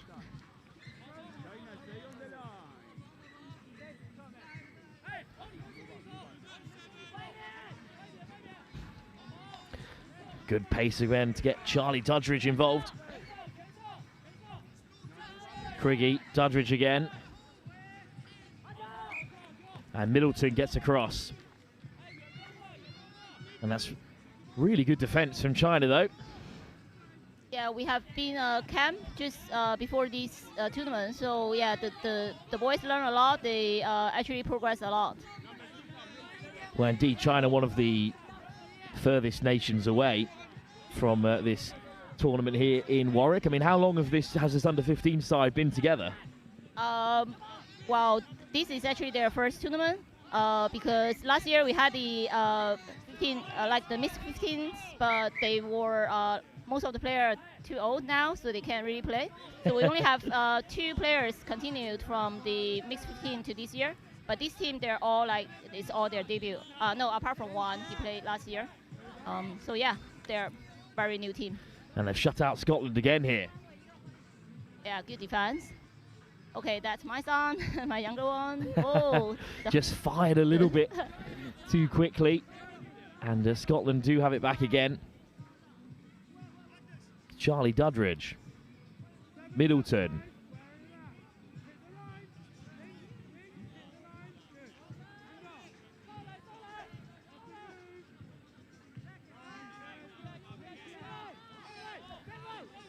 And now here's some expansive play from Scotland again. They're asking a lot of Boyd, but he's taken another blinder. This time off the pass of Finlay Guild. Scotland do well to get across, but goodness, Boyd's been busy. Done. Mollen. Good pickup. Done again. Throws the dummy. Through it goes. And dotted down by Charles Hogarth. It's a very well worked score. Pace. Well, it's fair to say Scotland being made to work really hard here, Vega, to break down this Chinese defence. And compared to 2 years ago, I mean, it's already massive improvements from these from this Chinese side. I mean, the mixed open team, was on the wrong side of some results, and yet, this campaign really forcing Scotland to try their darndest to break through. It's been such a rapid progression because obviously those players who have moved on from the mixed 15s have presumably moved up into the 18s category. Yeah, I think next year we'll try to send more teams. Maybe, yeah, definitely the 18s team, maybe even the 16s.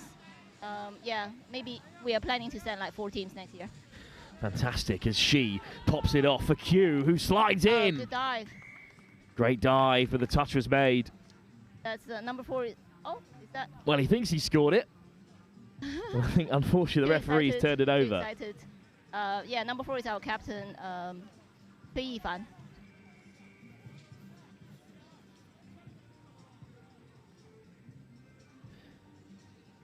So Scotland are going to try and break instead from inside their own 22. I mean, it's a tough question, Vega, but, how did Jin Shen choose which side to represent in this tournament? Jin Shen, you mean my older one? Yes, he's with Scotland. Yeah, he's with Scotland. I watched his first game. He played really well, but I think he got a false stop. Oh, lovely ball inside and out of that. Struan Craigie away. That's a stunning score for Scotland. Good running. Good running.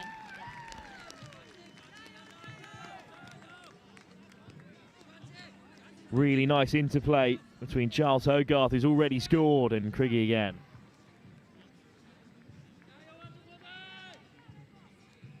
Yeah, I think for our player, the most important is to come here to experience, to learn, to participate. Yeah, and then hopefully they will be wanting to continue playing.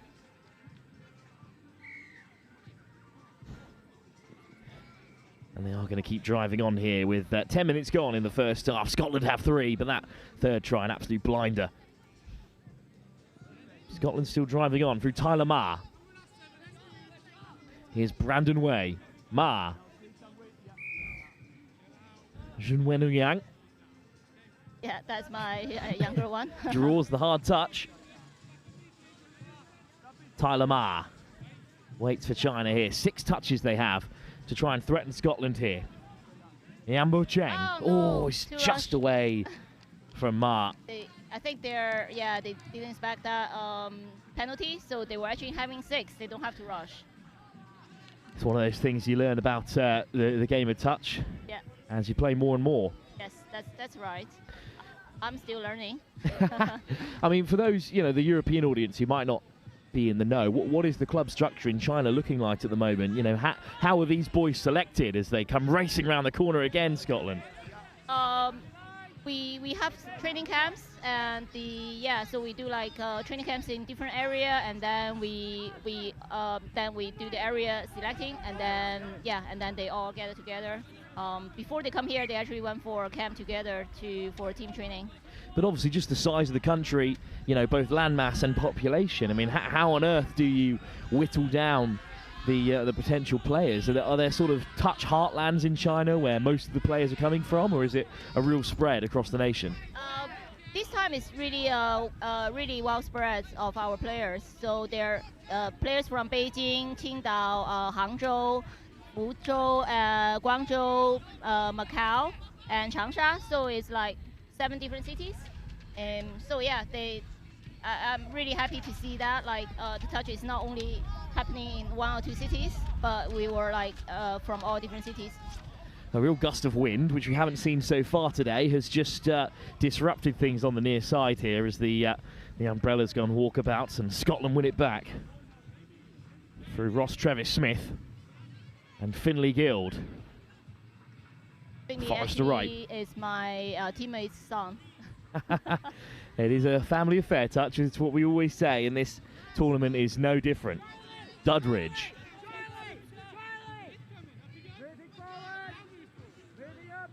Criggy. Duddridge again. Slides in, and this time is kept out. Great defence again from China. Duddridge sliding on this turf, which has held up really well, but it is pretty dry, of course, as the whole country is. So Duddridge is just going to take a minute. Yeah, we were surprised to see like how much yellow grass when we were landing. I was like, oh my god, so dry.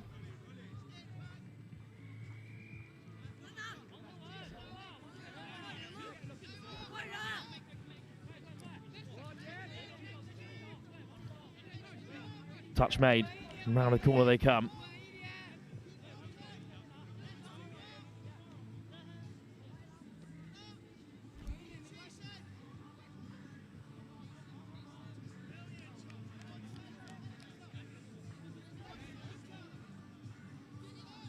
Now the brothers play against each other. My older one just pushed the younger one off. Such an interesting dynamic as it's flung really well over the top by Xin Wenonyang, but unable to be held, and Scotland will have it back through Magnus Frame.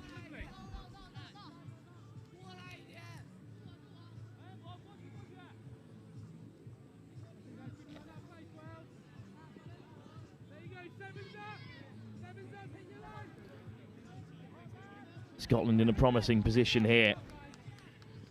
Floated across for Boyd. He's been busy today, Boyd. Now he's all on his own. Playing it back inside for Harry Dunn. Mollohan, Dunn. Mollohan again. 2 over on the right-hand side, and one of them is Charles Hogarth, who's adding his 2nd score.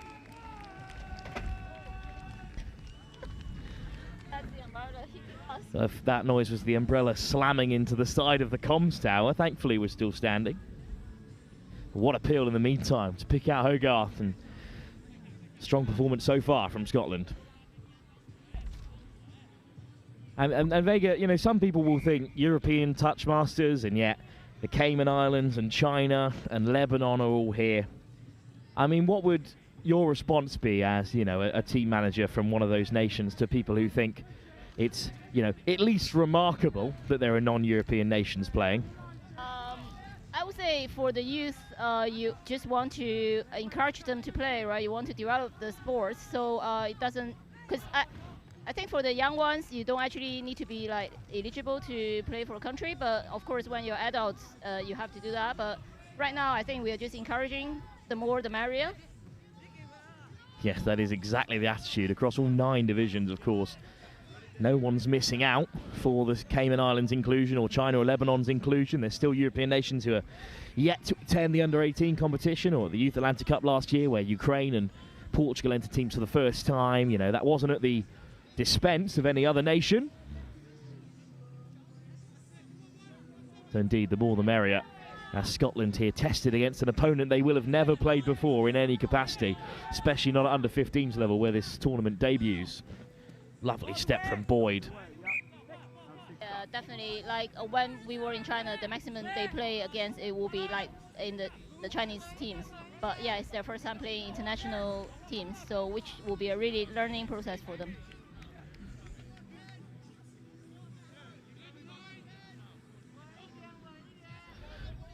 Into the middle of the park here for Jinwen Yang. And now Tyler Ma. Yang. Flung over the top. Really good pass, but not a lot of space for Jin She to operate in.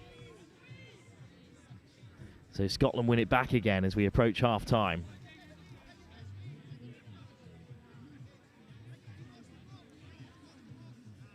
Craigie. Craigie takes off the handbrake. He can get going, but great covering tackle by Jin Chi. Dudridge.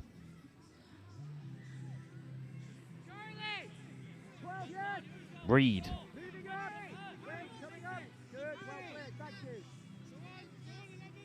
Dunn gets on the return. Scotland looking threatening here as we approach half-time, and Dunn will slide over. Up goes the hand of Tyler Ma. But he's offside, so Scotland score. Good dive though. It is another good finish from Scotland. Norvega, Scotland 5 up here. What do you think this Chinese side are here to learn? You know, what do you think the big difference between these two teams is? You know, a difference that has led to this scoreline and something that the Chinese players will learn from this experience.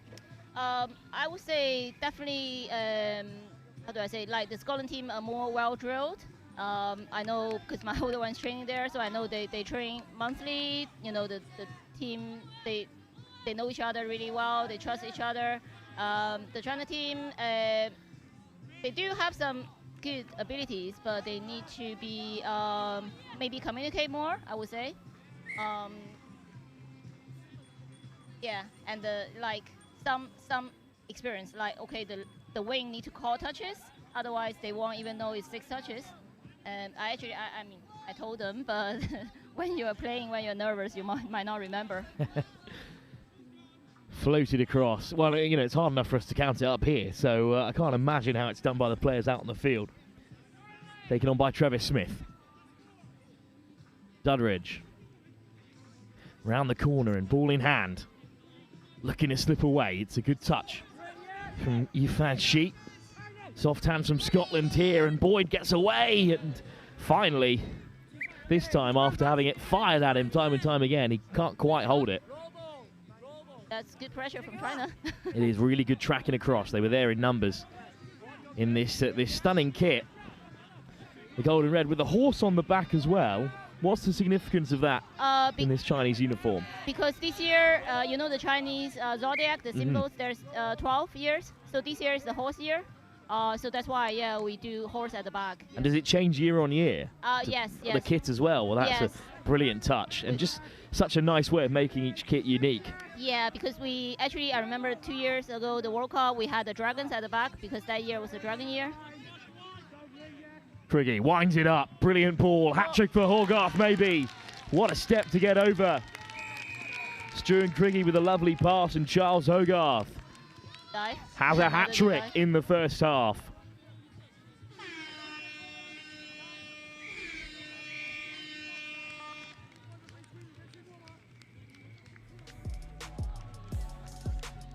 Well, what a first half for Scotland, scoring right on the buzzer to make it 6. They lead against China here.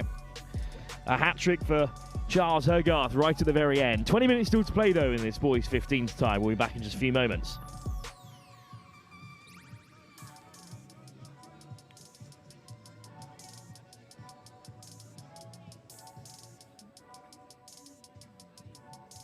Good afternoon.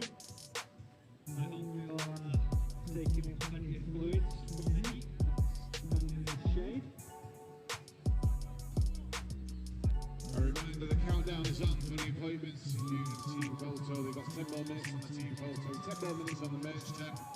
They both shot at 4:30, so you'll be no photos will be taken tomorrow. I think the men's tent will be open tomorrow, but I know a lot of their stuff is starting to sell out. So if you want something from this tournament, you can get over there, get the QR code, and get booked in.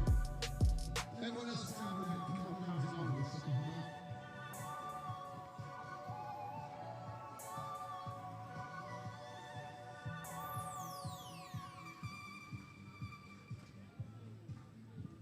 We are looking for Joe, commentator Joe. How many of you are interviewing upstairs? So commentator Joe.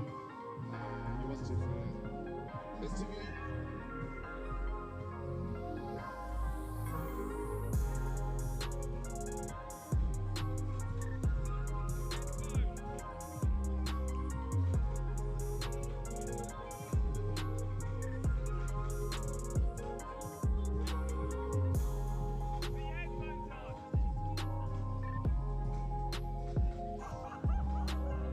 I did forget to do the team position modelling before this game.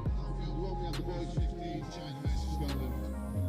Field 2, Field 18, England versus France. Field 3, mixed 15, Scotland Ireland. Field 4, boys 18 versus 20, Portugal versus France. And Field 5, boys 15, Wales versus Portugal. That's a good game ongoing at the moment.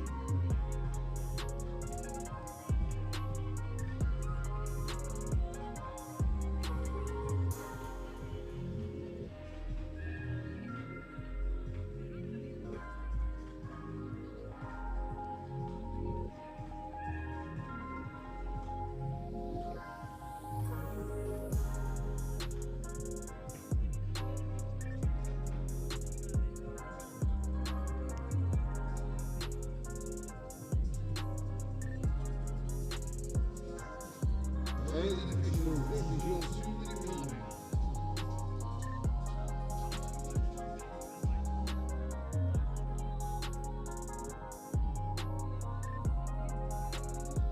If you want something to eat or drink, please get yourself over. We've got Sammy's, we've got Big Mouth, we've got mac and cheese, fries, we've got the crepe stall, we've got the ice cream, box coffee. Get yourself over there. Get yourself fed and watered. If you are praying, please keep your hydration up, keep your water. And put the sun lotion. You're not playing fine shade in the sun. Just come back out, the crowd has cleared. So it is very warm.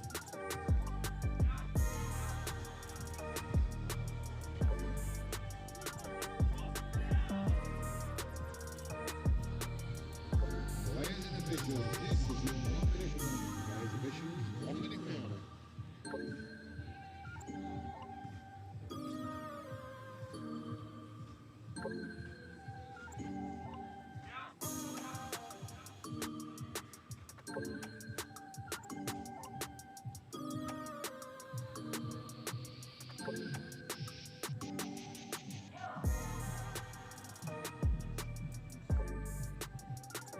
Ladies and officials, this is your 32nd warning. Please stay to the field, ready to play.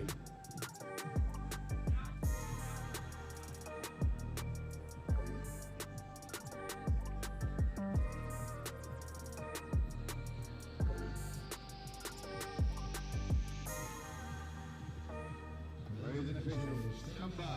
So back underway for the second half here when Scotland are up by 6 against China in a first ever international edition of Boys Under 15s action, introduced alongside the girls competition for the first time after the success of the mixed 15s 2 years ago in Vichy. Scotland quickly off the deck, looking to start as they ended the first half, where they scored late. Mollahan looking to wide one up. So it's left to Harry Dunn. Mollahan again. Ball inside and out. Eventually ends up with Finley Guild. Over the top it goes to Boyd. Boyd skipping away.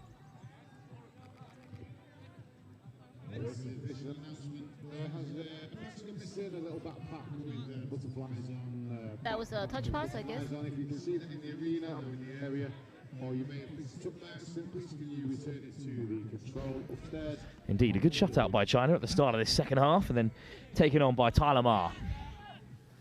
And here's Jun Wen. Oh, just gets away from Yambo.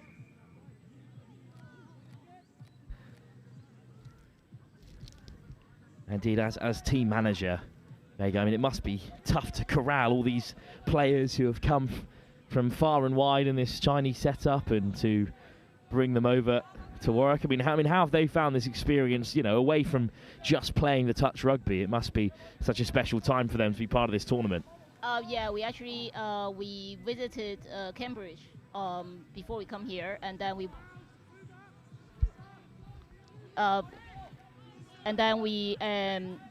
went to a touch camp, and now we are here. But after this one, after the tournament, we will be visiting Oxford and also London, so making a bit of everything. Beautiful parts of the country. I'm sure checking out the universities as well, of course. Yes. I mean, that's actually the inspiration for the kids. Maybe, hopefully in future, they will like to study here and maybe play more touch. They play in that Bucks League, which is thriving here in the United Kingdom. Over goes Travis Smith from close range again. Still kept out this time.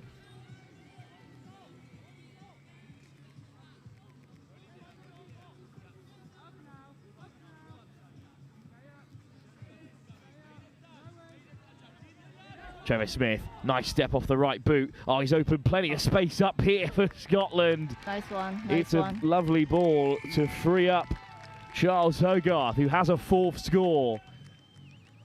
But that all came from the footwork of Travis Smith. Really good long pass.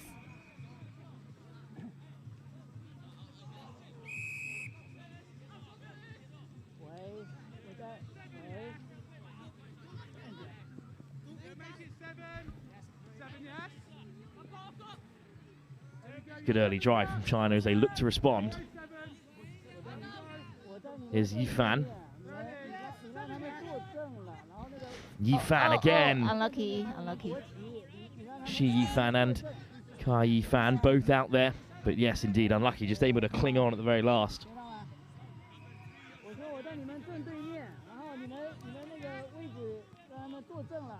The left-hand side from Guild. Criggy weaving away on the outside. The hard line from Finley Reid. Done.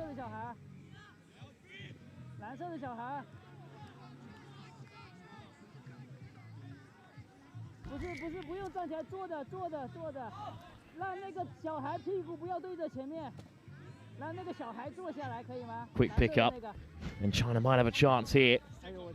It's Wang Tengwen, one of the flag bearers for China in this tournament, of course. Yeah, he actually scored the first try for the China boys against Wales. The game before this one. Wan Yi. Yifan, great acceleration, and away he goes, but needs an option at half. Flicks it to the winger instead, and China on the board. Well done. Kui Yifan with great acceleration, and then the winger completely free on the far side to touch down. It's just great heads-up touch. I think the Scotland might be a little bit surprised to see the speed there, so it seems like they were not responding. Yeah, indeed, he just got off the mark a little bit quicker than perhaps they thought he would.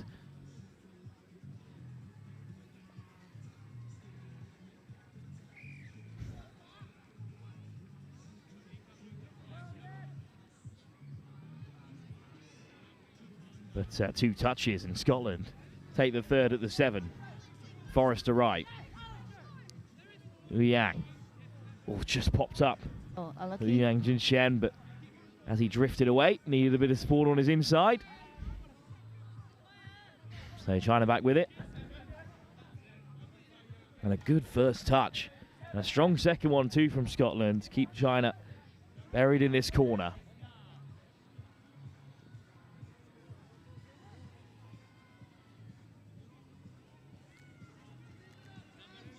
That's a 5th touch.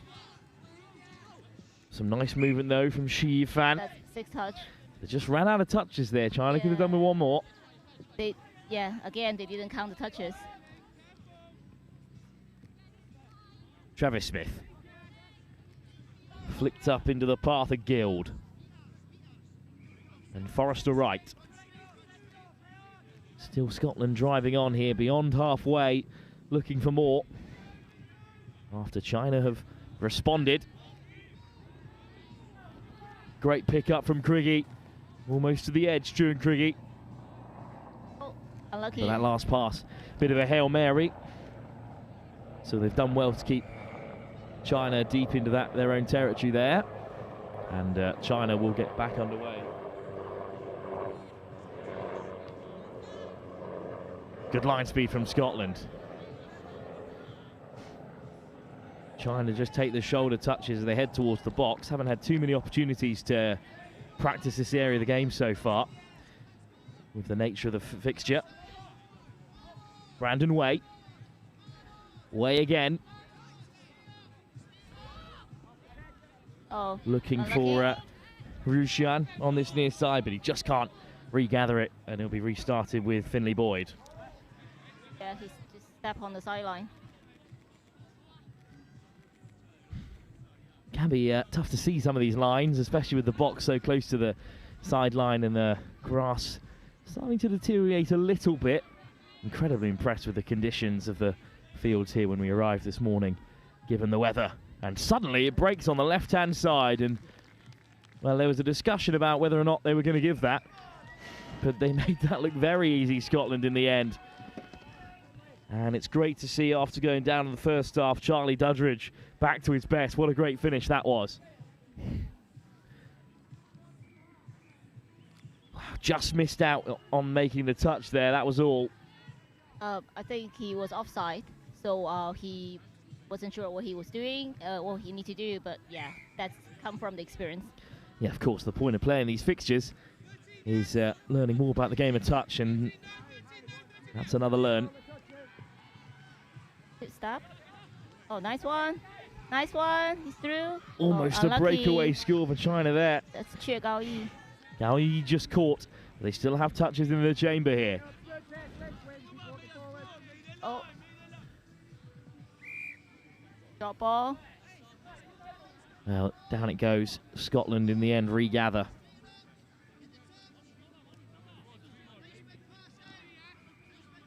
Two more games to come after this one. Up next, a bit of action for the mixed 15s. France take on Wales, who of course are experts in the mixed category, but France are European champions. And then we finish the day with a bit of action in the mixed 18s between Scotland and the Cayman Islands. Cayman Islands, who did so well at that mixed 18s level, the Youth Atlantic Cup a year ago. In the meantime, China in possession. Really good line drive. again from Go Oh, Yi. good hands, good hands. And a good take to keep it alive from Wang Tangwen. Yifan. Nice footwork from Yifan. We're going to draw Scotland out here. Shi Yifan. Both Yifans looking to get involved. Both operating out in the middle and creating for China.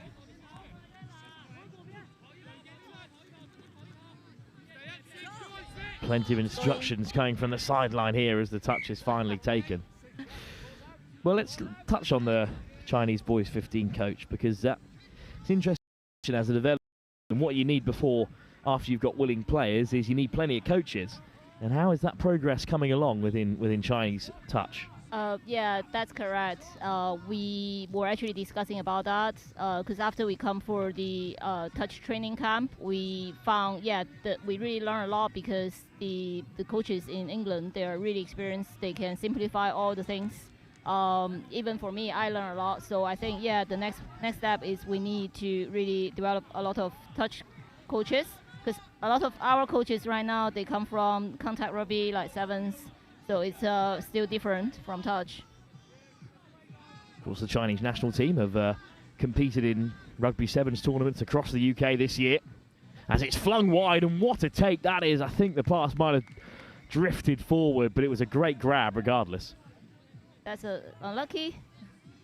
Yeah, the Chinese women's seventh touch, they're really, really good. The men's probably still need to work on.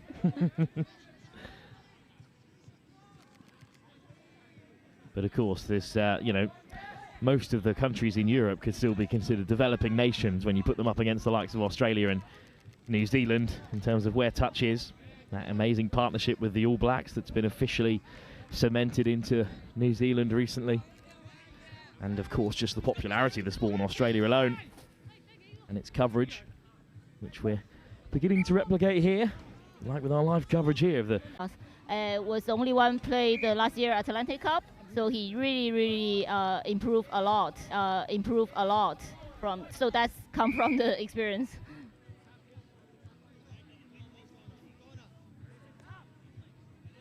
Scotland with plenty of space to operate in here. Taken on by Dunn. Frame. Reed. Dunn again. Forrester right.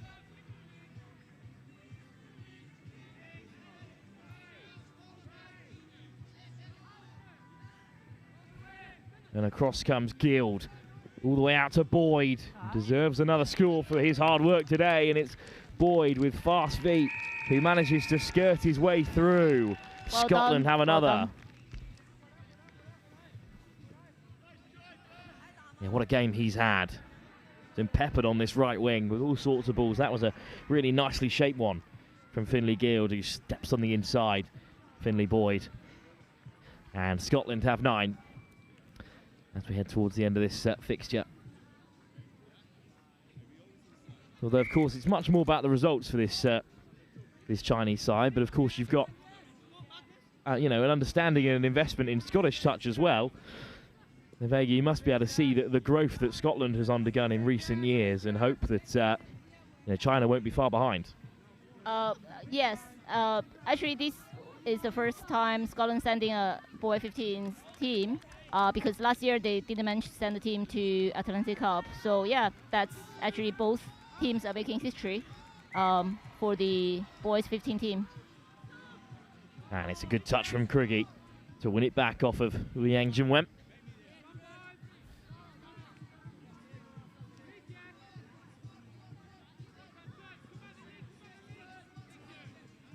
And good acceleration from Craigie again, powering over halfway.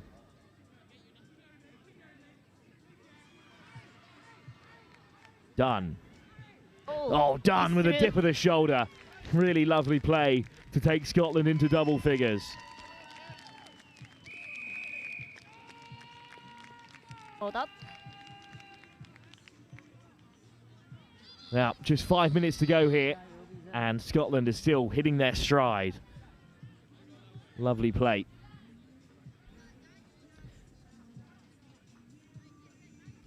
Can't account for just a bit of individual brilliance then, Vega. Every now and then it'll pop up and shine through, as it did for Scotland's try in this fixture.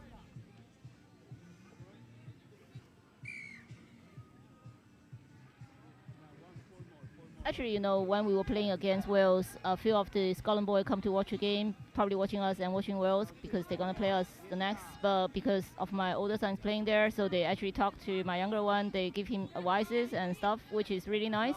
It's all about, like, improve together. Just put down by China. But indeed, there is a community feel about this Youth Touch Championships, because although we are homing in on the quality and they play at such a standard that it deserves to be broadcast, at the end of the day, there is that constant reminder that these are under-15s players who have got years and years ahead of them before they are competing at the top end of the game. Some of them may be selected for men's open, women's open, mixed open before them, but you know, that's the standard that they're being held to, which is that there isn't one. It's purely about development of the game, as it's brilliantly held from Boyd again, who can't seem to put anything down. Yeah, because few of our boys are actually only 12 years old, so they really have quite a few years to go. Yeah, it really is remarkable seeing how talented these players might be in a couple more years. You think about guys who are 12 in this Chinese side could be playing boys under 15s in another 3 years' time. Certainly at the next Youth Euros in 2 years if the form continues. Great shape on the pass from Jim Wen. All the way across. Unlucky. So Lua Rushian just put down. Good hands though from Brandon Way in the build-up, and a good touch made by Tyler Ma, but Criggy catches him offside. Eventually Jim Wen gets back. Middleton looking to stretch China all the way here. Criggy, changes incoming for Scotland, but they're not in position just yet, so Criggy will backpedal. Just 2.5 minutes to go, just about. Scotland still pushing. Boyd, lovely step. Does well to pull out of the tackle and find Magnus Ferrain. And he gives a brilliant ball into the path of Donna Mollohan. That is great work from Scotland. I think the Chinese players are a bit tired. Well, fair enough here, but it's just 2 long balls to take China this way and that, and then another lovely pass from Magnus Frame and Mollohan. It took some finishing, but he races over to score. Yes, Scotland side definitely has better hands.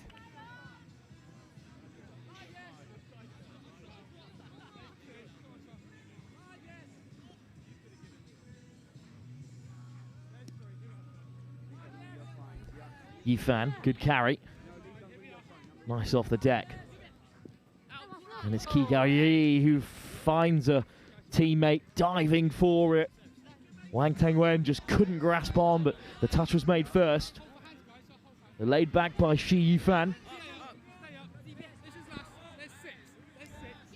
And then, of course, mature touch from China just to dot it in the bottom left-hand corner to bury Scotland as far from their box as they can. Yeah, that is actually the point. One point I was telling them. I said, even you cannot score the try to leave the ball as far as from their sub-box. So at least they did it. So I'm really happy. You know, even they didn't score, but they can do something. In each and every game, they learn a bit, which is the most important thing. Lovely footwork from Dudridge, and Criggy out wide for Hogarth, who wants 5. What a game. Both wingers in navy blue are having. Boyd with his unbelievable hands. And would you believe it, Charles Hogarth with another try. That's number 5 for him in this fixture. Oh my God, that's a lot tries. Brilliant scoring record. Yes. But it says a lot about Scotland as a team, that their wingers are the ones getting in the right positions and a lot of the time getting most of the scores. So you can get the ball to the winger's hands. That's all down to the play in the middle and making space for the wingers. Something perhaps for China to work on, that have worked really hard through the centre of the park, but the wingers have not been quite as busy as Scotland's. Just bobbles up there for Taylor Ma. Ma again gets down well. Brandon Way, buzzer goes. China will ship it on. Good bit of acceleration from Chen Yangbo, but the touch came in from Scotland to bring the tie to a close. Well, a great performance from Scotland, who have beaten China by 12-1. They enter the boys 15 for only the second time, and the first time, of course, here at the European Youth Touch Championships. Vega, thank you so much for joining us. Thank you, and congratulations to both sides. Up next, more action, of course, from the European Youth Touch Champions. Our penultimate game, it's the mixed 15s. It's Wales taking on France.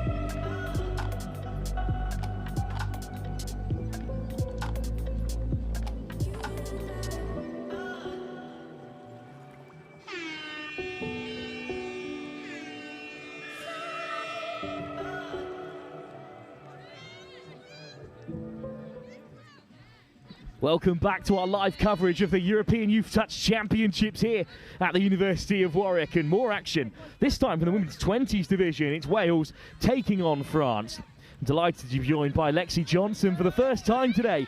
Lexi, this Women's 20s category, you know, previously 2 years ago it was England v France bonanza.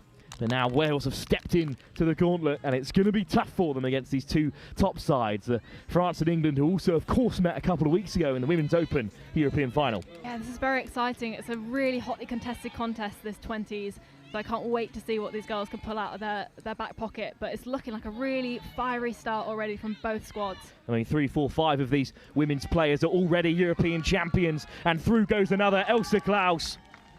What a beautiful breakthrough we saw there. She just really read the play, saw the gaps in the Wales defence, and just ran on straight through. A silver medalist in Vichy a couple of weeks ago, and now representing the women's under-20s. It'll be interesting to get your take on it, because, of course, we've had some interesting chat, and I had a really interesting point on it a few moments ago.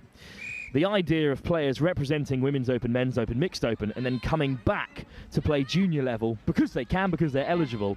And the point that I was intrigued by it. In a way, I felt maybe some players would be disappointed by it. But the point that was made to me was, no, these guys, your men's 18s, your women's 20s, women's 18s, mixed 20s, mixed 18s, who have come from other nations, they are really excited to play against some of the very best players in the world in their age group, Absolutely. Regardless of if they're going to be giving them a tough time. Yeah, 100%. I mean, they do what they do because they love it, and the more they can play, the better they're going to get. And these girls will have gained so much from competing in Vichy and playing with those players with perhaps a bit more experience, and they'll be able to bring that into this game, which is already starting to show here. Just an unlucky mistake there from France, but that just shows you the speed that we're playing at here.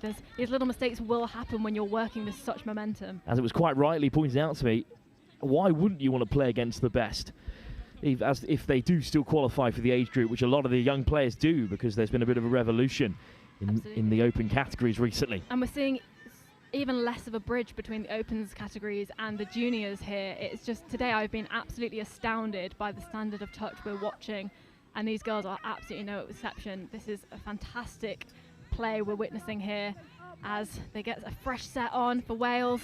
See what they can do here. Setting up a sweeper.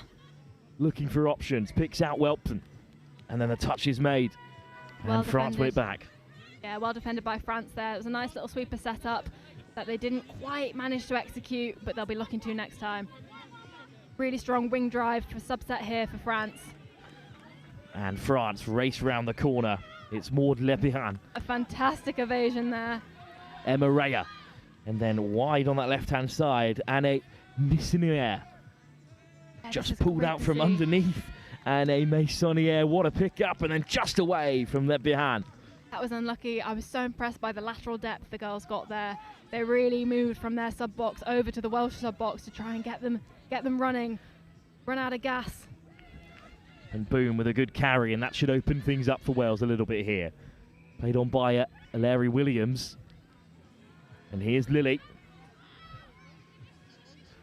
Macy Maggs popped inside for Gibbons. This is a good progression from Wales, and then the handbrake comes off as Josephine House makes good yards, but France had the touches covered. Yeah, that was a wonderful scoop there from Wales, but France had just crowded that gap and left her nowhere to go as they turned defence into attack and have a really strong subset here. Blouin-Levesque.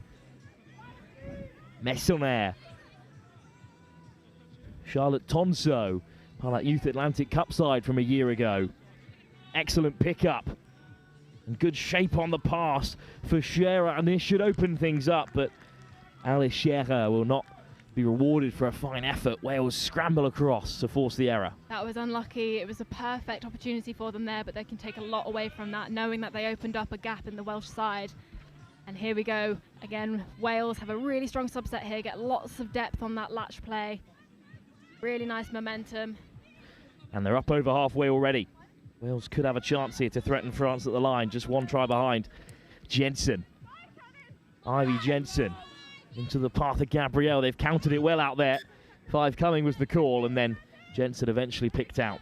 All crowded out by France there. And again, the turnaround time in this match is so reflective of the standard we're seeing. They're moving at such pace.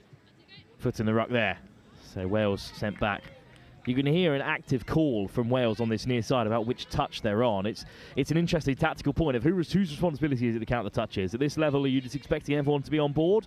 Or do you want, as a player out there, Lexi, someone to let you know what's happening? You'd hope at some level there's some kind of an awareness among your middles, but it's ultimately down to your winger who is surveying the entire pitch to be making those calls and just saying everything you're seeing, making the rest of your squad aware of what's going on and what opportunities are there for you. But yeah, sometimes even in the sub box you'll hear those wing calls, those counts. But quick hands here could open up for France. It's a weaving run from Scarlett Shuffale. That was fantastic, just running into one hole and then stepping into the other. That was really, really lovely to see. Had the hips turned completely the wrong way for Wales, and just nothing they could do about that. That was beautiful from France. It's a women's 20 side that have been together through an awful lot of touch rugby over recent years. Not a lot of changes since their Youth Atlantic Cup bout, and of course many of those players have gone on to get Women's Open experience, but they're a really high standard of team, though Wales are threatening them here as they charge forward again. And Wales are definitely going to want to get a score on the board here to really give France a bit of a nudge. Lily into the path of Boone, going for that little miss pass, but then Boone is caught.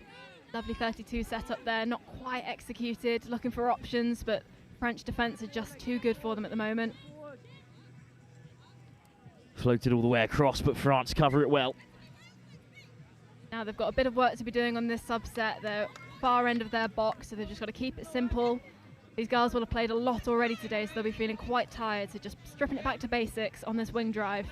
As the French transition, Alexia, how impressive have you been with France across the tournament so far? Not just in this women's 20s, but perhaps in the women's 18 and in the other competitions. I mean, how close are they to challenging England, do you think, in those categories? I think they are the closest they have ever been, and here is a good reflection of that as they drift on over the line. This time she gets her assist. It's Erin Wilms who dots down on that far side. Yeah, that was fantastic. It just opened up for her there. It was really great to see, but France are just looking so dominant across the tournament at the minute. They are so well drilled. They're working really well as a team, and they're just keeping those basics with the momentum. They're looking pretty unstoppable at the minute. I thought I was safe to bring you in for a conversation about France more generally, but within 6 touches, they've charged their way down the field. And Wales again asked to respond. It's Josephine House, taken on by Williams. Great line from Gibbons, and Keris Gibbons goes diving in looking for that offside, but shut out by France. Fantastic dive from Gibbons there. She just saw them and thought possibly it was on. And a bit of a change of call from the refs here. I think in the end it's going to be France possession. Try and find out what's happening here.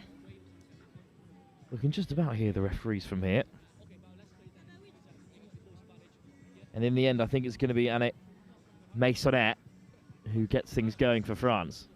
Bit of uncertainty here. The players aren't quite sure.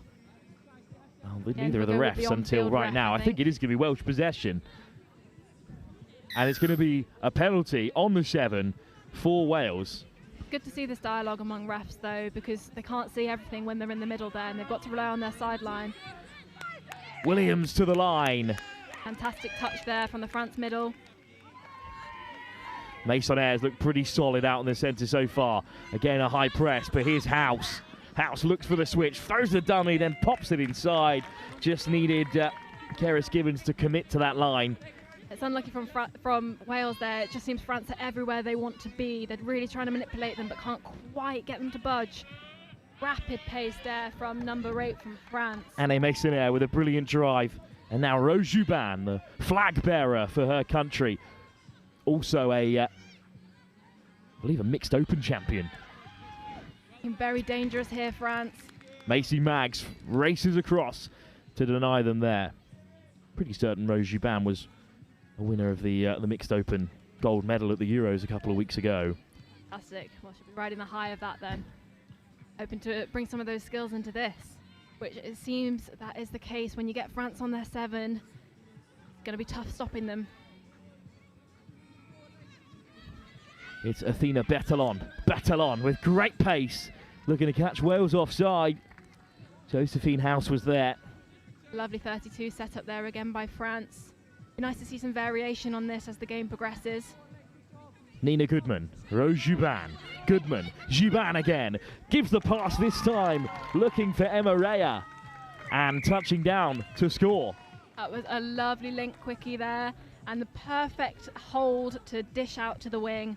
Really, really nice to see. They timed that perfectly. Well, Wales are certainly making them work hard for it, but the star power of France is starting to shine in this fixture. That was a really tough defensive set from the Welsh girls there, so they did a great job, but just couldn't quite get there. But as we were saying in previous games, if your opposition is scoring on the wing, you take that as a good sign. You're shutting them off elsewhere and giving them the hardest option. Faith Dangerous looking Harrier Welsh pod. Kempster. Very threatening looking pod here. Jensen, Gabrielle, around the corner for Heisia Kempster, who steps on the inside. Fabulous call from the link there, Matthews Thomas. She was wide open and she was making sure they knew about it, but just couldn't quite get to her. And Gerard Matthews Thomas now on defensive duties, and then the ball put down. So a rare error from France. Wales, you think, have got to use this opportunity, unless the game might get away from them. It's all about composure now for the Welsh girls. They've really got to time this right, keep their cool, and be in command here. Jensen with a good carry. Same pod out there for Wales. Ruby Gabrielle. Jensen. Gabrielle. Oh, and it's great line speed. Yeah, that was a fantastic snipe from the French number 7, Le Bien. That was really, really nice. Just shut off that option entirely, and Wales had nothing to do there. Oh, it's ambitious from France, but Zoe Brust-Marco just couldn't hold on. It was a great line by the winger. This is very unlucky. These French girls are going to be very tired here. They've had a few defensive sets, and they'll just have to see if they can keep the Welsh girls at bay. And Wales make changes in possession, as is their prerogative. Ivy Jensen. On comes Sadie Boone. Slowing it down slightly as they get fresh legs on, but they're going to really hope for a strike here. Boone. Looking to draw out France here. It's a tough touch on Lily, but she wears it well. Boone, miss pass over the top, but it's really good defence from Anouk Jolivet. Beautiful sweeper snap back there, out to the wing, just not quite, really well read by France. But can they exit France? Can they finally head to the box? These players will be running to the turf after 3 huge defensive efforts, and it's safely off the deck from Brust-Marco. And physicality in these Wales touches, which is good to see. It's nothing outlandish, it's just forcing that shift in momentum for the French. Wide from Bluen Levesque. Great pickup. Levesque looks to find the ball inside. It's nice shape on it, but just can't be collected by Rose Juban, who was pretty audible on the chase there. The ball goes down with a squeal there. Yeah, a bit of a Levesque, shame. what a player to be playing at under 20s level, though, of course. Amazing to see. She's had a really fantastic game so far. See if she can keep this momentum up for the rest of it. And a great summer as well for the French senior side. Wales hoping to get their foot in the door here, see if they can put a bit of pressure on the French defence. Givens. Berthelon gets back to make a second touch, but it's flung away first. Josephine House, who looks to wriggle through, but the penalty's already given, unfortunately, there. Yeah, that's really unfortunate. It very much does seem like the Welsh girls are getting a bit frustrated because everywhere they want to be to find a gap, the French have crowded it already. Now we're turning into another subset, get some fresh legs on for France. The game has settled in the last few moments. Most of the action taking place in this middle third. As a tough touch on the near side takes out Rose Juban, but still France go rolling on. Was there a foot in there from Wales, or was it from France? I think the referee recognises that it was Maud Le Bihan who went straight through the ruck. Yeah, that's really unlucky there. They had some great momentum, but as I've said before, with momentum comes a bit more room for error. Fortunately succumbing to it there. But now Wales are going to turn their defence into a really strong subset in attack as they get some fresh legs on. Good drive from Wales. France come up and make the tough touches. Jolivet, good defensive work. But then taken by Jensen, forcing France back. Gabrielle. Ruby Gabrielle. Just run out of touches there, Wales. Yeah, that's unlucky, but the French defensive pattern is looking fantastic. They were shutting really far in as the Welsh were subbing off and then brought themselves back out. Lovely evasion there. Really nice from the number 5. Well, good dummy from Jolivet. I think it was Scarlett Chauffeur.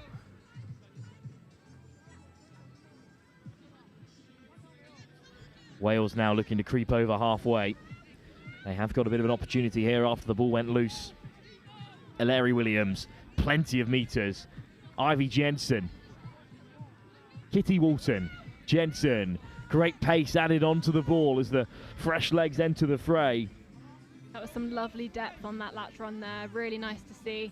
Faith Hersia-Kempster now back into action. Boone. Hersia-Kempster. Boone looks to go to that far side. Hersia-Kempster weaving her way through. As she crashed over there. Or was the touch made? It's good defence by France, according to the referee. Yeah, that was a wonderful shot from the winger there. They just kind of ran out of space, Wales, there. They didn't have much space left on their right-hand side. Taken to France's advantage. 4 scores at this level, it is nothing really, but how much of a mental battle is it if France can keep a clean sheet in this first half? It is really tough to come back from because they'll know that they're yet to concede. And Wales would just be looking to know that they can be broken because at the minute they've not managed to break through the line. Great pick up from Bettelon. Looks to go wide. Oh, it just can't be taken by Zoe Brusmarco. That is so unlucky. Some wonderful pace from France there, but Wales would definitely be looking to use this. Athena Bettelon with a really good carry. Great drive from Levesque and Rose Juban in the build-up.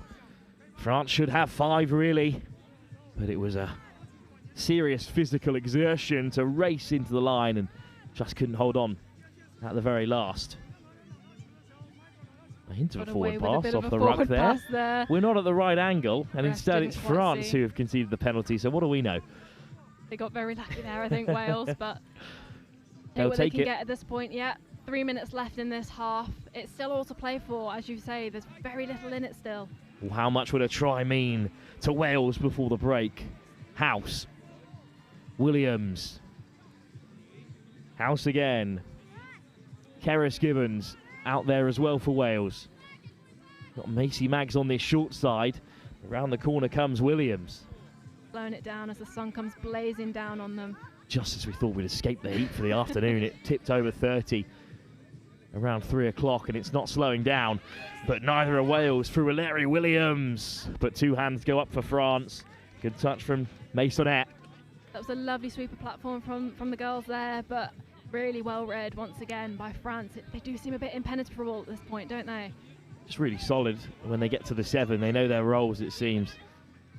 For an under-20s team, they've got such a good connection, and what a pick out that is by Maud Le Bihan, who looks to accelerate. Le Bihan away.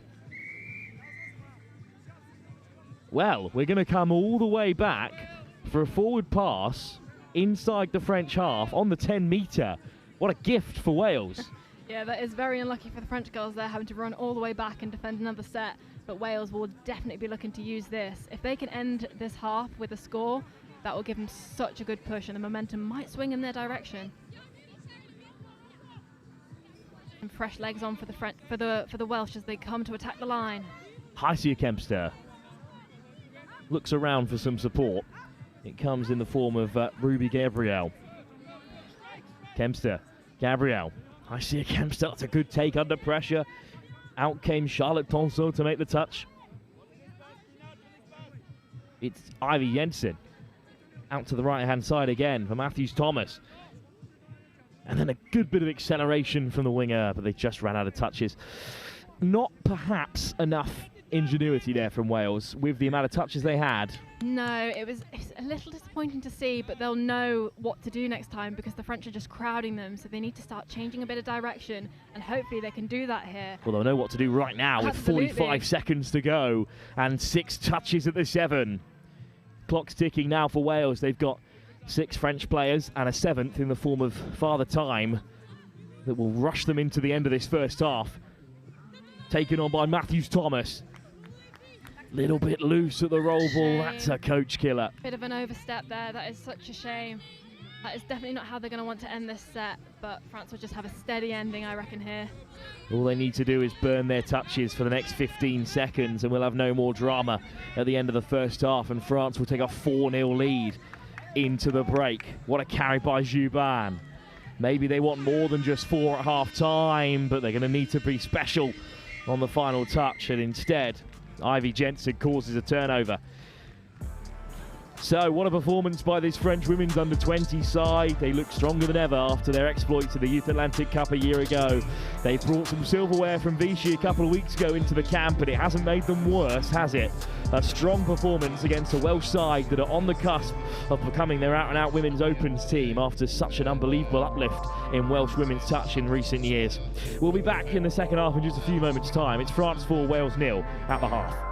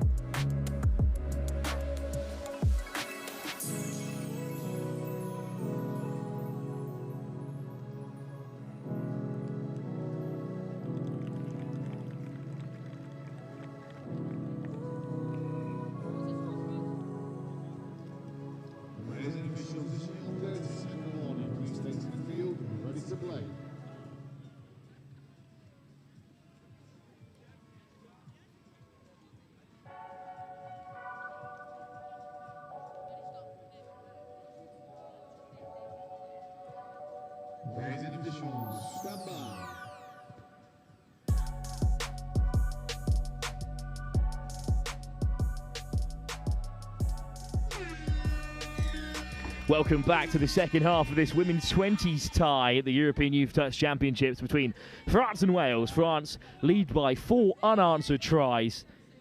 Lexi Johnson alongside me, they've been very impressive. They really have. They're looking very much the dominant side here, and I think they would take it as a personal victory as they scoop on through. Levesque with a quick snipe, and there's plenty over to touchdown on the right-hand side. What a start from France there. Luann Levesque, a bit of a cheat code at this under-20s level, having played the level of touch rugby she's already played this summer, but a very good take all the same, out wide by Anouk Jolivet. Yeah, that was a fantastic start from France there, and I was about to say earlier, I think they would take it as a personal victory to not concede any tries, because that was the kind of calibre we're looking at here, that they're always constantly looking to improve. And it's interesting to note that 2 years ago there was only 2 sides entered into the women's 20s competition. And it's not as though Wales have scraped together a women's 20s team. They're a very talented outfit to even consider breaking that monopoly. You know, they had to be confident in their ability to challenge, and they are a strong side. Yeah, they are absolutely challenging here. I mean, we've seen some matches today that have some outrageous scores, and the fact that they've only conceded 5 so far is really, really optimistic for them, and they have plenty of potential to score some of their own here. Penalty though for France this time, touch and pass off the mark to begin with. But then Alice Scherrer will get us underway. Referee doing well to just slow them down a little bit there, because they'll be wanting to use this momentum, but don't want it to be unfairly in their favour. A lovely little check pass there. Almost away. Maud Lebihan, also a player who is representing France at the senior level at the recent European Championships in Vichy. Away goes Rose Jubin. And then a bit of space opens up for Goodman. Great pickup and fast feet as well from Bettelon, who finds the pass, but Wales get back well. Great touch from Chloe Banks. Yeah, that was really well shut down there. They were looking in some kind of danger, but they were not going to let France through for another one. Soft hands to the outside from Josephine House. And this is a really good drive from Wales. Yeah, France backpedaling. Classic wing drive here to get some fresh legs on, get some depth and momentum, and it's really setting up the later plays with the strength of your first touches, but just unlucky there for Wales as France have possession back. From halfway as well, so the same spot in which they scored their 5th try just a few moments ago. Good take from Goodman. High above her. Rose Jubin. Wales have just amped up their pressure in defence here, which is great to see. They're getting France scrambling a little bit. They're not quite there for half. Jubin. Round the corner still for Scarlett Chauffel. Bettelon. Looking to drag the Welsh players forward. The call from the sideline is to let the hammer drop, and that was the plan. Jubin again looking to drive them forward. They can't drop from inside the 7. They're desperate for a penalty call here, but it's not coming for France, so it's whipped across instead for Goodman, who lets it fly once more. Goodman, soft hands to keep it alive, but eventually a penalty. Interesting there, Lexi, that the penalty did not come. They wanted one for the Welsh players dropping, but perhaps they just weren't up to the 7. Yeah, it's really tough. It's one of those marginal calls where I think the French girls were hoping that the Welsh would move up faster, but the fact that they were all progressing, if they'd have gone any slower, I think the ref would have called that. Good shutout by Wales. Fired into the path of Priya Lilly. Another strong wing drive there, and they've got fresh legs coming on really quickly, which is so important. They'll be hoping not to repeat the mistake of last time and get a really strong subset. Famous last words. Apologies, the commentator's ladies. curse has struck Lexi Johnson for the first time. Welcome to the show. Goodman looking to punish. And to the left-hand side, Rose Jubin as the substitutes are ordered on. It's Luann Levesque. Levesque accelerates away, caught by Keris Gibbons. Yeah, she's picked up some great width there, really trying to draw the Welsh girls out. Lebihan. Levesque back to the open side. Bettelon, option. Oh, this time it's Maisonette who slides it herself. That was a really, really beautiful play there. She just drew them out, really made them chase after her, but they couldn't quite get there. And she also had the option to check out to the wing there, so that was really, really nice play. Annie Maisonette, who got this whole thing started way back when, untouched. Not even close. What a finish from Maisonette. Yeah, that was fantastic to see. A solid shift put up by the Welsh defence there. Just couldn't quite maintain it all the way through. Tough opening 5 minutes. They're 2-0 down. Oh, great speed. This could be a huge moment for Wales. Josephine House, who's looked threatening all game, suddenly found herself in plenty of space. There must have been an offside in there. Try out of nothing for Wales, but a great finish. What a fantastic moment for Wales. They will definitely be using this and hoping that the momentum is shifting in their favour slightly, because France will be a little bit shaken now, and Wales will hope to just keep laying them on and putting more scores on the board. Oh, no mistake, Josephine House just burnt Charlotte Tonso on the outside. Great pace, and now Mason Air will look to respond for France, and there's a clear foot in the ruck there from Wales. But Wales on the board, 6-1 then, as things stand.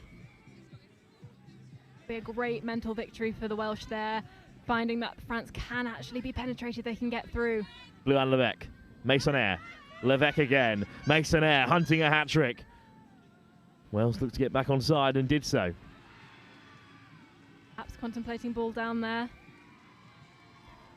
And I think it's been given, and it will be a hat-trick for Anne Mason Air. Yeah, that was fantastic. You could just see that they weren't quite on side and just pushed that extra notch forward to get the ball down. They'll be really, really pleased with that. Well, an unceremonious response, but a try that's worth the same. Absolutely. I mean, France will be doing everything they can just to knock Wales down a little bit. They'll be riding a high from their score. Yeah, pretty nonchalant stuff from the Absolutely. two out in the middle. Into the path of Boone. Can Wales respond? Can things go a bit tit for tat? We'd love to see that in our penultimate game of the day, with just one mixed 18s tie remaining between Scotland and the Cayman Islands. Gibbons, great effort, looking for the offside call. That was very much a try-saving touch there. She may not have been offside, but she stopped that ball going through and being offloaded to anybody else. Wales will get a fresh 6, and this is a fantastic opportunity for them. Karis Gibbons draws out the French. Boone just directing traffic. Sadie Boone, Gibbons, well caught. Boone straight off the deck.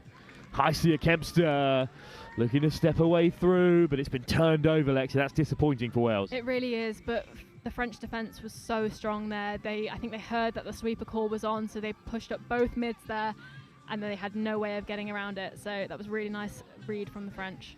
Tough touch from Karis Gibbons to slow down France, but a dummy might open them up. A little bit of a knock there as France come through. And physicality from Wales. What a carry, though, by Maud Lebihan. She is caught.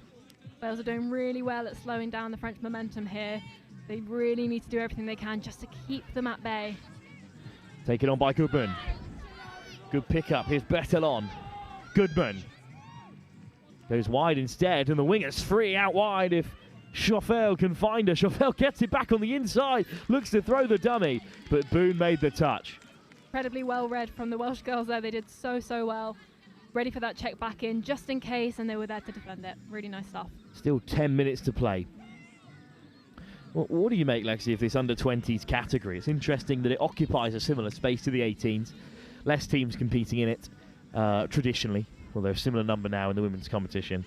What kind of importance do you think under-20s touch has in the development of the game? Oh, it has such importance. It is essentially bridging the gap between the Opens and junior level, and we're really not seeing much of a gap here, look. Oh, what a run! It's a second score for Josephine House, who twice has ambushed us up in the comms box here by creating something out of nothing.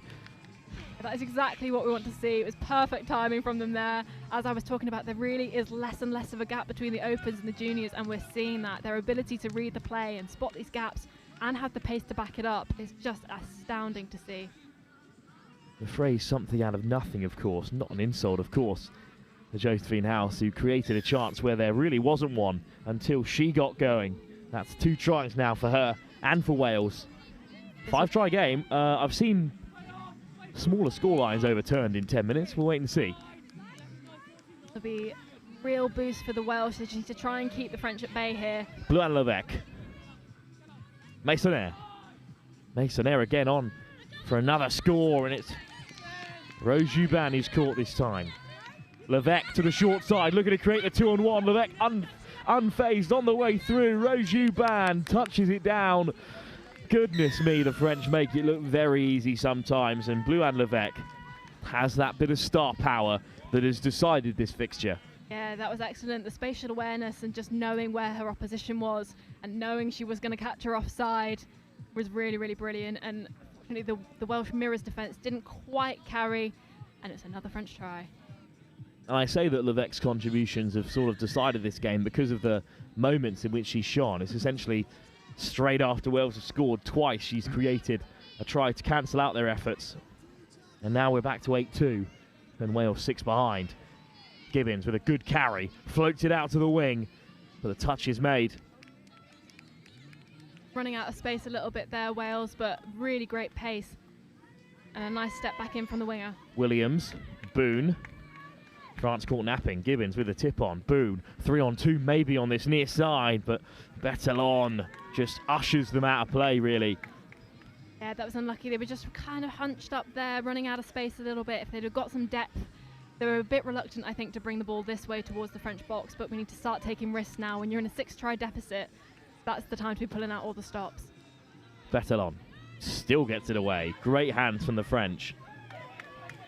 Up comes Seren Molino to make the touch. Molino again involved. That was a beautiful evasion there from Jubin. Le Bihan with a good run. Klaus back into the field of play after opening up the scoring. Into the late touch. Fast feet instead from Maud Le Bihan. Could that just be the try of the game? I think that was absolutely fantastic. Some great fancy footwork. Got them dancing around each other. It's that big touch from Gibbons who got out well. And then just dancing on the outside of Maddie Welpton, which is much easier said than done. Yeah, that was a fantastic try. She'll take a lot from that. As Wales try to retaliate here, try to get some back. Nice little buddy drive. Heading down that left side again. Be nice to see them get some width on this. Change the direction. It's a really strong little pod they've got going on here. Wales on the pickup. It's House on a hat-trick. Flicks it up instead. That's a great effort at the line from Ivy Jensen, but sent back this time. Looking to waste no time here. The scoop not quite carried off. French were ready for that one. As they now get possession, and they're going to want a nice clean subset here. They do not want to be making any mistakes, and that is how you do it. That was a beautiful carry there.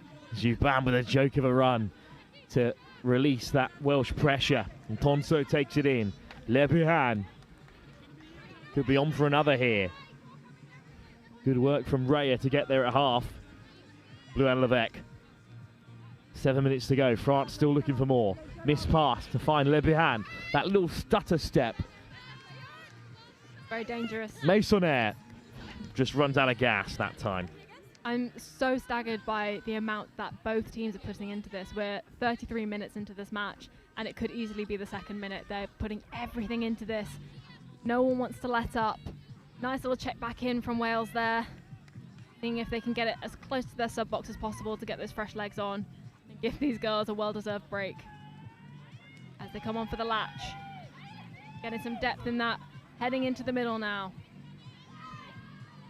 Trying to catch the French off guard. It's really impressive stuff from Wales again, but France hold firm. Didn't quite get the yards they were perhaps looking for there on that subset, which leaves France in a really good position. Now back in their half, only a couple of touches in.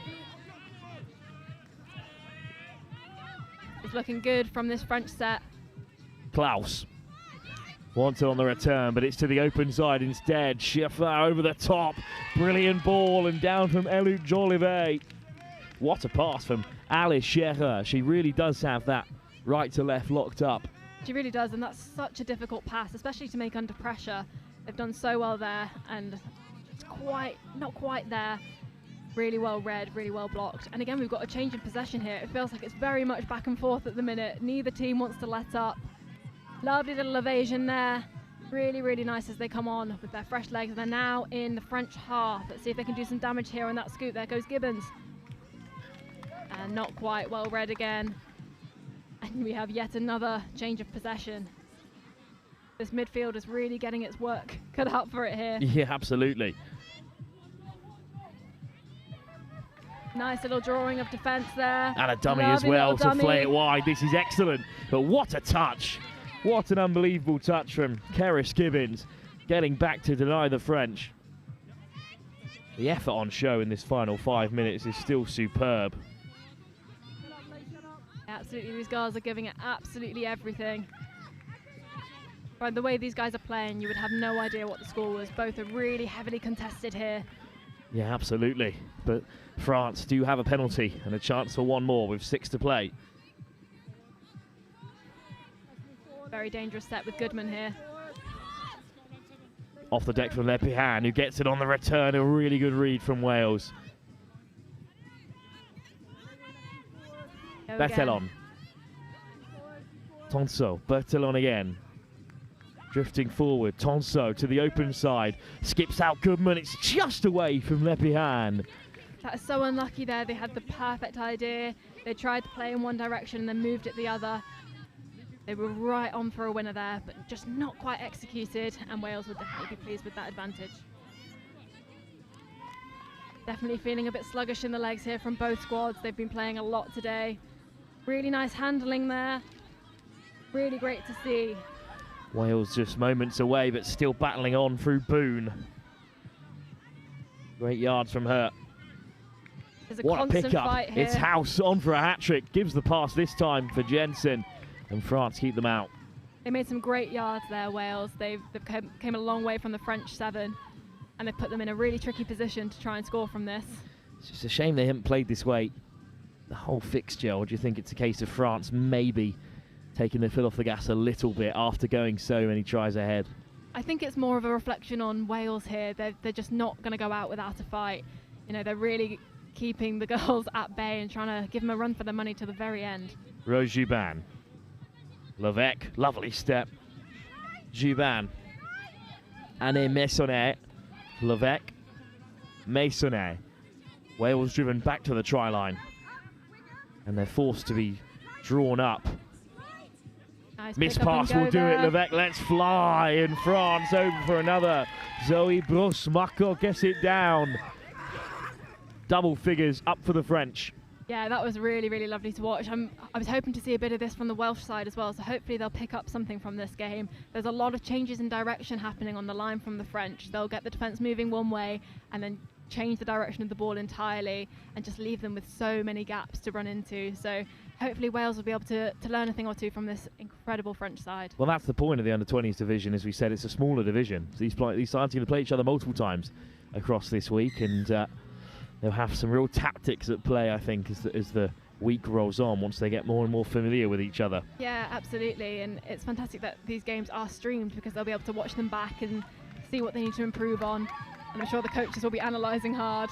Lily, Gabriel. Priya Lily again. Nice ball from Mags, but just a miscommunication. It was good power on the lift, but not on target. Yeah, it's very unlucky from Wales there. They had the right idea, just not quite the execution this time. So instead, it's a bit of hard graft from the French right at the end of this tie. A round of applause as they hit the box. Really impressive transition. The physicality has just not dropped at all here, and the French sub-box are so loud, cheering on their new players as they come on. Scherer. This could be it for Klaus. Scherer just leaves it behind. An amazing read there from the Welsh mid. She shut in really well. Knew that they were going to be targeting their gap. Just shut them off. Powerful touch from Klaus, who's going to be penalised for that one. What can they create with 45 seconds left to go here, Wales? All about process, because with these sides to meet again, this is essentially only the first half of Wales and France's under-20s journey against each other. Utilise this offside call here.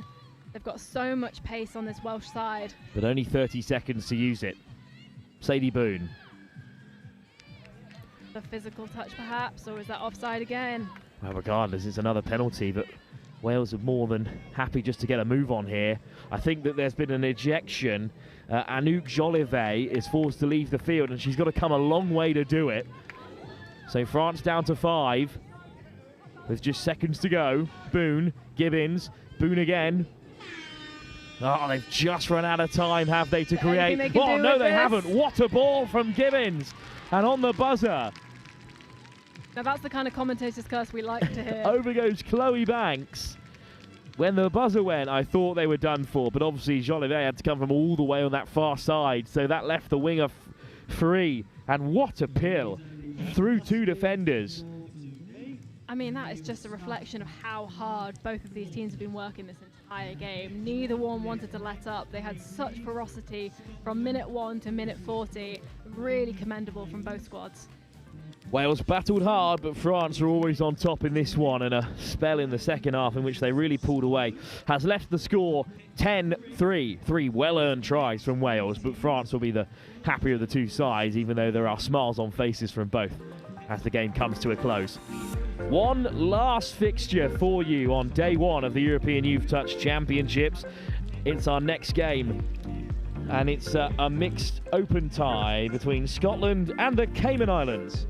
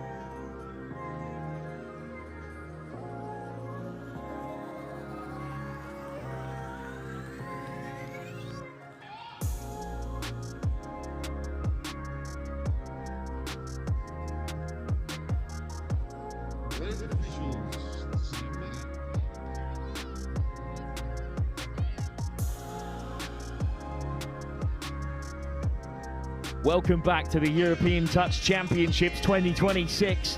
It's youth edition, of course, with the senior edition having concluded in Vichy a few weeks ago. We're here in Warwick now. Lexi Johnson alongside me.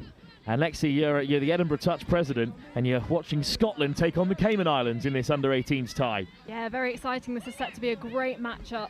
And Scotland are coming out really hard here. And a wonderful But it's been intercepted intercept by the Cayman Islands, who are off to the races. Donato Henry, he is one to watch.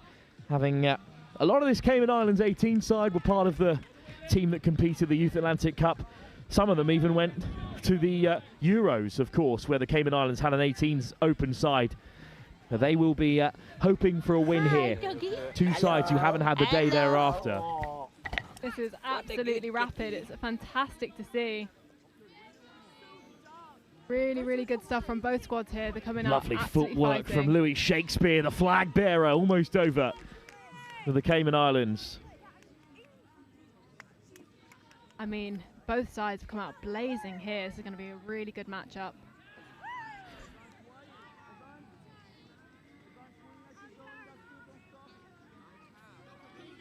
Beautiful carry there from the Cayman Islands. Really good opportunity being set up for them. Not quite executed, but Layla Scotland will Cope use it to just their advantage. couldn't hold on to it there. So instead, Scotland come back with it. Lots And of physicality in this game already. And the Scots got a couple of players who were also part of their senior side at the Euros a few weeks ago. Rory Gordon amongst them. So a very experienced mixed open lineup here. May as well be seniors. Lovely pickup from Tom Travis-Smith. Travis Smith has got a mean step on him, so he's definitely going to be one that the Cayman Islands are watching out for. As does his father, still playing for the seniors. There's plenty of Travis Smiths knocking around in the game of Scottish touch. Off the deck Hoping to from set up an opportunity here. Jaden Boyle, Travis Smith. Boyle over the top, nice play. And then Travis Smith on the rumble, look at him go, weaving and winding, but caught by Matthew Rees. Really great shot from the Cayman Islands there. They were in some danger as they changed the direction of the play. Hard touch given against Rees. Tough call, perhaps. It's tough. It's really tricky when it's played with such momentum. Travis Smith, Boyle, Travis Smith winding up the long ball. Great shape on the pass, but just an inch or two too high for Kiva Barry. That was tough. That was an absolute rocket out to the wing there. Not quite what they were looking for, but a really promising setup. Good take from Cosabella Windsor. Very physical game here. Ref telling them just to calm down a little bit. Seems fair enough. Last game of the day. Don't want anything drastic. Yeah, it's one of those tough things where the more tired you are physically, the sloppier you can get. So these touches just get a little bit harder to try and overcompensate. Ben Coke, Felipe Allen, Allard. Coke steps back on the inside. Trevor Smith has his hand up, but was he onside? Referee says yes. That was a really close call, but really well made by Travis Smith there. Ben Coke can't get it away this time, and Wasting Boyle. no time on the turnaround there, Scotland. Really great to see. It's been working for them so far. Now head towards the box. Bit of acceleration from Ben Martin. Yeah, the pace on this wing drive is absolutely fantastic. See if they can get those fresh legs on with speed, Connor. which they can. Look at Connor go. All the way inside the Cayman Island half. Cameron Spowett waiting at half to scoop.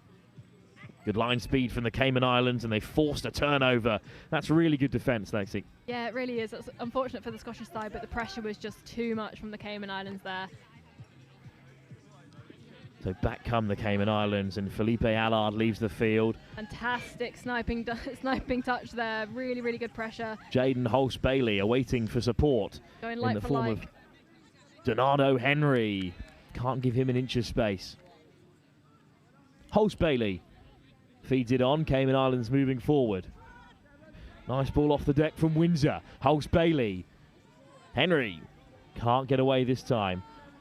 Yeah, perhaps opening some gaps there, spotting some openings and starting to get a little bit excited. John O'Philp all the way to the near side where Windsor is caught. Well, that time it was Camille Allard. Cayman Islands have put themselves in a really good position here by burning that ball far into their own box side. So Scotland have a lot of work to do to get this over to theirs. Spowett. Really, really nice there. Sebastian Pace. Great Unfortunately, touch from Ryan Major. injured during most of the Euros for Scotland's mixed open, but back at the juniors.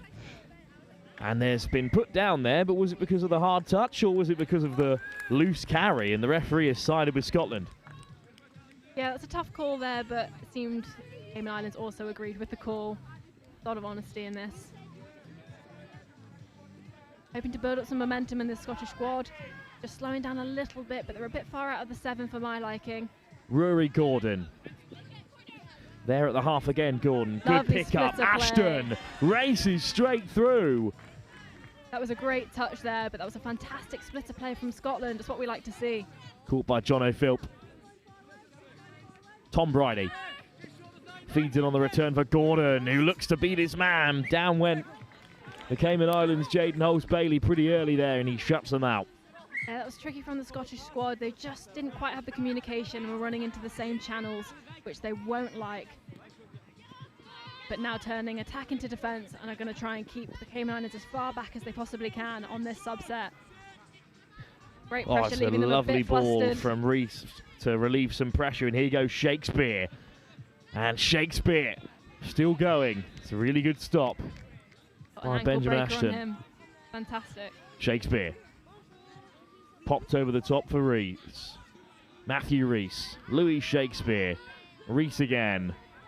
Shakespeare has Scotland backpedaling. Now they're up to the 7. They must drive forward. And they do with good speed, to be honest. Shakespeare back to the open side. Looks for Reese on the inside and eventually gives the pass. And it finds its target. Down goes Gordon to meet him. But Matthew Reese scores the opener. And finally, after almost 7 minutes of touch rugby, the Cayman Islands score. That was absolutely beautiful. I mean, there's not much you can do about it with the Scottish side. I was about to commend their defence there, which I still will. They were incredible. They were running all over the place. The Cayman Islands had them absolutely everywhere and just was a bit too much for them in the end. But really great first score. Bit of a roll ball there, and indeed it is eventually spotted. Not the right response for Scotland, who have looked perhaps the more threatening of the two. I'd have to in the game agree, so but far. it's been very interesting to see that whoever gets the first score seems to carry a lot of the momentum of the game. And it's as if they know that they can do it. They can get through that defensive side, and they're then really breaking through. Mixed open really is the most open of the categories, and it bleeds down to the 18s and 15s as well. Anyone can be anyone at times. Henry, look at the stutter step from Henry, who gets onto the outside. Really great covering touch from Trevor Smith there, though. Holmes-Bailey draws the touch off the deck from Dean. And here's Henry again, looking to get away from Travis Smith, and he does. Goodness me, the speed to beat Eliana Svensson as well on the way through. What a finish from Donato Henry, who must have made at least 40 metres on his own in that move. Absolutely rapid. I mean, we know that this is a really strong Scottish side, and they've got some incredible pace on them, but they were just outmatched there. That was really, really fantastic. He saw his opportunity, and he took it. Gets away from Travis Smith and Svensson.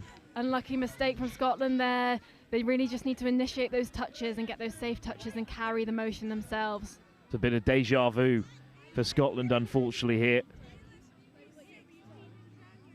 Cayman Islands will settle themselves on the 10-metre as we approach the 10-minute mark, and this game really feels like it's come alive in the last few moments. It really does. All it takes is one score, and that's unlucky there, I think.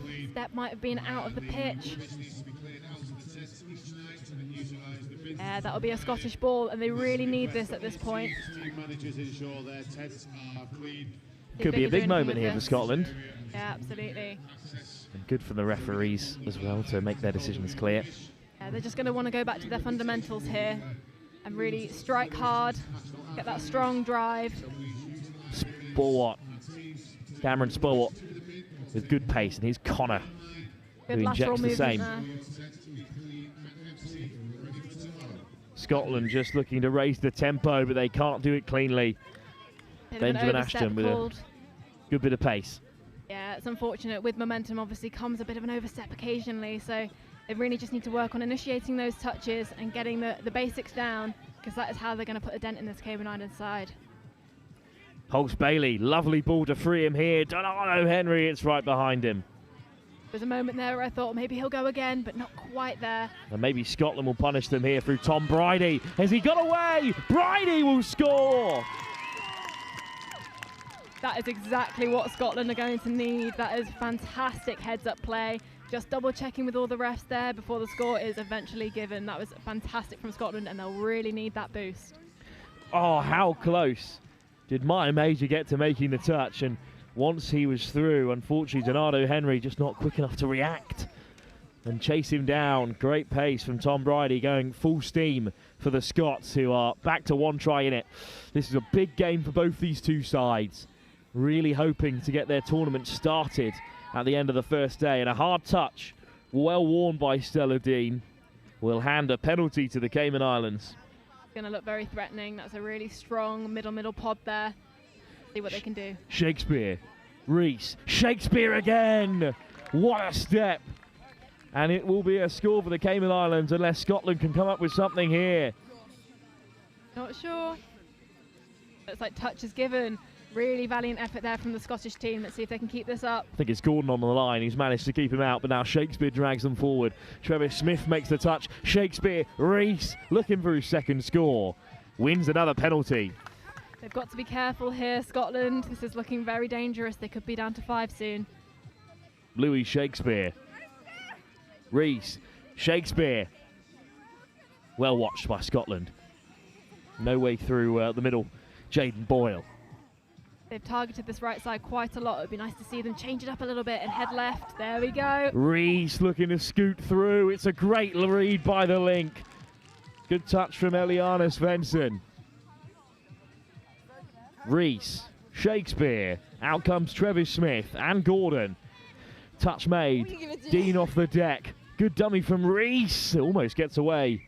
Yeah, that was fantastic defence from Scotland there. They were running a pocket play in the end, which meant they had a sitting middle who was able to shoot up and make those touches afterwards. So that was really smart play. Huge moment in the momentum of this tie as well for Scotland to shut them out there and win a penalty. And is this game just beginning to turn? I think the momentum is definitely starting to shift. If they can keep this up, it will be looking a very tightly contested match. Just 1 minute as Boyle heads to the box. Sport with a good carry. Connor, fresh legs, over halfway. Both Shakespeare's involved in the touch. Oh, and the whistle goes.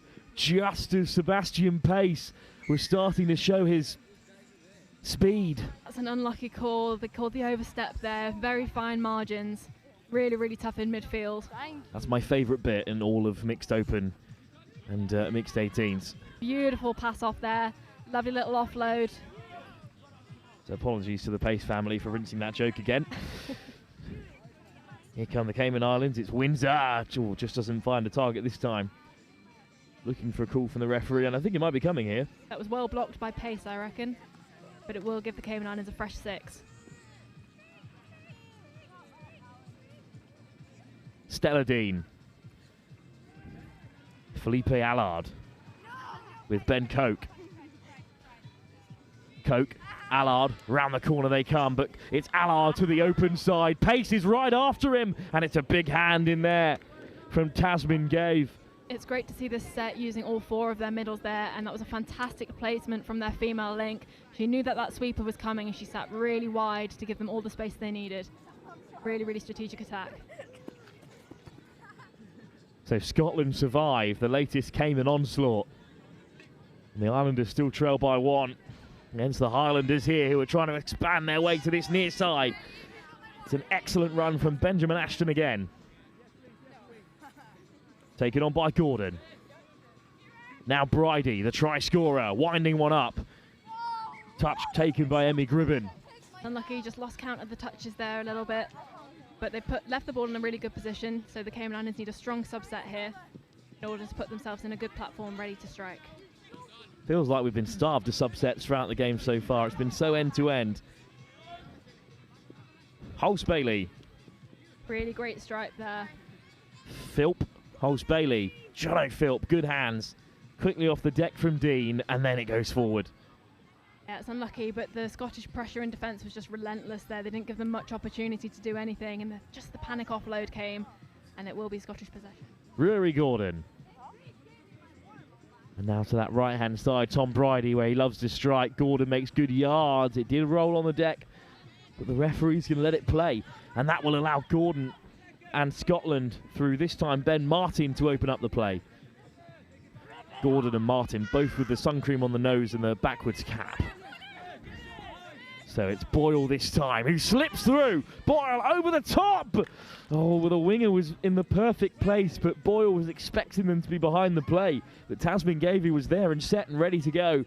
So the pass went behind her. This is looking really optimistic for Scotland, though. They're creating these opportunities, and it's just the slight execution that's letting them down.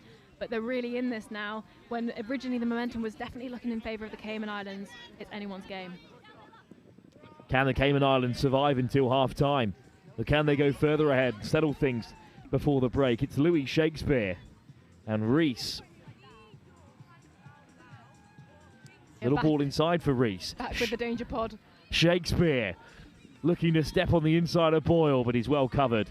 And now the Scots have to come forward. Reese out the cap flap, but off target. You've just got to appreciate what's happening here in both attack and defence. Both squads are just not letting up. But that will be another opportunity for the Cayman Islands as Scotland are called offside. I'm sure Reese knew that when he threw the forward no-look pass. Louis Shakespeare. Again, they're running that pocket defence here, Scotland. You can see that mid sitting back. Shakespeare. Caught.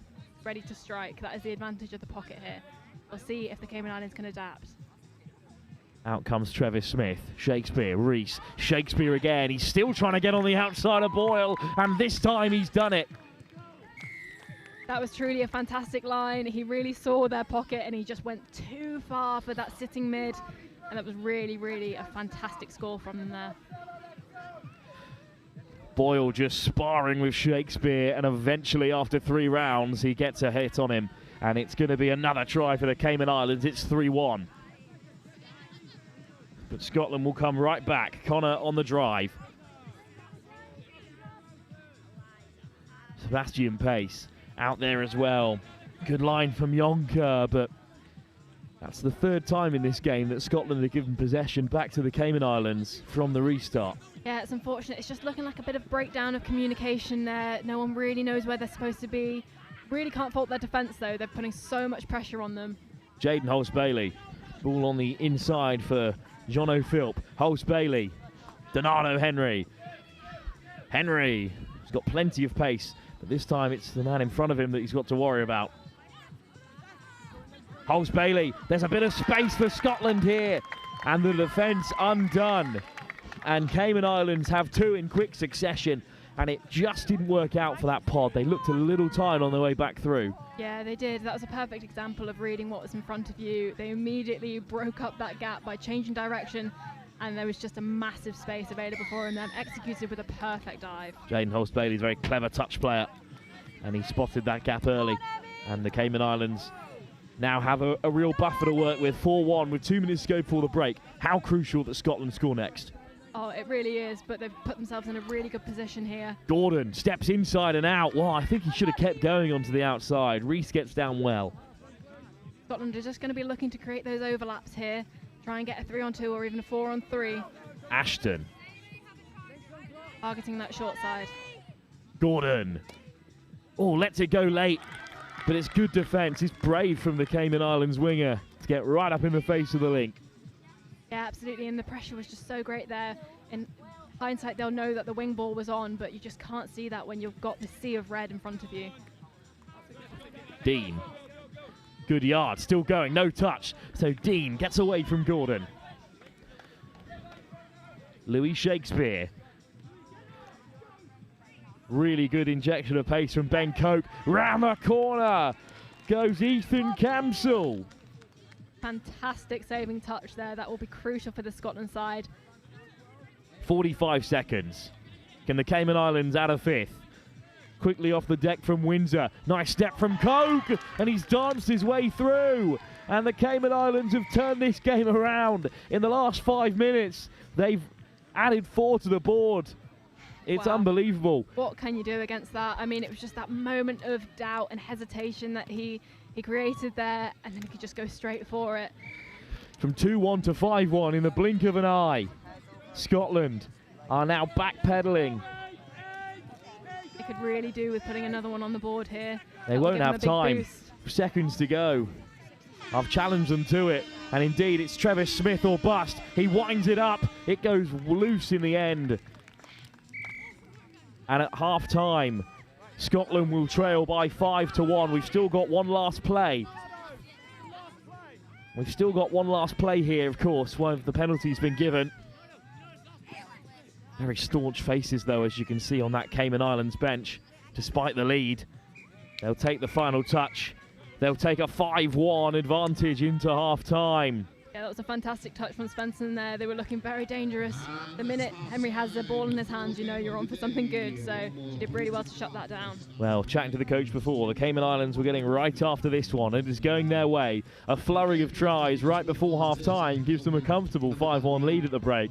Scotland, though, we've seen their quality. They just need to be more clinical. 20 minutes still to play in our final game of the day on our first day of the European Youth Touch Championships 2026 here at the University of Warwick's Cryfield Pavilion ground. Reminder, if you do have a radio, they need to be returned up to the control for charge overnight. If you have a radio, please return it to control before finishing your shift. Those need to be charged overnight. We'll be handing out more tomorrow.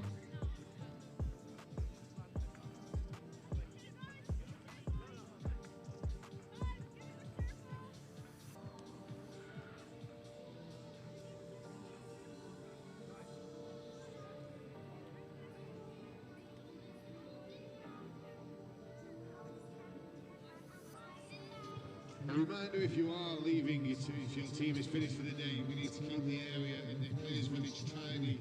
So please take the rubbish with you, take your kit with you, and currently lost property that has been requested has been found. So the only thing I believe is a white top for a 13-year-old boy. If you found that, please can you hand that in? Otherwise, I think all lost property that was rented out will be found at some point. But if you do lose property, if you leave property behind any bottle or any kit, this kit or bottles will be handed to charity. And as always, we have to ensure we don't offend wildlife by leaving rubbish everywhere.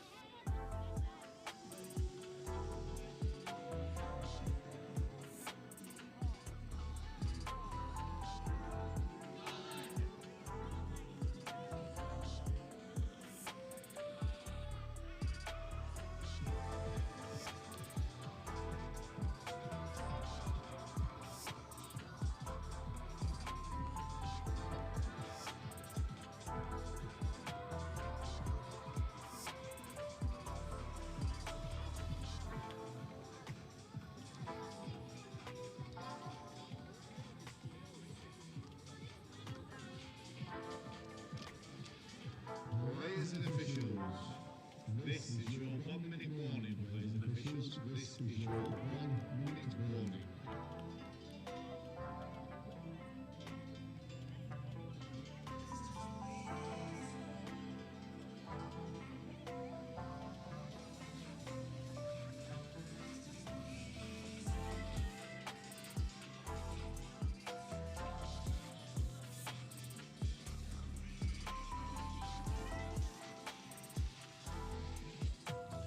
Players and officials, this is your 30-second warning. Please take the field a minute to play. Half a game to go with a match completion.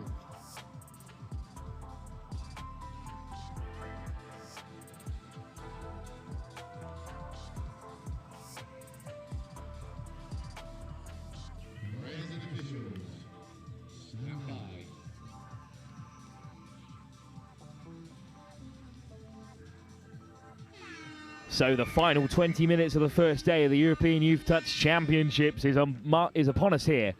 The Cayman Islands have a healthy lead of 5-1 in a game they were targeting today after what has been self-admitted a tough one in the mixed 18s category. It is a very competitive division.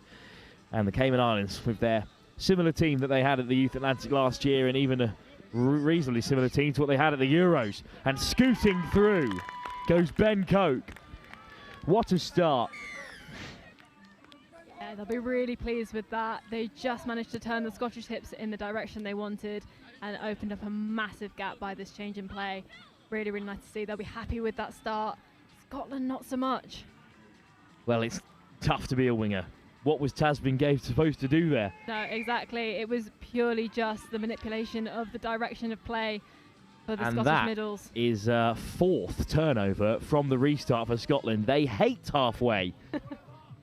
That's yeah, a who real needs the tough midfield one. anyway? It's just a tough one for them. It's good possession they've given away, and we've seen what they do from inside their own half. So we'd love to see what they do further up the field. As Fantastic Stella latch there Dean. from Windsor.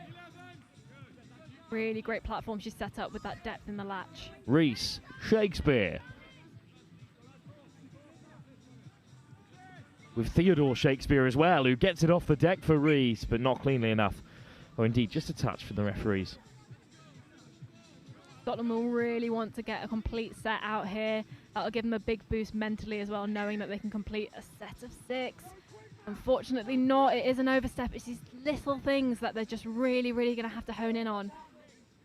Little mistakes they can't quite afford to make here. Shakespeare, of the Theodore variety. Now Louis Shakespeare. Reese, Shakespeare, just pulls the handbrake for now. That was a great momentum shifting touch there from the Scottish middles. Shakespeare now to the open side. It's 3-on-3, but he might look to dance through. Reese, well marshalled by Ashton.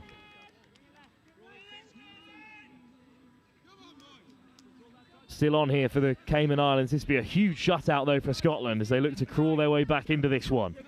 Reese.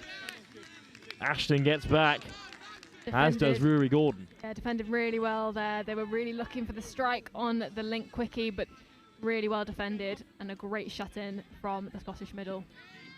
With 20 minutes to go, Scotland have got to create quickly here. It's a brilliant run from Emmy Gribben. Soft hands for Scotland as they look to unlock the Cayman Islands defence. Gordon. It's a really good pick-up for Trevor Smith, and Trevor Smith will go again, looking to dance through, but the touch was made by Theodore Shakespeare. But a penalty coming for Scotland, I believe. Yeah, that was quite unlucky there. He had to sort of dance over his own teammate who had fallen. Didn't have much space, but they've been rewarded here with a fresh set. Tom Travis Smith hands it off for the link, who's done well. Svensson, Travis Smith, caught. Cayman Islands really shutting off Scotland's options here. Every time they look to go one way, they're ready to crowd it. Boyle, Travis Smith, Svensson free, but it's just too low. So unlucky there. They're doing all the right things. They're definitely going to want to keep up this pace. It's really, really looking good from Scotland. They just need to nail that execution a little bit, and that was beautiful pass off there. Lovely hands to unlock the Scottish press, and it allows Shakespeare to roll through. Not sure exactly how he held on to that one. Coke, what a start to the second half. Stepping around 2, it's wonderful footwork, and Coke's going to saunter home. That's so unfortunate there for the Scottish girls. Just beaten on pace a little bit. Couldn't quite have the time for the mid to make that covering touch. Well, it all started with Shakespeare's silly grab. Somehow kept it alive. And then this is really nice hands. Coke, that's a great step. There's another one. Ben Coke's turned this game on his head single-handedly. 2 tries, puts the Cayman Islands way out in front. It's 7-1 as things stand. Got a feel for Scotland, really. They haven't done a lot wrong here. They've just not been quite as clinical. No, absolutely. I mean, there's very few faults from either side. Spowett. Connor. Oh, almost So a nearly held ridiculous there. take from Yonka. Right on her toes, but Unfortunately, Scotland have coughed it up. Yeah, it's going to be incredibly frustrating for Scotland because they've got all the right ideas and everything is going well until it doesn't. Just not quite there with the execution. Ref says play on. Bit of a slower subset for the Cayman Islands there as legs start to tire. And a rare error handing Scotland back possession on halfway is pace. Frankie Connor. Yonka. Connor. Oh, not drawn the touch just yet. Connor does well. Had a great game over all the Scots. Yeah, there's some really great half work as well from that far winger. She's there. She's not letting the ball sit on the ground for too long. It's really important. She's doing a great job. Rory Gordon. Gordon on the return. Looks to take it himself. And I think the touch was made. We're going to have to wait and see. I think they're not going to give it to Reese. I think the on-field ref is happy, but the sideline not so much. So Gordon sent back to the 7. Plenty of options here for Scotland. Bridie, the lone Scotland try score on one side. Ben Martin on the other. Martin. Gordon. Bridie. Goes for the switch. Taken on by Gribben. Good yards. And now Gordon hot stepping. Can he beat 2? Shakespeare gets down to reach out and make the touch. This is all heading in the right direction for Scotland, though. This is looking very dangerous. Hail Mary over pill. the top. Really well taken. The attack's still alive. Then Gribben has it intercepted. And Shakespeare wins it back. They did well to cover and turn that straight into defence again there. Otherwise, we could have had quite a dangerous intercept. And they'll just take the pace right out of this game, the Cayman Islands. That's the right tactical decision, perhaps, Lexi. Yeah, I'd have to agree. The momentum is starting to shift a little bit, and Scotland are very controlling here. So by just slowing it down, it's putting it back in their favour. 13 games of touch, 26 of them live streamed in total across the 2 pitches. Lexi, and what have you made of the first day of the European Touch Championships? I can't quite express how impressed I am with these squads. There's just nothing in it between juniors and opens, and it's so promising for the progression of the sport. It's really amazing to see at every level. 15s to 20s all the way through. These guys are well drilled and so talented, and we're having another shot at the line here for the Cayman Islands. To no avail. It's going to be a Scottish turnover. Let's see if they can get this passed into the Cayman Islands territory. Good drive from Scotland down this left-hand side. Fantastic covering touch there, not giving them much movement, but they've made some good width here. Again, the pressure in defence is just shutting the Scottish side down a little bit. Travis Smith haven't really been given the freedom today that he'd like. Cayman Islands defending well. Good touch from Coke. Ashton. Boyle. Travis Smith. Allard up to make the touch.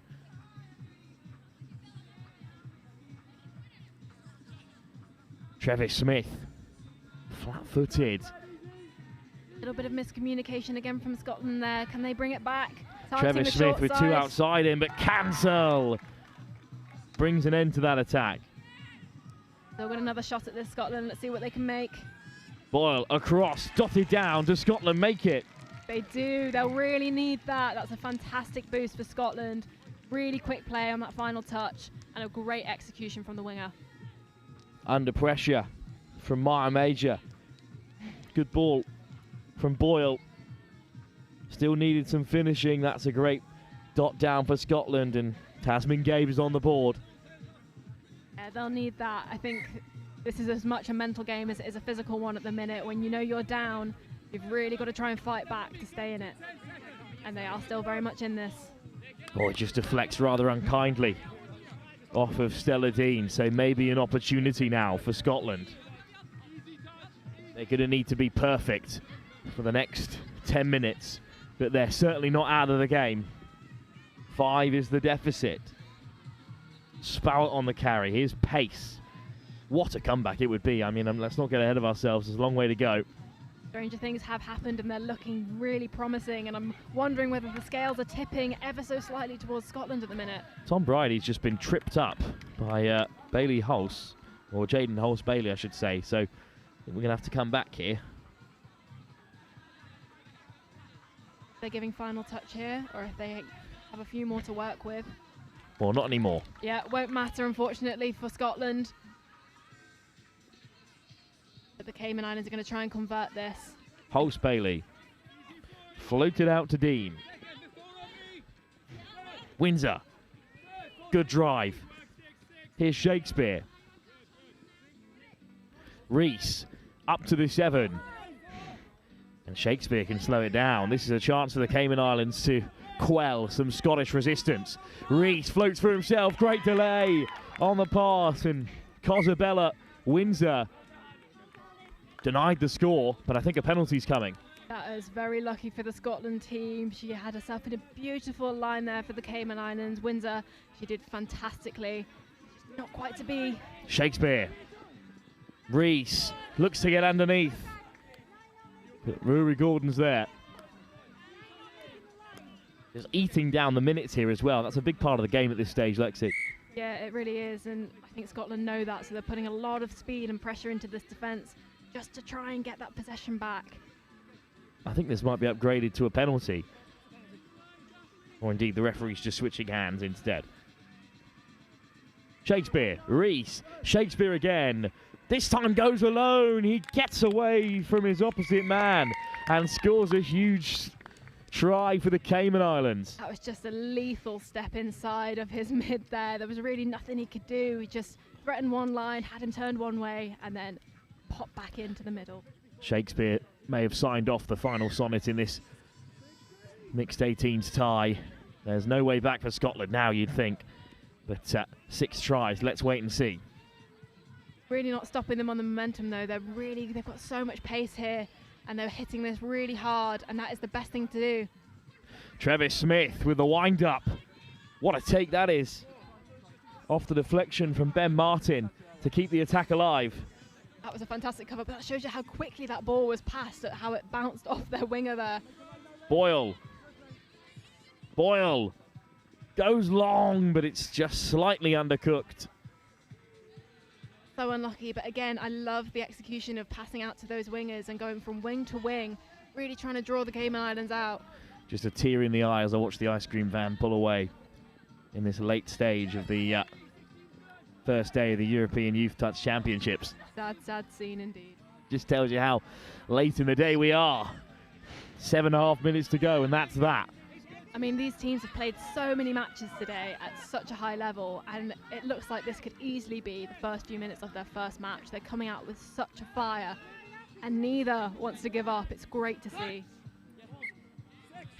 Good touch, and Ben Martin wants to get going again.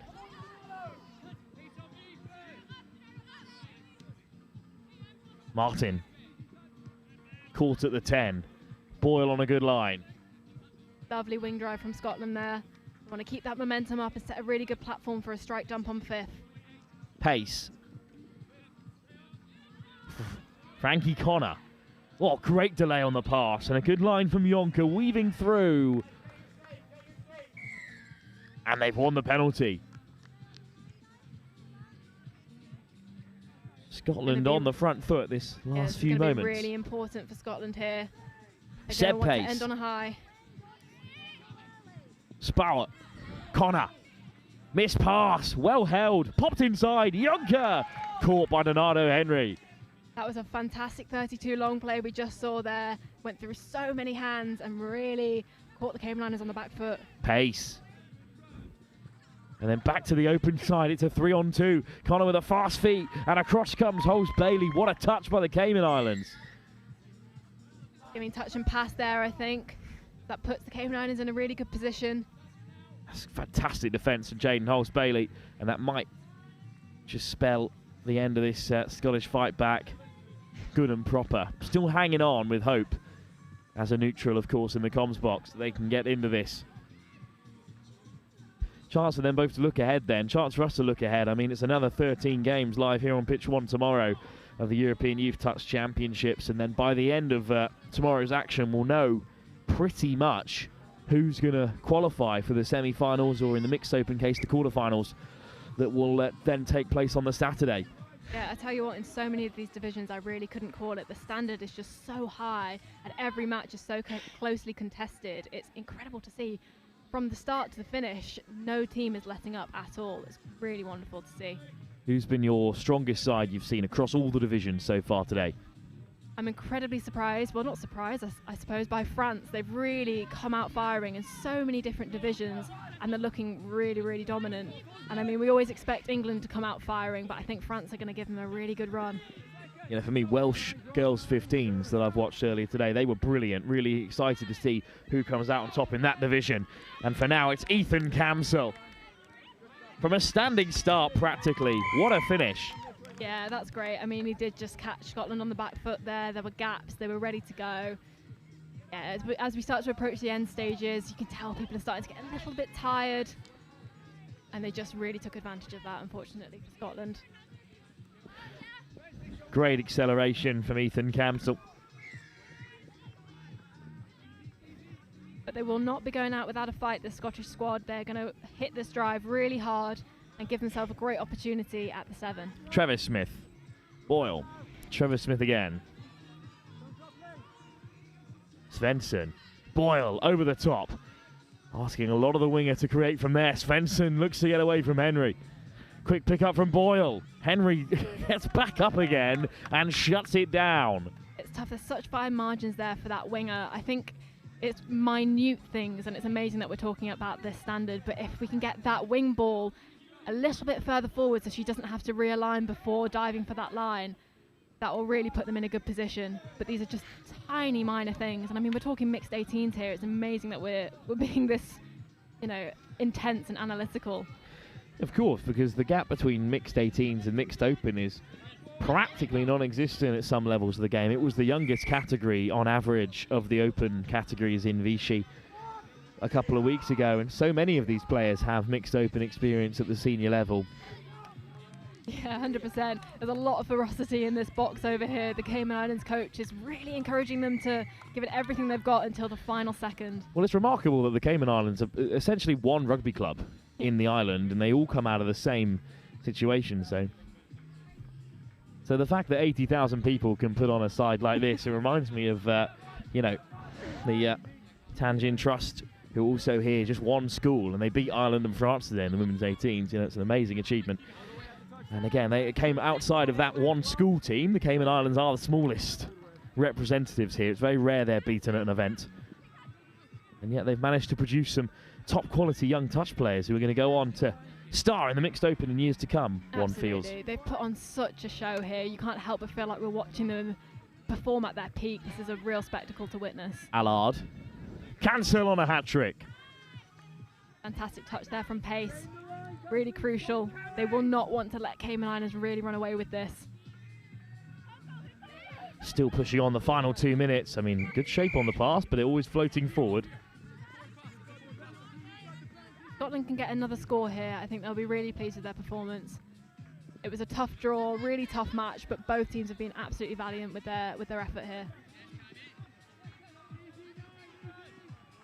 Pace skips away. Look at him go. Sebastian Pace trying to step on the inside. Eventually, Allard gets back.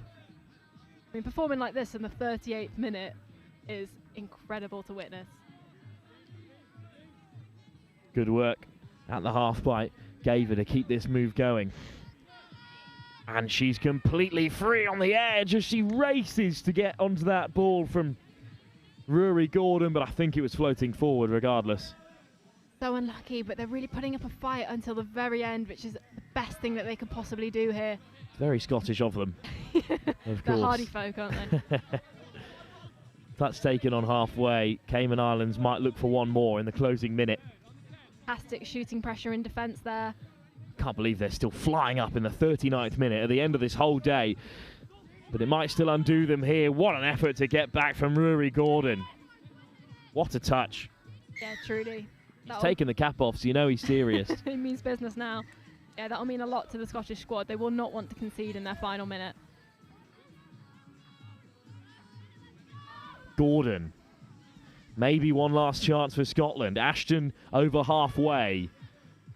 On comes Ben Martin. Travis Smith. Boyle. They press high. John O'Philp and the Cayman Islands, but Boyle has them backpedaling. Trevor Smith to the open side, floats across for the winger. It's just in front of Tasmin Gave. Boyle gave them a perfect platform then. That was absolutely fantastic to see. Beautiful strike dump, unfortunately to no avail, but they're really fighting to the very end. It's been an incredible final match on field 1. Cayman Islands end their opening day of the European Youth Touch Championships with a win, as they were targeting in this fixture. Scotland beaten 9-2. A good performance from them. And a good performance all day from all 26 sides you saw in action live here on pitch 1 across our 13 live fixtures that we brought to you today. But don't worry, we'll be back tomorrow with a few more. But before we finish the day, I'm going to head down pitch side to have a quick chat with Chris Simon.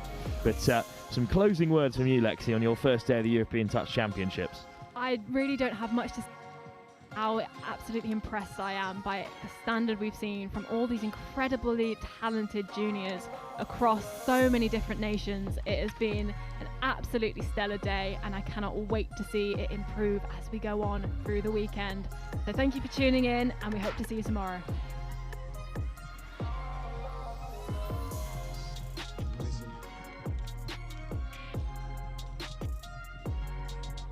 Well, that's it, ladies and gentlemen. Day 1 completed. And we are about to head pitch side, so stay tuning in. I'm passing over to Wilf, who is interviewing Chris Simon, the legend himself. Over to you, Wilf.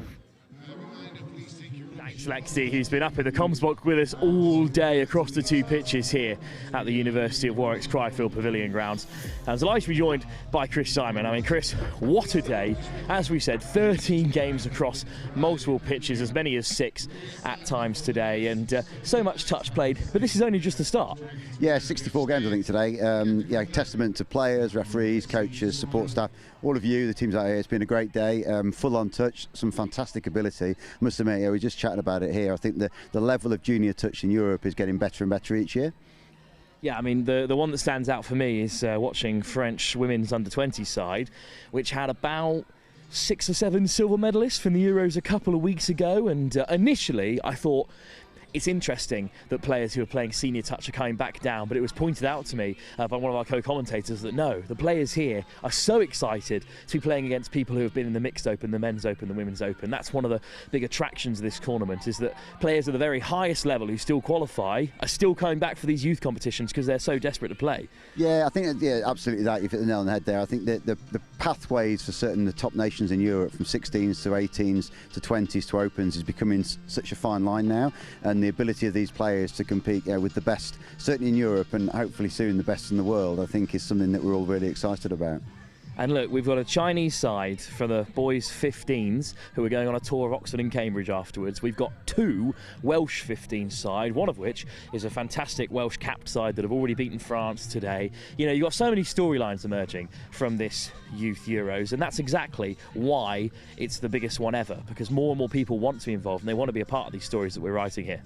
Yeah, I think it's 19 under-15s teams this year, which is a fantastic testament to where we were certainly 2 or 3 years ago. Next year we move to 14s and 16s and then 18s, so a new category coming in, and these guys who are playing at 15s level will have the opportunity to play 16s next year, which is great. Looking forward to getting that underway and planning for next year's campaign pretty soon. But looking ahead, we've got 2 more days to go here. It'll be rapidly upon us. Sunday finals will be here before we know it. Tomorrow another really good day of pool games, and I think the back 2 slots tomorrow afternoon are going to knockout, where it all gets important for teams and everyone's still got something to play for in this tournament. Everybody can still make a final, which I think is fantastic. Absolutely. Well, thank you so much for your time, Chris. Really appreciate it, and we'll see you again tomorrow, I'm sure. Thanks very much to all of you for joining us for our live coverage of the European Youth Touch Championships 2026 here at the University of Warwick's Cryfield Pavilion, just outside Coventry, where the weather has quelled. It's actually quite nice at the moment, so we're going to enjoy it. And then tomorrow, it should be nice and cool at about 25 degrees for us all here across our 13 games live on pitch 1, 13 games live on pitch 2. You can check us out from 8:30 tomorrow morning and find the schedule on the Federation of International Touch's website. Thank you so much for joining us, and for all the crew here at the Federation of International Touch and Next Gen Live. We'll see you again tomorrow morning.